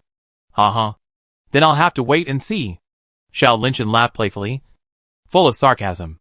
The finals were attended by 10 contestants, who stood out from the preliminary rounds. According to the regulations, the finals did not specify a specific topic, but asked everyone to refine their best elixir. The higher the level of the elixir, the winner will be determined by the quality of the elixir if the level is the same. Therefore, the following finals were like 8 immortals crossing the sea, each showing their magical powers, and everyone had to show their own unique skills. After the preliminary round, there was a break, and it was not until afternoon that everyone gathered in the square again to prepare for the finals. Of course, the most anticipated was the competition between Su Maoyang and Qi Machen. Chapter 721 The Finals. Originally everyone thought that Su Maoyang didn't know how to make pills, and was arrogant and ignorant. But today's group match results shocked everyone. And no one dared to underestimate Su Maoyang anymore. It's just that the process was too mysterious, and everyone still hasn't recovered from her swallowing fire, nor figured out how she succeeded in refining it. However, the finals are not the group matches. And next they have to face 9 other equally outstanding alchemists. And the competition is quite fierce. In the finals, the higher the level of the alchemist, the more hope there is for victory. Looking at the whole game, Chi Machin is the first place without any suspense. So, even if Su Maoyang miraculously refines the lower spiritual grade swallowing fire pill, it doesn't mean that he can defeat Chi Machin who can refine the middle spiritual grade pill. It's not that everyone looks down on Su Maoyang, but Chi Machin's image and strength have been deeply rooted in their minds. The status of an alchemy genius is definitely not something that can be shaken by a dark horse that suddenly appears in the race. The crowd in the square were whispering when they saw Su Maoyang and Xiao Linchin walk into the arena, no doubt speculating who would win or lose. Amid the noise, Chi Machin just happened to come over from the opposite side. He was dressed in white, and under the sun, he seemed to emit a cool glow, like a jade figure made of beautiful jade, so handsome that people couldn't take their eyes off him. However, that delicate and handsome face was cold and gloomy, looking at Su Maoyang's green pupils with coldness and hostility. And he started with a strong provocation. Don't think that you can beat me just because you won the group stage. I advise you to go all out. If I win too easily, it will be too boring. Su Maoyang raised her lips and looked at him deeply, looking at the pair of proud green eyes. She responded calmly. Same here. I hope Mr. Chi can fulfill the bet and hand over the treasures from the auction. Chi Machin didn't expect that she not only didn't take him seriously, but also coveted the treasures from their auction. Did she really think he would lose? Haha. What a joke. Chi Machin was so angry that his face turned black. And the servant beside him was even more excited and loudly refuted. Bah. I just know how to refine. It's just a low-grade elixir. But you're so proud of yourself. You don't even ask who the alchemy genius in Dark Domain City is. You want to beat my young master. There's no way. Xiao Linchin, who was standing next to him, looked at the two with sarcasm and couldn't help but sneer. Genius? Your young master is qualified to call himself a genius in front of my boss? Haha. Some people are really thicker than the city wall. Su Maoyang is already the peak of the alchemy emperor. And Chi Machin, a mid-stage alchemy emperor, dares to provoke the peak of the alchemy emperor. It's really ridiculous. You? How dare you humiliate my young master? You're looking for death. No one has ever dared to look down on their young master. The servant was furious and rolled up his sleeves, ready to take action. Su Maoyang frowned upon seeing this and asked in a cold voice. Why? Master Chi is afraid of losing and being embarrassed.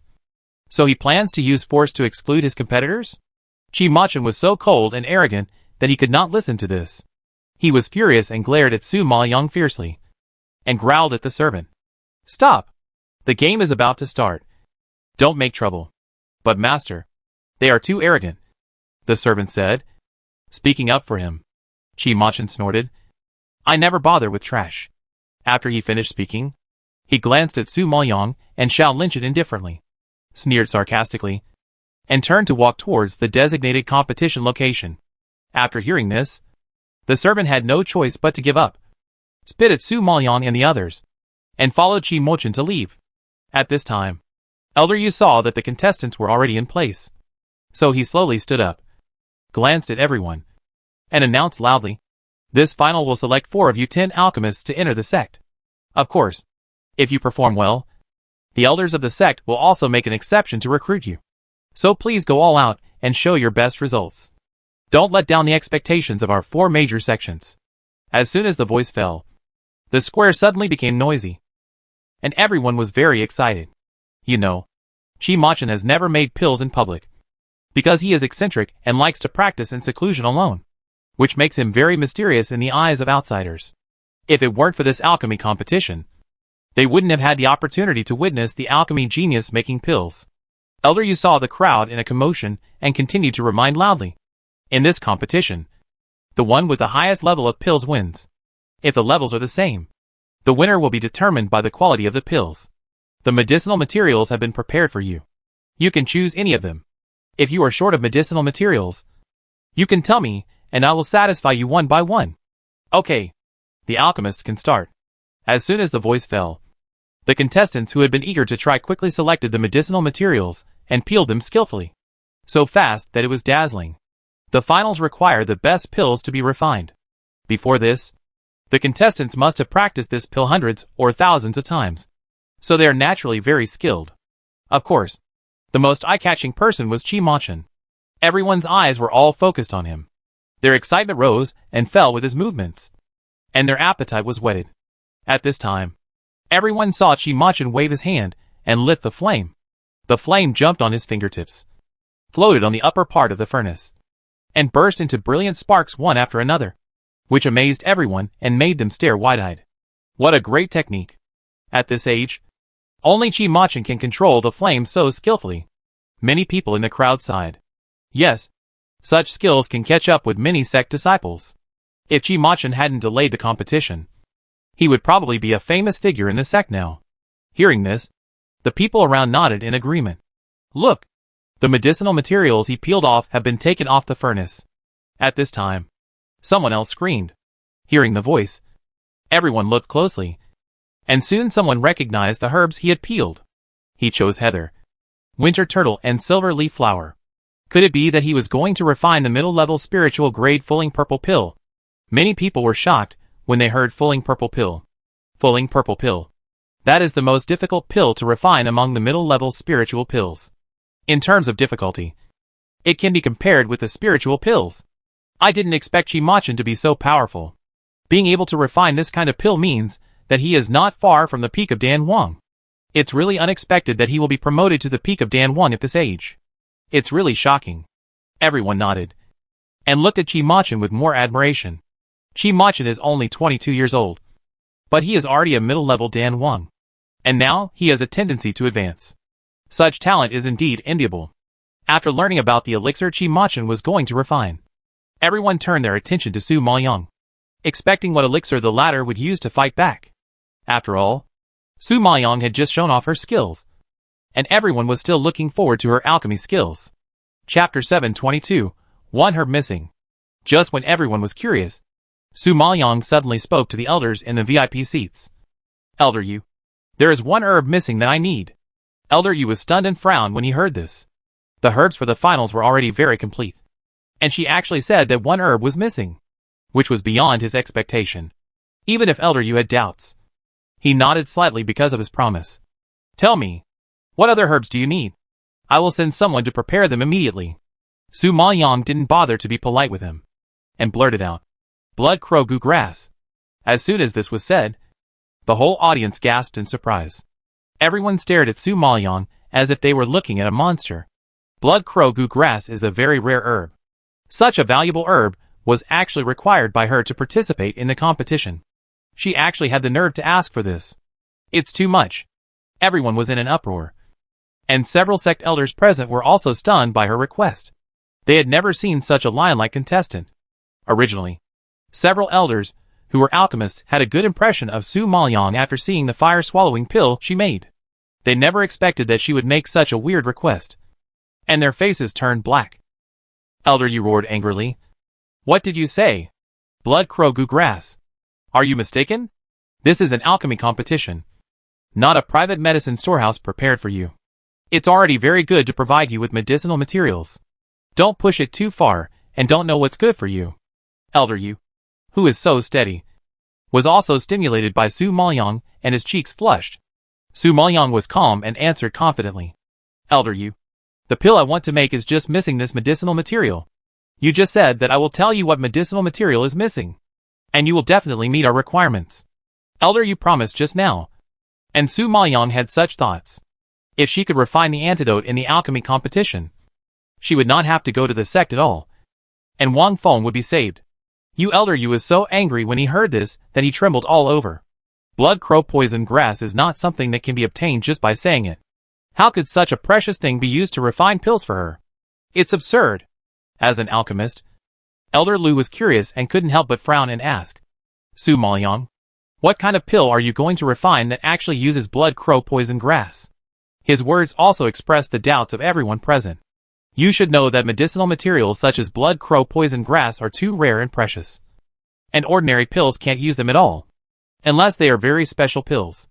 So, everyone is very curious about what kind of pill Su Maoyang is going to refine. Su Maoyang looked up at Elder Lu and spoke slowly. Her voice was not loud, but it exploded like thunder in the square. Qianyuan bone-changing pill.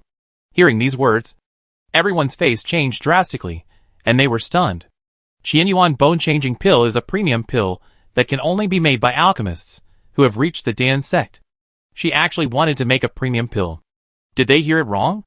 Hearing this, even Qi Machin, who was not far away, cast a shocked look.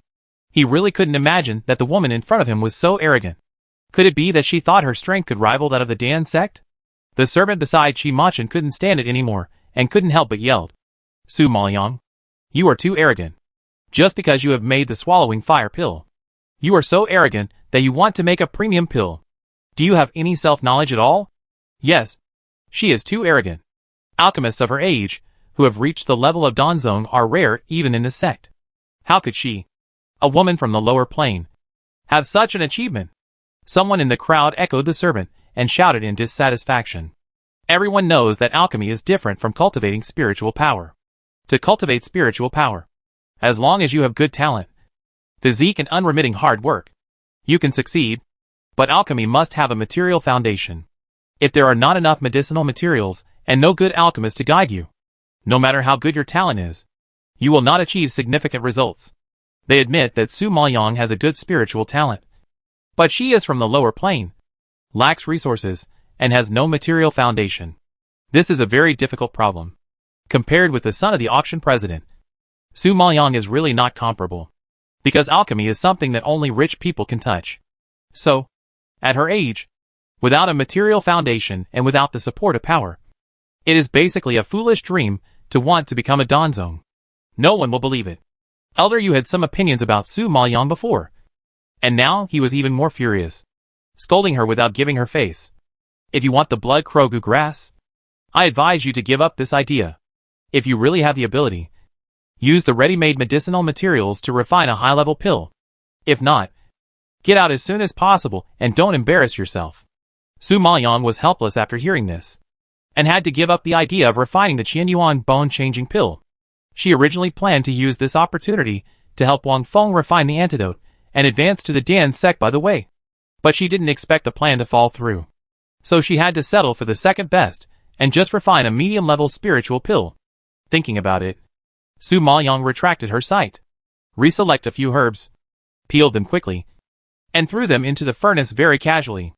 In contrast, the others were cautious and careful, while Su Maoyang was simply careless and looked indifferent. Her actions were light and perfunctory, which made everyone speechless. This was obviously a very competitive finals. But Su Maoyang seemed to have no sense of competition at all, and she didn't even feel any pressure or tension. She was as relaxed and casual as usual practice.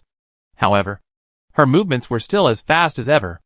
Many of her techniques were gone before everyone could see them clearly, making it difficult to determine her strength.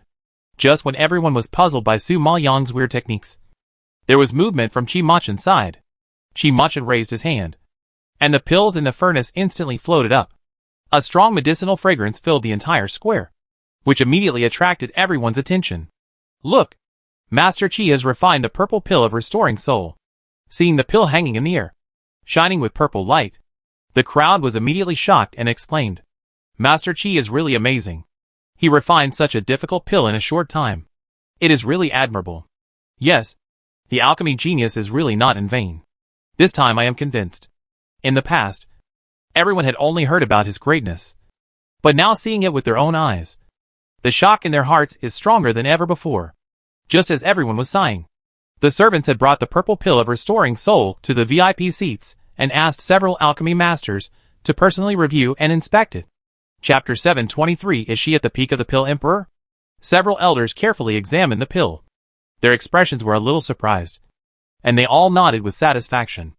This is definitely a high-quality fulling purple pill. It is not bad to be able to refine such a good pill at such a young age. Several elders nodded to each other, unable to hide their admiration. With the approval of the elders, Qi Machin instantly became the object of praise and envy among everyone. Qi Machin's servant could no longer hide the smug smile on his face, and he held his head high and accepted the envious eyes around him. Their young master has never lost to anyone in alchemy. And this time is no exception. At this time, the other contestants also completed their works one after another. Everyone's pills were checked one by several elders. And the final results were settled. Since the pills were all made by outstanding alchemists, the results were generally good. But compared with Chi-Machin, of course, there was still a long way to go. Seeing this, Elder Yu stroked his beard, nodded to Chi-Machin with a smile on his face, and praised with satisfaction. Well, Chi-Machin, you really didn't disappoint me. You are the well-deserved first place in this finals. As soon as the voice fell, the whole audience burst into warm applause. Everyone kept saying Chi-Machin's name, and praised him to the sky. However, at the moment of excitement, a cold voice suddenly interrupted, like a basin of cold water poured on the fire, extinguishing everyone's enthusiasm. Elder Yu, my boss's elixir has not been produced yet. I'm afraid you announced the first place too early. Xiao Linqing glanced at the fulling purple pill refined by Chi-Machin, and seemed to not take it seriously. His tone was also full of indifference and disdain. The servant didn't expect that at this critical moment the other party would not cry until he saw the coffin. He immediately retorted angrily, my young master has refined the most difficult elixir among the middle-level spiritual products. If your boss wants to defeat my young master, he must reach the peak of the Elixir Emperor. Do you think you are qualified to become the peak of the Elixir Emperor with your humble status? Humph. You should have some self-knowledge. Being too arrogant will only make you a laughing stock. The servant snorted in contempt, glared at him fiercely, and then retracted his gaze from him. The arrogant attitude made everyone in the blood battle group grit their teeth. In order to please Chi-Machin, others immediately flattered Chi-Machin and the servant. Yes, Master Chi can achieve such results today, not only because of his own talent, but also because of the support of the auction. How can Su Maoyang, a woman from the lower plane, compare with Master Chi? She is too arrogant. Chi-Machin listened to everyone's words, and on the surface, he did not comment. But in his heart, he was pleased. The corners of his mouth raised an imperceptible arc, and he slightly side-glanced at Su Maoyang not far away. Seeing that the latter was still busy refining the elixir, he couldn't help but sneer in his heart. He wanted to see what kind of elixir this arrogant woman could refine. However, before everyone's sarcastic voices fell, Su Maoyang in the distance suddenly withdrew her hand and dispersed the flames. Suddenly, a dazzling light burst out, dazzling everyone and squinting their eyes unexpectedly. Behind the light, a full pill floated up from the bottom of the furnace, instantly emitting a strange medicinal fragrance accompanied by a strong heat wave that rushed towards everyone. The fragrance was even stronger than Chi-Machin's fulling purple pill. Seeing this scene, the voices in the audience stopped abruptly, and the flattering smiles froze on their faces instantly. Time seemed to stand still, and everyone stayed where they were, forgetting to react for a moment. Several elders who were alchemists saw the pills in front of Su Maoyang. All widened their eyes in surprise, and their voices stuttered. Then, is that a high-grade pill? Xian Yi Longquan pill? Elder Lu was an alchemist after all, and recognized the type of pill at a glance. But he didn't dare to believe it in his heart, and didn't dare to jump to conclusions. He just twitched his cheeks and exclaimed in a low voice. The elder beside him nodded dully and murmured in shock. His voice was not loud, but it was extremely abrupt in the square that fell into a brief silence. Yes, it is Xian Yi Longquan pill, a rare high-grade spiritual pill. This pill not only requires sharp techniques, but also requires very strong mental strength. She actually succeeded. Another elder also nodded, deeply touched, his pupils surging with excitement. This girl is so young, but she has actually refined such a rare high-grade spiritual pill. Such talent is really shocking. Quick, bring the pill over. I want to check it carefully. The servants who were serving him heard the order and immediately stepped forward, took the pill, and brought it to the elders. Hearing this, everyone present was shocked as if they were struck by lightning. And they were all shocked. Xian Yi Longquan pill. This is a top-grade elixir. Su Maoyang successfully refined a top-grade elixir. Doesn't that mean she is already a top-level elixir emperor? Su Maoyang is a top-level elixir emperor. Is this true? Am I dreaming?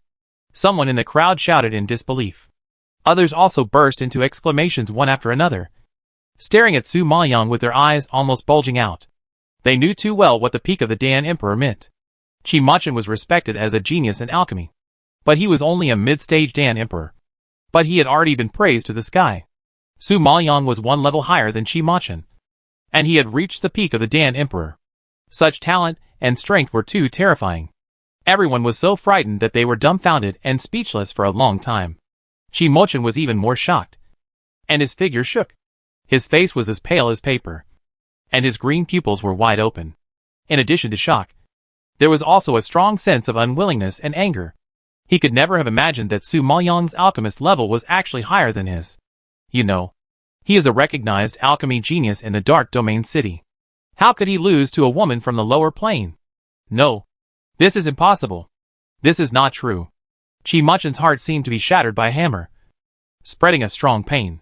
He shook his head in disbelief, rejecting the facts in front of him. He was the son of the president of the auction, but he was defeated by a woman from the lower plane. It was a huge insult.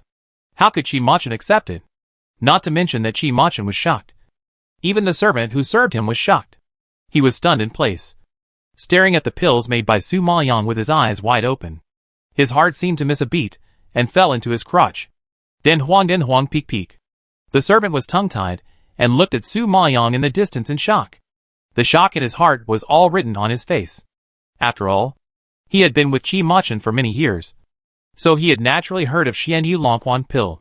Now, when he heard the name, he shook his head in disbelief. Impossible. This is definitely not Xianyu Longquan pill. Elders, are you seeing things? Chapter 724 Fighting for Su Maoyang. After hearing this, Elder Lu answered decisively. No. This is the Xianyu Longquan pill. It is genuine. It couldn't be more real. Another elder nodded, staring at the pill, his expression equally shocked. Not only is it the real Xianyu Longquan pill, but there are also pill patterns on it. What? Pill patterns? Hearing this, everyone took a deep breath in surprise, and covered their mouths. Pill patterns. Anyone who knows a little about alchemy knows what it means. Because only pills with spirituality will show pill patterns. It is very difficult to refine spiritual pills. Not only do you need to have a sharp ability to control fire, a unique ability to perceive medicinal materials, but most importantly, you must have extraordinary mental strength. Only when all conditions are very good can you have the opportunity to refine pill patterns. Originally, pills have medicinal properties, and the strength of the medicinal properties is shown by the grade and quality of the pills. Quality can be judged by fragrance, color and fineness. Spirituality is derived from the medicinal properties, and only a few very rare elixirs have spirituality. Therefore, an alchemist who can refine elixir patterns is enough to attract the attention of the four major sects. And the Xianyu Longquan pill in front of him, which was made by Su Maoyang, is not only a spiritual pill, but also a spiritual pill. Such an impressive achievement naturally set off a climax in the audience. Everyone looked at Su Maoyang in shock, and the shock in their hearts was indescribable. At a young age, Su Maoyang not only reached the peak of the Dan Emperor, but also could refine elixirs with elixir patterns. Such a talent can almost be described as abnormal. Seeing this scene, someone in the crowd quickly shouted, "Oh my god! Did I hear it wrong? She actually refined Danwen. It's incredible. Could it be a mistake? Even the elders have personally confirmed it. How could it be wrong? But I didn't expect that this Miss Su actually has such a high level of alchemy attainments. No wonder she is so loved by the Emperor. Alchemists like her are popular no matter where they are. More than popular. Such an alchemy genius. I don't know how many powerful people fawn on her." Knowing Su Maoyang's identity as the peak of Dan Wang, the onlookers who had just ridiculed her suddenly changed their tone, and their attitude changed 180 degrees. Their harsh faces suddenly became flattering and fawning. What is fence-sitters? Su Maoyang can be said to have thoroughly felt it. When Qi Machin heard the word Danwen, he was so shocked that his body trembled, took a step back, and his face was ashen, as if he was dead. As an alchemist, he knew too well how difficult it was to create Danwen. He thought he was very talented and had superb alchemy skills. He had been in seclusion for many years, but he had never created Danwen. For him, Danwen was really a luxury. But the woman from the lower plane in front of him did it. Such a blow was too big for the conceited Qi Machin. Almost shattered all his pride. Hearing the praise from the people around them, the people of the blood battle group finally raised their eyebrows, straightened their spines, looked around proudly, and felt happy in their hearts. as if they had refined the Xian Yu Longquan pill. Xiao Linchen also smiled, looked at the VIP seats playfully, and asked with a sarcastic smile, "Elder Yu, what do you think?" "I think it's too early to announce the first place. TSK. TSK. TSK. It's just a pity for our Master Qi, who was praised to the sky, and is about to fall from the sky. So, before we figure out the situation, we can't just announce the result casually. Otherwise, it will be the loser's face that will be lost." After Xiao Linchen glanced at the elders in the VIP seats, he turned his head to look at Qi Machin, who was so angry that his face turned blue and black not far away. The smile in his eyebrows seemed to overflow, and it was particularly eye-catching in the latter's eyes. And his words pierced Qi Machin's arrogant heart like a sharp sword, causing a heart-wrenching pain. When Lin Wana heard Xiao Linchen's words, she immediately covered her mouth and laughed secretly.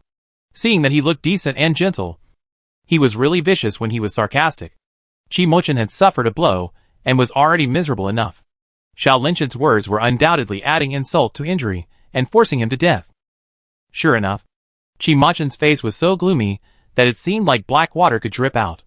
Although his face was expressionless, veins on his neck were already popping out, and his cheeks were twitching slightly, which showed that he was furious.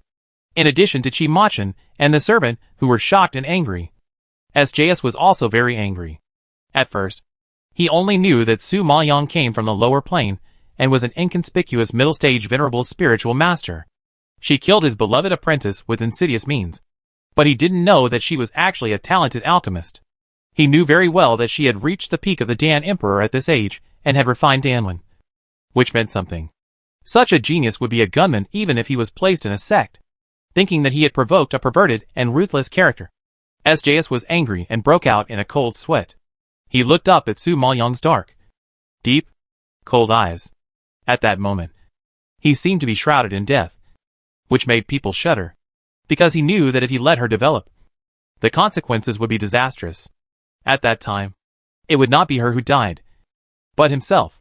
So, before she was fully grown, she must be killed, SJS swore in his heart. But unexpectedly, several elders around him had stood up and enthusiastically extended an olive branch to Su Maoyang. Even Elder Lu, who had some friendship with him, was no exception. "Girl, you are the well-deserved first place in the alchemy competition. Come to our Blood Dragon Gate. I will definitely cultivate you well, and make you the most outstanding alchemist in the Blood Dragon Gate." One of the middle-aged men in a navy blue robe smiled and invited enthusiastically. That smile was as flattering as a human trafficker. An elder in black beside him was anxious and interrupted him immediately. "What? Miss Su is going to enter our 7 Stars Hall. What does your Blood Dragon sect have to do with her? Your Blood Dragon sect is full of rough men. Why would a girl like her go there? Our 7 Stars Hall has a beautiful environment, with birds singing and flowers blooming. It is like a fairyland on earth. It is most suitable for a beauty like Miss Su. Miss Su, our 7 Stars Hall welcomes you." The old man in black also winked at Su Maoyang. His eyes narrowed with smile. When the elder of Blood Dragon sect heard this, his face froze. He was about to refute, but was suddenly interrupted by another elder. "Shut up. You 7-Star Palace dare to snatch people from our Yushu Palace. Who gave you the face? Su girl is the woman that Emperor Yunlu likes. So she is naturally from our Yushu Palace." Su Maoyang finally reacted when he heard the 3 words Yushu Palace. He raised his eyebrows slightly, and looked at the old man who claimed to be from Yushu Palace curiously. Chapter 725 Falling Out for Her. This man was wearing a white robe. He was thin, with sallow skin, prominent cheekbones, gray hair and beard.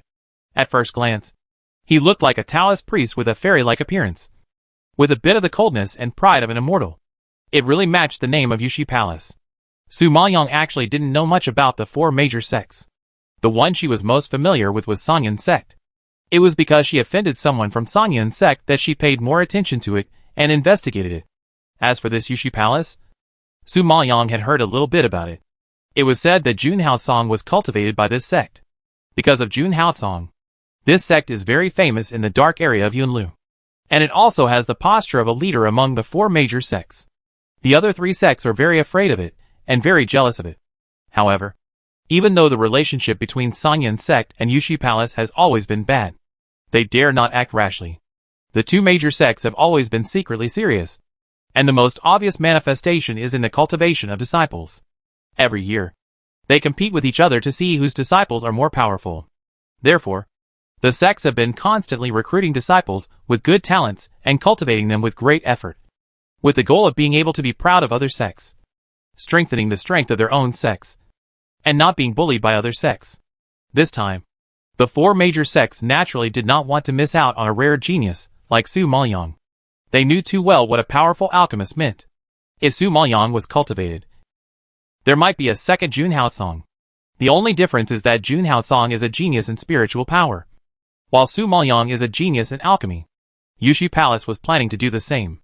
The elders of the other three sects all changed their expressions when they heard what the white-clothed elder said, and they were a little anxious in their hearts.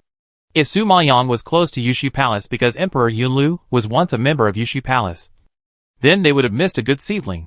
Thinking of this, Elder Lu hurriedly said, "Su girl, your future must be in your own hands.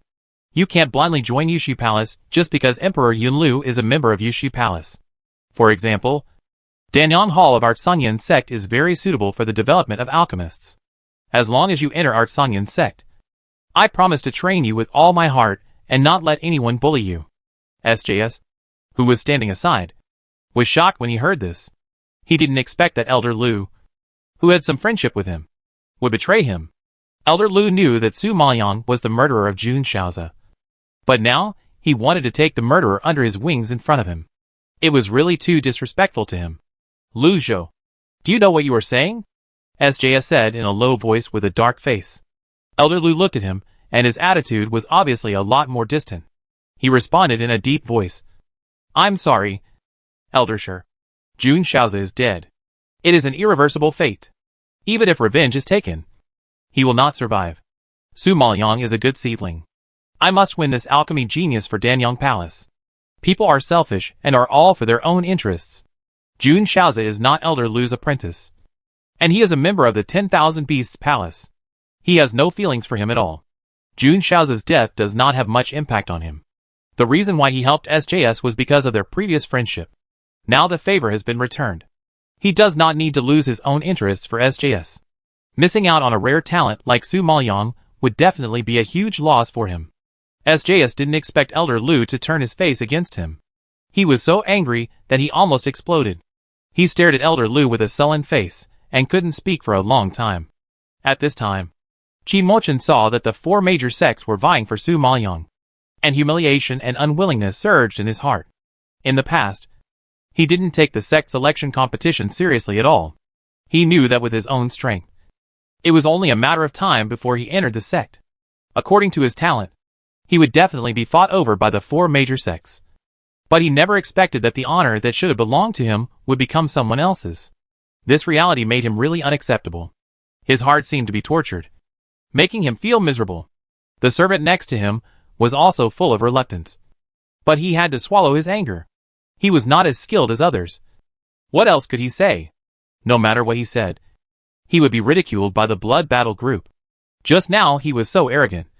He praised his master to the sky, but he fell from the sky, and he fell so badly. So naturally he had no face to object. The people around were all shocked to see the elders of the four major sects quarreling over Su Maoyang. They were so enthusiastic and flattering. Everyone couldn't believe that they were those serious elders. Everyone was shocked and envious, and they dared not look down on Su Maoyang anymore, because he came from the lower plane.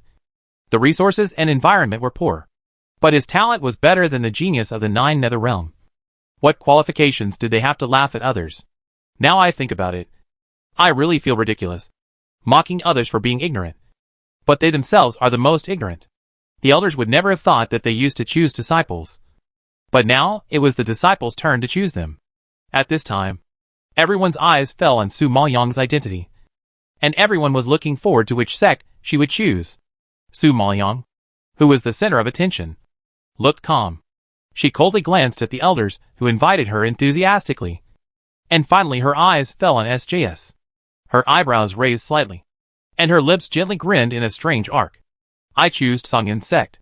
As soon as these words came out, the whole audience was boiling. They thought Su Maoyang would choose the most famous Yushi Palace. After all, Emperor Yulu also came from Yushi Palace, so she should feel more familiar. Who would have thought she would choose Song Yin's sect? You know, she has a feud with Elder Sure of Song Yin's sect.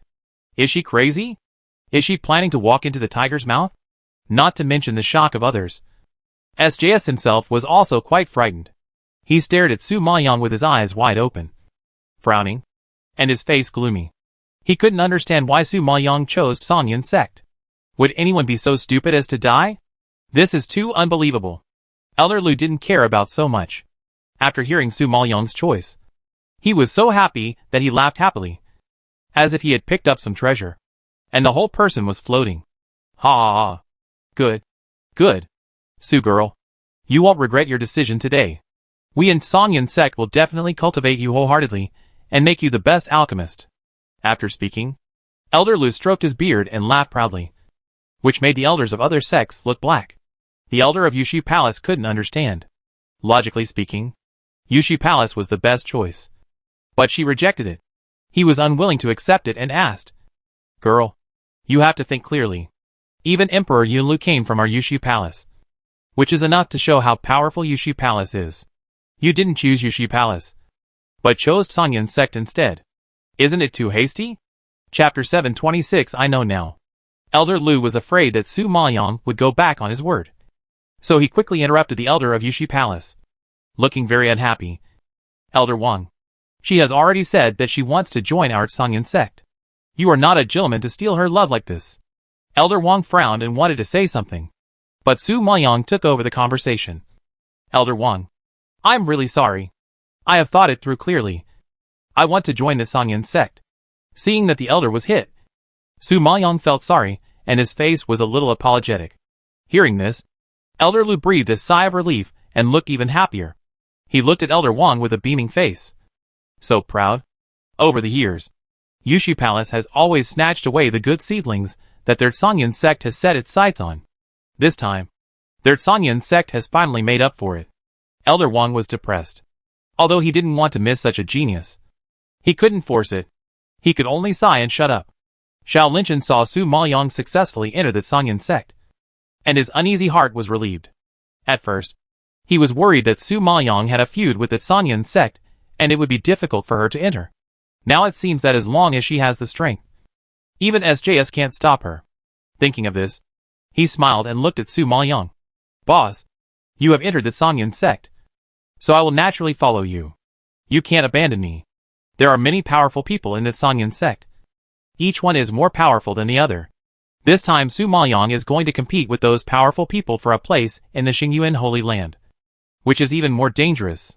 Naturally, he is worried about her being alone. The brothers of the Blood Battle Group listened and nodded solemnly, and agreed anxiously. Yes, Master. We will all go with you. Su Maoyang knew that they would definitely not be able to stay. Even if they were not allowed to go, they would definitely follow. Thinking of this, she looked up at Elder Lu and said, Elder Lu, I have a condition for joining the Song Yin sect. Elder Lu was stunned when he heard this, and immediately said generously, Whatever conditions you have, just mention them, and I will satisfy you. Su Maoyang nodded slightly and pointed at Xiao Linchen and the people in the Blood Battle Group. They are all my relatives and will follow me for the rest of their lives, so please accept them as disciples of the sect. Elder Lu glanced at Xiao Linchen and everyone, smiled and nodded. Ha ha ha. This is easy to say. This little brother's alchemy skills are also very good. Our Danyang Hall has 2 more outstanding alchemists at once. I am so happy that I can't wait. Elder Lu never thought that he would recruit Su Maoyang, and he didn't expect to get an alchemist as well. Such a good thing. How many people would be eager for it? As for the other members of the Blood Battle Group, although they are not strong, they are Su Maoyang's confidants, so he naturally cannot neglect them. It's just to keep a few more idle people, and add a few more sets of bowls and chopsticks. Their Song Yin sect is so powerful. Can it be that they still lack this little food? Seeing that Elder Lu agreed, Su Maoyang nodded with satisfaction. Thank you, Elder Lu. Oh, girl, why are you so polite to me? We will be a family in the future, since you have decided to go to Song Yin sect. Then tonight, follow me. Elder Lu couldn't wait to show off his trophies to the other elders in Danyang Hall. Su Maoyang heard this, as if he thought of something, frowned slightly, and refused tactfully. Elder Lu, I'm afraid it won't work tonight. I have something to do. I will go to Sonyan's sect by myself tomorrow. You can rest assured. Elder Lu did not force it, and nodded with a smile. Okay. I will wait for you in Sonyan's sect. Jun Qingran and Jun Yueya in the VIP seats saw the scene, and the shock in their hearts could not be calmed for a long time. They did not expect Su Maoyong to be an alchemist. In their impression, people from the lower planes, no matter how powerful they are only at the bottom in the 9 nether realm. So the strength that Su Maoyong burst out today shocked them. You must know that the identity of the peak of the Dan Emperor is too noble. Even no one dared to offend her easily. Not to mention that she was a genius who could refine Danwen. Now Su Maoyong has attracted the 4 major sects to compete for her. Except for Jun Haocong in the past. No one else has this honor. Thinking of this, Jun Qingran felt a chill in his heart. Cold sweat on his forehead. And his face was even hotter. As if he had been slapped a few times. Jun Yueya on the side nodded with emotion. Putting aside all prejudices, no wonder Songer likes her so much. Now it seems that she really has the capital. At such a young age. It is indeed very rare to have such an achievement. Songer did not choose the wrong person. On the contrary, he has better vision than us. Su Maoyong is a mid-stage venerable spiritual master. And she also has 3 holy spirit beasts. This is already a good strength. Now she is a peak Dan Emperor, and has also refined Danwen. With such strength, there is no young woman in the entire Dark Domain City who is more powerful than her. Sister, this Su Maoyong is worthy of our Songer. So don't stop this marriage. Jun Yueya advised in a low voice. Jun Qingran had a gloomy face. Although she did not answer on the surface, she acquiesced to Jun Yueya's statement in her heart. In fact, she was no less shocked than him. It was just because of face and previous conflicts that she could not lower her status to agree with Jun Yueya. She had to admit that Su Maoyong's strength surprised her and made her unbelievable. She also had to admit that Su Maoyong was good enough. Whether it was the intelligence and talent shown in the concubine selection competition, or the spiritual power and alchemy strength, they were all first class. Although her background was a bit humble, her strength defeated everything. Jun Qingran had no choice but to compromise. Seeing Jun Qingran silent, Jun Yueya knew that she agreed. And he couldn't help but feel relieved. It was rare to have such an excellent woman like Su Maoyong. But he knew that even so, Jun Qingran still had a big prejudice against Su Maoyong. After all, so many unpleasant things happened between the two of them. It was still very difficult to accept her from the bottom of his heart. However, after today's competition, he saw clearly that Jun Haocong's vision would not be wrong. He believed that over time, Jun Qingran would completely accept Su Maoyong. However, Jun Yueya did not know that things are unpredictable. Some things always like to deviate from their expected track, going further and further, and even paying a painful price for it. At night, the cool breeze blew, and the dark night sky was sparse with a few stars. Su Maoyong was afraid of alarming Jun Haocong. So he took the people of the Blood Battle group and sneaked back to the Yunlu Palace. At this time, the Yunlu Palace was dark and quiet. The palace door was closed, and there was no vitality. Seeing this, Jiang Zheng comforted Su Maoyong. Master, I have investigated. The Emperor is out tonight for business, and is estimated to be back tomorrow. He has no idea that you participated in the sex selection competition privately. So you can rest assured. Su Maoyong nodded, then relaxed his vigilance and opened the door. However, at this moment, a cold and deep voice suddenly exploded. Like 1,000-year-old ice, directly facing everyone's face. Thanks to you. I know now. Chapter 727. The wife-protecting maniac is angry. The low and cold voice frightened everyone and made them freeze. They looked up at the top of the hall in fear. They saw Jun Haocong, wearing a black robe, sitting upright in front of the hall, staring at them with icy blue eyes. The hostility emanating from his body filled the entire hall, which made everyone shudder with fear. Jiang Zheng was shocked and stopped in his tracks. He immediately covered his mouth. Lin Wanner, Xiao Linchen and others were also frightened and changed their faces. The smiles on their faces seemed to be frozen by ice and snow. Seeing Jun Haocong's cold face and brewing anger, everyone took a step back in fear, and immediately exposed Su Maoyong. They never thought that Jun Haocong would come back and wait for them in the hall of Yunlu Palace. They didn't know how long he had been waiting here. but judging from his gloomy face, it must have been quite a while. Thinking of this, everyone bulged their eyes and stared at Jiang Zheng fiercely. The look in their eyes clearly said, "Didn't you say that the emperor would not come back tonight?" Jiang Zheng looked innocent, shrugged his shoulders, and shook his head. He had clearly investigated everything. How could he know that the emperor would suddenly appear here? He was not a worm in the emperor's stomach. Seeing you come back in a grand manner, talking and laughing, you must be in a good mood. Jun Haocong raised his eyebrows slightly, with a dazzling smile on his lips. But the pair of ice blue eyes reflecting the red candle flames flashed with a hint of cold light, which formed a strong contrast with his brisk tone and the smile on his lips, and instead gave rise to a bit of gloomy chill. When everyone heard this, their hearts skipped a beat, and their hair stood up. Jiang Zheng, I didn't know that you knew my whereabouts so well. If you didn't know, you would think you were working for me. Jun Haocong stared at Jiang Zheng intently and spoke softly. Under his seemingly calm eyes, there was a sharp eagle-like sharpness, which frightened Jiang Zheng so much that he trembled all over and broke out in a cold sweat. It's not me. It's not me. It's the master. The master asked me to do it, and I was forced to do it. Facing the powerful pressure from Jun Haocong, Jiang Zheng quickly waved his hand and pointed at Su Maoyang spinelessly. He knew that Jun Haocong would not dare to get angry with Su Maoyang no matter who he got angry with, and would not punish Su Maoyang no matter who he punished. Su Maoyang didn't expect that she would be betrayed by her own people after just meeting and saying 2 or 3 words. She looked at Jiang Zheng in shock, her eyes full of disbelief. Jiang Zheng had a bitter face and looked at her pitifully, with a face full of grievance. He didn't want to either. Emperor Yunlu was famous for being cold-blooded and ruthless. He didn't give face to anyone except Su Maoyang. In order to save his life, he had to push her out temporarily. Sure enough, Jun Haocong's anger subsided a lot after hearing this. But when he thought about these people who let Su Maoyang take risks behind his back, he still slapped his palm on the table with dissatisfaction and growled fiercely. How dare you? Not only can you not protect her, but you also let her participate in that kind of competition. If anything happens to her, I will peel off your skin. The lingering anger burst out from his lips and teeth, and the loud and fierce voice echoed in the hall, causing a lot of pressure on everyone. And everyone was scared and trembling.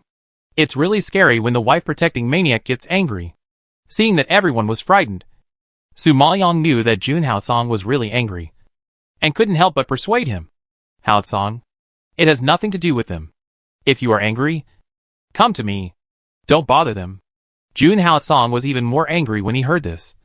But he couldn't bear to get angry with her, so he had to hold it back. Staring at her, feeling helpless, she knew that he couldn't bear to be mean to her.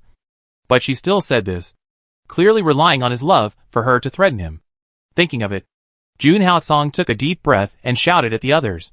Get out. No one is allowed to step into the Yunlu Palace tonight. If anyone breaks in again, don't blame me for being rude. Jun Haocong hated the blood battle group so much that they always disturbed him at critical moments. If this continued, he would be driven crazy by them sooner or later. Jiang Zheng and Xiao Linshan understood immediately after hearing this, and nodded like pounding garlic. Don't worry, Emperor. Enjoy your dinner tonight. We will be on guard outside for you. Even if the sky falls, no one will disturb you. Jiang Zheng chuckled twice and winked at Jun Haocong, which was extremely ambiguous. After the words fell, everyone covered their mouths and laughed at Su Maoyang, and ran out quickly. Hey, come back here. What do you mean? Su Maoyang was not stupid. When she heard that, she naturally understood what it meant. She panicked and called them immediately. But before she finished speaking, there was only darkness outside, and there was no trace of them. At this moment, even if Su Maoyang had her back to Jun Haocong and didn't see his face, she could still feel the hot gaze behind her, as if it was going to burn her whole body. She could only hear her heart beating like a drum. However, she had to go to Sanyan sect tomorrow to participate in the palace examination, so she must not be tossed out of bed. Thinking of this, Su Maoyang also planned to run away. Who knew that before she took a step, she was sucked over by a force. The next second, she sat in Jun Haocong's arms, surrounded by the hot male breath. Su Maoyang was startled and struggled in panic to get out of his arms. Jun Haocong was now full of anger. His body was as hard as iron, and he held her tightly and refused to let go. Her struggle was undoubtedly tickling. June Haotsong. What do you want? I just participated in the competition without telling you. Now I confess everything. Do you have to hold on to me? Su Maoyong struggled in vain and shouted speechlessly. June Haotsong frowned and gritted his teeth. SJS is not Jun Shaozi. Nor is he the King Gongxian. He is the elder of the sect. With your current strength, you can't compete with the sect at all. Not only do you stay away from him, but you also provoke him. Do you want to piss me off to death? I know how to deal with SJS. You don't have to worry. Su Maoyong muttered. June Haotsong was even more furious when he heard this. How could he not worry? He was almost worried to death. She did everything behind his back, hiding it from him. If he hadn't had spies who protected her secretly and killed SJS twice without telling her, she would not even be alive now. You have to know that she didn't provoke some young master or Miss Jiao this time, but that Songyin's sect. Even he had to give the sect some face, let alone her. Thinking of his nervous mood of worrying about gains and losses, June Haotsong sighed helplessly, hugged her tightly in his arms, and murmured, You can't get into trouble. Otherwise, I don't know what I will do. If she gets into trouble because of Songyin's sect, then he will definitely overthrow the entire Songyin sect, even if it means poking a hole in the Yunlu dark domain. By then, a large-scale war will definitely break out, and the 4 major sects will also be involved, and the Yunlu dark domain will definitely be in turmoil. Chapter 728 Guarding the Emperor. And it was precisely because of this that Su Maoyong did not want June Haotsong to become a sinner in the dark domain of Yunlu for her. At this moment, hearing his weak voice, Su Maoyong's heart softened. I'm sorry for making you worry. Because Wang Feng was poisoned, I have to go to Songyin's sect. I know you will definitely worry about my safety and not allow me to go, so I kept it from you. Su Maoyong explained calmly. June Haotsong frowned. I can help you get the antidote. You just stay by my side and don't go anywhere. Haotsong, do you think I'm particularly weak? Su Maoyong looked up, stared at his eyes intently, and asked seriously. June Haotsong shook his head. No. In his mind, Su Maoyong is the best. No matter what aspect, no matter when, no one can replace him. If that's the case, why don't you let me do it myself? You know I don't like to rely on others. Su Maoyong is independent and strong-willed. She doesn't like to ask others to do things that she can do by herself. Not to mention that she doesn't want to cause trouble for June Haotsong. Once he makes a move, it will definitely cause a lot of noise, which is not the result she wants. But June Haotsong doesn't like to hear such words, frowning more tightly, and seriously correcting. I am not someone else. He is her man. A man who can be trusted and relied on wholeheartedly. Su Maoyong was stunned for a moment, and some warmth surged in her heart. I know, but I want to do this myself, because I need experience, and so does the Blood Battle Group. If you want experience, I can arrange for you to enter the Yushu Palace. I came out of it at the beginning. The elders of the Yushu Palace will take care of you for my sake. June Haotsong has always been worried about Su Maoyong taking risks. The sect is dangerous, not to mention that there is a covetous SJS around him. Su Maoyong shook his head and refused. You don't call this experience. You are asking me to take a backdoor. You are the emperor of the dark domain of Yunlu, calling the wind and rain. And you are omnipotent. But I am nothing. You have powerful enemies, and my strength not only can't help you, but it becomes a burden to you. I just want to stand by your side with my own strength and confidence. Over the years, since she met June Haotsong, he has always been shielding her from the wind and rain, and has always been her umbrella of protection, which is her greatest pride in this life. But since she learned about June Haotsong's cold disease, and knew that he sacrificed his human soul for her, Su Maoyong knew that no matter how powerful June Haotsong was, he would be fragile and have soft spots. Such a person makes people feel distressed. So, she hopes that when she encounters danger, she can also rush to the front to block it for him and protect him. June Haotsong's face darkened, and he disagreed with her words. You have never been a burden to me. He didn't know the meaning of life before, and he had always lived for the dark domain of Yunlu, until Su Maoyong appeared, which became the meaning of his life. Su Maoyong raised the corners of his lips and reached out to touch his handsome cheek. I want to protect you, like you protect me.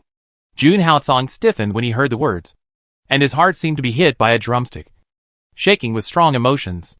This is the best thing he has ever heard in his life. She wants to protect him. He has been fighting for so many years. And this is the first time someone says she wants to protect him. Jun Haotsong's face was calm, but his heart was full of waves. His eyes darkened, and he pressed her head and kissed her fiercely. Su Maoyang was caught off guard by his crazy deep kiss. She struggled for a long time and sobbed before pushing him away. Her cheeks were red. She was panting, and she growled intermittently. Jun Haotsong, don't think that I will compromise if you punish me like this. Anyway, whether you agree or not, I will go to the Sangyan sect. Wang Feng's poison can't be delayed, so I will leave tomorrow. Jun Haotsong stared at her swollen and wet lips. His eyes became deeper, but his mouth was still cold and hard. No, asshole. You blamed me for not telling you before. And now that I tell you, you don't allow it. Why are you so difficult to deal with? Su Maoyang struggled in his arms again, beating Jun Haotsong in frustration. Jun Haotsong looked down at Su Maoyang's pretty face, which was slightly flushed due to anger. He was moved and said in a deep voice, "Pleasure me. If you make me happy tonight, I will agree to let you go." Su Maoyang was stared at by his dark blue eyes. Feeling guilty, she shrank her head back and trembled when she spoke. How? How to please you? How to please me? Isn't it your problem? Jun Haotsong raised his eyebrows lightly, and his warm breath sprayed on Su Maoyang's face, making her cheeks burn red. Can I come back from Sangyan sect to please you? I will leave tomorrow. Su Maoyang was interrupted by Jun Haotsong before she finished speaking. I haven't allowed you to leave yet. Whether you can go depends on your performance tonight. Su Maoyang refused. Don't bully me like this. It seems that you don't want to go. Then Jun Haotsong nodded slowly, halfway through his words. Su Maoyang suddenly rubbed against him and sealed his lips. Chapter 729, Seizing Su Maoyang as a Concubine. The next morning, Su Maoyang limped out of Yunlu Palace. The members of the blood battle group who had been waiting outside saw this scene, and they all covered their mouths and laughed secretly. Even if they didn't say anything, Su Maoyang knew what they were thinking. Lin Wanner blushed and asked, Master, how is it? Did the Emperor approve it? Jiang Zheng on the side answered ambiguously. How can it not be approved? The Master has exchanged for beauty. The Emperor naturally can't control himself. When this was said, everyone chuckled and almost laughed out loud. Jiang Zheng, believe it or not, I will cut off your tongue. Su Maoyang gritted his teeth. Master, spare me. Master, spare me. It's getting late now. Let's get on the road. Jiang Zheng was so scared that he surrendered immediately, but the smile on his face remained unchanged. Su Maoyang glared at him fiercely and yelled, Let's go! 3 days later. Qiyun City. Qiyun City is a small border town in Yunlu Dark Domain. It is not large in area, but it is surrounded by mountains and rivers, with bright lights and colorful flowers. There are bustling streets, arch bridges of various shapes, flowing rivers, and the music coming from the pleasure boats. The town at night is bustling with traffic, and the lights are blurred, as if the whole city is covered with a layer of red gauze, exuding a hazy beauty.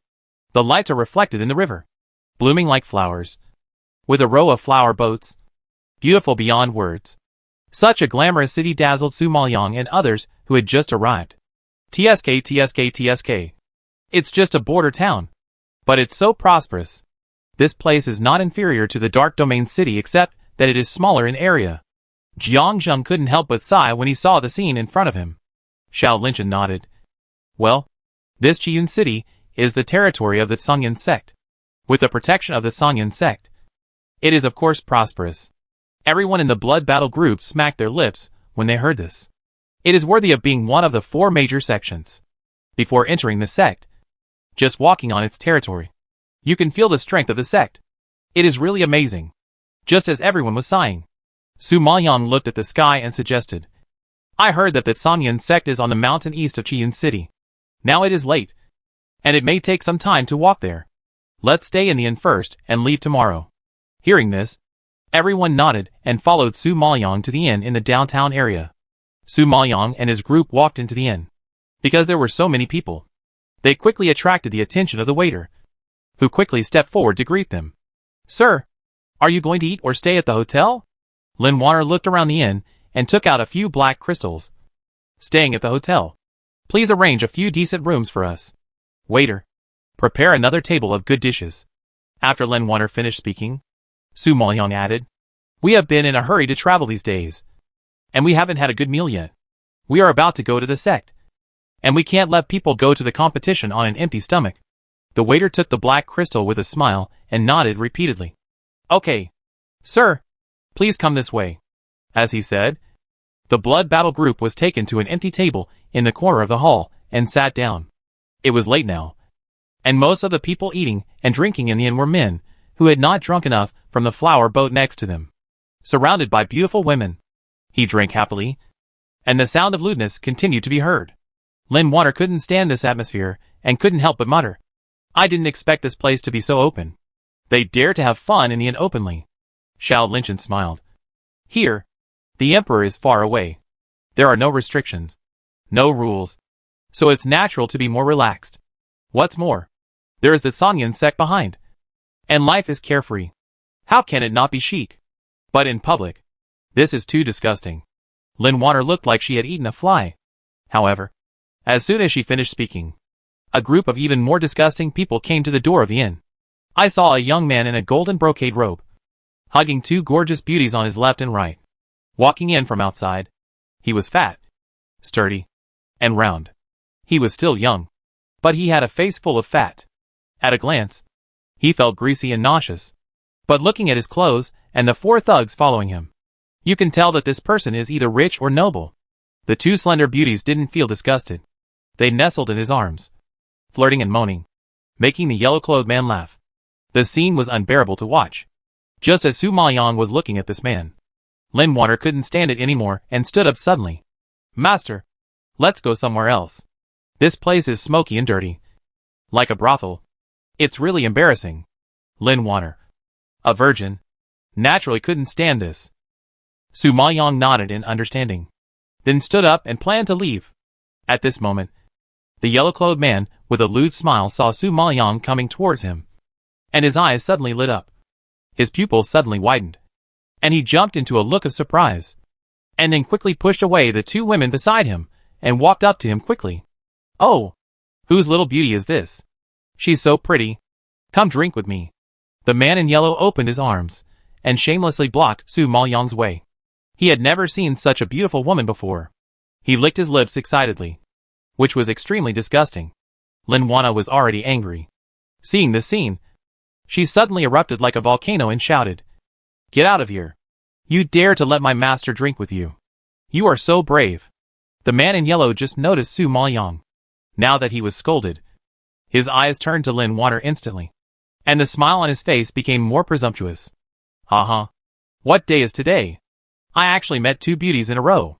The man in yellow looked at Lin Water obscenely and laughed with his head raised. Although Lin Water was not as beautiful as Su Maoyang, she was also beautiful and much better than the two prostitutes around him. You look very young and travel-weary, so you must be from other places. It's so pitiful to see two beauties wandering around. Why don't you marry me and become my concubines?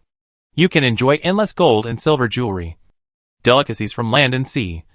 How about that? The man in yellow put on a greasy smile, rubbed his hands, and proposed with a face full of desire. When Lin Water heard this, she spat on his face. Bah! Where did you come from? You bastard! How dare you set your sights on my master? Are you tired of living? The man in yellow had never been treated so coldly before. He wiped the saliva off his face. His smile disappeared, and his face suddenly became ferocious. You damn girl! You dare to be so presumptuous without even asking your grandfather's name. I'll teach you a lesson today. Come on. Take these two women to the Sun Mansion. As soon as the words fell, several thugs behind the man in yellow rushed forward and were about to attack Su Maoyang and Lin Water. Chapter 730 Monkey's Reinforcements. Seeing this scene, everyone else in the hall stopped eating and drinking and looked over here. Hey, the prodigal son of the Sun family is robbing women again. I don't know how many he has robbed this month. These two girls are unlucky to have encountered such a plague god, who let the Sun family have the elders of the Sangyan sect as a backing. This little bully is naturally lawless, and no one can control him.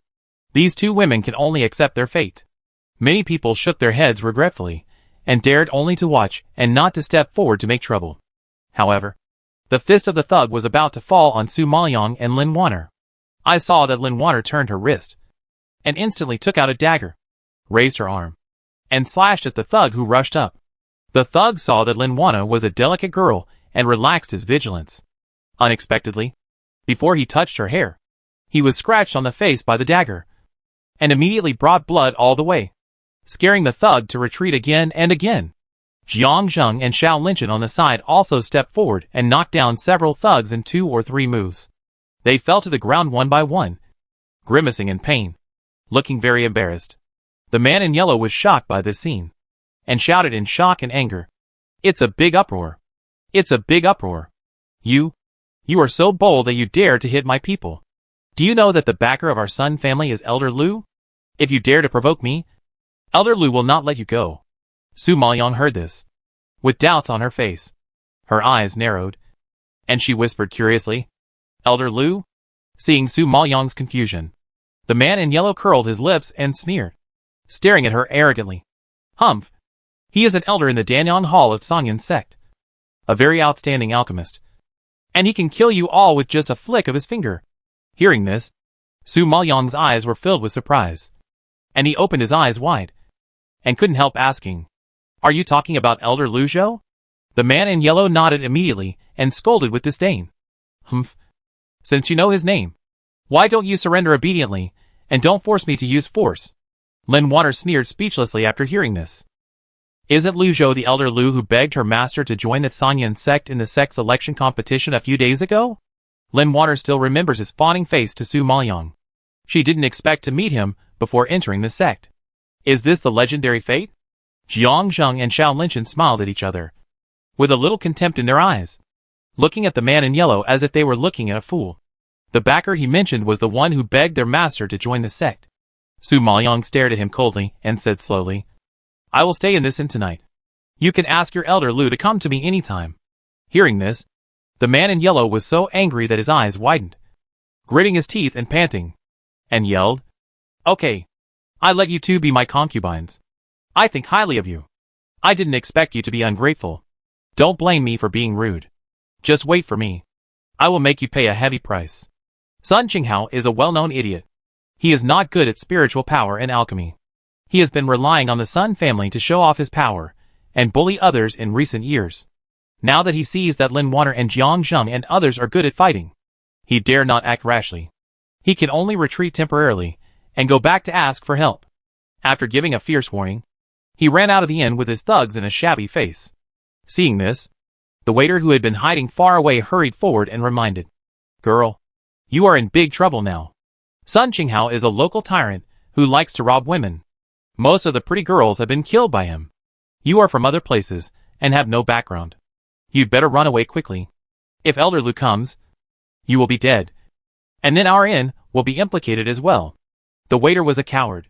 He was afraid that Su Maoyang and the others would implicate the inn, so he hurriedly urged them to leave. Lin Wana was unhappy when she heard this and retorted angrily, "What are you talking about? We are guests who come to the door. You run the inn, so there is no reason to turn away guests. We will stay here today, and we won't leave." The waiter didn't expect this group of people to be so stubborn, and he was speechless. "You?" Other onlookers also kindly advised, "Little girl, don't be stubborn. The Sun family is not someone you can afford to offend. The Sun family has a big business, specializing in selling medicinal herbs, and often provides free medicinal herbs to Elder Lu of the Sangyan sect. So Elder Lu has always taken good care of the Sun family. You are outsiders, unfamiliar with the place, and if you offend the local snakes here, you will be in big trouble. Yes, little girl, you'd better run away quickly. Elder Lu is a powerful alchemist.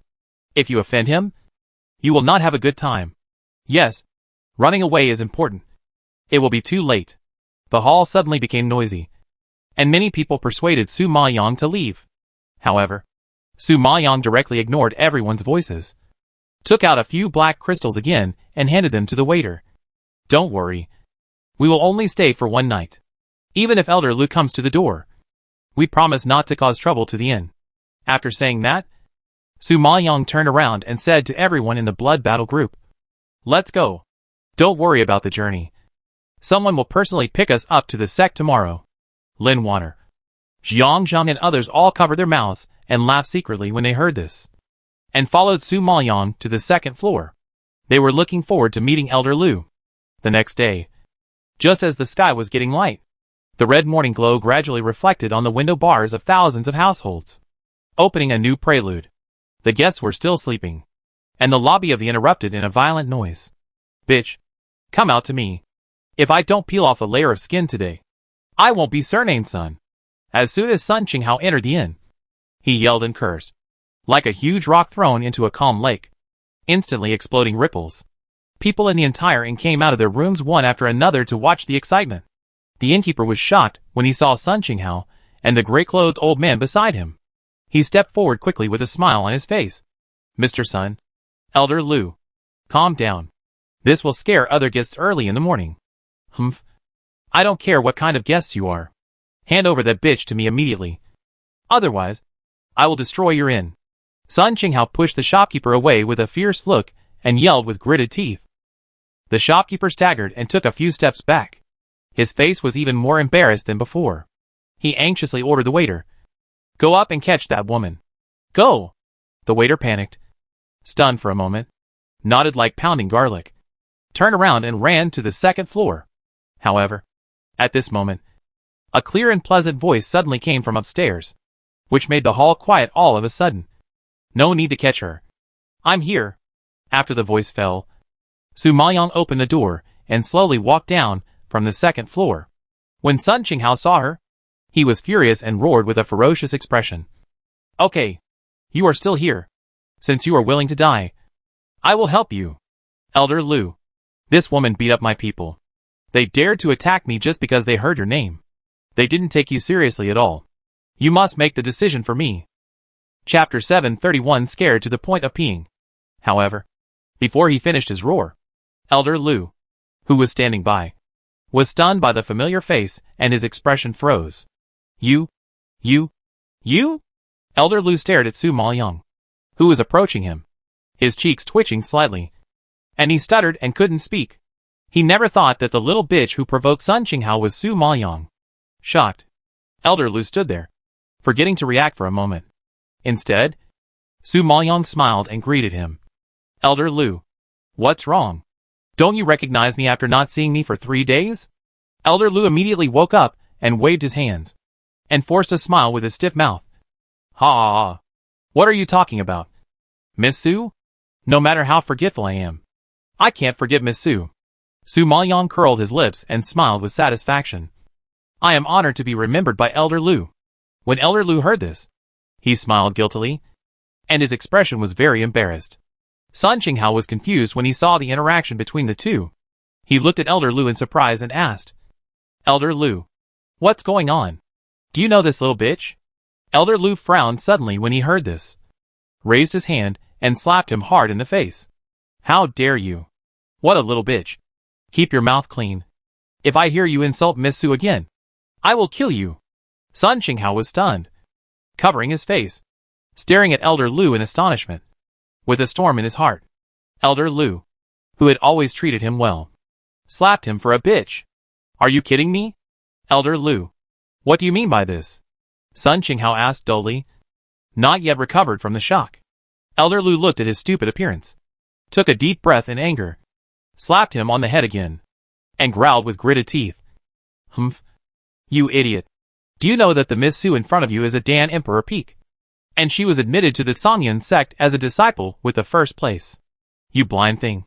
You angered Miss Su. Why don't you apologize quickly?" Hearing this, the people around were all shocked, and their eyes looking at Su Maoyang changed instantly. After a short silence, everyone was shocked and talked about it. They knew what Dan Emperor Peak meant.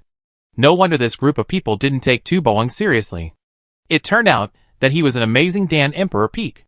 Even Elder Lu had to give him some face with such strength. Sun Qinghao really hit a hard spot this time. At this time, Sun Qinghao was frightened by Su Maoyang's identity, and his legs softened, and he knelt down. The peak of the Alchemy Emperor. Did he hear it wrong? The woman in front of him, who looked no more than 20 years old, was actually a peak alchemy emperor. Such a young peak alchemy emperor can be described as a genius. Such a powerful strength and talent are enough to be highly valued by the Songyan sect. No wonder Elder Lu was so kind to her. even a little flattering. So that's how it was. Looking at Elder Lu's ferocious expression, he realized that he had offended an amazing alchemy genius. His back was cold, and a layer of cold sweat suddenly appeared on his forehead. His heart was in turmoil, and he was very nervous. Although their Sun family had a big business, they were just businessmen and did not have strong strength. The reason why they could gain a foothold in Qian City was that Elder Lu supported them from behind. The woman in front of him even had to please Elder Lu, not to mention their Sun family. Realizing this, Sun Qinghao's throat became dry with fear, and he swallowed his saliva. Seeing that Sun Qinghao was frightened, Lin Water, Jiang Zheng, Xiao Linchen and others all laughed secretly. The man who was arrogant just now was frightened to death. Such a contrast was really hilarious. Elder Lu stared at Sun Qinghao, furious. If he lost an alchemy genius because of this idiot, he would definitely kill this disaster. Thinking of this, Elder Lu hurriedly explained to Su Maoyang, Miss Su, this idiot is not very smart and is blind. So he offended you. If you are unhappy, I will castrate him and seek justice for you. What do you think? Hearing this, Sun Qinghao, who was kneeling on the ground, was so scared that he trembled like a sieve. He cowed out in fear and admitted his mistake. His voice was hoarse and crying. It was obvious that he was scared. Miss Su, spare me. Miss Su, spare me. I will never dare to do it again. I will never dare to do it again. I was wrong. Please forgive me. I can't be castrated. He is the only one in their Sun family, and he has to carry on the family line. In addition, his greatest hobby in this life is women. If he doesn't have that thing below, what's the point of living? How can he live with a face? Sun Qinghao's terrified plea for mercy echoed throughout the hall, and the onlookers sighed. Sun Qinghao, the local tyrant, relied on his relationship with Elder Lu and was used to being arrogant and domineering. Everyone had never seen him in such a miserable state. He cowed out and begged for mercy and fear, which was really pleasing to the heart. Su Maoyang didn't want to see his greasy face, so he frowned slightly and answered in a deep voice. Since he is Elder Lu's man, I will naturally give Elder Lu a face. Fortunately, we were not injured and did not cause any losses, so let's forgive him this time. To be honest, she was able to enter the Songyan sect this time thanks to Elder Lu's support. More or less, Su Maoyang was grateful to him. Now that she is about to enter the sect, when she arrives at SJS's territory, he will definitely take action. If he can have a good relationship with Elder Lu, he can also be more secure. Seeing that Su Maoyang was willing to settle the matter, Elder Lu was overjoyed and his favor for her increased. He nodded repeatedly. Miss Su is magnanimous. It is a blessing for our Danyang Palace to receive a disciple like you. After he finished speaking, he lowered his head and roared at Sun Qinghao, who was kneeling on the ground and was frightened. Miss Su forgives you. Why don't you get out? Sun Qinghao heard this. As if he had been pardoned, he immediately stood up from the ground and ran out of the inn in panic. He disappeared in the blink of an eye. Seeing this, Lin Water snorted disdainfully. Bah! A coward. So disgusting. At this time, Elder Lu finally had a happy look on his face, and smiled and stretched out his hand to make a gesture of invitation. Miss Su, since you have arrived in Qian City, then follow me to Songyan sect. Su Maoyang nodded. Well, Elder Lu will arrange it. The reason why Songyan sect is called this name is because it is located on Songyan Mountain.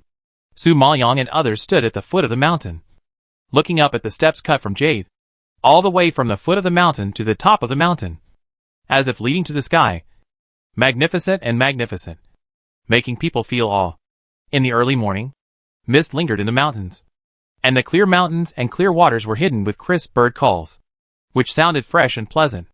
Under the leadership of Elder Lu, Su Maoyang and his group entered Songyan sect, and saw many magnificent buildings and unique flowers and plants along the way. Many young disciples wearing sect clothes came and went on the road. Although the clothes are the same, the colors are different. Some wear blue, some wear white, and they have different logos on their chests. Chapter 732 The Genius of Danyang Hall. Seemingly seeing Su Maoyang's confusion, Elder Lu explained with a smile. Miss Su, our Songyan sect is divided into 3 halls. One is the Danyang Hall for training alchemists. One is the Wanshou Hall for training beastmasters. And the last one is the Songling Hall for training spiritual power. Each hall is further divided into outer disciples and inner disciples. Outer disciples wear white clothes, and inner disciples wear blue clothes. The clothes will be marked with the logo of the 3 halls to distinguish them. Su Maoyang nodded in understanding. After Elder Lu finished explaining, he also led Su Maoyang to the door of Danyang Hall.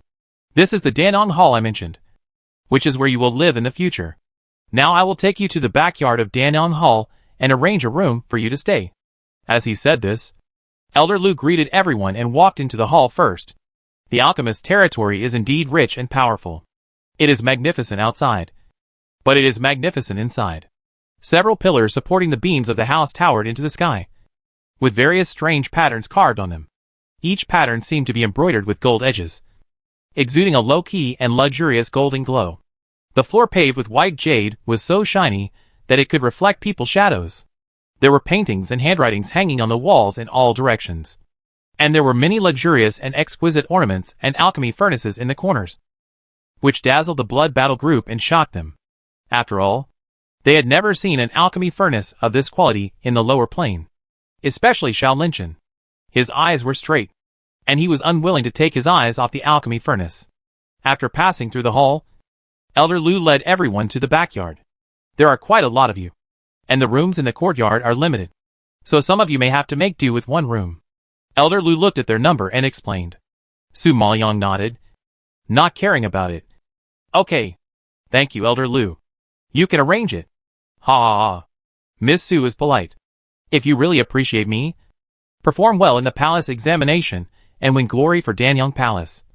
That would be the best reward for me. You know, the other elders heard that you have reached the peak of Dan Wang at a young age and have refined Danwen. They are very interested in you. So don't let me down. The other elders heard that he had found such a good seedling, and they were somewhat unconvinced. They were all waiting to see Su Maoyang's performance. Now his only wish is that Su Maoyang can show his skills in front of the other elders and make him look good. Su Maoyang smiled and nodded. Well, I will do my best. Haha. This room is yours. Tell me what you need, and I will send someone to do it immediately. Seeing that you must be tired from the journey, I will not disturb you to rest. Elder Lu was very friendly and smiling throughout the whole process. His flattering attitude attracted many disciples' sidelong glances. After all, so many new faces suddenly came to Danong Hall, which must be eye-catching. Coupled with Elder Lu's flattering attitude, it was even more controversial.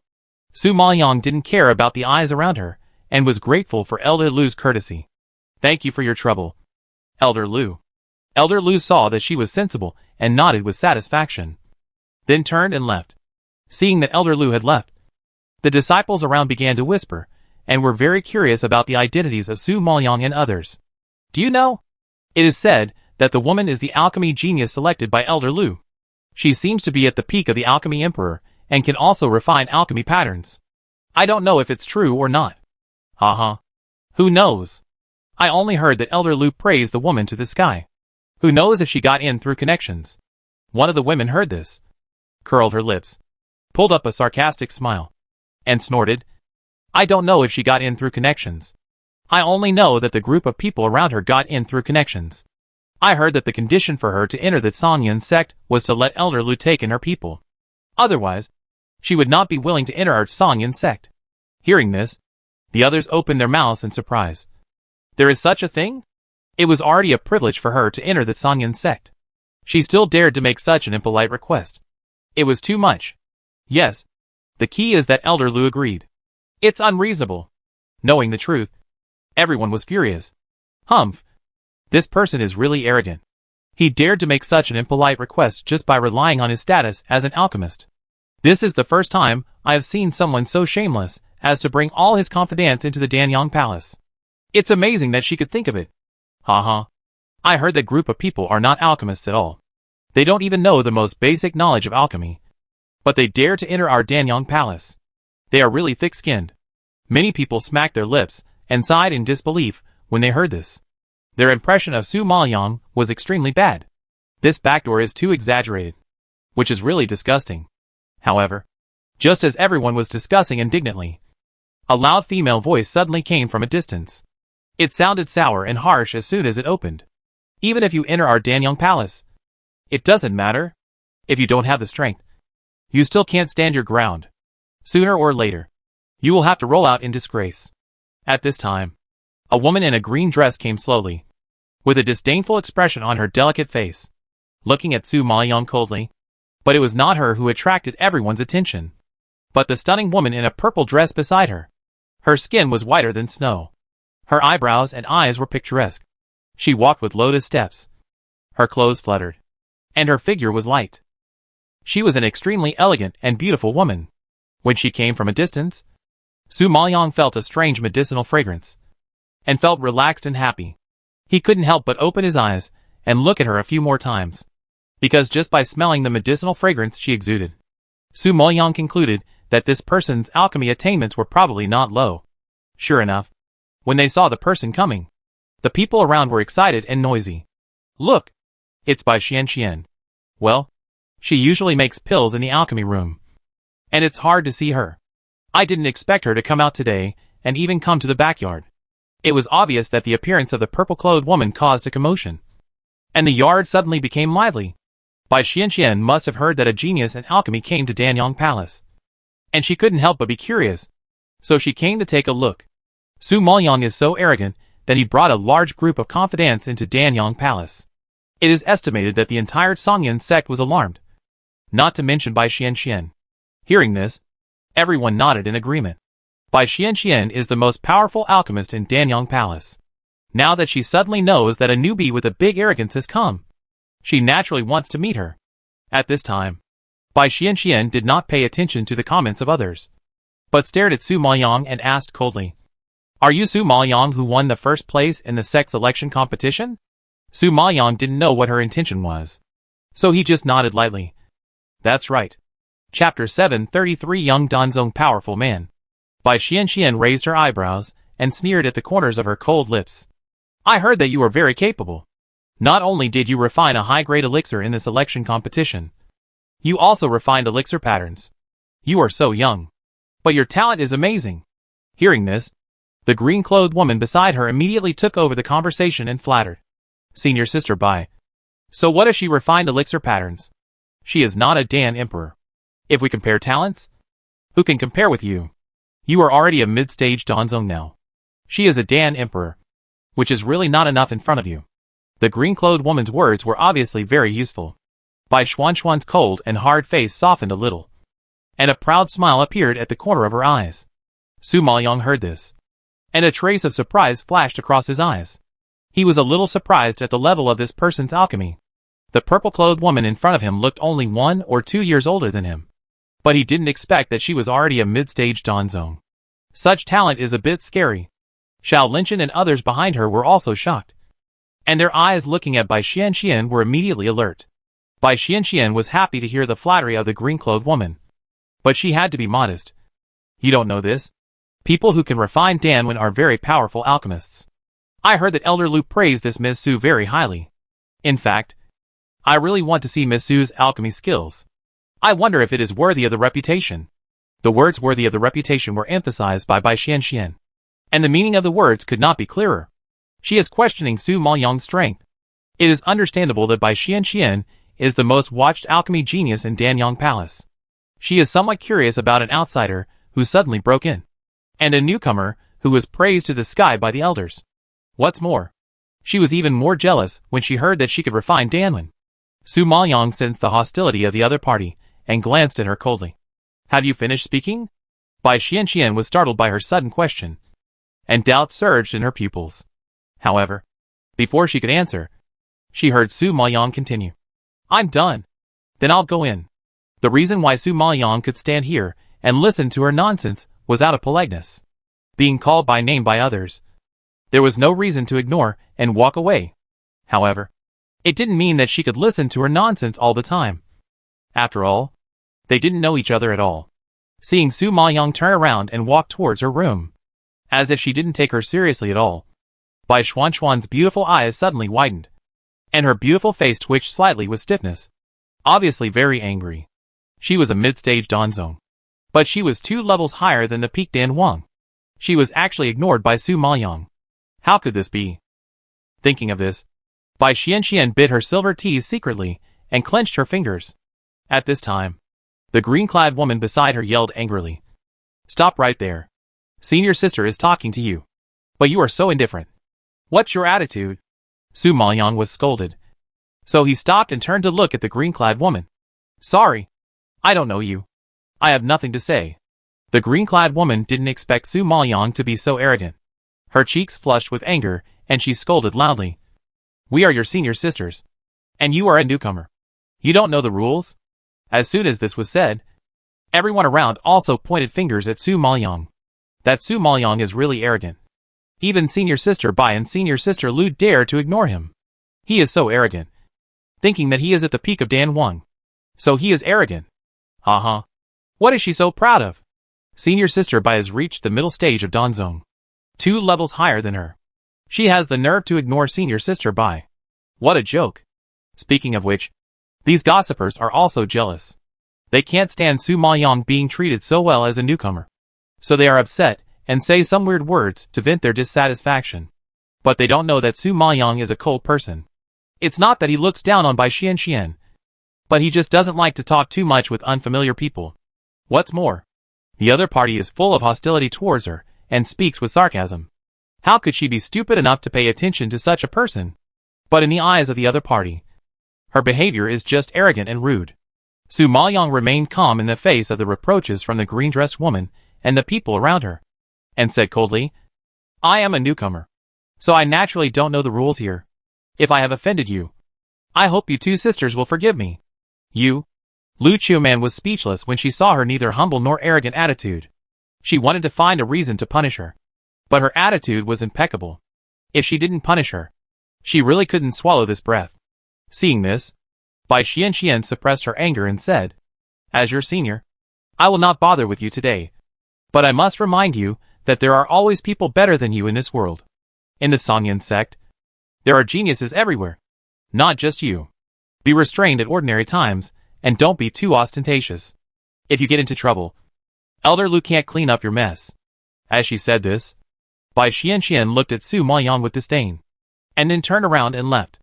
However, before she took a few steps, she suddenly stopped again. Her eyes swept coldly towards the blood battle group. Her red lips curled slightly, and she raised sarcasm. Oh! By the way, one more thing. Take care of the trash behind you. Don't let them lose face for my Danyang Palace. When Lin Wanner heard this, she suddenly burst into anger. She gritted her teeth and was about to refute, but was stopped by Su Maoyang. Don't worry, senior sister. We will leave after the palace examination and will never cause you any trouble. Hearing about the palace examination, Bai Xianxian raised her eyebrows. A trace of surprise flashed across her eyes, and she couldn't help but sneered. Just because you want to participate in the palace examination. Hee hee. It's getting more and more interesting. Su Maoyang, I am looking forward to your performance. I hope to see you in the last level of the palace examination. Don't let me down. As she said that, Bai Xianxian glanced at her contemptuously, turned around and walked away again, leaving only an elegant and noble figure, which made people yearn for it. Lin Wanner was furious and didn't dare to argue presumptuously. She could only spit a few mouthfuls of saliva at her back. Bah! What the hell? I don't know who is so arrogant, relying on being an old man here, and inexplicably looking for trouble. We didn't provoke her at all. Xiao Linchin heard this, narrowed his eyes slightly, and pondered. Who let her be a strong man of Danzong? You have to hold it in if you are wronged. According to the master's talent, Danzong is just a piece of cake. What's so awesome about it? Jiang Zheng was also unconvinced. Being called a waste. I felt a little unhappy. Su Maoyang saw that the people around were still laughing at the joke, frowned and reminded. Okay. Keep a low profile recently. Don't cause trouble. And withdraw after we finish the palace examination. The most important thing is not to delay Wang Feng's treatment. Chapter 730 For the enemy comes to the door. Before leaving, she handed Wang Feng to Jun Haocong to take care of. Jun Haocong repeatedly told her to go back early. If she delayed, he would throw Wang Feng to the wilderness to feed the wolves. Su Maoyang believed that he would definitely do what he said. After all, because of Wang Feng's affairs, Jun Haocong's good things were interrupted at critical moments several times. He had long been resentful, so it was inevitable that he would retaliate against him. Well, master, don't worry. We still know our limits. Lin Water nodded. Su Maoyang nodded. Okay. You all go to rest, recuperate, and prepare for the palace examination. Originally, Su Maoyang didn't plan to let them participate together, but she knew that the blood battle group also needed experience, and they couldn't hide behind them forever without growing. And this palace examination should be a good opportunity for experience. I heard that there will be generous rewards for them. It is definitely a great thing. Everyone in the blood battle group heard this, nodded, and left. Su Maoyang and Lin Water lived in the same room. However, before they could even sit down, a roar as loud as a bell suddenly sounded outside. Su Maoyang, get out of here. I didn't kill you last time, but I didn't expect you to come to the sect to die. The roar was earth-shaking, and the courtyard that had just quieted down was in an uproar again.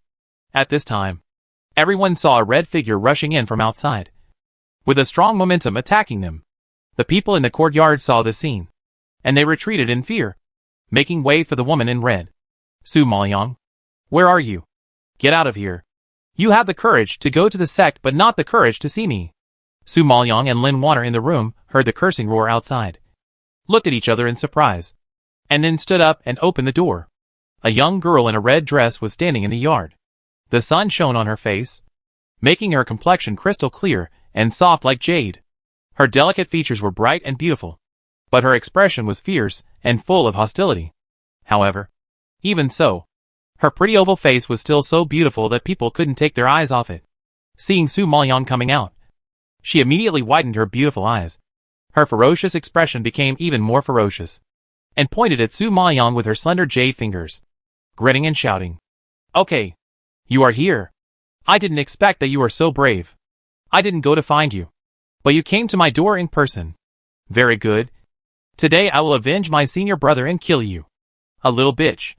As she said, Yao Shiwen rushed towards Su Maoyang fiercely, bursting out with fierce spiritual power, and her hands became claws, going straight to Su Maoyang's lifeblood. Seeing this scene, everyone gasped in fear and changed their faces. They knew Yao Shiwen's identity, the recognized first beauty of Sangyan sect, and the beloved apprentice of SJS. Although her strength is not the strongest, her charm of attracting bees and butterflies is unmatched, and many men have fallen at her feet, who told her to have a charming face. She is very popular with men wherever she goes. Of course, the most feared person among this group of suitors is Jiang Lichuan from Sanling Palace. This person is very powerful, and has formed his own small group in Sangyan sect. He has a very high prestige among the disciples, and no one dares to provoke him. Because of him, Yao Shiwen is also quite willful and arrogant in the sect. Now seeing her suddenly rushing in to kill Su Maoyang, everyone stepped aside and dared not intervene. Su Maoyang naturally recognized her. They had met each other last time in the Dark Domain City. It was because of Jun Haotsong's action that she and SJS failed. She had expected to meet her, but she didn't expect it to be so soon. Thinking of this, Su Maoyang frowned, dodged to the side, and lightly avoided Yao Shiwen's attack, and then stretched out her palm, grabbed her slender arm, and pulled it hard. Yao Shiwen rushed forward by inertia, just ready to counterattack. But Su Maoyang was agile and hit her back with a palm. Yao Shiwen was caught off guard, spurted blood, and staggered to the ground. Her spiritual power was at the initial stage of the Venerable Spiritual Master, one level lower than Su Maoyang. She was not Su Maoyang's opponent, and now she was undoubtedly asking for trouble. The people around were so shocked to see Su Maoyang beat Yao Shiwen down that their faces turned pale. They looked at Su Maoyang with a bit more disbelief. Su Maoyang, a newcomer who had just entered the Sangyan sect, hadn't even sat down yet, but he was fighting with the inner disciples. It was really too exaggerated. It would have been fine if he had just fought, but he didn't even look at the other party's identity and dared to provoke him casually. This Su Maoyang was really lawless. At this time, Yao Shiwen fell flat on her face, and she was so angry that she gritted her teeth and tried to get up from the ground, wiped the blood from the corner of her mouth, and roared in dissatisfaction. Su Maoyang, you are so brave. You dare to hurt me. I will cut you into pieces. Yao Shiwen was so angry that her eyes were bloodshot. She waved her sleeves and roared. Howling Moon Silver Wolf, come out! As the roar fell, a silver giant wolf suddenly appeared in the yard. It had a huge body and a pair of green eyes, flashing with ferocious light. It stretched its neck and howled, shaking the surroundings. And it was horrifying. The people around were all terrified. Their hair stood up, and they dared not breathe, because the silver wolf in front of them was a fierce 8th level holy beast. Powerful, and they really couldn't afford to provoke it. Su Maoyang was shocked, and a look of surprise flashed across his face. As expected of a disciple of the 10,000 Beasts Hall, he could easily kill a rare 8th level holy beast. It was just an 8th level holy beast. So what? She even had ancient beasts. So why were she afraid of her 8th level holy beast? Thinking of this, Su Maoyang raised his hand slightly, ready to fight back. Who knew that at this moment? A roar suddenly came from a distance.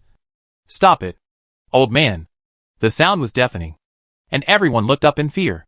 A gray figure came like a rainbow, and with a wave of his sleeve, he knocked away the howling moon silver wolf that was rushing towards Su Maoyang. In the blink of an eye, there was a loud bang, and the howling moon silver wolf fell heavily to the ground. Yao Shiwen was frightened when she saw this scene. Her face turned pale, and she looked at the person in shock. After seeing the identity of the person, she widened her eyes in anger and asked with gritted teeth, Elder Lu, what do you mean by this? Yao Shiwen never expected that Elder Lu would come out to disrupt the situation at the critical moment and knocked her Holy Spirit beast away. It was too much. Elder Lu was also furious. He glared at her with a dark face and snorted heavily. Yao Shiwen, you are a disciple of the 10,000 Beasts Hall, but you came to my Danyang Hall to make trouble. I didn't ask you what you meant, but you questioned me instead? Yao Shiwen was angry and spoke very aggressively. Elder Lu, you knew that Su Maoyang killed my senior brother, but you let her enter the Sanyan sect and join the Danyang Hall. Where do you put our 10,000 Beasts Hall? The onlookers were all shocked when they heard this, and couldn't believe their ears. Su Maoyang killed Yao Shiwen's senior brother? Chapter 735 Two Elders Fallout. This man is too arrogant. He killed the disciples of Sanyan's sect and dared to come to the sect. Elder Lu frowned and scolded. How dare you? I am an elder after all. Your senior.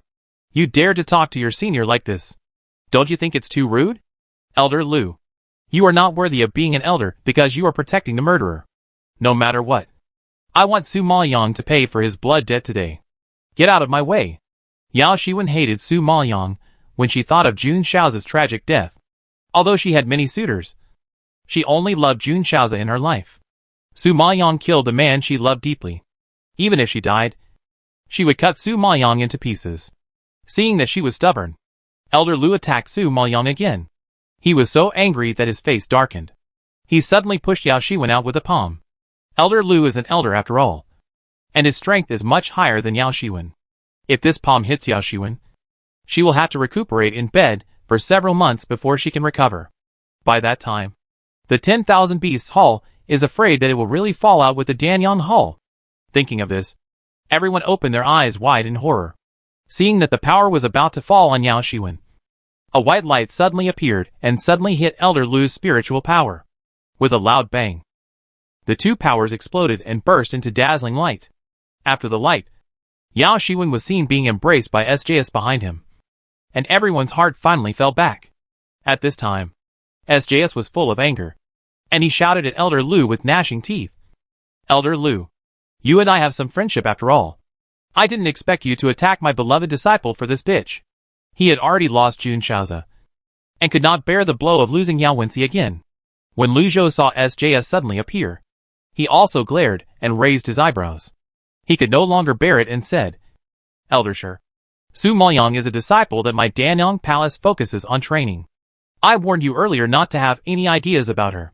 Now you let your disciple come to my Danyang Palace to act wildly and want to take her life. How can you care about our previous friendship? SJS was so angry that she trembled all over when she heard this. Bah! Su Maoyang killed my beloved disciple, and she should pay for her blood debt with blood. As a result, you took her into Danyang Palace and worshipped her like a treasure. You don't take me and the 10,000 Beasts Palace seriously at all. You are right. Elder Lu had an angry face and sneered twice. It is my duty to find good seedlings for the sect. If you are not convinced, we can go to the sect master to argue and see who is more right. Hearing that he had to argue in front of the sect master, SJS was shocked and immediately retreated. Su Maoyang is a top-level Dan Emperor with a promising future, while Jun Shaoze is just a respected spiritual master. He is not the most talented in terms of spiritual power, and the contracted spiritual beasts in the 10,000 Beasts Hall are not the most powerful. His strength is only at the upper middle level, compared with an alchemist who can refine Danwen. He is far behind. Moreover, Jun Shaoze is already dead and has no value to the sect master. If this matter is really brought to the sect master, he may be scolded. At that time, not only will he not be able to avenge Jun Shaoze, but he will also pay Yao Shiwen. After all, she broke into the Danyang Hall privately and fought with Su Maoyang, which violated the sect regulations. If Elder Lu insisted on seeking justice, he and Yao Shiwen would suffer. Knowing this, SJS lost his temper instantly, gritted his teeth in frustration, and was furious. And Elder Lu seemed to have expected SJS to lose. He stared at him with a righteous look and raised his eyebrows provocatively. In this way, the two glared at each other and stalemate for a long time. SJS finally compromised with humiliation.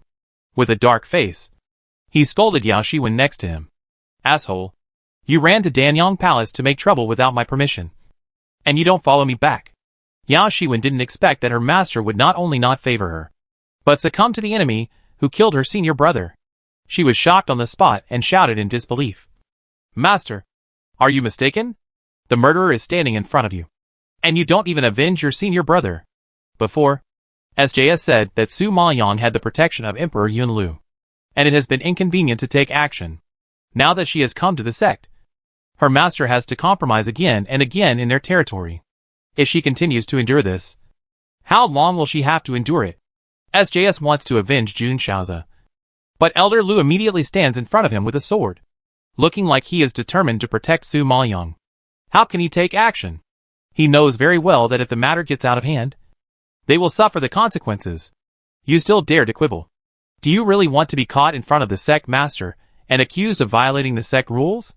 SJS glared at Yao Shiwen angrily and asked back with gritted teeth. Hearing this, Yao Shiwen was speechless. If she was accused of violating the sect rules, she would not be eligible to participate in the palace examination. That is the most important competition in the sect, and it must not be missed. Realizing this, even if Yao Shiwen was furious, she had no choice but to swallow her anger and clench her fists. Seeing that she was no longer presumptuous, SJS raised his eyes and glared at Su Maoyang fiercely, and left angrily with Yao Shiwen. Elder Lu sighed when he saw them leave, turned to look at Su Maoyang, and reminded solemnly, Girl, look at Elder Shi's attitude. He will not let you go. So, you must be careful in this palace test. Su Maoyang was grateful for his protection, and nodded gently. Thank you, Elder Lu, for reminding me. I will be careful. But I don't know how this palace test is conducted. Elder Lu stroked his beard and explained. This palace test is the most important competition in our Sangyin sect. Disciples from the 3 halls of Wanshou Hall, Sonling Hall, and our Danyang Hall will participate. So there are a lot of people, and you can imagine how cruel the competition is. At that time, you will enter the Phantom Hall, which is a space underground palace, divided into 3 floors. Disciples on each floor will duel in different spaces, and the Phantom Hall will randomly assign opponents to duel with you. Only if you win, you will advance to the next level. First floor. Only those who reach the 2nd floor below are eligible to go to the 1st floor of the Treasure Pavilion to choose martial arts, treasures and elixirs. And those who reach the 3rd floor can go to the 2nd floor of the Treasure Pavilion to choose better martial arts and weapons. As for the 3rd floor of the Phantom Palace, it is the competition for the quota of Xingyuan Holy Land, which is the most intense competition. Hearing Xingyuan Holy Land, Su Maoyang's eyes lit up, and his calm expression finally showed some reaction. Xingyuan Holy Land? Is it the place with countless rare treasures in the legend? Ha ha ha. Yes. Xingyuan Holy Land is the most powerful place in our Sangyin sect. There are indeed many very precious treasures in it, and there are many rare medicinal materials that cannot be found in the outside world. However, only the top 3 in the palace examination are eligible to enter Xingyuan Holy Land, and each quota can only choose 1 treasure. Speaking of Xingyuan Holy Land, Elder Lu stroked his beard and smiled. His eyebrows and eyes were full of pride. Chapter 736 Yao Shiwen's Pursuer. When Su Maoyang heard about rare medicinal materials, Her pupils overflowed with a gleam of light. And she smiled and said, hearing what Elder Lu said, I am very interested in this Xingyuan holy land. Seeing her eager look, Elder Lu couldn't bear to pour cold water on her, but still had to tell her the cruel truth. Ha ha ha. Girl, Xingyuan holy land is not that easy. That is the place where all the disciples of Songyan sect are vying for the first place. The cruelty of the competition is beyond your imagination. You have just entered Songyan sect and are a newcomer. You can't be too radical. You should participate in the palace examination first to gain some experience. It will be very good if you can advance to the second level and obtain the qualification to enter the treasure pavilion and select some good martial arts and weapons. Next year, when you are fully grown, you can strive to enter the third level and compete for a place in Xingyuan Holy Land. In his opinion, although Su Maoyang is a good seedling with excellent talent, he can't eat a big fat man in one bite. He still has to be down to earth and take it step by step. If he is too anxious, it will dampen her enthusiasm and be detrimental to her growth. However, he also believes that according to Su Maoyang's talent, she will definitely have a place in the palace examination next year. Su Maoyang heard this and didn't blame Elder Lu for looking down on her. She knew that Elder Lu was doing it for her own good and hoped that she would take it step by step. He also gave her a shot in advance so that she wouldn't have a big gap. However, she took great pains to enter the Songyan sect this time just for the Xingyuan Holy Land. So she must break into the third level. Even so, she was still grateful and nodded with a smile. Thank you, Elder Lu, for your advice. I will perform well and won't let you down. Elder Lu saw her coming up, stroked his beard, and nodded with satisfaction. Well, the palace examination will be held soon. You should prepare well, not only to win glory for our Danyang Palace, but also to win face for yourself. Remember to protect yourself and never let villains take advantage of you. Su Maoyang knew that the villains he was talking about were SJS and Yao Shiwen, and couldn't help but nodded with emotion. I feel really sorry for letting Elder Lu defend me like this. For her, Elder Lu completely turned against some of his friends, and she remembered this kindness in her heart. Haha.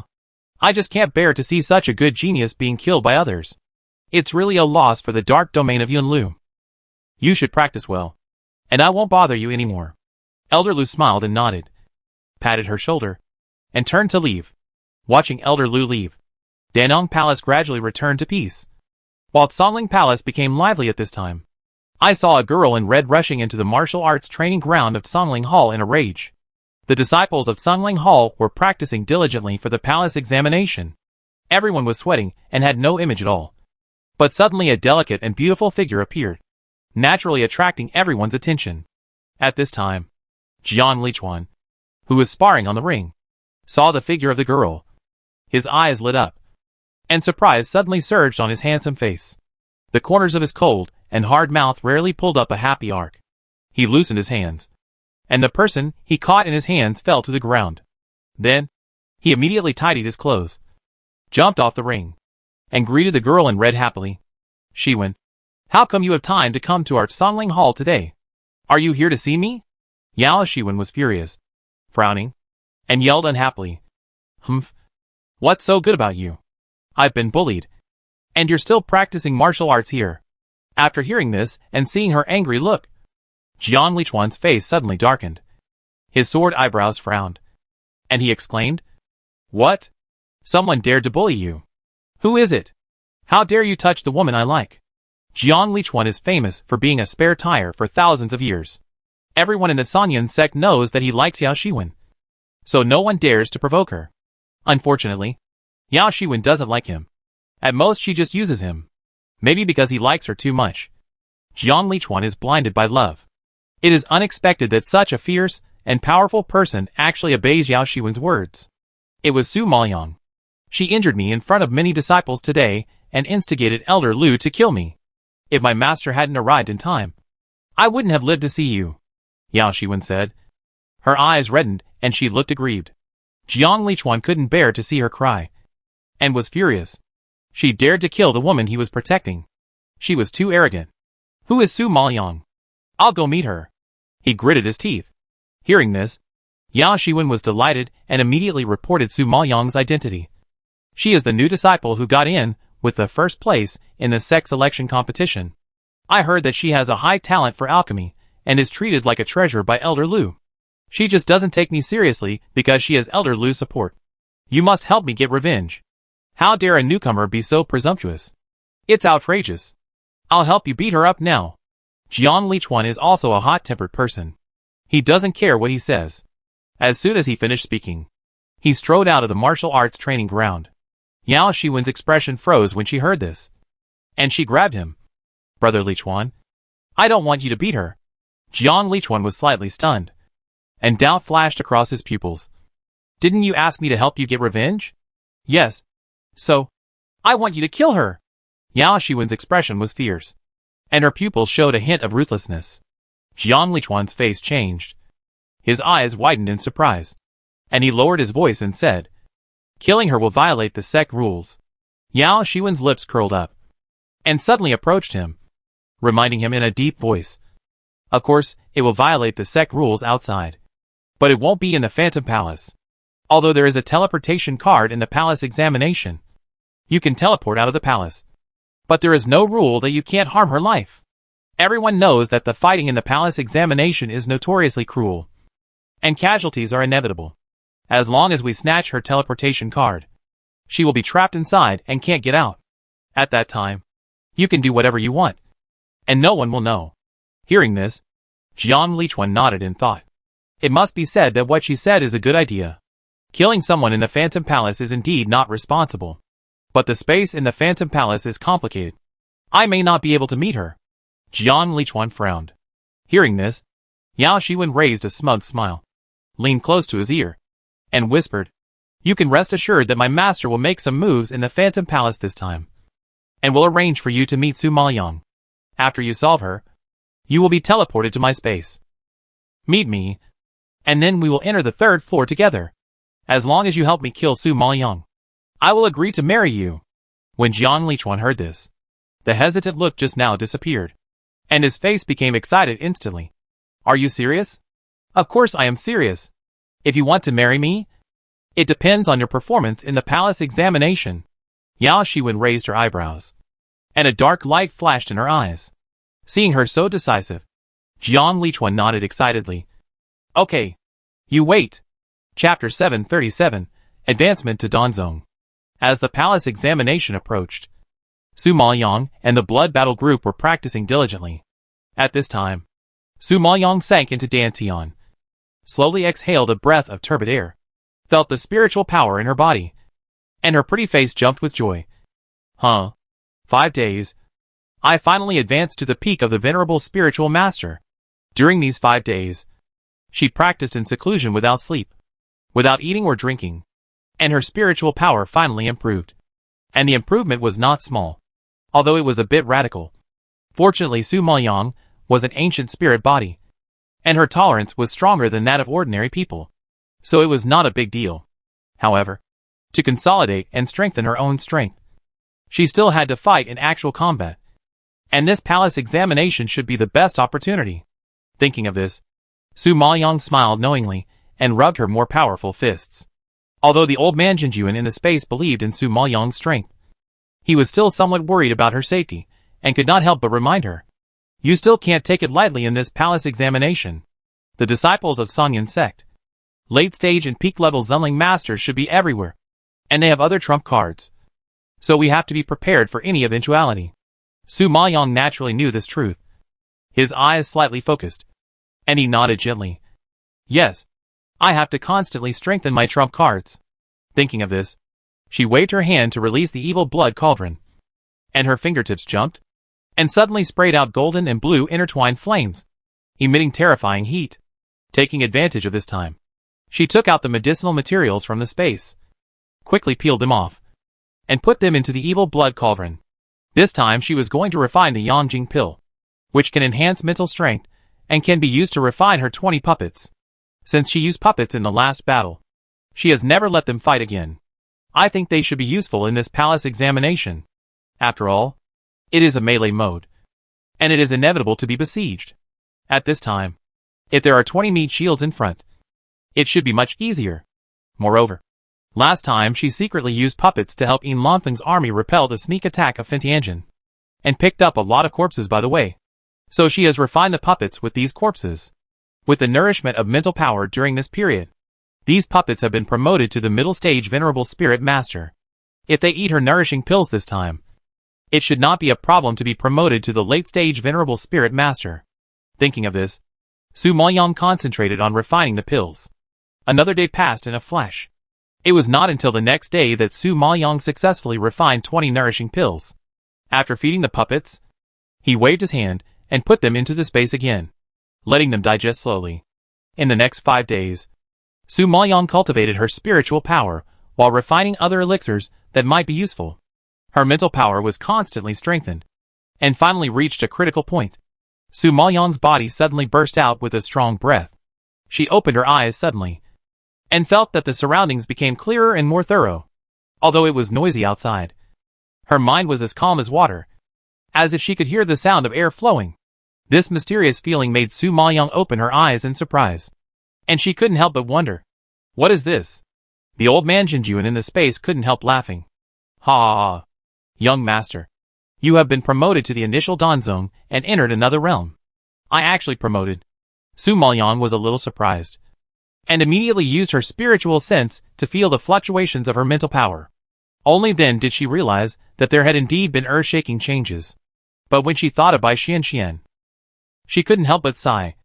Hey, it's just the initial Danzong. It's still one level lower than Bai Xian. Hearing Su Maoyang's disappointed tone, the old man Jinjuan really wanted to fly out of the space and beat her up. Young master, do you know how many people have worked so hard and risked their lives, but they may not be able to advance to the Danzong? You are so good. You can advance in a blink of an eye. What's more, it only took you 2 or 3 years to go from a waste who can't make pills to the level of the initial Danzong. Such talent and such speed. If you tell others, not only will people be jealous to death, but also scared to death, the old man Jinjuan said angrily, and his tone was actually gritting his teeth. Bai Xian reached the middle stage of Danzong, but she was carefully cultivated since birth and worked hard for more than 20 years to achieve such an achievement. She has surpassed others in such a short time, and she also has 2 kinds of strange fire. No matter from which aspect, Su Maoyang is better.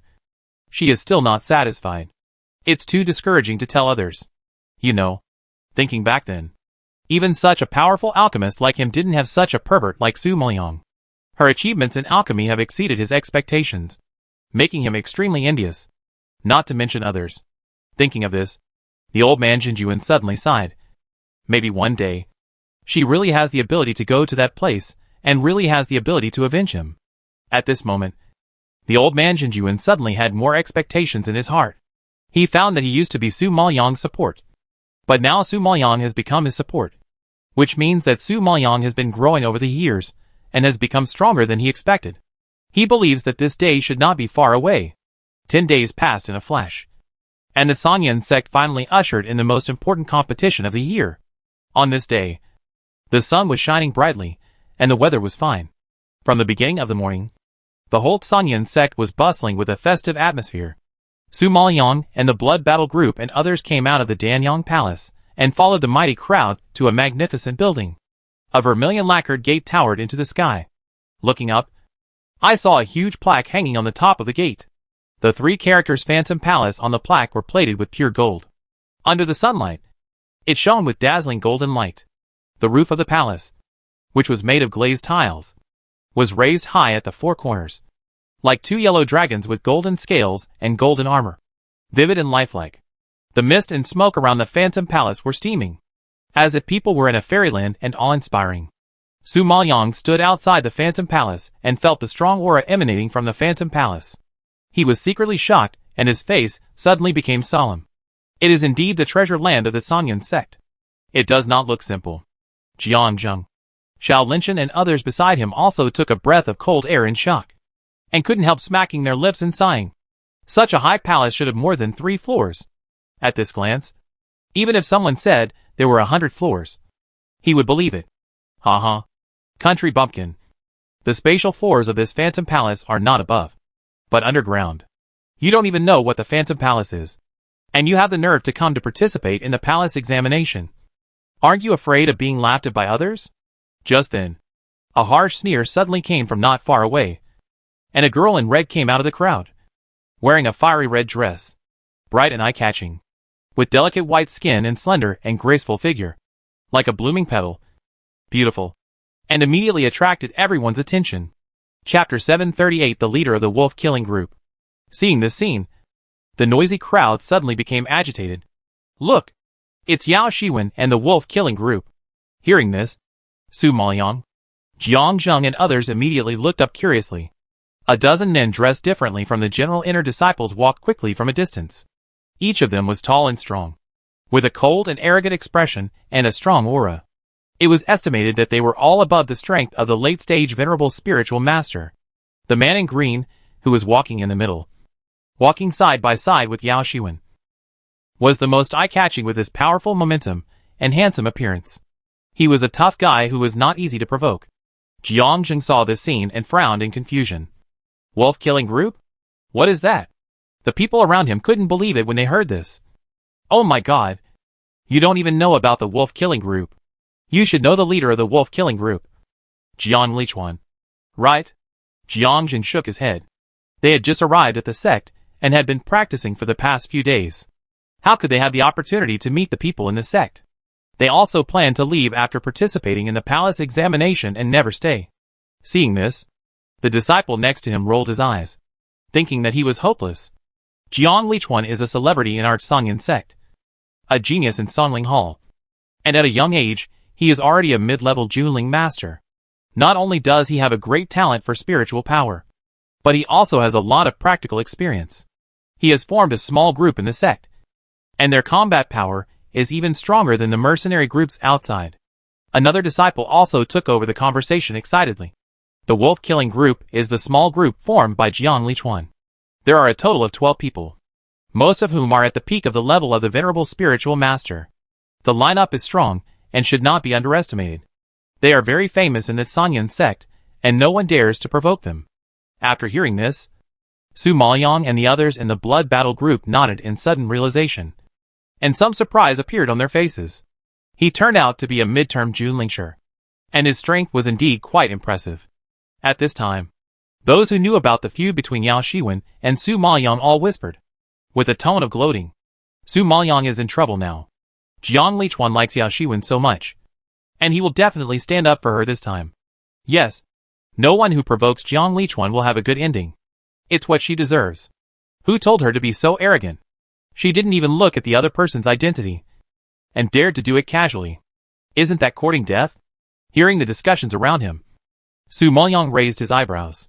It turned out that the Jiang Lichuan they were talking about was Yao Shiwen's pursuer, and it seemed that he was here to help Yao Shiwen get revenge. As expected, when Su Maoyang was looking at the other party, the man in green had already walked over. His slanted and handsome eyebrows were slightly twisted, and his deep black eyes flashed with cold light. He stared at Su Maoyang with a sharp gaze as sharp as a knife. His thin lips moved slightly, and his heavy voice was unusually sinister.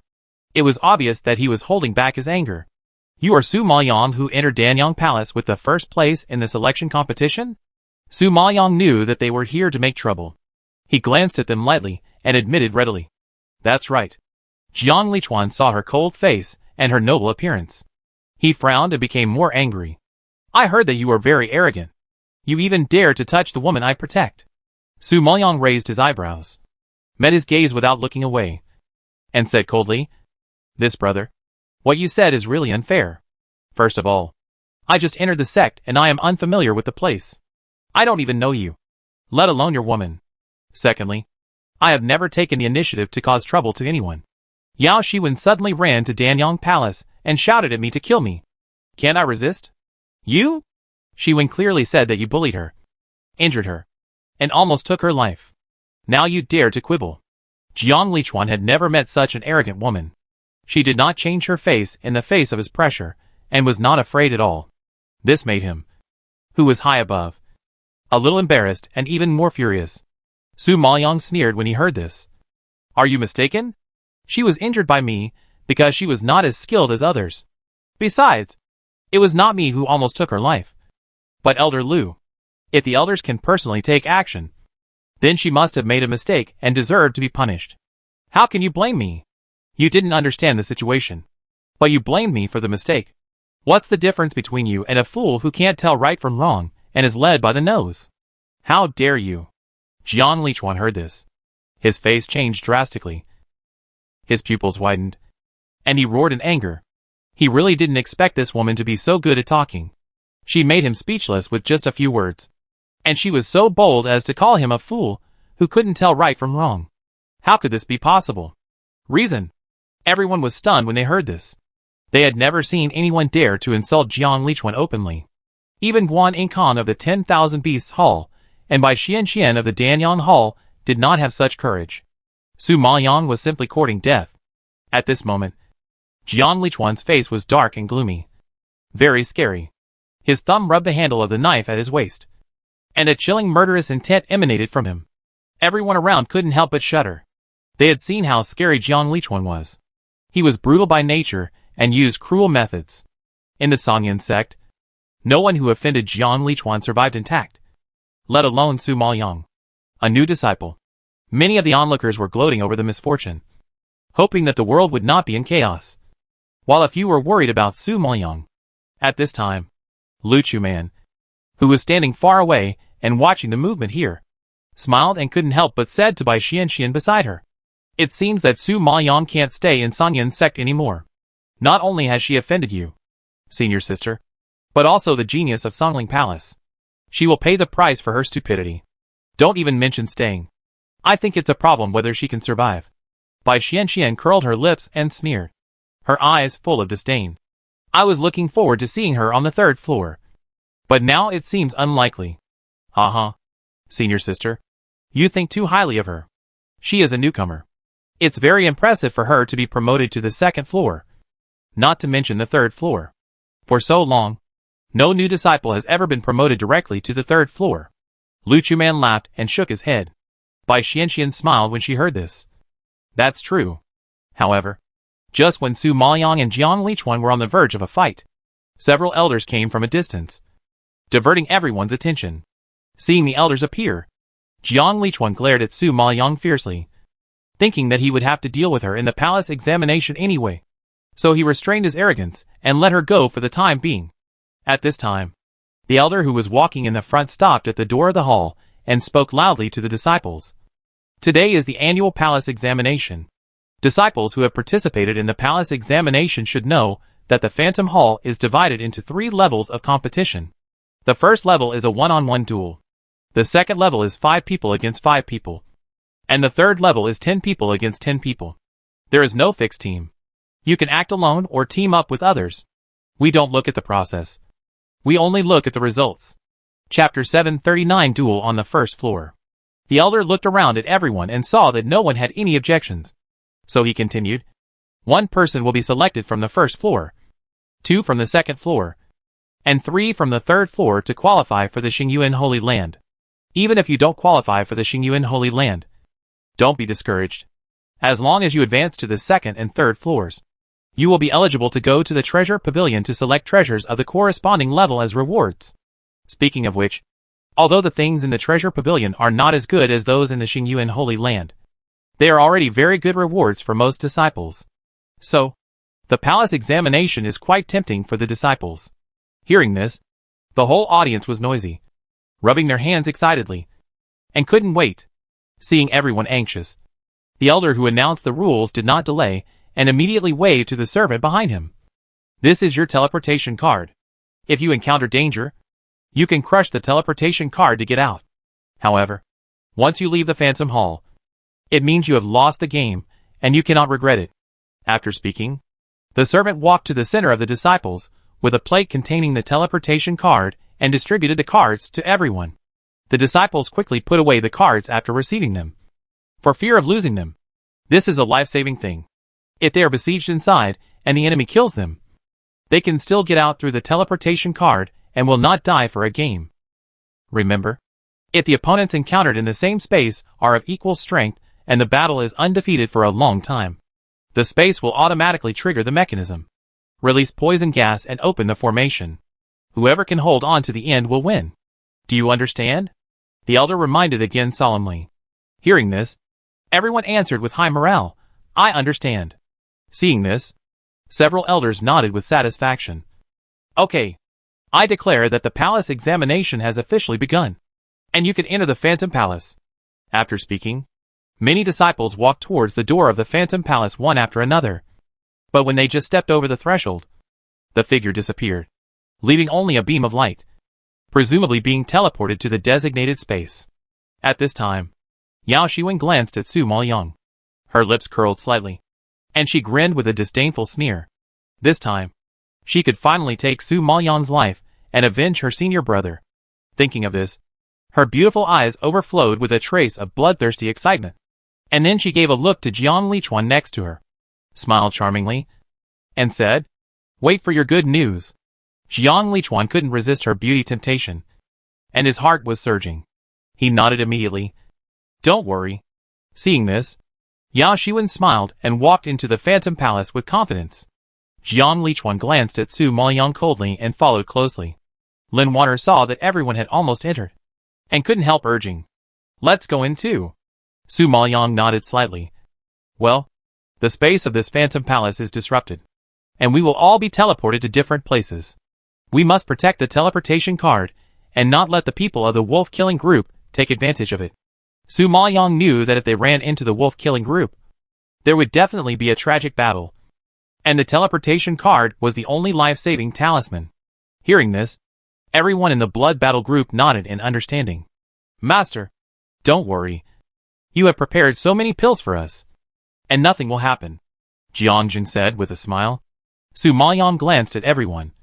"Let's go. Be careful." Upon hearing this, the blood battle group stepped forward and all entered the Phantom Hall. After watching them leave, Su Maoyang followed them in with confidence. The moment she stepped in, the scene changed instantly, and the hall suddenly became a closed space. The surroundings were white, so vast that there was no end in sight. In the white mist, there were faint human figures floating. Su Maoyang stood in place, holding his breath, staring at the shadows that kept approaching him behind the white mist. And the sound of slow footsteps also sounded in his ears. The sound became louder and louder, and the figure was getting closer and closer. Su Maoyang's eyes condensed slightly, and he became alert, and was ready to attack at any time. At this moment, the figure passed through the white mist and exposed himself in front of Su Maoyang. "Su Maoyang, what a coincidence. We met on the first floor." The playful voice echoed in the empty space, which seemed a little eerie and terrifying. Hearing this, Su Maoyang couldn't help but sneer.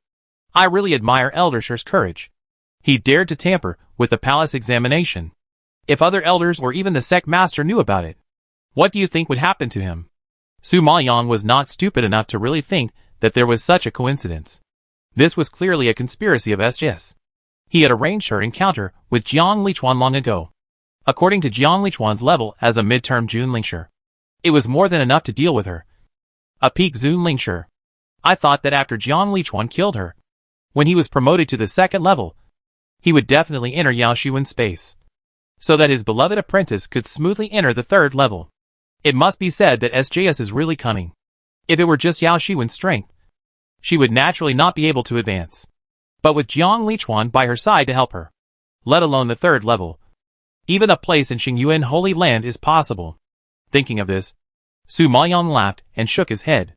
Jiang Lichuan on the opposite side snorted coldly, and his whole body was filled with murderous intent.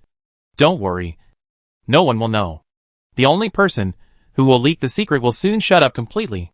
As soon as Jiang Lichuan finished speaking, he did not give people time to react at all. He immediately burst out with spiritual power and rushed towards Su Maoyang. Wherever he passed, spiritual power collided with the air to produce brilliant sparks, and the amazing power seemed to tear the space apart, which was extremely terrifying. Seeing this, Su Maoyang's eyes condensed, and she retreated quickly, facing the powerful pressure of the mid-stage Junlingshi. Her face was faintly pale. She gritted her teeth with difficulty, and suddenly raised her hand to resist. Seeing this, Jiang Lichuan on the opposite side snorted disdainfully. "You are trying to stop a chariot with a mantis arm. You overestimate your own strength. Break it for me." The roar was soaring, and the power was even more brutal, blowing toward Su Maoyang's face like a hurricane. The overwhelming attack force made Su Maoyang break out in a cold sweat in an instant. The mid-stage Junlingshi is indeed not to be underestimated. With such a strong level of suppression, Su Maoyang is indeed no match. Seeing that the power was about to fall on her, she made a quick decision and immediately took out the pill and swallowed it. She saw a white light burst out from her body in an instant, and a fierce aura poured out, and the fluctuation was actually one level stronger than before. Jiang Lichuan's face froze when he saw this, and his pupils jumped with surprise. You actually took the elixir and forced yourself to advance. Humph. Even if you force yourself to advance, you will only be an early stage Junlingshi, still one level lower than me, and still not my opponent. Give up struggling. I will let you die comfortably. Jiang Lichuan stared at her with contempt, curling his lips and sneering. Chapter 740 You lose. Jiang Lichuan is a midterm Junlingshi, 2 levels higher than Su Maoyang. Not to mention that she forced to advance to the early Junlingshi. Even if she was an early Junlingshi, she would not be his opponent. Moreover, forced advancement would damage the body, and there was a time limit. She only had inflated spiritual power, without real combat power. Once the time limit was over, she would collapse without attack. Su Maoyang's move was undoubtedly seeking death. So, Jiang Lichuan did not take her seriously. However, at this time, Su Maoyang slowly raised her eyes. Due to the forced advancement, her obsidian-like deep black eyes were covered with a layer of blood red, which looked particularly strange and charming. Such a sinister and cold sight, like a sharp knife stained with blood, stabbed Jiang Lichuan fiercely, shocking Jiang Lichuan's expression, and an inexplicable chill surged in his heart. The red lips like cherry blossoms were slightly raised, and a strange and cruel sneer was raised. A low voice came out from the lips, which seemed a little cold in the confined space. Really? I really want to feel the power of a mid-stage Junlingshi. After the words fell, Su Maoyang actually took the initiative to attack, and the strong and thick spiritual power burst out from his body, and immediately turned into a huge palm print, and slapped Jiang Lichuan fiercely. Jiang Lichuan saw this. His face did not change, and he snorted disdainfully. He did not take Su Maoyang's attack seriously, and did not even move his feet. He just raised his hand lightly, intending to hit back with a palm. But who knew that as soon as his palm touched Su Maoyang's spiritual power, a powerful impact suddenly hit his body, and the fluctuation seemed to shatter his internal organs. Jiang Lichuan realized this. His face changed drastically, and he quickly concentrated and increased the output of spiritual power, not daring to hold back and resist Su Maoyang's attack. At this time, the two forces collided, and with a rumble, a terrifying sound wave suddenly shook the entire space, making the air hum. Jiang Lichuan thought that he could resist Su Maoyang's attack with just a finger, but he used 10 fingers to resist, and it was still difficult. He was a little breathless under the pressure of this mountain, facing such a powerful attack. Jiang Lichuan was shocked. He looked up at Su Maoyang opposite in disbelief. He saw that the latter was in a storm of spiritual power. His clothes were flying, his black hair was dancing wildly, and his beautiful face seemed to be frozen by frost. It was so cold that it was frightening. The dark eyes were like ghosts in the dark night, exuding a ferocious murderous intent. At this moment, Jiang Lichuan's heart fell into an ice cellar, and he began to formally realize Su Maoyang's strength. In the lightning-fast fight just now, he felt the unusual power. Such a strong spiritual power was not like the power of an early Junlingshi. Thinking of this, Jiang Lichuan was shocked and angry. He was unwilling to give up. He gritted his teeth and pushed his palm hard, blasting out all his remaining strength. You want to beat me? It's not that easy. Jiang Lichuan raised his head and roared, like a thunder rolling over, and rushed toward Su Maoyang with the power of the bombardment.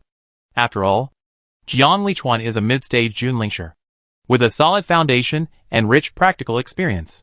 Even if Su Maoyang bursts out with strength beyond that of an ordinary early Junlingshi, it is still very difficult to defeat him completely. At this time, there was another loud noise, and Su Maoyang was blasted back by his counterattack. The whole person slid several meters away, and his feet rubbed against the ground, which actually brought sparks all the way. It can be imagined how powerful this kind of power is. Su Maoyang stepped on the ground and used the strong resistance to stop himself. Then he wiped the blood from the corner of his mouth.